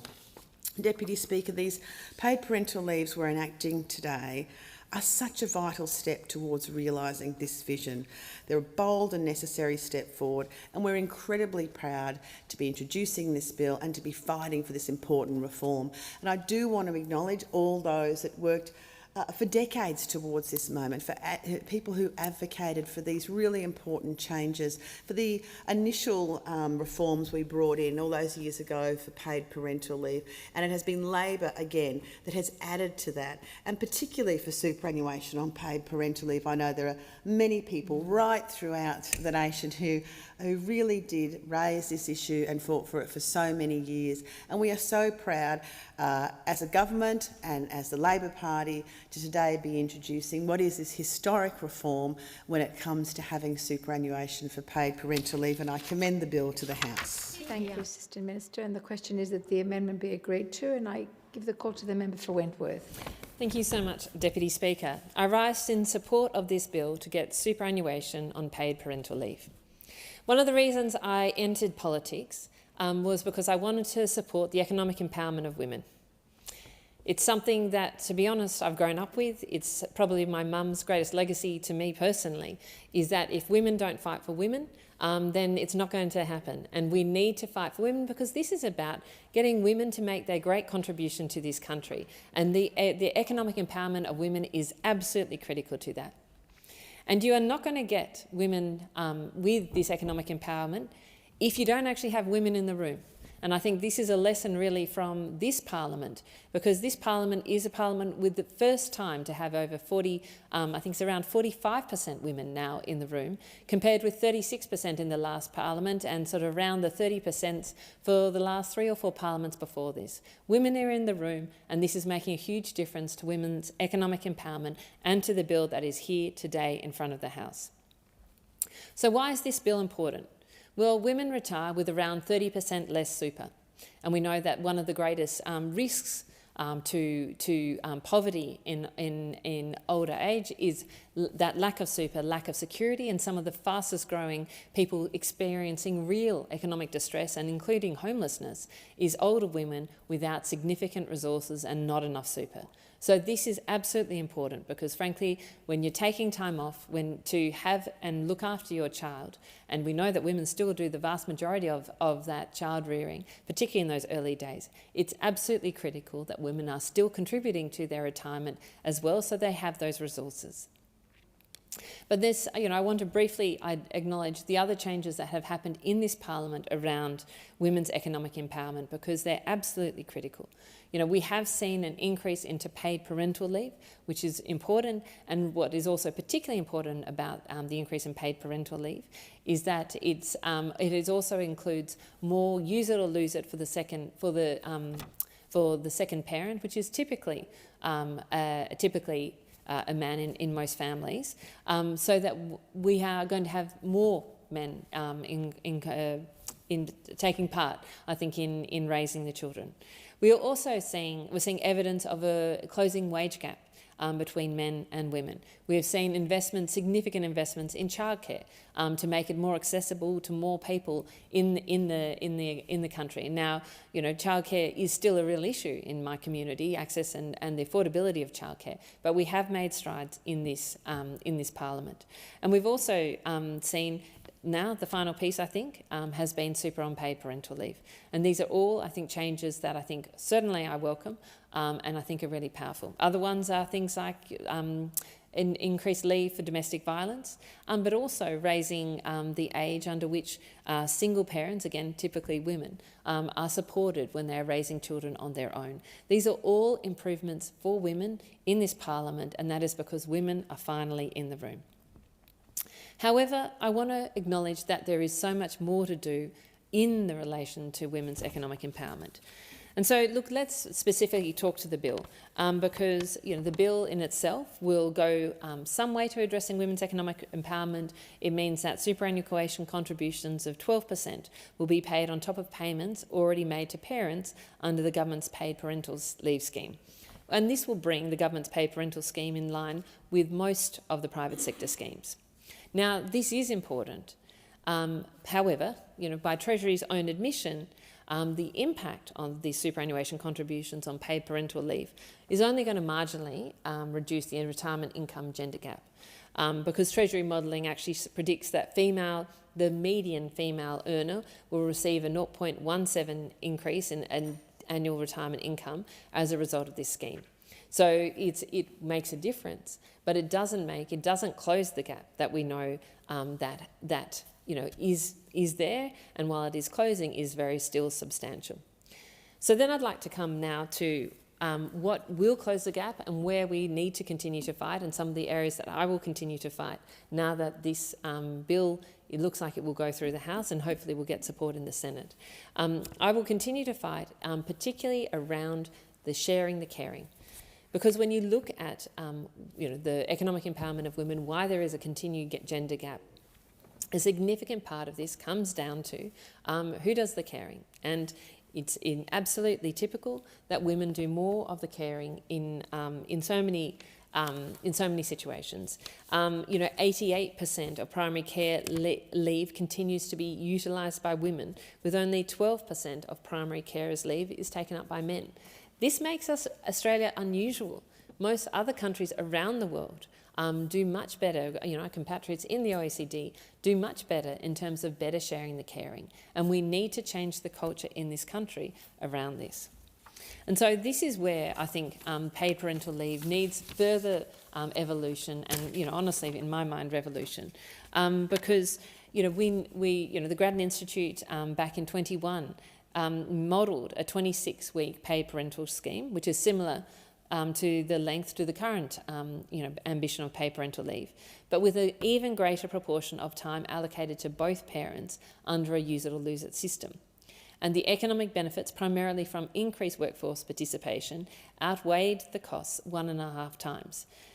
So, we know that if we continue to further tilt the balance so that caring is really shared, this does even better for women's economic empowerment. However, there are also significant impacts on both men and on children. For men and for male partners, if they take up more leave, there's evidence to suggest that they end up, have stronger mental health and a better bond with their children.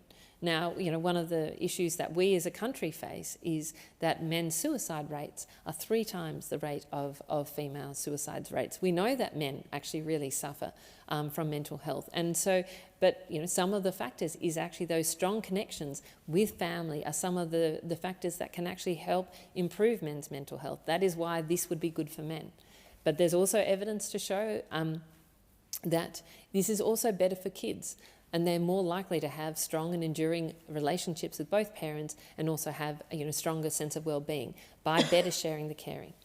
So this is and has to be, in my mind, where we need to continue to push as a parliament. We need to better share the caring, because this is about the economic empowerment of women, this is about mental health and connection of our men, and this is about raising our kids better.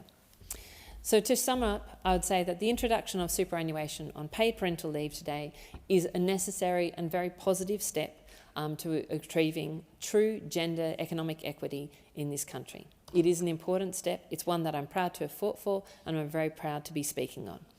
However, we need as a parliament to keep the pressure on, because the gaps are still there and there's much more that we across this parliament can do to make real changes. Thank you.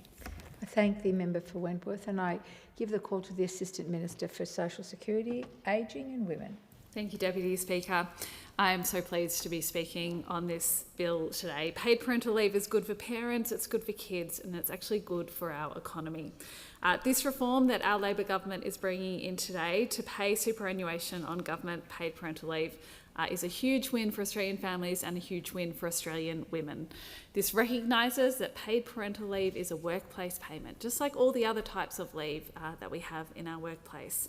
That taking time out of the workforce to care for young children is a normal part of a working life. And it builds, of course, on reforms that our government has already made to extend the length of paid parental leave and to make it more flexible for both parents to take time out for caring responsibilities. We do know that at the moment, women retire with a superannuation gap on average of about 25% less than men.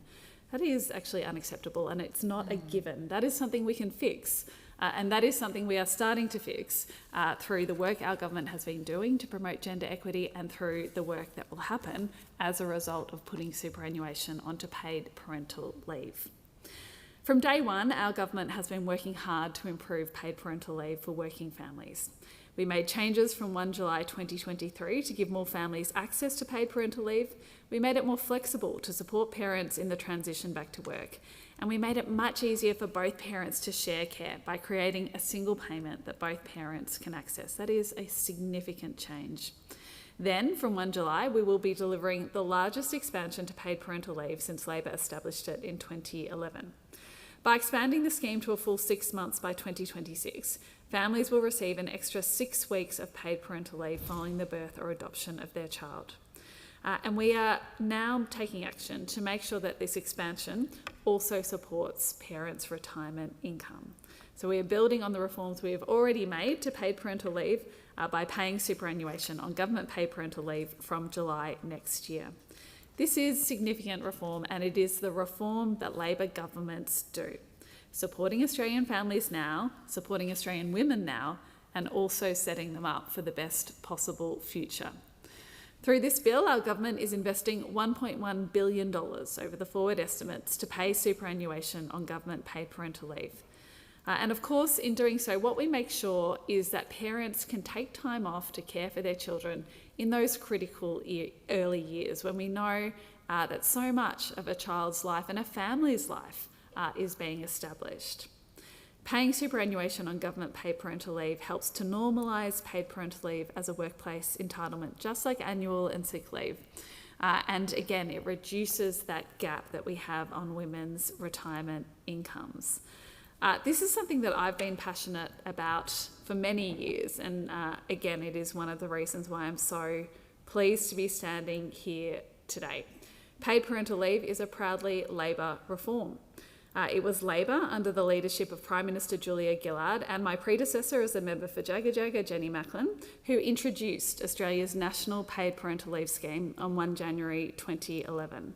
And I think it is really important that we do not underestimate how crucial that leadership was to make paid parental leave a reality in this country. The reality was, at the time, we were a laggard, and it did take a Labor government and Labor women to make sure that Australia got its first national paid parental leave. And all the data tells us that since that scheme was introduced, it has made a massive difference in women's life, particularly for women who work in lower paid or casual industries who in the past didn't tend to receive any sort of paid parental leave at all. At the time of paid parental leave's introduction in Australia, I worked with Jenny Macklin, and it was certainly a busy period of reform.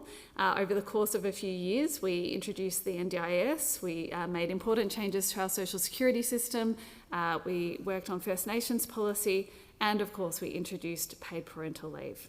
And at that time and since then, I've had the opportunity to speak to women right across the country about the significance of this reform, about the change it has made in the security they feel in their working life, about the ability it has given them to start their journey right when it comes to being a family.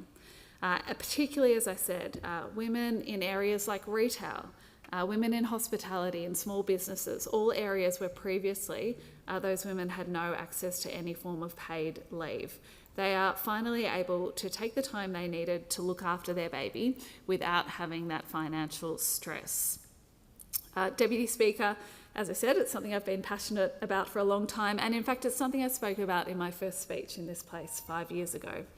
And I spoke of it then in the context of a coalition government that it was very clear did not have any appetite for reform or improvements when it came to paid parental leave.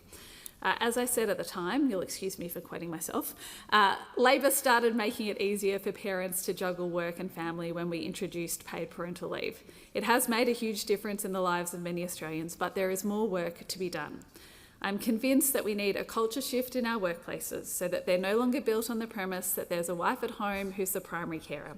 We need to address the bias, conscious or not, that after a baby's born, it's women who will work part-time before the children start school, who will carry the mental load and who in some cases will leave the workforce forever.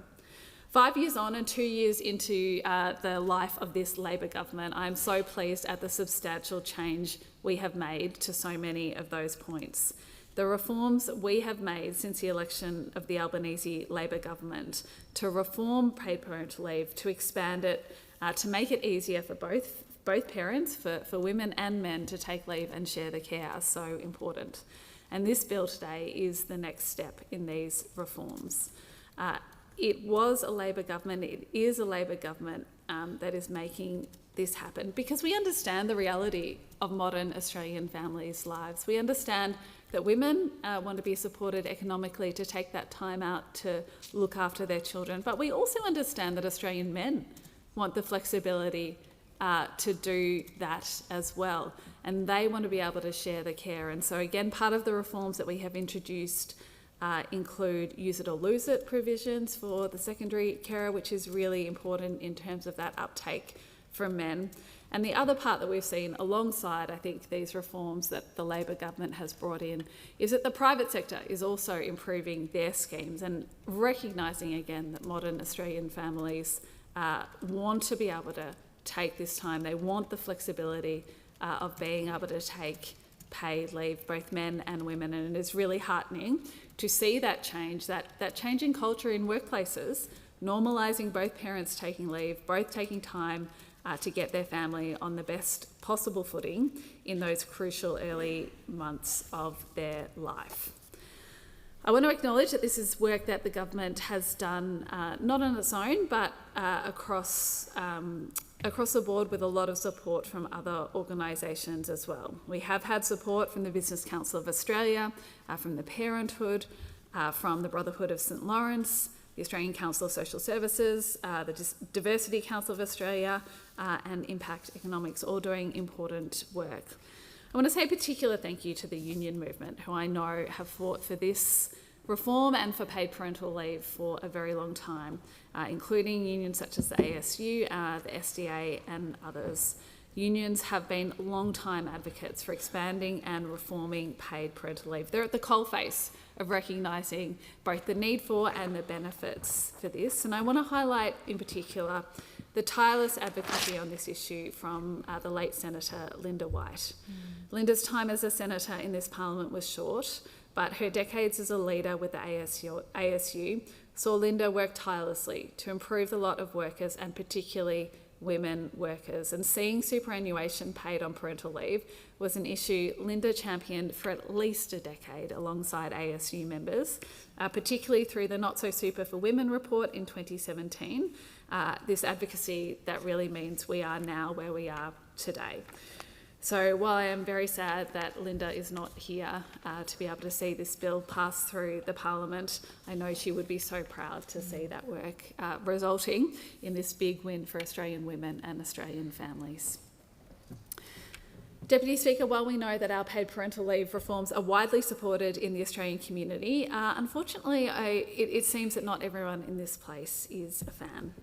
And in fact, those opposite, the track record when it comes to paid parental leave and supporting paid parental leave is pretty poor. The Leader of the Opposition was a Cabinet Minister in previous Liberal governments that accused women of double dipping when they were trying to access both the government scheme and their employer-funded scheme. We do know at the moment there are members of the Liberal Party who see paid parental leave as a welfare payment rather than a workplace entitlement. Again, it does seem like every time this government puts up a positive plan for Australian women, a positive plan for Australian workers, those opposite want to quibble and walk away from it. There is a pattern here, and it is a pattern of saying no to things that advantage Australian women. Labor will, of course, always stand up for Australian women. We understand the realities of their lives, and we are working to make their lives better. A few other moments that we might have forgotten from those opposite and their track record when it comes to paid parental leave. We had former Prime Minister Tony Abbott, who in opposition promised a rolled gold scheme. Of course, he never delivered on that scheme. Again, a tendency of drift, of a failure to support women in this country. And now, most recently, we have just now seen the opposition start to engage with this bill, with the idea of putting superannuation on paid parental leave. And I am sorry to say that it is not an intervention in support of Australian women. It is not an intervention in support of the financial security of Australian women in retirement. It is not an intervention in support of that structural work to get the equality that we need in this country. No, those opposite, once again, are saying no. It is the usual negativity that we get from Peter Dutton, from the Leader of the Opposition and those opposite, who did seem to indicate earlier on that they were going to support this measure, but now are walking away. What we know is that there are long-term benefits from paying superannuation on paid parental leave. It does go to those structural inequalities. It goes to the way we view women's participation in the workforce. It goes to the way we view taking time out to care for young children. So by saying no to this, essentially what those opposite are saying is that they're not interested in fixing this problem. They are not interested in doing the work to make Australian women more equal, to support Australian women to have secure retirements. They would rather walk away from a bill that gives Australian women and men superannuation on their paid parental leave. I'm not often surprised by those opposite, but I am surprised that they could not bring themselves to support this proposal for women's equality, for Australian families, for our economy more broadly, to put superannuation on paid parental leave. Mums and dads across the country will benefit from this. Australian women will be able to see some movement in that 25% superannuation gap that we have. So those opposite really do need to explain to working women, to working men now, why they don't want them to have paid parental leave on their superannuation. And they can look at the moment at older women in this country who are facing a more uncertain retirement than often their male counterparts are, because they haven't had the benefit of this kind of reform. So again, I am so pleased, so proud to be standing here talking about this great Labor reform. So pleased for the very real difference it will make in the life of Australian families. So pleased for the difference it will make to Australian workplaces. So pleased for the signals it will send to right across our country about how we value the work of caring for our children, setting them up on the best possible path and setting our country up for the best possible future. Making sure that we are supporting women to have a more secure retirement, recognising the contribution they make. This is a great Labor reform. It will make a significant difference, and I commend the bill to the House. I thank the member for her contribution, and the question before the House now is that the amendments be agreed to, and with that I give the call to the most honourable member for Warringah. Thank you, Mr Deputy Speaker. And we are, I should say, in speaking around paid parental leave amendment, adding superannuation for a more secure retirement bill, we can't really start this debate without acknowledging that we are still a long way from gender equality in Australia. And whilst this bill is a step in the right direction, we still do have a long way to go. Women aren't paid as much, they don't have as much super by the time they retire, and are more likely to end up in poverty than men. Steps in the last few years to address areas of gender inequality and equality have been taken, and I very much welcome them. But we do need more action to narrow the gender pay gap, increasing paid parental leave and closing the super gap between men and women. So today the government is acting to ensure that those on Commonwealth paid parental leave receive super. This is an important progress. Time out of the workforce caring for children on paid parental leave should not come at a detrimental financial cost for more often than not women. It's what we saw the motherhood price, that cost, and I think now ultimately cost of parenthood, where that cliff of earnings for women also often occurs as soon as they start having children. It's deeply frustrating that we still have those systemic inequities in Australia in 2024. Research shows that in the years approaching retirement age, the gender superannuation gap can be anywhere still between 22% and 35%. This is still an enormous gender gap in superannuation wealth, and it has consequences. Modelling from Laneway Analytics shows Australian mothers have missed out on some $3.3 billion in super since the introduction of the government paid parental leave in 2011 because they have not received that super on that leave. And that is all because of taking time out of the workforce to have children.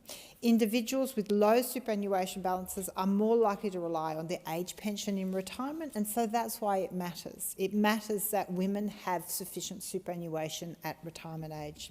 Around 55% of those collecting the full pension are women. The systemic inequities are holding women back economically. The gender pay gap is still contributing to long-term gender inequality. Financial insecurity in retirement contributes to poverty and housing insecurity of older women in Australia. And a recent report from the Super Members Council found that women today are expected to retire earlier, live longer than men, but currently retire with a third less super.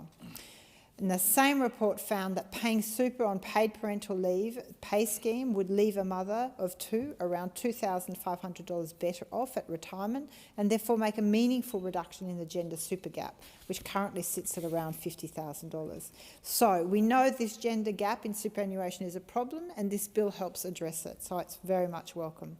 The government paid parental leave scheme is something we should be proud of, with around 180,000 families accessing the scheme each year, many of them all around the country, including in Warringah. Established in 2011, it provided up to 18 weeks of pay at minimum wage to eligible working parents. There have been further tweaks and changes in subsequent years, including the dad and partner pay, providing 2 weeks at the same rate for the father or the partner of a paid parental leave recipient. From July 2020, families have the option of taking the first 12 weeks of paid parental leave in a continuous block, then using the final 6 weeks as flexible paid parental leave, including using it to return to work part-time by using the leave on a part-time basis or sharing the leave with someone else. Last year, the government legislated to increase the number of weeks of paid parental leave, expanding in phases from 20 to 26 weeks by July 2026. While I welcome that, we're still way behind other countries in terms of the scale and scope and length of time of paid parental leave. And we really do need to accelerate this, catching up with other countries. Research by the Grattan Institute shows that shared paid parental leave boosts a mother's earnings and boosts our entire national GDP. What we also need to see is an increase in men or other parents taking that paid parental leave. Too often it is the mothers that are taking it and take the hit to their careers and their earning capacity. So it really needs more work from the government to ensure increasing the shared component or a use it or lose it proportion of the scheme to encourage and incentivise more partners to take up paid parental leave as well. Of course, by increasing the entitlement to 26 weeks shared between parents, Grattan modelling suggests that it would cost the government some $600 million per year, but would add $900 million to GDP, so a $300 million positive outcome, as well as boosting mothers' lifetime earnings by some $30,000. So I would like to see the expansion of time shortened in relation to paid parental leave, but I was pleased to see at least an expansion, a minimal expansion, passed through the Parliament this term. Now, as recommended in the final report for the Women's Economic Equality Task Force in 2023, we are legislating the payment of superannuation on paid parental leave, and it will come into effect from 1 July next year. So I do welcome this, but I think there are still a few areas of focus for the government, in particular, coming up with a scheme or some form of acknowledgement of when older women also frequently take time out of the workforce to care for elderly parents. And that is, again, a time at which they lose earning capacity and superannuation. And there has been proposals put forward to start to remedy that. But in relation to this bill, I welcome this bill and the intent of what it does. Now, I should note the Coalition's second reading amendment, whilst it has some elements that I support, I am concerned with yet again an attempt, I think, to undermine the superannuation system. The third part of the amendment, which seeks to encourage early withdrawals for a variety of reasons, but in particular the collection of this paid parental leave component as a block to be used to meet the costs of the child. Whilst I appreciate the cost of having children is great, and I certainly have been there and I know that is really hard, the point of superannuation is to ensure a comfortable retirement. It's to ensure people aren't living in poverty in retirement. And if we allow the amendment as proposed by the opposition for that receipt of the paid parental leave payment as a block and available now, then we are undermining the very purpose of this, which is to ensure women do not have inequality at retirement when it comes to their superannuation. So I simply cannot support that. We've seen this happen before during the COVID pandemic. Whilst maybe well-intentioned to ensure people struggling financially to access finance, we saw the moves in relation to being able to withdraw from superannuation in two payments of $10,000 up to $10,000. Now, the difficulty with that is overwhelmingly it was women, and overwhelmingly women are now finding themselves with significantly less super in for their retirement. The Australian Institute found that between April and December 2020, 1.5 million women drew down their super, and that is 1/4 of the entire female workforce. Some $14.9 billion was stripped from women's already small retirement savings. Some 345,000 women completely emptied their accounts. Now that is really concerning. Because that means a huge number of women will be exposed when it comes to retirement age. And what was even more dramatic was it was overwhelmingly younger women. And so what that means is that withdrawing of what little amounts were in super won't have the opportunity to grow through that working period and work life to be substantial at retirement age. And so it's really concerning, all this undermining of the intent of super, and it's really important to preserve that. And so at the moment, this amendment is fundamentally, I believe, undermining what the bill and what this is trying to achieve, which is closing the gap between men and women in super at retirement age. And so I really have to ask the question, is it the opposition's view that women should continue to be disadvantaged in retirement? Should they continue to have less super? Because I don't understand otherwise the intent of this amendment. If it's to better support families to meet the cost of children, then that should be a separate proposal. That should be something that could be put to the budget. You know, is it a baby bonus like used to happen under the Howard years? But it should not be via undermining superannuation. There's still more to do to achieve better economic outcomes for women and better economic outcomes for Australia. These policy suggestions, as outlined by the Women's Economic Equality Task Force, are ones that I've supported and called for. Now, measures such as increasing investment in childhood education and abolishing the activity test, which requires both parents to be working to access childcare subsidies, boosting the availability of high-quality, flexible working and strengthening the rights of employees to flexible work and family-friendly working arrangements, encouraging employers to set gender equality targets and strengthen reporting obligations to include meaningful benchmarks, introducing a tax offset for people with caring responsibilities who are re-entering the workforce to curb the motherhood penalty facing women, which means they earn less. And I still want to repeat what I've said in the debate in relation to the Superannuation Objective Bill earlier this year. Many of our First Nations people in our communities never get to realise the benefit of superannuation. We have to, when we talk about superannuation, and even in the context of this bill, there is a whole nother level of disadvantage when it comes to First Nations Australia. Many First Nations people just don't get to realise the benefit of superannuation. They remain substantially there's a huge amount of policy work that needs to be done to improve the retirement outcomes and access to super for First Nations Australians. The 2020 Retirement Income Review found that many First Nations people were likely to have either no superannuation or low super balances at retirement, and way more often than non-Indigenous Australians. As of June 2022, $16 billion was was still not being claimed, was sitting in the tax office, lost or unclaimed. And so that's an area of concern. Analysis shows that the issue of lost and unclaimed super disproportionately sits in postcodes with high First Nations populations. So it does beg the question, is this an area that's being overlooked? Do First Nations Australia need some assistance? Do we need to be focusing on why is there so much unclaimed super sitting disproportionately in those postcodes? Worse yet, the full extent of the impact of lost super on First Nations communities isn't quantified. Why? Because super funds don't collect data that's specific to Indigenous people.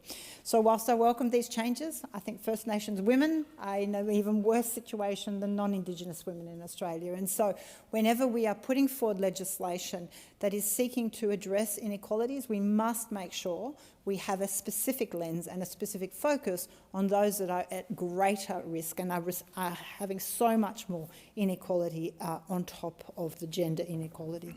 So it's a good step, and I certainly commend the bill to the House and will be supporting it. It's positive, but my call to the government is more can be done in this respect, and I do call on the Minister and the government to have that focused on how we're going to help First Nations Australians access super. I thank the honourable member for her contribution, and the question is now that the amendment before the House be agreed to, and with that I give the call to the most honourable member for Cunningham. Thank you, Deputy Speaker. The Albanese Labor government has made significant investments to improve the lives of Australian women, with a strong focus on economic equality, safety and health.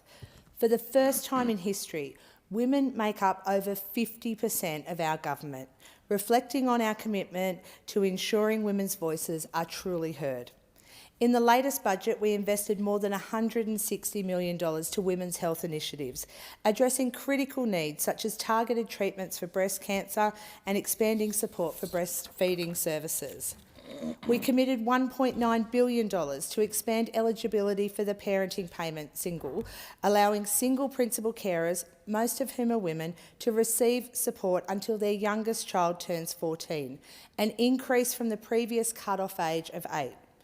Our government is focused on ending the national crisis of gender-based violence, including violence against children and young people. Just last week, National Cabinet agreed that a comprehensive $4.7 billion package that harnesses important opportunities to work together to prevent violence and support legal services. $1 billion has been dedicated to providing social housing for women and children fleeing violence, ensuring they have a safe space to rebuild their lives with dignity and security. Under Labor, the gender pay gap has dropped to a historic low of 11.5% as of August 2024. And we have a little way to go on this, but at least we have a historic low at the moment under our government. Our government made a commitment to close the gender pay gap, and we have seen that pay gap drop to an all-time lows over 4 consecutive reporting cycles. It is an incredible achievement, but as I said, there is still more work to be done to close this gap further. Since we have been in government, women are earning on average $173.80 more per week than under those opposite. We are also proud to have backed a 15% wage increase for aged care workers, over 85% of whom are women. We have also announced that there will be a 15% increase to wages for early childhood education and care workers. This wage increase will be tied to a commitment from childcare centres to cap fee increases, ensuring that workers are fairly paid without passing additional costs onto families. We recognise the essential care both aged care and early childhood education and care workers provide, and we want to ensure that they are fairly paid for their work. We want Australians to earn more and keep more of what they earn.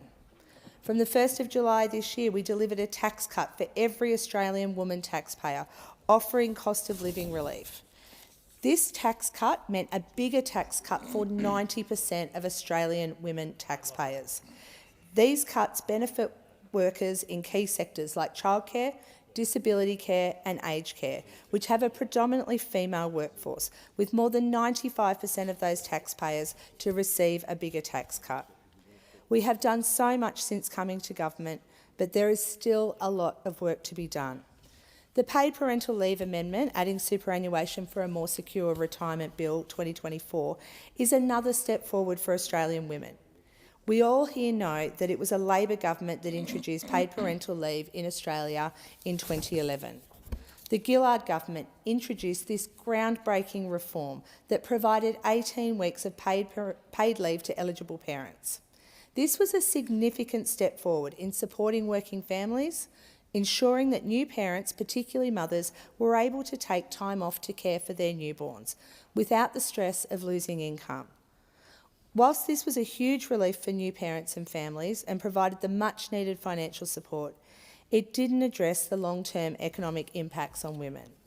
Women are more likely to take on the role of primary caregiver over men, and this role often requires them to take extended periods of leave from paid work. This time out of the workforce, even if they are on paid parental leave, impacts on their financial security, particularly when it comes to retirement savings. The data is clear. When women take time out of the workforce to raise children, it impacts their retirement incomes, with women retiring on average with about 25% less super than men. This disparity, which is also often referred to as the motherhood penalty, is a result of the cumulative effect of lower wages, interrupted career progression, and the absence of superannuation contribution during periods of unpaid care. This bill aims to address this inequality by introducing superannuation contributions on government-funded paid parental leave, beginning in July 2025. And this is a significant step towards closing the gender gap in retirement savings and ensuring that women are not penalised for fulfilling their caregiving responsibilities and choices. The bill will see the government invest $1.1 billion over the forward estimates to pay superannuation on government-paid parental leave from July 2025, benefiting many Australian families each year. For babies born or adopted from the 1st of July next year, all parents who receive PPL will receive an additional 12% paid directly to their super fund. The contribution will be made annually by the Australian Tax Office after the end of each financial year and will include an additional interest component to address any foregone superannuation fund earnings as a result of the payment not being made more regularly. Most parents won't need to do anything further to receive their superannuation payment, and the claims process for paid parental leave will not change. By ensuring that superannuation is paid on paid parental leave, we are sending a clear message that taking time out of the workforce to care for a child is not a career setback, but an essential part of life that should be supported and valued. Paying super on government parental leave is an important investment to help close the super gap and make decisions about balancing care and work easier for women. And this reform will also help to normalise parental leave as a workplace entitlement, much like annual leave or sick leave, and it will help that both men and women will be able to take time off to care for their children without fear of economic disadvantage. The Albanese Labor government's commitment to expanding and improving paid parental leave is clear. We have already taken significant steps to modernise the scheme to better meet the needs of Australian families. From July 2023, we introduced a more generous family income test, making it easier for more families to access the payment. We also made the leave more flexible, allowing parents to share the care and take leave in a way that suits their individual circumstances. And in July this year, we increased paid parental leave from 20 weeks to 22 weeks, marking an important step towards supporting new parents.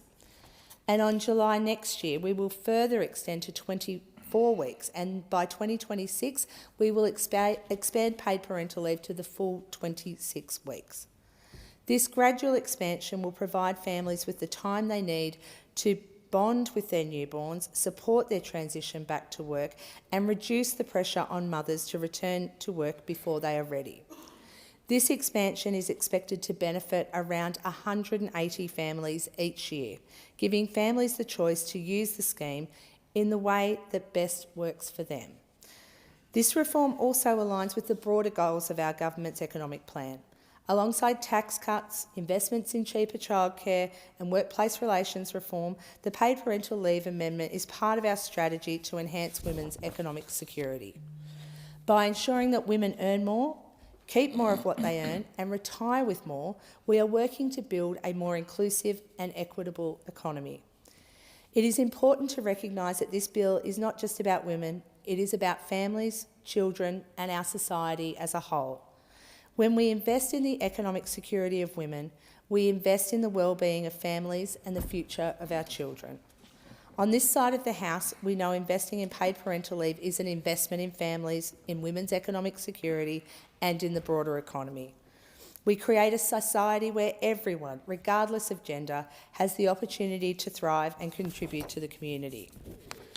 The importance of this paid parental leave amendment cannot be overstated. It is a critical step towards gender equality, economic security and social justice.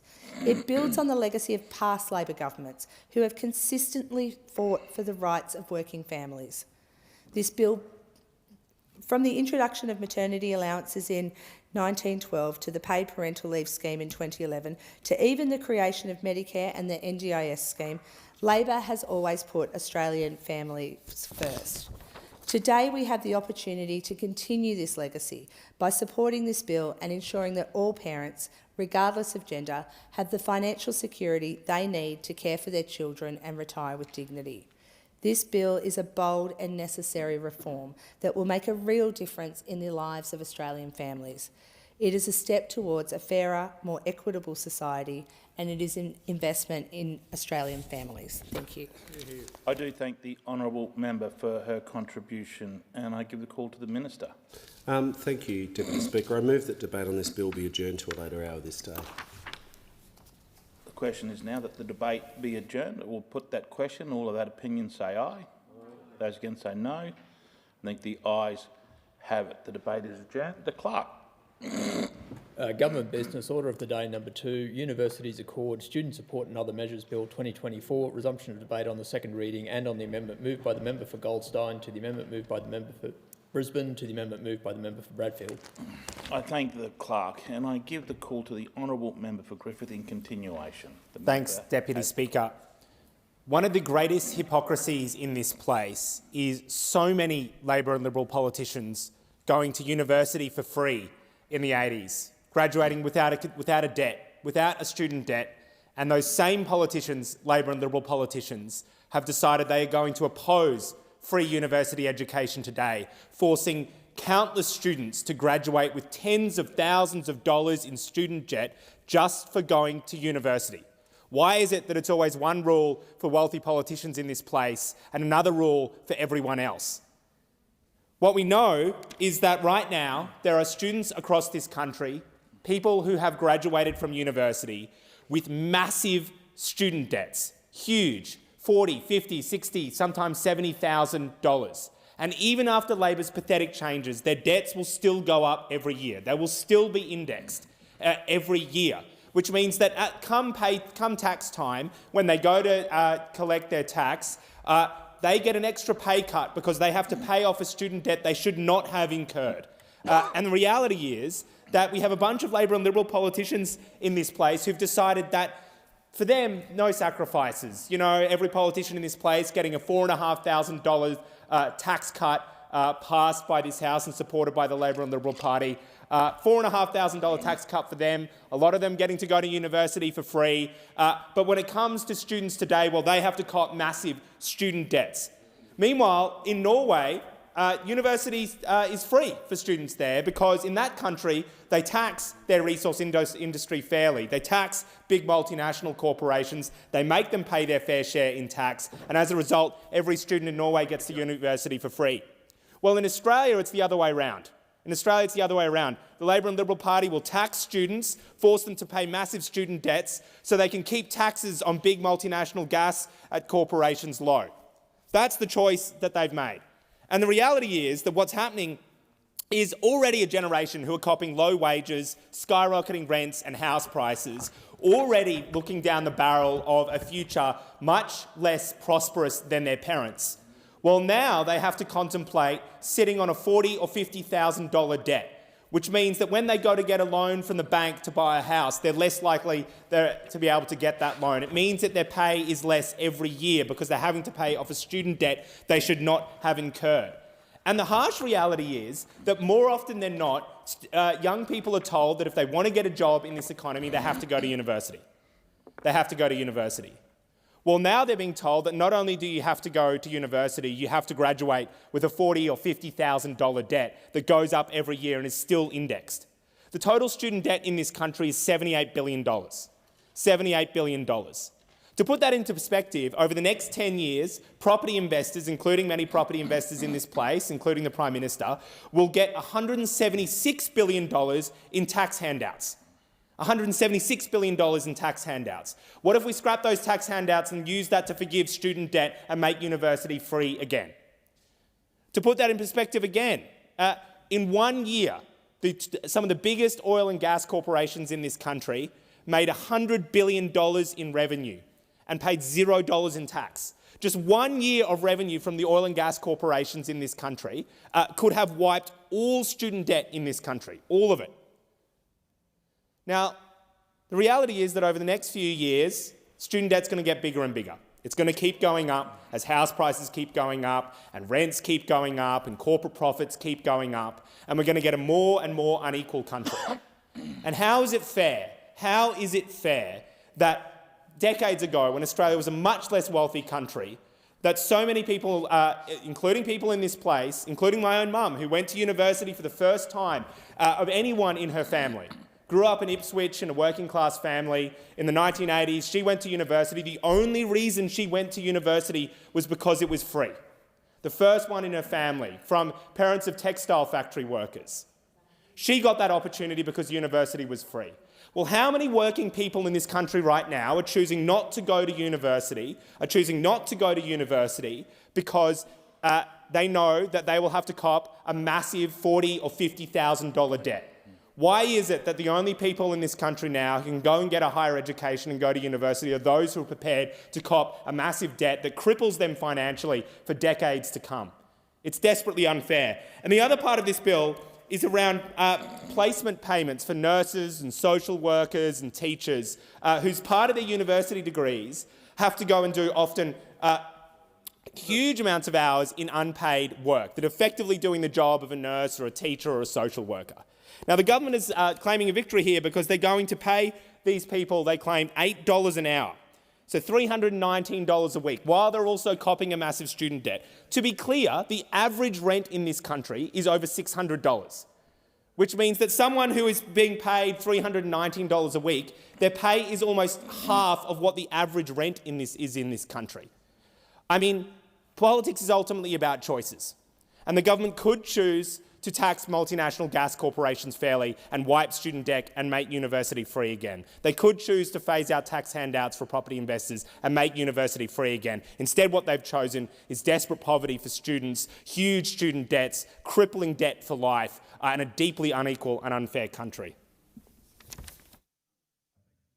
I thank the honourable member for his contribution, and the question before the House now is that the amendments be agreed to. And with that, I give the call to the honourable member and the Assistant Minister for Mental Health, Suicide Prevention, Rural and Regional Health. Here. Minister has the call. Great choice. Thank you, Deputy Speaker. I am proud to support this bill, and I am so proud to be part of a government that is taking action to make higher education better and fairer, and taking action to create reliable pathways to higher education and give more people, including in communities like mine on the Central Coast of New South Wales, the opportunity to get the education and training that they need for a steady job and a good career. We are introducing the Commonwealth Prac payment for teaching students, nursing students, midwifery students and for social work students that will provide real help for students so they can finish their placements and complete their degrees.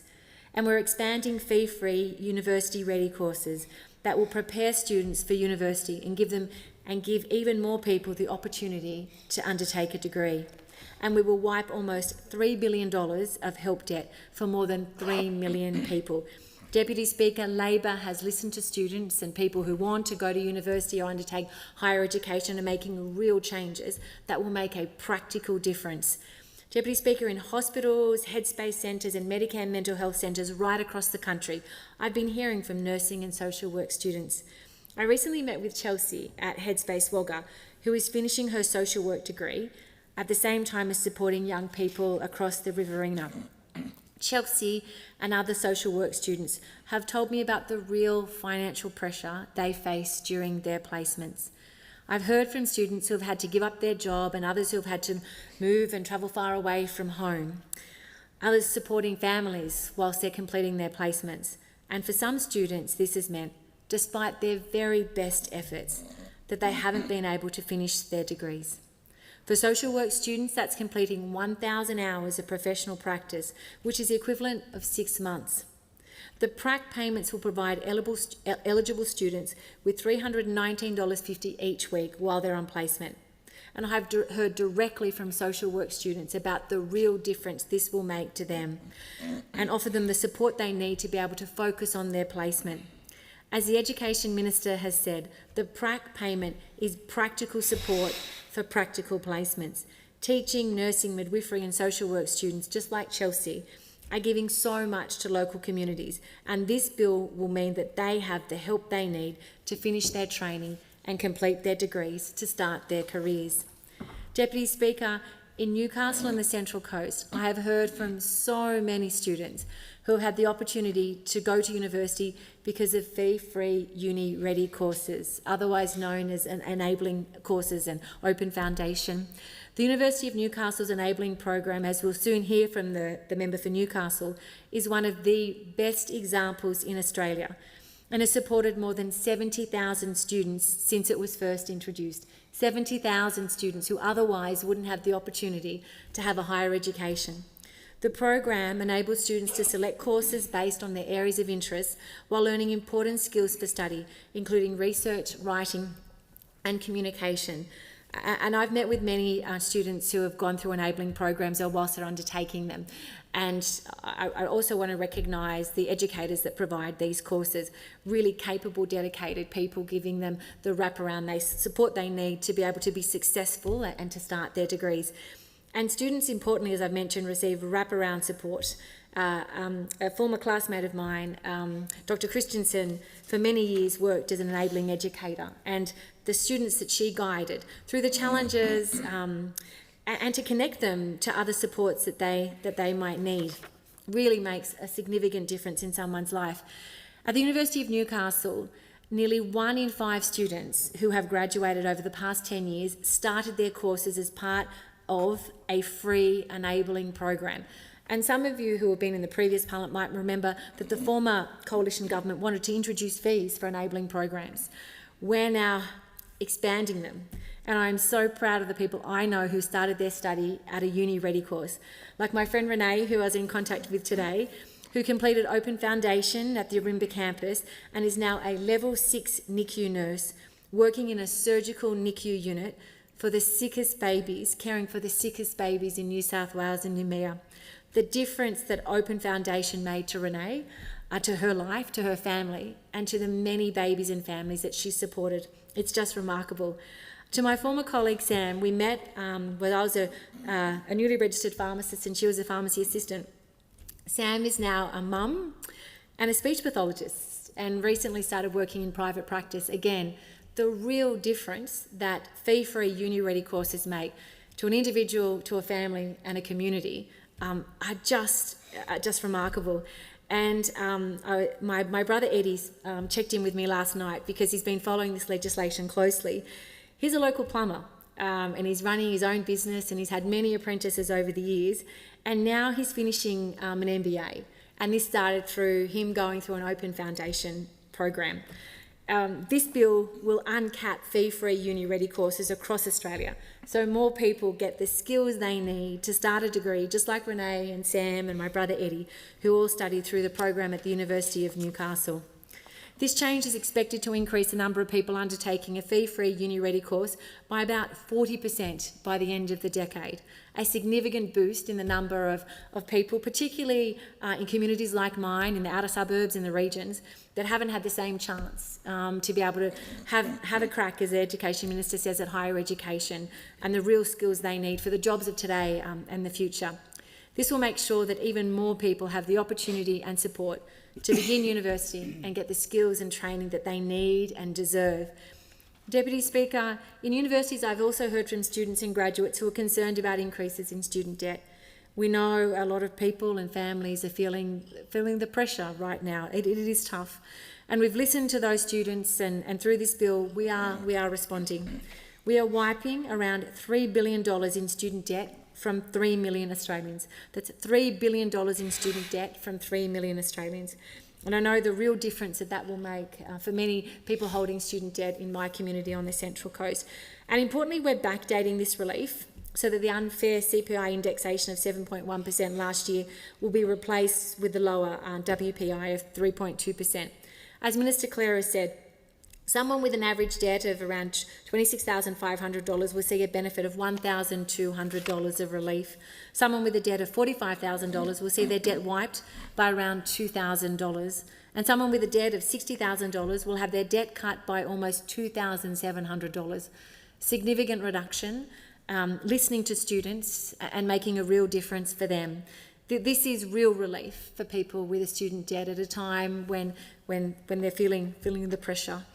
Deputy Speaker, in closing, these are practical measures and they were all recommended in the final report of the Universities Accord, and we are taking real action to make them happen now, to make higher education better and fairer, so more people have the opportunity to get the training they need, and to make sure that those students who aspire to become the health professionals of the future have the support they need. And in finishing, just after this, the budget and this policy was announced, I was with the Prime Minister and the member for Robertson, Dr Gordon Reid, and we visited Gosford Hospital, part of Central Coast Local Health District, and we heard directly from nurses, and we went to a cardiac unit in Gosford Hospital who spoke about the real difference that this will make for nurses, for midwives, and I'm so pleased to see this practical support for health practitioners in training and graduates because of the really important work they do in communities like mine and right across Australia. I'm pleased to support this bill. I thank the honourable member for her contribution. The question before the House now is that the amendments be agreed to, and with that I give the call to the most honourable member for Sturt. Thank you, Deputy Speaker, and I appreciate the opportunity to make a few comments on this bill. Obviously, the Coalition has made it clear that we want to see the Senate committee process progress. I think it's in early October that they're due to finalise their deliberations over this bill. It's got, on the face of it, it does some good things, but equally we want to properly engage with the sector and stakeholders and understand whether there are any unforeseen aspects to this bill, and we reserve our position on it until that process concludes. But we've got goodwill towards certain measures in this. Clearly, the measure that provides relief under the HELP HEX scheme is one that, on the face of it, has merit because people with student debt are no different to any other Australians at the moment who are suffering under this significant cost of living crisis. And when you've got student debt, if you've also got a mortgage, and the mortgage rates have been going up dramatically in the last few years, of course it's putting a lot of pressure on household budgets, and assuming anything unforeseen isn't raised through the committee process, that seems something that has merit. But there's a regrettable aspect to this, because if you unpack why there's a benefit to choosing the lower of inflation versus the wage price index when you're elevating the amount, the balance of debt, it's only going to help people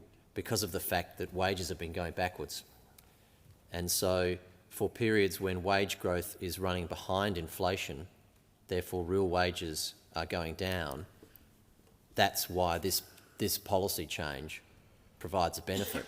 And that's great for the debt balances of student debt, but it underscores that those same people and many millions of others through the period that this will provide a benefit for have been enduring a dramatic reduction in their real wages. And this is something very significant that is happening in our economy, and we know that people are making very difficult decisions around the kitchen table, trying to make the household budget balance, and they're having to make sacrifices, find ways to trim their normal habits, pretty reasonable things, you know, family holidays to a caravan park over a long weekend, or other things that, you know, are quite reasonable things for Australians to enjoy that have to be sacrificed because mortgages are going up, rents are going up, utilities are going up. In the case of people with student debt, their payments on the debt are going up. So that element of the bill hopefully sees some relief, but I hope that this change isn't one that will provide a benefit very often into the future, because I want the wage price index to be running higher than the inflation rate all of the time. That means that people's real wages are going up. So this change that we make, it's only going to benefit people because their real wages are going backwards. And we know the retrospectivity of this means that will absolutely provide a benefit to people through its passage, because we know what the last two inflators were on student debt, and in both cases the wage price index is lower. But as I say, that underscores the fact that it's lower than inflation, and therefore people's real wages are going down. The other one people might not be surprised to hear me just reflect on with some suspicion is this mandated requirement for the student services fee to go to student-led organisations. I, like a lot of people in my party room, started out in student politics, and on campus one of our great crusades was always voluntary student unionism and student choice. And indeed it was the Howard government that pursued voluntary student unionism when I was the young Liberal president in the state of South Australia. And I look very regrettably upon the behaviour of some of these student organisations on campus right now, and some of the most nasty, vile, disgusting things that I've ever seen in my lifetime happening on Australian university campuses, where student groups are forming to glorify terrorism, to promote disgraceful anti-Semitic attitudes, and to engage in conduct that is obstructing the very reason that people go to our great higher education institutions, which is to, you would expect in an unfettered way, avail themselves of the opportunity to expand their minds, to educate themselves, and to leave with a valuable education that can equip them for the future, not only their career, but their whole life well beyond what they do as a vocation.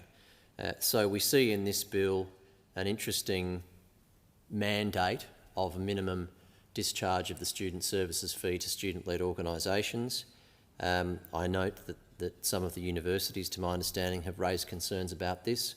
Universities provide a lot of services directly themselves, financed through the student services fee, and what we're going to see through this legislation is a re-empowering and re-emboldening of the student organisations that are behaving for their standards. This is saying something in the most vile and disgraceful way on some campuses as we speak right now. Is this the right time to be sending a message to those groups engaging in that deplorable conduct that they're deserving of some mandated minimum allocation of the student services fee? And as someone who's from a party that believes in the freedom of association, the right to join or not any organisation, whether that be a union or any other group in our society, what this effectively does is say, well, the union for students is getting a guaranteed legislated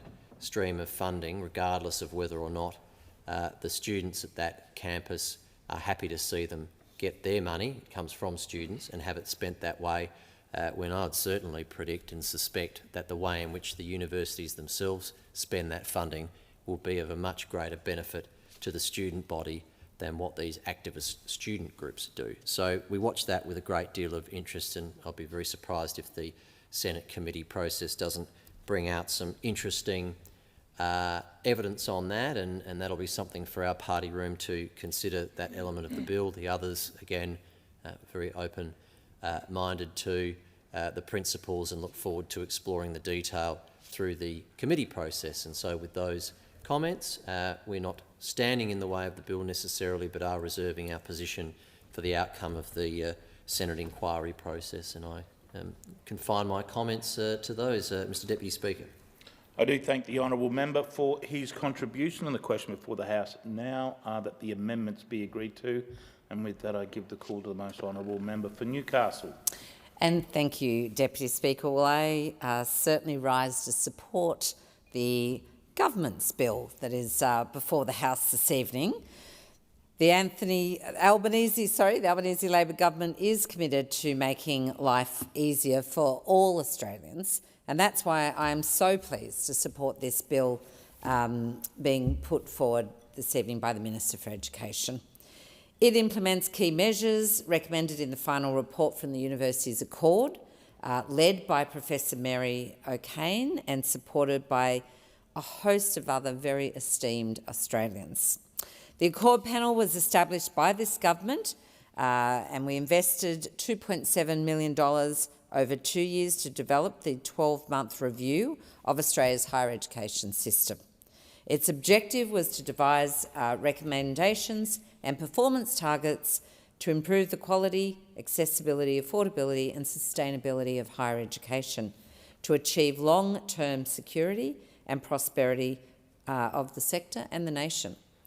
These are important ambitions for any national government. And the Accord's final report has been informed by 787 public submissions and 150 meetings with stakeholders.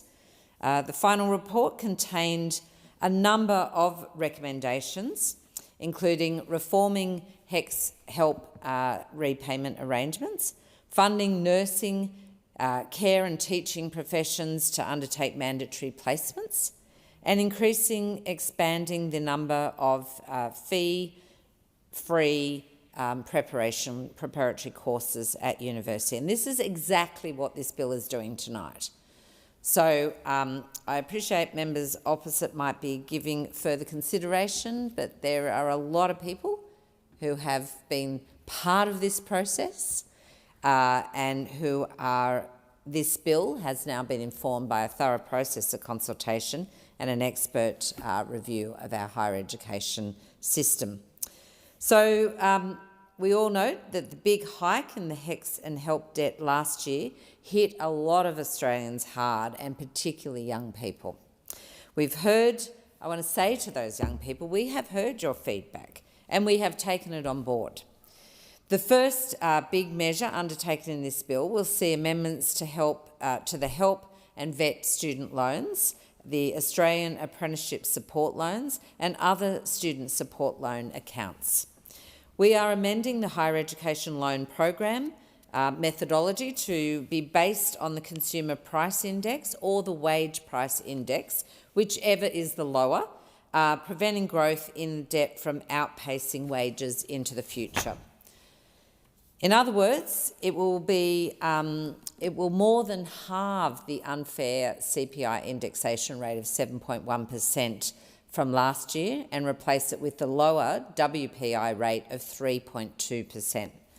This will see somebody on an average debt of $26,500 having around $1,200 wiped off their outstanding loan this year. Someone with a $45,000 debt will benefit by around $2,000, and someone with a $60,000 debt will have a benefit of $2,700.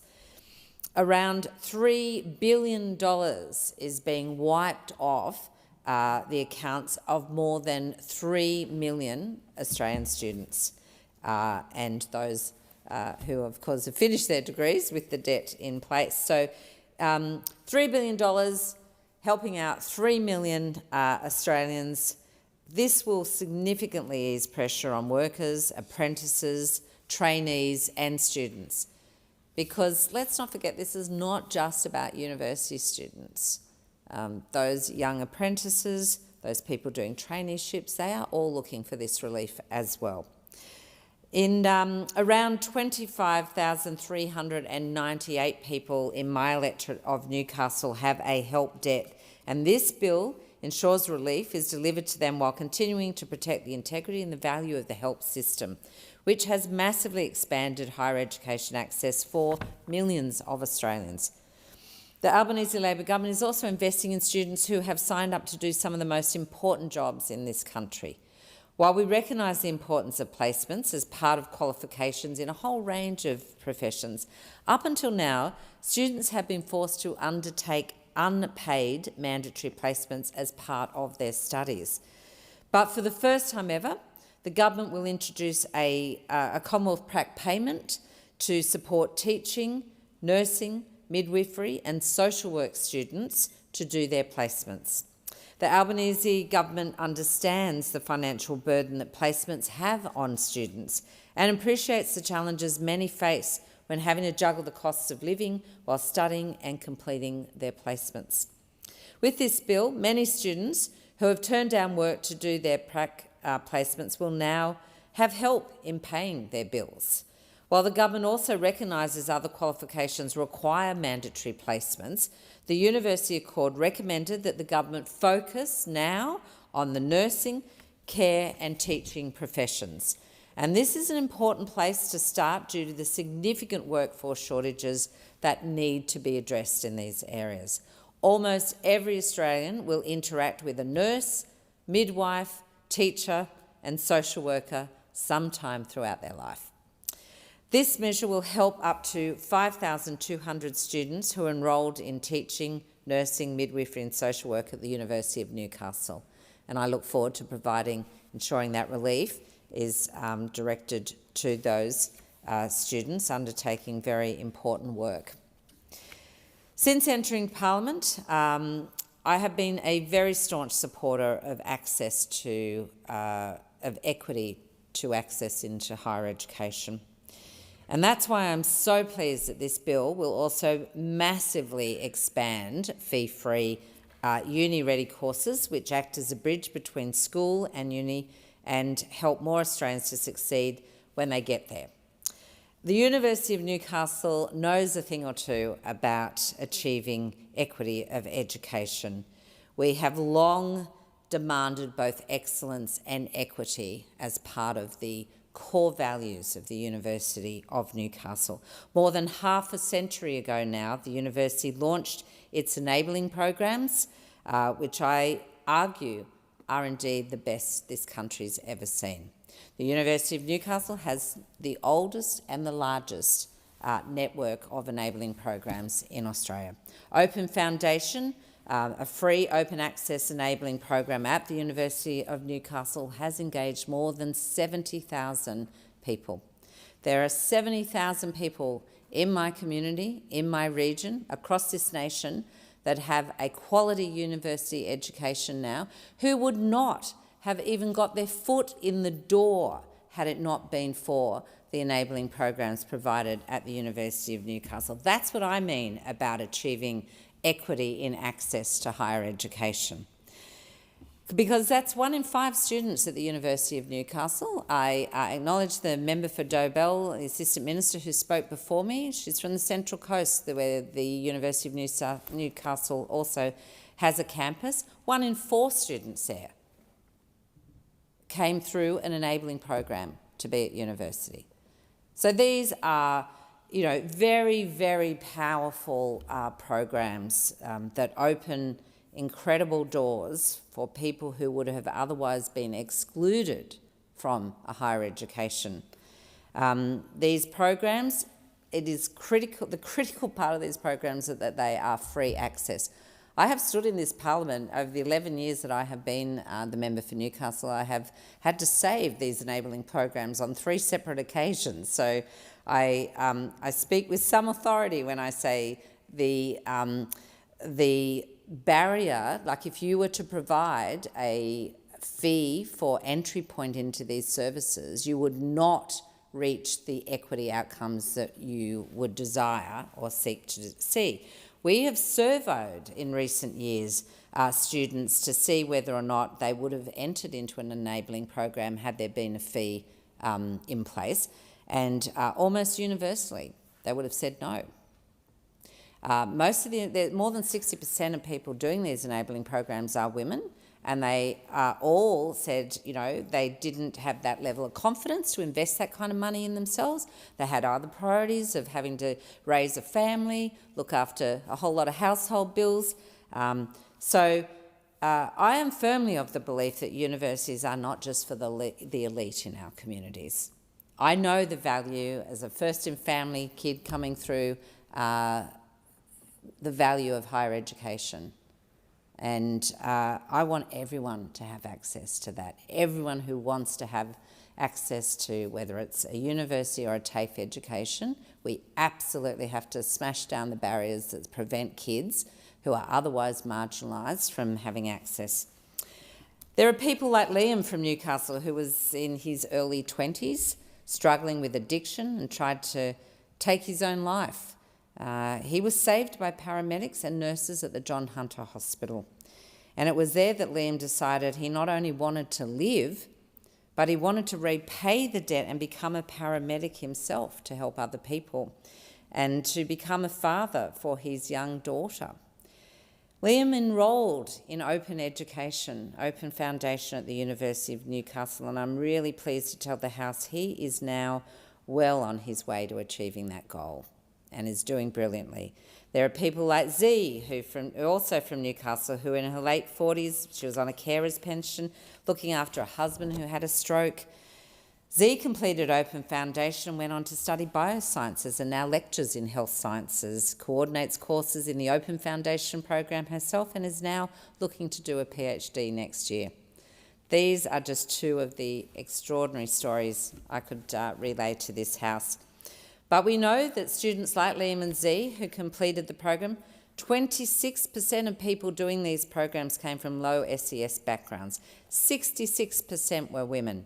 23% of students had a disability. 6% were First Nations students, and 47% were just like me, first in their family to enrol in a tertiary institution. These are the changes that are expected to increase the number of people doing these fee-free uni-ready courses. We expect these changes to boost about 40% increase by the end of the decade of people getting into universities. So I cannot sing the praises of enabling programs more highly. Look, there are many other measures this government seeks to undertake in addition to the important work of this bill. You know, we're providing an additional 20,000 Commonwealth supported places so we can train more Australians at university. We know that this is a life-changing moment. We're committed to establishing up to 14 new suburban university study hubs. That's on top of the establishment of the 20 regional university study hubs. We're also getting on with establishing a national student ombudsman. We'll have a lot more to say about that very shortly, but that is an important body of work, an independent body that's part of an action plan to address gender-based violence in higher education. Somewhere where independent investigations can take place, disputes can be resolved in an adequate manner. These are aspects of that higher education students have been calling for a long time. I'll be very pleased to see that bill before this House very soon. It is an urgent need to address sexual assault in university campuses. It's one of the 5 priority actions that came from the Australian Universities Accord interim report. So the action plan and the Ombudsman have been informed by consultation with staff, with students, most importantly, with victim survivor advocates, the higher education sector and subject matter experts. So, you know, there is a lot of work to do in this sector. We are an ambitious government. We seek to more and more Australians to have a higher education. As I said, and I reiterate, that can be through TAFE, it can be through university, but we need Australians to be ensured of access to a quality education, and we are very much on this side of Australian students and education providers, and that's why I'm supporting this important legislation before the House. You know, these reforms, there is a lot at stake with these important reforms. These are not policy decisions that we take willy-nilly. We are informed by experts in the field, all of the thorough consultation processes that have taken place. We have a good education system, but we can be better. This is an important first step in achieving that, and that's why I'm supporting this bill. I urge those opposite to do so without delay. Order. I thank the honourable member for Newcastle. The question is that the amendment be agreed to, and I call the honourable member for Gippsland. Thank you, Deputy Speaker. It is with great pleasure that I join the debate this evening and follow my friend and colleague, the member for Newcastle.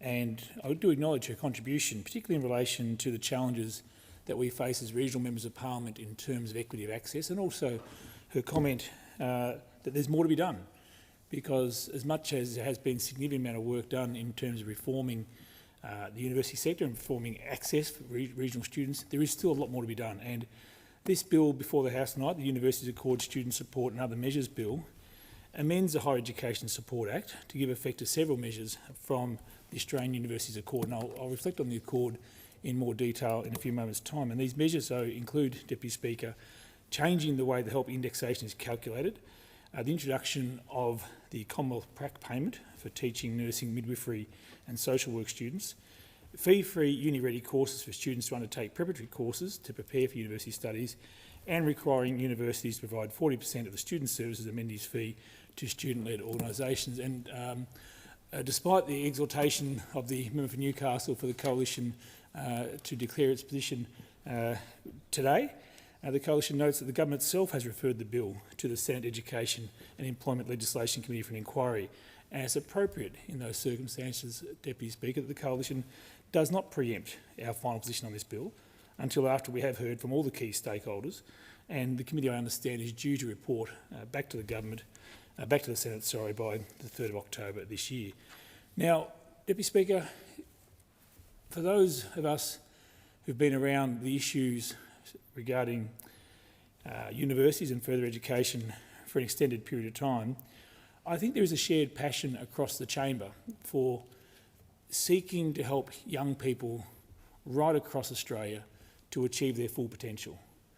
Now, achieving their full potential, Deputy Speaker, doesn't necessarily mean every Australian student has to go to university, and quite the opposite. In fact, providing access to improved trade training through the TAFE system, or encouraging young people to take on entrepreneurialism and take on their own small business, or indeed pursuing a university course. They're all reasonable pathways for a young person in Australia today to pursue. But helping all young Australians achieve their full potential, I think, is a shared goal across the chamber. And for those of us who represent regional seats, the issue of how we achieve that, how we achieve equity, how we achieve fairness, has been a problem that governments have grappled with throughout my entire 16 years in this place. So I do actually want to commend the work of the Minister for Education with the Universities Accord process, and also for the briefings he's provided to me and my office. And also I want to note the very significant contribution of the Regional Education Commissioner in that work, former Senator Fiona Nash, who, like me, is a fellow traveller on the path of trying to get fairness in the education system for regional students. And her contribution to this process was noted in the final report. And, Deputy Speaker, the final report does provide ambitious targets for higher education participation, and it's very clear, and the Minister himself in his own second reading speech made this clear as well. There is much to do to achieve the goals set out in the Accord, and no one, including the Minister, suggests for a second that this is anything other than the first stage of the implementation of the Accord. There has been a major program of reform across the university sector over the whole time I've been in this place, Deputy Speaker. And the Minister himself has acknowledged that what we're looking at with this Accord is a very significant program which will run across many budget cycles and will require goodwill across the chamber and a commitment to achieve those long-term goals of helping every young Australian achieve their full potential. Now, Deputy Speaker, I'm one who would suggest that we do have a good education system here in Australia. It's not great, it's not without its failings, but it is good. Unfortunately, Deputy Speaker, it serves some people better than others. And sadly, the others are often those who live in regional, rural and remote communities. Often the others are those students who live 2, 3, 4, 5 and many hours away from a capital city or a university campus. And one of our great challenges for the members in this place who represent the National Party is how we improve the participation rate for those students in our communities who want to go on to study at tertiary level. And again, notwithstanding the fact, Deputy Speaker, that I think you can be very successful as a young person in Australia today, as an entrepreneur, starting your own business, working on your family farm and in fact taking over the family farm, or learning a trade and applying your skills in your community. They're all very reasonable pathways. But for those who aspire to tertiary education and who need a qualification to fulfil their dream, the participation rate in our regional communities is too low. And it's recognised in the Accord, it's been recognised now for a long period of time. Now, the previous government, the coalition government, and Senator Fiona Nash was one of those who worked very diligently on this issue, sought to reduce some of the barriers to university participation for our regional students. And those barriers, Deputy Speaker, I've spoken about before in this place, and I'll raise them again tonight. Some of those barriers are economic barriers, but some of them are also aspirational barriers.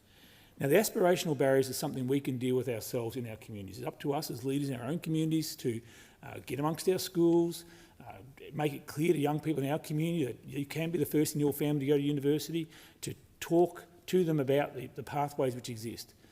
We can do that as people who care about our communities. So the aspirational barrier is something that we've got to deal with. But the economic barrier is something that lies fairly and squarely at the feet of the Federal Government of Australia. And now the member for Newcastle quite rightly commented during her presentation, Deputy Speaker, about equity of access. There is nothing equitable about a system of tertiary education which actively discriminates against regional students on the basis of cost of participation. And it's got worse. It's actually became harder in recent times during this cost of living crisis, Deputy Speaker, for students in my community of Gippsland to move to Melbourne and undertake a course of their choice. Now, when I say it's become harder, Deputy Speaker, there's a number of factors here. The shortage of housing and the competition has made it harder for students to secure housing.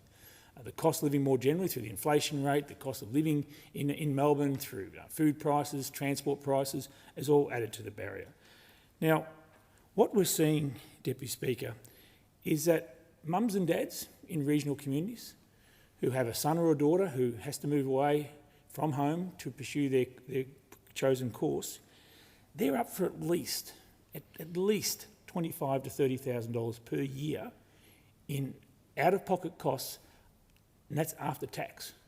So they've already paid tax on their income. They're doing money in cold blood, Deputy Speaker, to make sure that their young person in their family can move away from home, find accommodation, and meet the cost of living such a long way from their home, family home.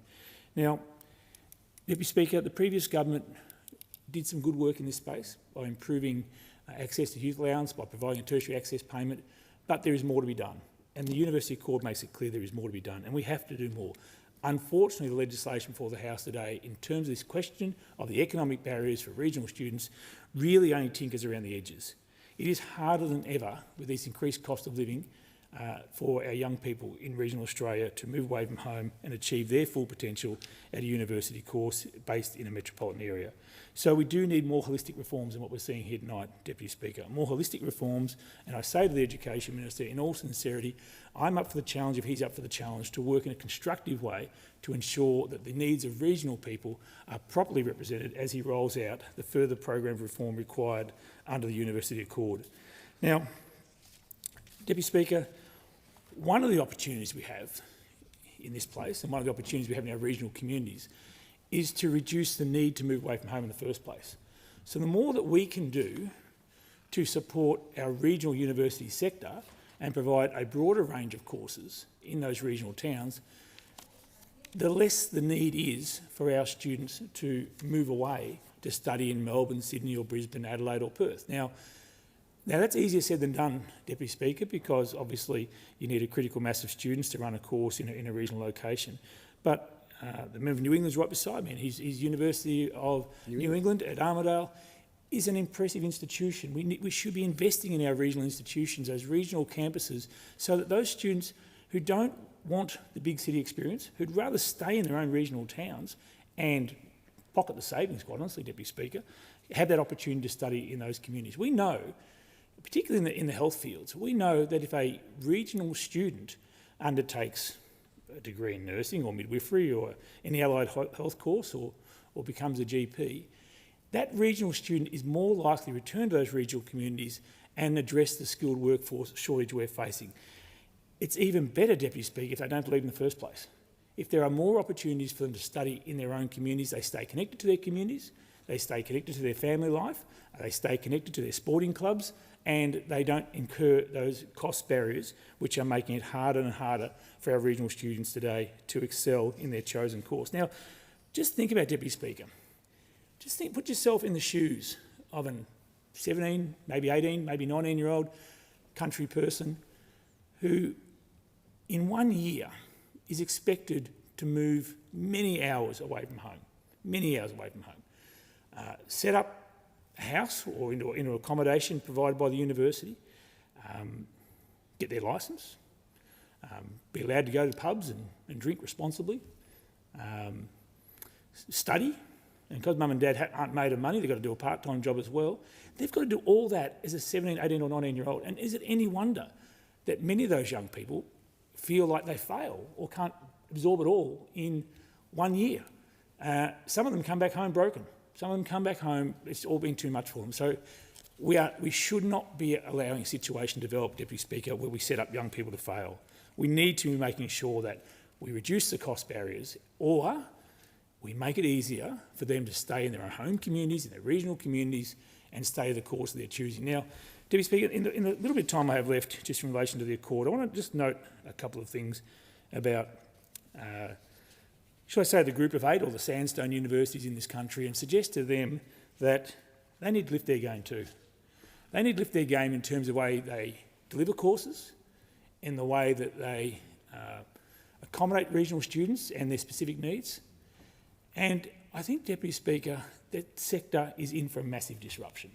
You know, we saw the disruption that's occurred in a whole range of other industries in recent times through COVID, and you look at the media sector, a whole range of other industries have changed dramatically.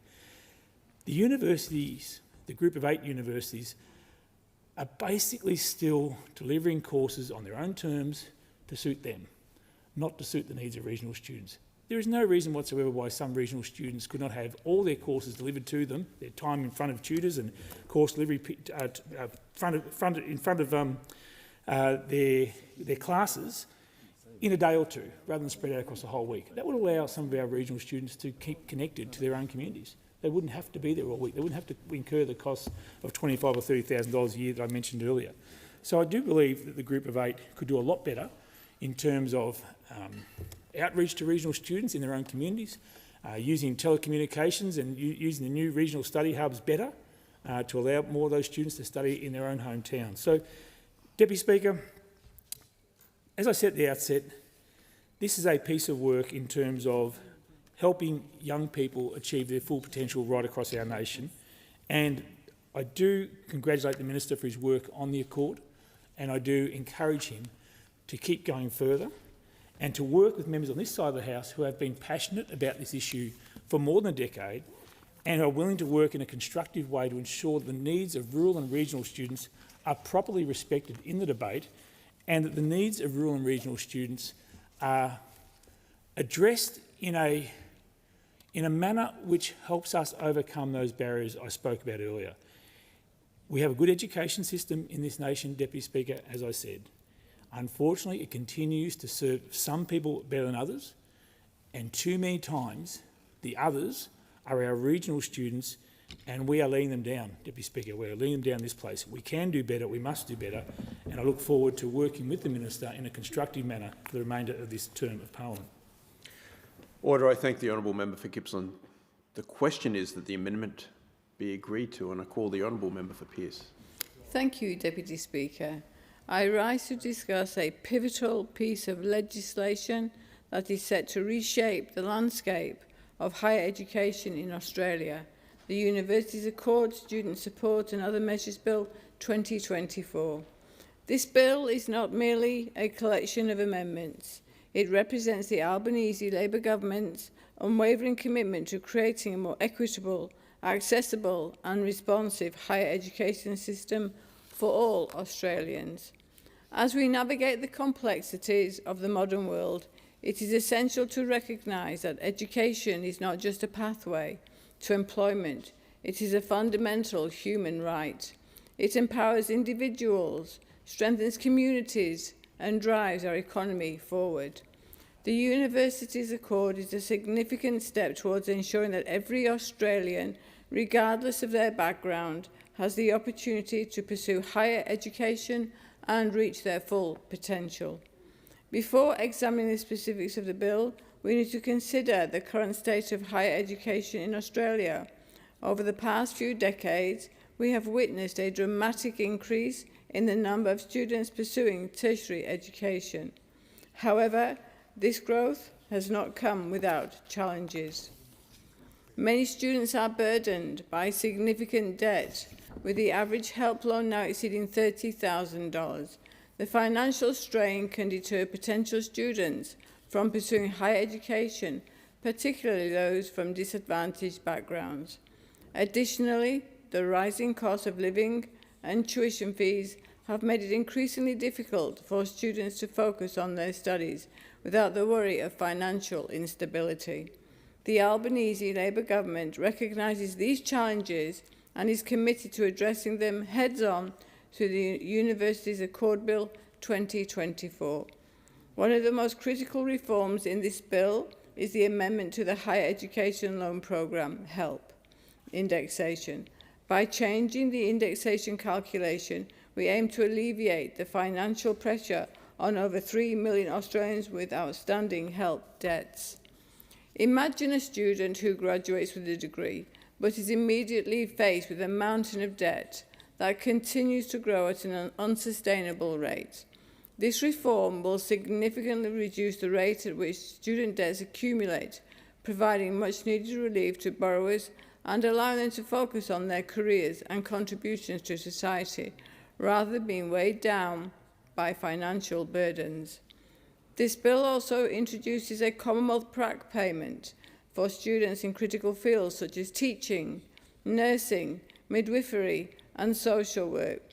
These students often face significant costs associated with their practical placements, which can include travel, accommodation, and other expenses. By providing financial support for these practical placements, we are not only easing the financial burden on students, but also encouraging more individuals to enter these essential professions.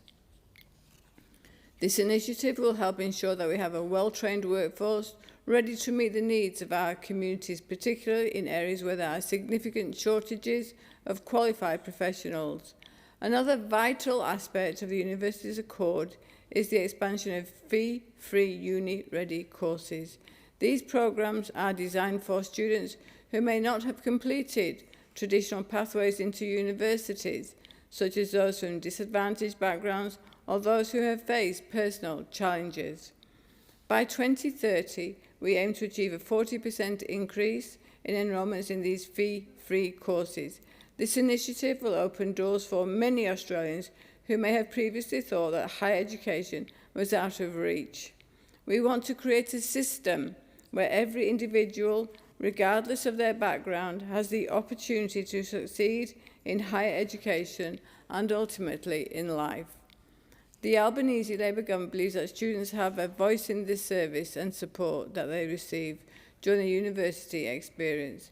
Therefore, the bill mandates that at least 40% of the student services and amenities fee be allocated to student-led organisations. This funding will empower students to take charge of their university experience, ensuring that their needs and concerns are addressed. By fostering a more inclusive and responsive university environment, we can create a culture of collaboration and engagement that benefits everyone. At the heart of the Universities Accord is a commitment to equity and access. The Albanese Labor government understands that higher education should be accessible to all Australians, particularly those from underrepresented groups. By focusing on increasing participation from outer suburbs and regional areas, we are working towards a future where tertiary education is not a privilege for the few, but a right for all. We have set an ambitious target of having 80% of our workforce with a tertiary qualification by 2050. This goal is not just about numbers, it is about creating a more skilled, diverse and innovative workforce that reflects the diversity of our society. We must also consider the real-world impact of these reforms.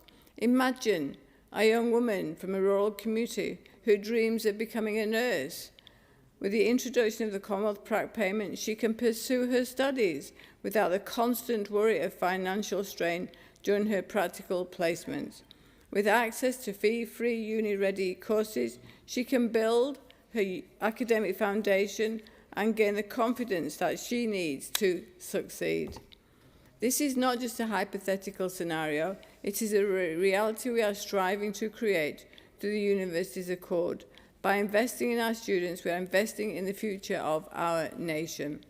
I believe the Universities Accord Student Support and Other Measures Bill 2024 is a testament to the Albanese Labour Government's commitment to transforming the higher education sector by addressing the pressing issues of student debt, financial support for practical placements, access to preliminary courses and student agency. This bill lays a foundation for a more equitable and inclusive education system. This legislation is not merely a response to current challenges. It is a proactive step forward, building a fairer and more inclusive education system that empowers every individual to achieve their full potential. Deputy Speaker, I support this bill as it represents a commitment to the future of our students and the broader Australian community. Together, we can create an education system that empowers every individual to achieve their potential, ensuring that higher education is a pathway to success for all Australians. The Universities Accord is not just a legislative document, it is a vision for the future of higher education in Australia. It embodies the principles of equity, accessibility and support that are essential for fostering a thriving educational environment. As we move forward, it is crucial that we continue to advocate for policies that prioritise the needs of students and ensure that higher education remains a viable and attainable option for all Australians. In the coming years, we must remain vigilant and committed to monitoring the implementation of this bill, ensuring that it meets its objectives and delivers on its promises. We must engage with stakeholders, including students, educators and communities, to gather feedback and make necessary adjustments to enhance the effectiveness of these reforms. Also, it is essential to recognise that the success of the Universities Accord will depend on ongoing collaboration between the government, universities and the broader community. By working together, we can create a higher education system that not only meets the demands of the modern workforce, but also nurtures the potential of every individual, regardless of their circumstances. As we propose a new chapter in Australian higher education, we must embrace the opportunities that lie ahead. We must commit ourselves to a future where education is not a privilege, but a right, where every Australian has a chance to pursue their dreams and contribute to the prosperity of our nation. The Universities Accord Student Support and Other Measures Bill 2024 is a landmark piece of legislation that has the potential to transform the lives of countless Australians. It is a bold and necessary step towards creating a more equitable and inclusive higher education system. It is not only an investment in our students, but an investment in the future of Australia. And I commend this bill to the House, Deputy Speaker. Thank you. Order. I thank the honourable member for Pearce. The question is that the amendment be agreed to, and I call the honourable member for Mallee. Thank you, Deputy Speaker. Today I will focus mainly on two aspects of this bill: the Albanese Labor Government's policy proposals for paid practical placement and to channel more money into student unions. Labor proposes paying students on practical placements in select industries just 1/3 of the minimum wage an inadequate measure during this cost of living crisis that fails to address the real challenges faced by these students. Under Labor's plan, students undertaking practical placements in teaching, nursing, midwifery and social work will receive the equivalent of around $8.40 per hour, compared to the national minimum wage of $24.10 per hour, about 1/3. And the money is not paid direct to the student, but it's paid to the university. What could go wrong? $8.40 per hour is not a living wage. It is barely pocket money.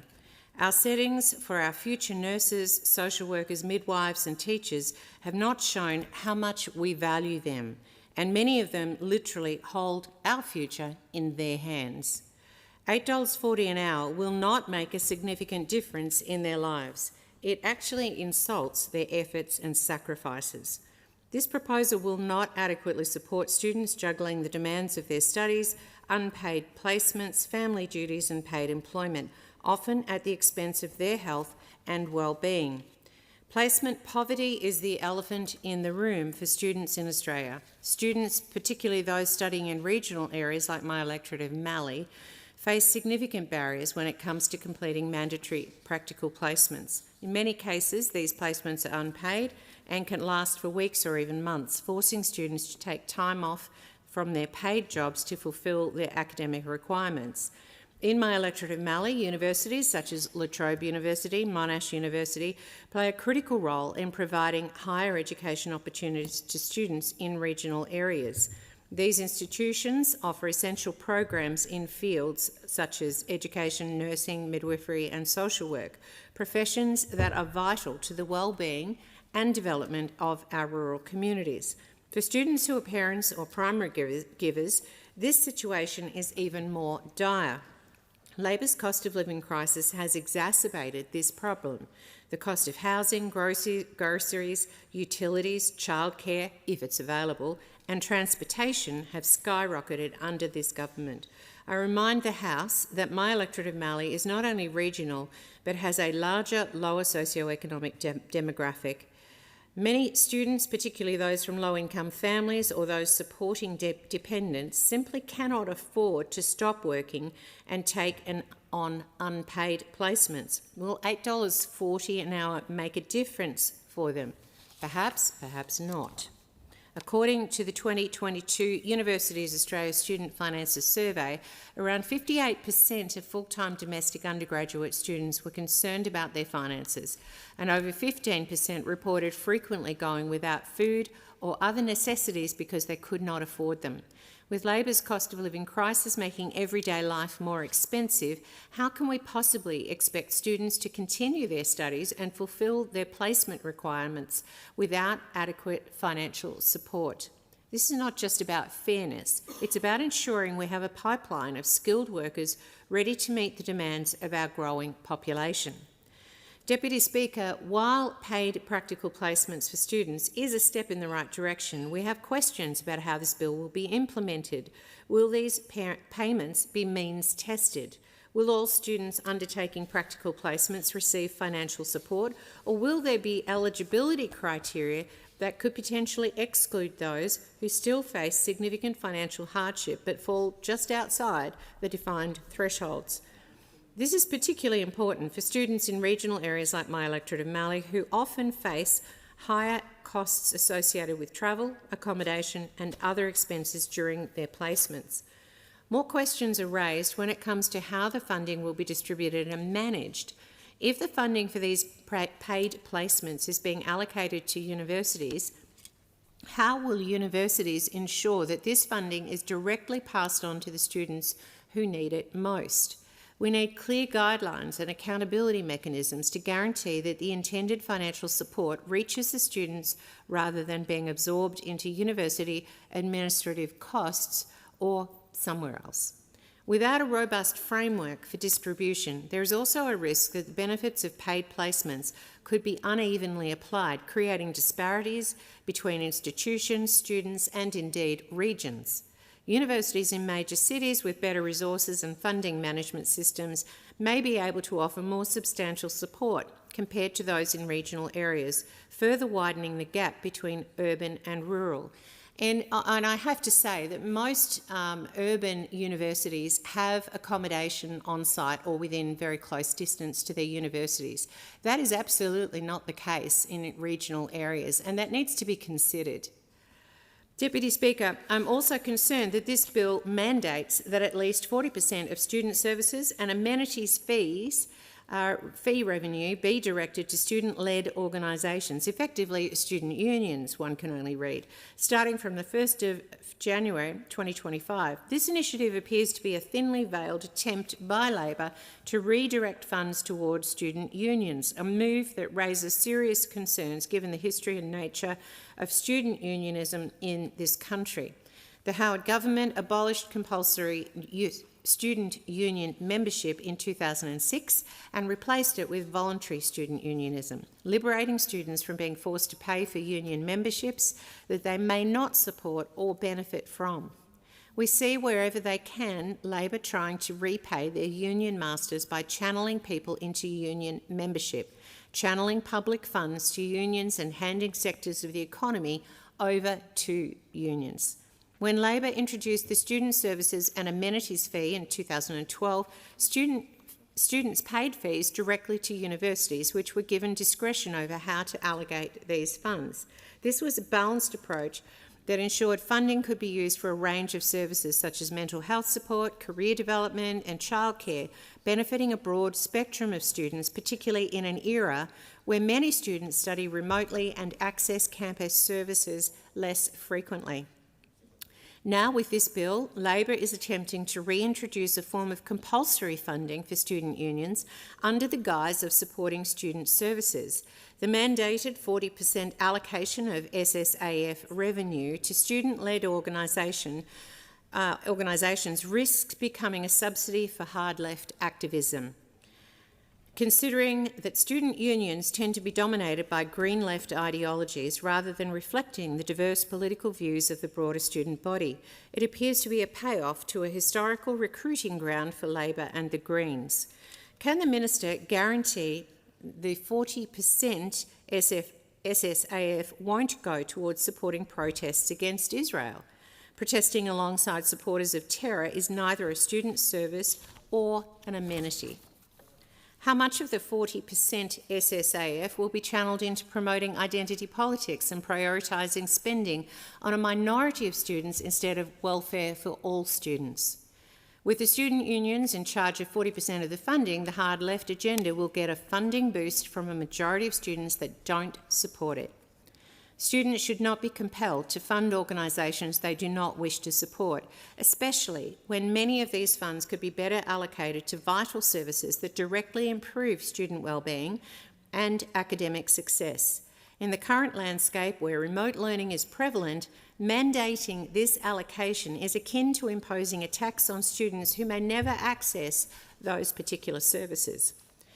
The SSAF measure not only undermines the principle of voluntary association, but also prioritises funding for partisan student activism over essential support services that benefits all students. Deputy Speaker, this bill is a missed opportunity to grow our regional health workforce. In communities like Mallee, GP waiting times are unacceptably long, and the lack of nurses and midwives only adds to the strain on our healthcare system. These shortages are exacerbated by the current distribution priority area classifications, which Labor undermined when they came to government and now deprives the regions of GPs where they are needed most. To address these workforce shortages, we must also focus on the practical training requirements that are essential for building a skilled healthcare workforce. Currently, nursing students in Australia are required to complete 800 hours of practical placements to gain their qualifications. However, some in the healthcare sector want to reduce those hours to 450, the level they have in the United Kingdom currently. Why sacrifice valuable hands-on experience that is crucial for preparing nurses to enter the workforce, particularly in high-need regional areas? we should be moving in the opposite direction, towards maintaining or even increasing the number of practical placement hours. To support this, paid practical placements become essential. Providing adequate financial support would allow nursing and midwifery students to afford the hours required to develop the practical skills that are indispensable in healthcare settings. In short, aligning paid placements with regional workforce needs could be a game changer in addressing not only student financial hardship, but also the chronic shortages of healthcare workers in regional Australia.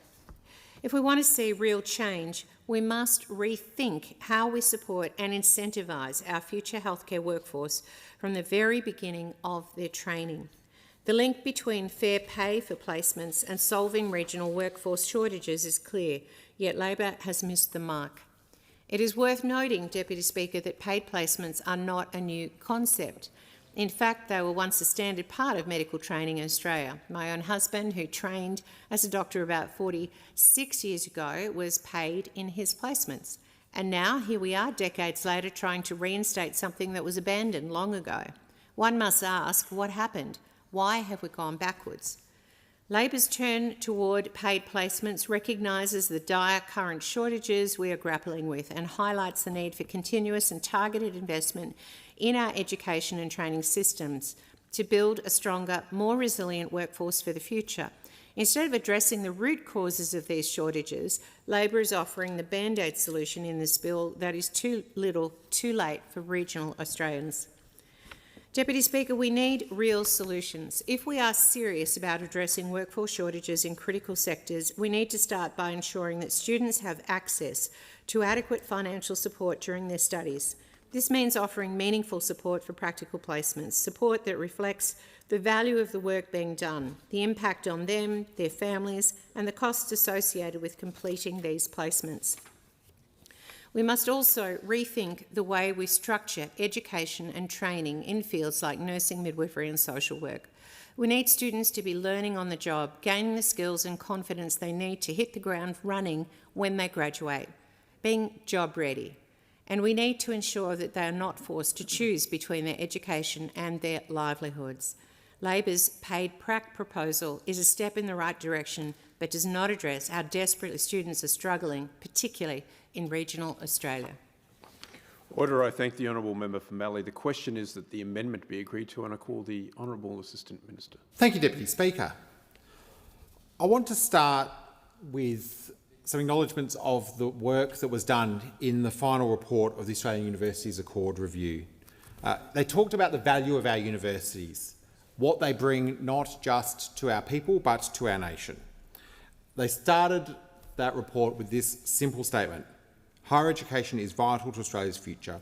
The knowledge, skills and research it produces enable us to be an economically prosperous, socially equitable and environmentally sustainable nation.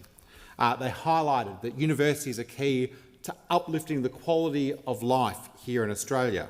They noted the important role that universities have in promoting democracy and civic values. And the Accord work highlighted the importance of employment, that we have better jobs, higher paid jobs because of our university sector. But right up front, the Accord review also noted that there was not enough integration in our education system. They said very plainly to everyone in this place and to our nation and to the Vice-Chancellors across the nation that every part of Australia's education system needs to work together. That's the only way we're going to meet the skills challenges that Australia faces. Thankfully, in meeting those challenges, we start from a good place. We start with a high-quality tertiary education system. We start with a system that performs above the OECD average, but a system that is under pressure. And some of that pressure we relieve in this bill today. Because supporting our universities is not just about making sure that the next generation can get a great education and a great job. Our universities also contribute to some of the other challenges that we deal with in this place day in, day out. The threats to our social cohesion. A large part of the solution to that challenge is tertiary education, and that's clearly in the report.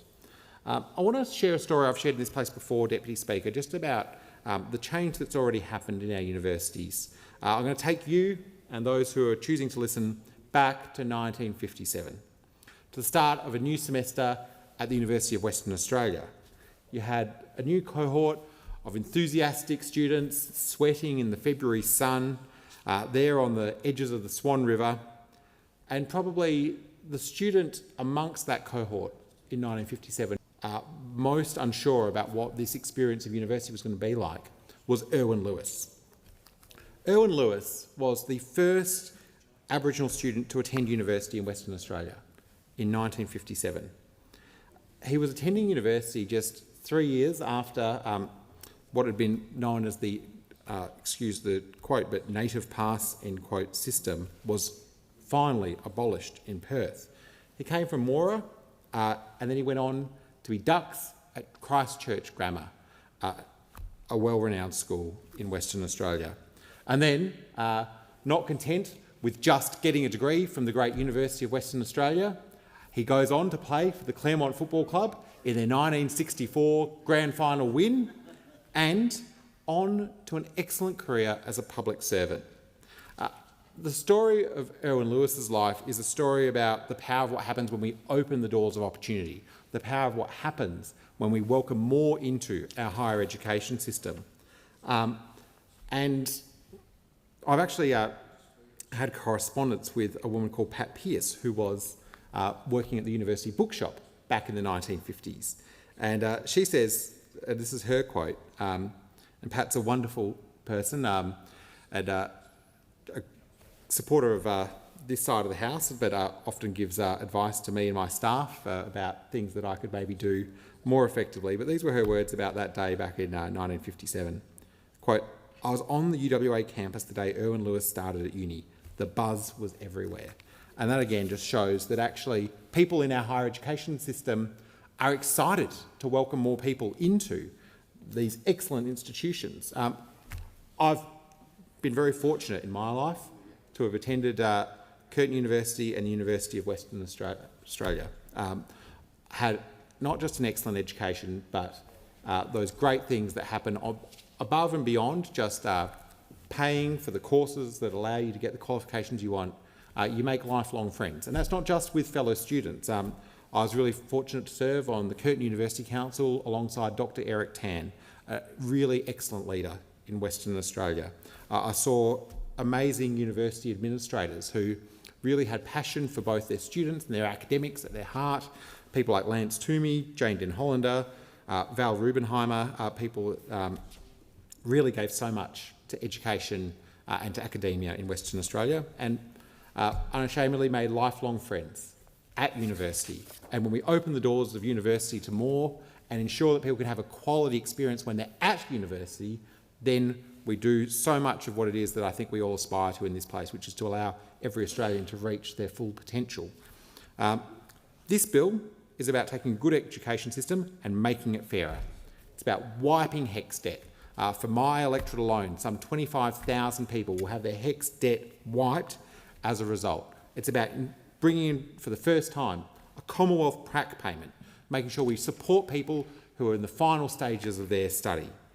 It's about expanding fee-free university-ready courses so that more people can go into our universities and be welcomed in without having that big upfront fear of fees for something that they maybe might be the first in their family to go to university. And it also is about a down payment on our goal of having 80% of the Australian population have a university or TAFE or trade qualification, recognising that when we invest in our people, we invest in our society, and everyone benefits. It's not just the people who go to university who benefit from a quality education. The people around them and the societies in which they live benefit as well. And with that, Deputy Speaker, I commend this bill to you, to this Parliament, and know that it will be a significant down payment on our investment from this place in the future generations who will lead Australia in the decades and centuries to come. Thank you. Order. I thank the Honourable Assistant Minister. It being 7:30, I propose the question that the House do now adjourn, and I call the Honourable Member for Flynn. Thank you, Deputy Speaker. Tonight I would like to give my address in respect to hydrogen, green steel, the government's $2 billion hydrogen Head Start program, what that means for Gladstone, in my electorate of Flynn, what it means for those people, and pose some questions to the government and, in fact, those people up opposite who are listening. So, as we all know, the government is relentlessly pursuing this argument of net zero by 2050. And as I said, the production of green hydrogen, the production of green steel, and these sorts of things have all got relevance in my electorate of Flynn, because Gladstone has been nominated as a hydrogen hub. And we know that there are pilot projects there. The Stanwell Corporation is proposing to produce 5,000 tonnes of ammonia, which is 882 tonnes of hydrogen, and they have said in their proposal that this will require 3 gigawatts of energy, renewable energy, wind turbines and solar panels. So what does that actually mean? The Gladstone Power Station, the coal-fired power station there, is a power station that's capable of producing 1.6 gigawatts of energy. So the reality of that is that this small pilot project will require approximately double the generating capacity of the Gladstone Power Station in solar panels and wind turbines to happen. Now, the Ports Corporation in Gladstone has proposed a 4 million tonne hydrogen precinct at Gladstone, and they have said in their presentation a year ago that that will require 110 gigawatts of renewable energy. Now, to put that into perspective, 110 gigawatts of renewable energy is approximately double the entire generating capacity of the Australian grid. They have said in their presentation it will require 10,000 wind turbines and 2,500 solar panels and 45,000 megalitres of fresh water every year to achieve this. Now, Mr Speaker, before me I have the World Steel Association's fact sheet on hydrogen and green steel and what might be required in respect to the hydrogen required to convert the world's steel industry away from coal. And I'll quote from it, and it says here, around 70 million tonnes of dedicated hydrogen are produced today, 76% from natural gas, almost all the rest, 23% from coal, and less than 0.1% of global dedicated hydrogen production today comes from water electrolysis. If all the current dedicated hydrogen production were produced through water electrolysis using electricity to create hydrogen, this would result in the annual electricity demand of 3,600 terawatt hours, more than the electrical generation capacity of the entire EU. Now, this is insane, this proposal, because the hydrogen that is used in the world today, very, very little of it is used in the production of green steel. Now, the fact is that the steel industry uses 1.1 billion tonnes of coal, and if we were to replace that with hydrogen, you would have to multiply that factor of electricity generation, wind turbines, solar panels and so forth, by a factor of 100. Now, the question I pose to the government and to those opposite is, how is this possibly economically responsible management in Australia when we've got people who are living in cars, people who are living in tents, and people who can't afford to send their children to football practice and netball practice because of the cost of living? And it is all related to the cost of energy. The question is the House do now adjourn and give the call to the honourable member for Blair. Thank you, Speaker. Ipswich is mourning the end of an era with the passing of trailblazing Labor activist, community champion and matriarch Colleen Freeman. Colleen was a dedicated, caring, driven woman who worked tirelessly for a better community. She was born in 1933 and died recently in Ipswich in 2024. I was honoured to be at her funeral service last month. She was born in Rosewood to a father who was a railway fettler and the life and blood of the local Labor Party, and a mother who was a tailoress and used her skill to produce cloth for the local Catholic Church and to give to the needy. After leaving school, Colleen first worked as a bookkeeper for a short time before taking up a position as nurse assistant at St Andrew's Hospital in Ipswich, following her dream job training and working as a midwife in Gympie. On the way back to Rosewood, she met a local coal miner, Des Freeman, at a local dance, and in 1955 they were married and started a partnership that would last for 55 years. Colleen's grandparents were founding members of the Labor Party in North Queensland.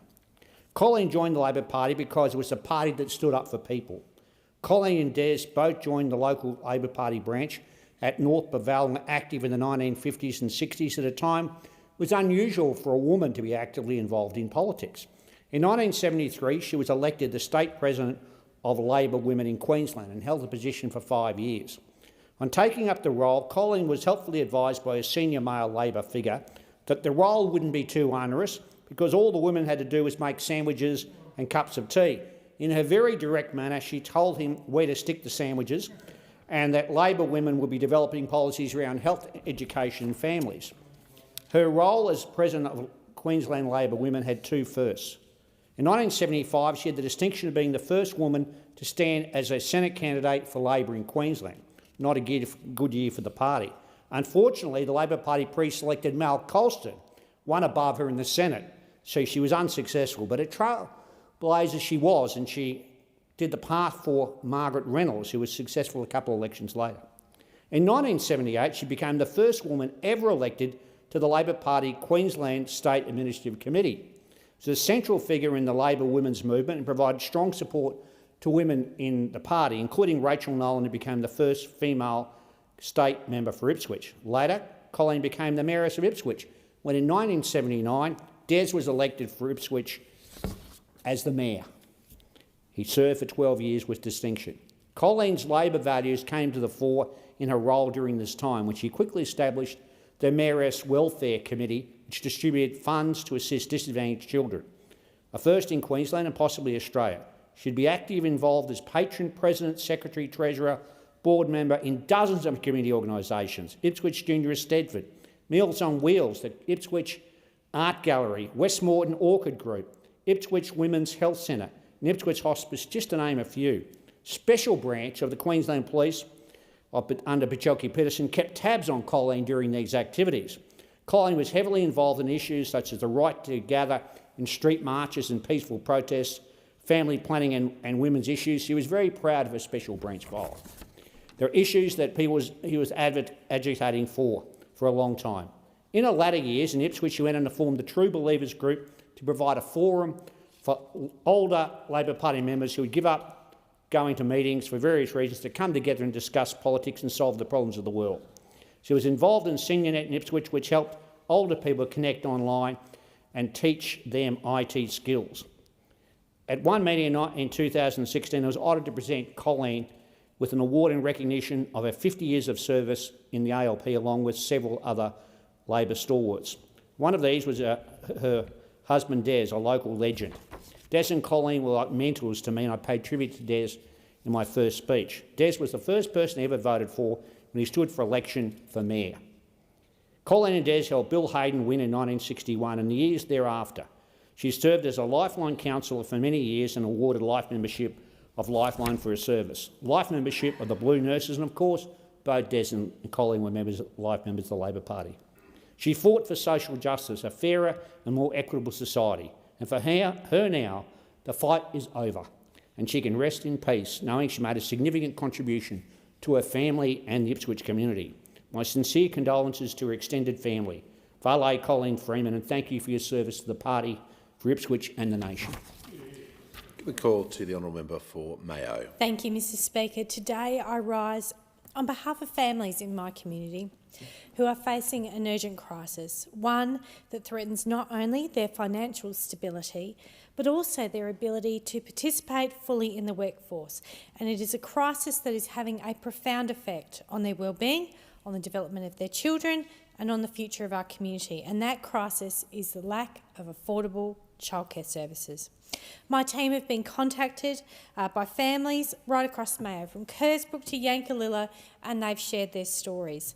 And some of them are dual-income households, and many more are mothers who are desperately seeking to re-enter the workforce, and they're losing the battle against ever-rising childcare fees. And that's if they can get a place. And that's the big key in regional Australia. Families in my electorate did welcome the government's 2023 increase in the childcare subsidy as a necessary step towards addressing the affordability of childcare in this country.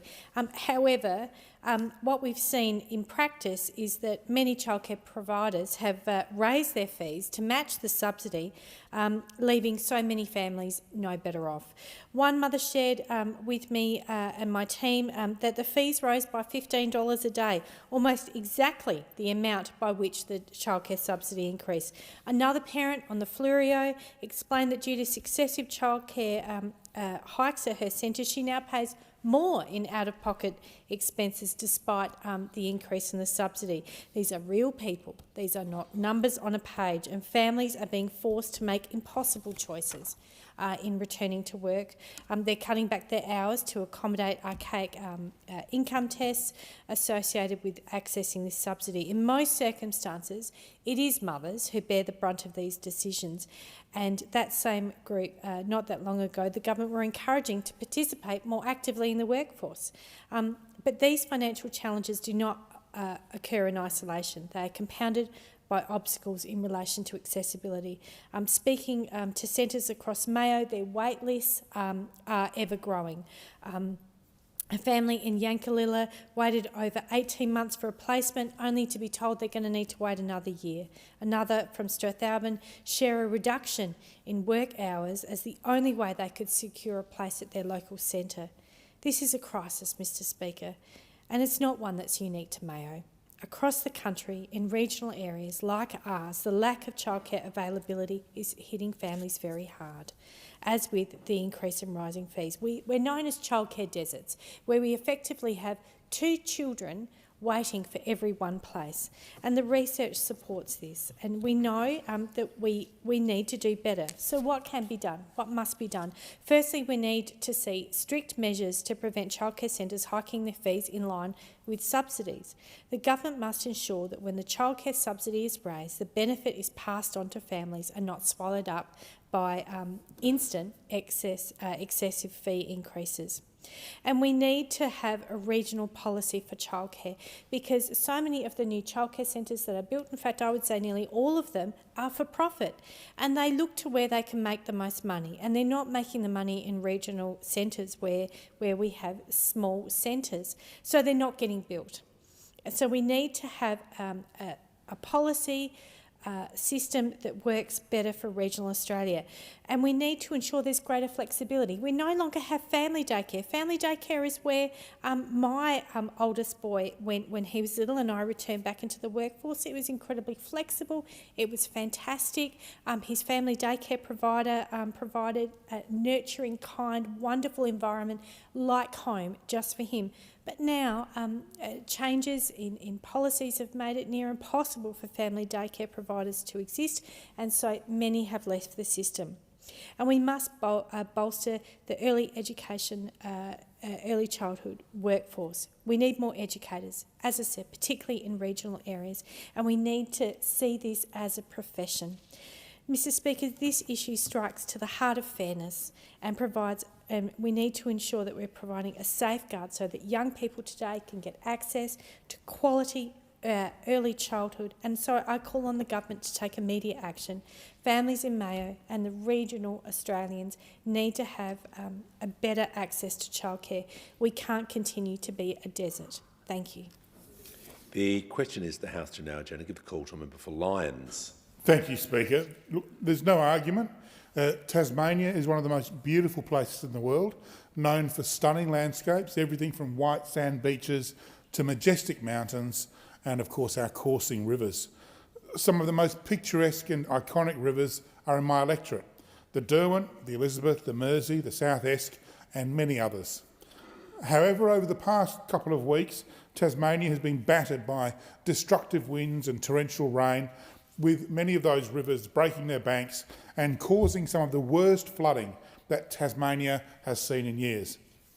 People have evacuated homes, schools have been closed, and there's been widespread, lengthy power outages. As the clean-up and repairs get underway, I want to acknowledge the communities in my electorate impacted by the wild weather and who are dealing with the aftermath. First, a huge shout out to our emergency service workers and the dedicated volunteer crews from Tasmania SES. They have worked tirelessly to respond to more than 800 requests for assistance from across the state. In particular, well done to the Meander Valley and Derwent Valley SES units, assisting residents in their areas to activate their flood emergency plans and move to evacuation centres. Some of these amazing volunteers have featured on the front pages of the local newspapers, including the New Norfolk and Derwent Valley News. Thank you also to the employers and businesses who have released volunteers and to the volunteers who are self-employed for supporting the work of the SES in this way. And of course, as well as the SES, there's all those fire brigades, many of them volunteer fire brigades, who have done the same sort of work.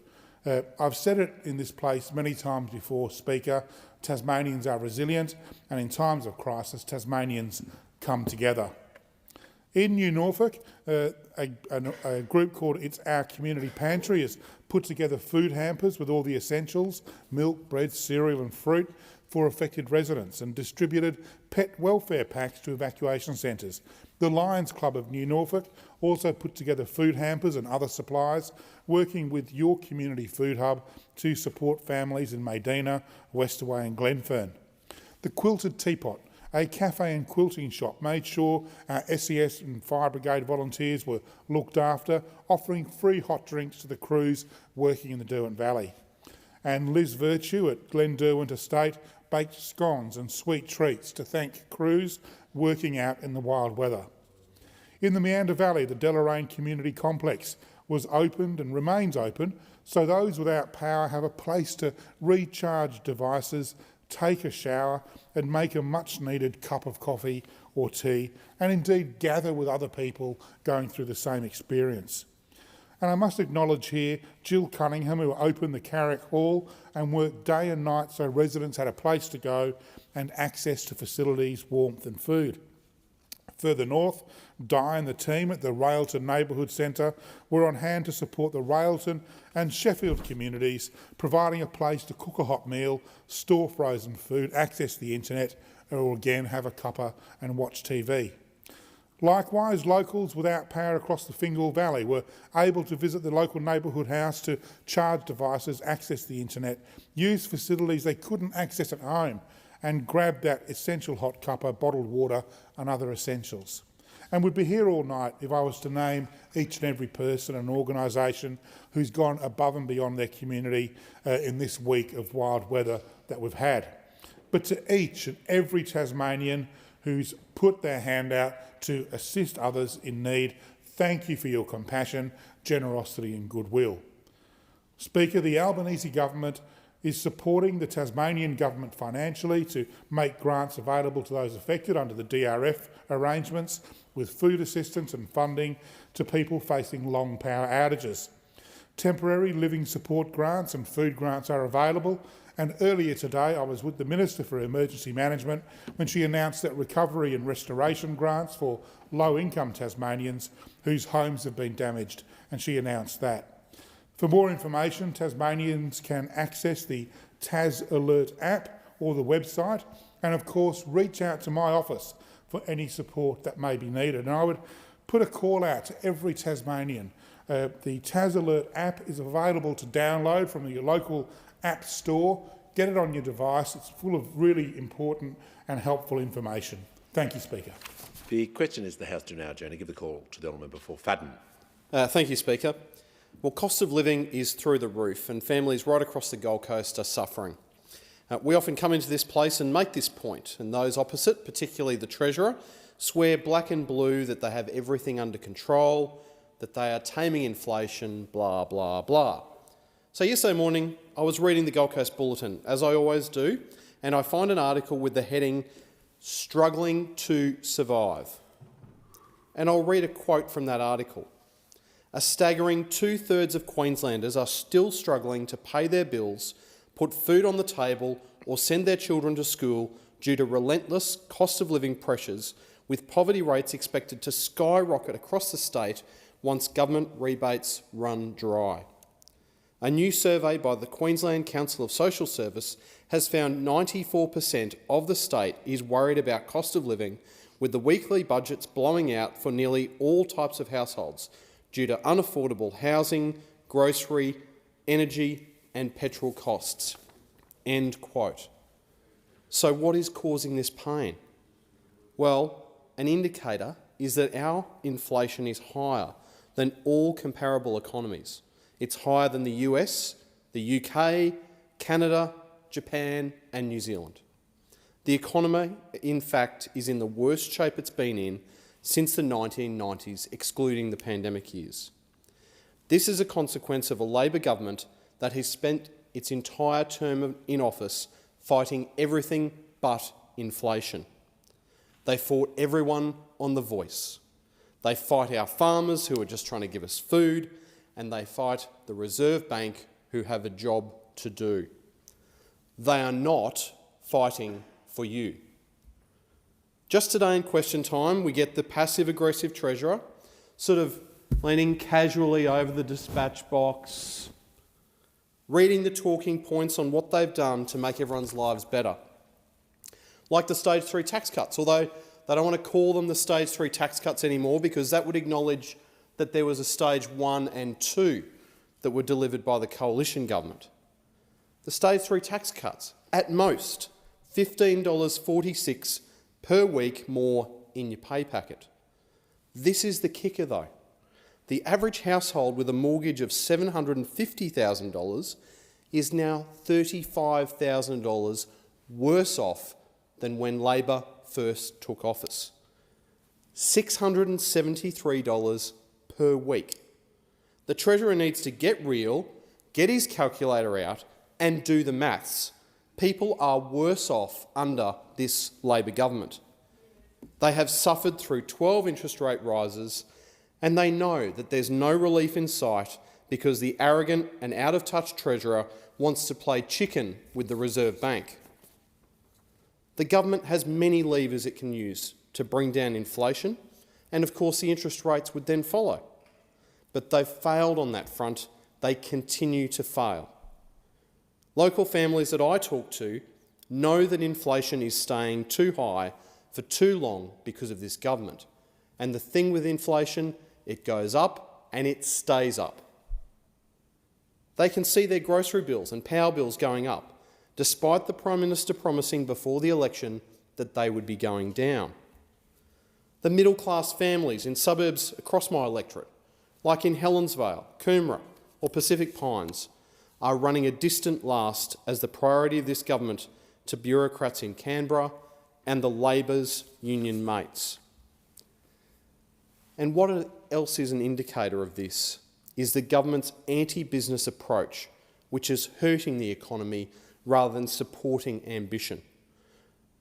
I take pride in the fact that the Gold Coast is the small business capital of Australia, but we know business insolvencies are at an all-time high. We've been breaking records that, quite frankly, should not be broken. Last year, 2,036 businesses went insolvent in Queensland. 2,036. The evidence is there. The government is ruining livelihoods and it's ruining lives. We know that there are small businesses that are out there suffering at the hands of terrible policy. Increases in inflation, increases in interest rates that are making it more expensive to do business. So at the next federal election, Australians will have a clear choice. And if you're worse off now than you were 2 years ago, show Labor the door. Has expired. The question is the House to now adjourn and give the call to a member for Boothby. Thank you, Mr Speaker. Australians' millions of small businesses are the engine room of our nation's economy. They're at the heart of local communities across the country and employ millions of Australians.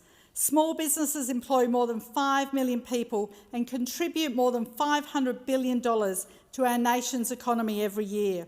And that's why we are delivering for small business, helping them to bounce back from the challenges and improve their long-term resilience. Our most recent budget is helping to ease the pressure on Australia's 2.5 million small businesses by providing more than $640 million in practical and targeted support. Our support also focuses on saving small businesses time and money, reducing administrative burdens and making it easier for small businesses to comply with their obligations. We're giving small businesses a tax cut through the $20,000 instant asset write-off, and we're extending this for a further year until June 2025 to provide small businesses with the confidence and certainty to invest. This is equivalent to an estimated $290 million of support each year for 2 years. We're abolishing 457 nuisance tariffs that existed under those opposite in the largest unilateral tariff reform in 2 decades. This will cut compliance costs for small business. We've updated the Commonwealth procurement rules, and small businesses are getting a big slice of the $70 billion in contracts the Australian government spends every year, with a 25% target. We're providing $25.3 million over 4 years to improve payment times for small businesses, helping improve cash flow and boosting productivity, because I hear from small businesses that government and large businesses are choking them by being slow payers. And we've announced a $23.3 million investment to help small businesses adopt e-invoicing, reducing invoice scams and improving cash flow as part of broader support measures outlined in the recent Small Business Statement. We're providing $20 million in extra support for small business innovation. Up to 750 small and medium businesses will have access to extra support to help them turn great Australian ideas into thriving new businesses. Delivering training opportunities for small business. The Albanese Labor government is committed to supporting small businesses with new tailored training opportunities now available to help businesses with tax and super. And the first round of grants from the $392 million Industry Growth Program supporting small and medium businesses in sectors like battery manufacturing and agriculture have been distributed. We're protecting small businesses and consumers by outlawing unfair contract terms to help level the playing field in negotiations between big corporations and both small businesses and consumers. And we're responding to the review of the Franchising Code of Conduct with a range of new initiatives, making franchising fairer for small businesses operating in the sector.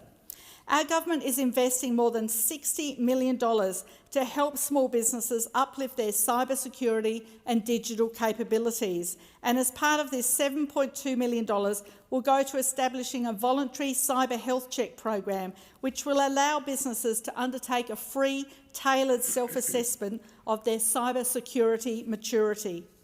This government is providing funding to the Fair Work Commission to support the uptake of enterprise bargaining for small businesses and ongoing funding for the Fair Work Ombudsman's Employer Advisory Service to assist small business employers meet their obligations.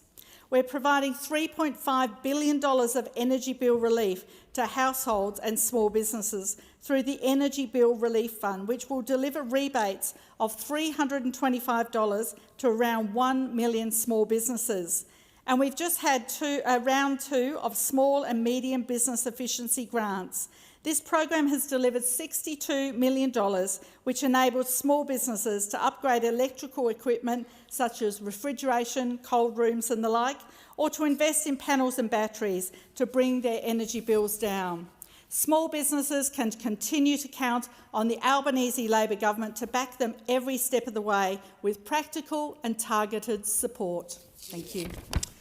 It being 8 p.m, the House stands adjourned until 9 a.m. tomorrow.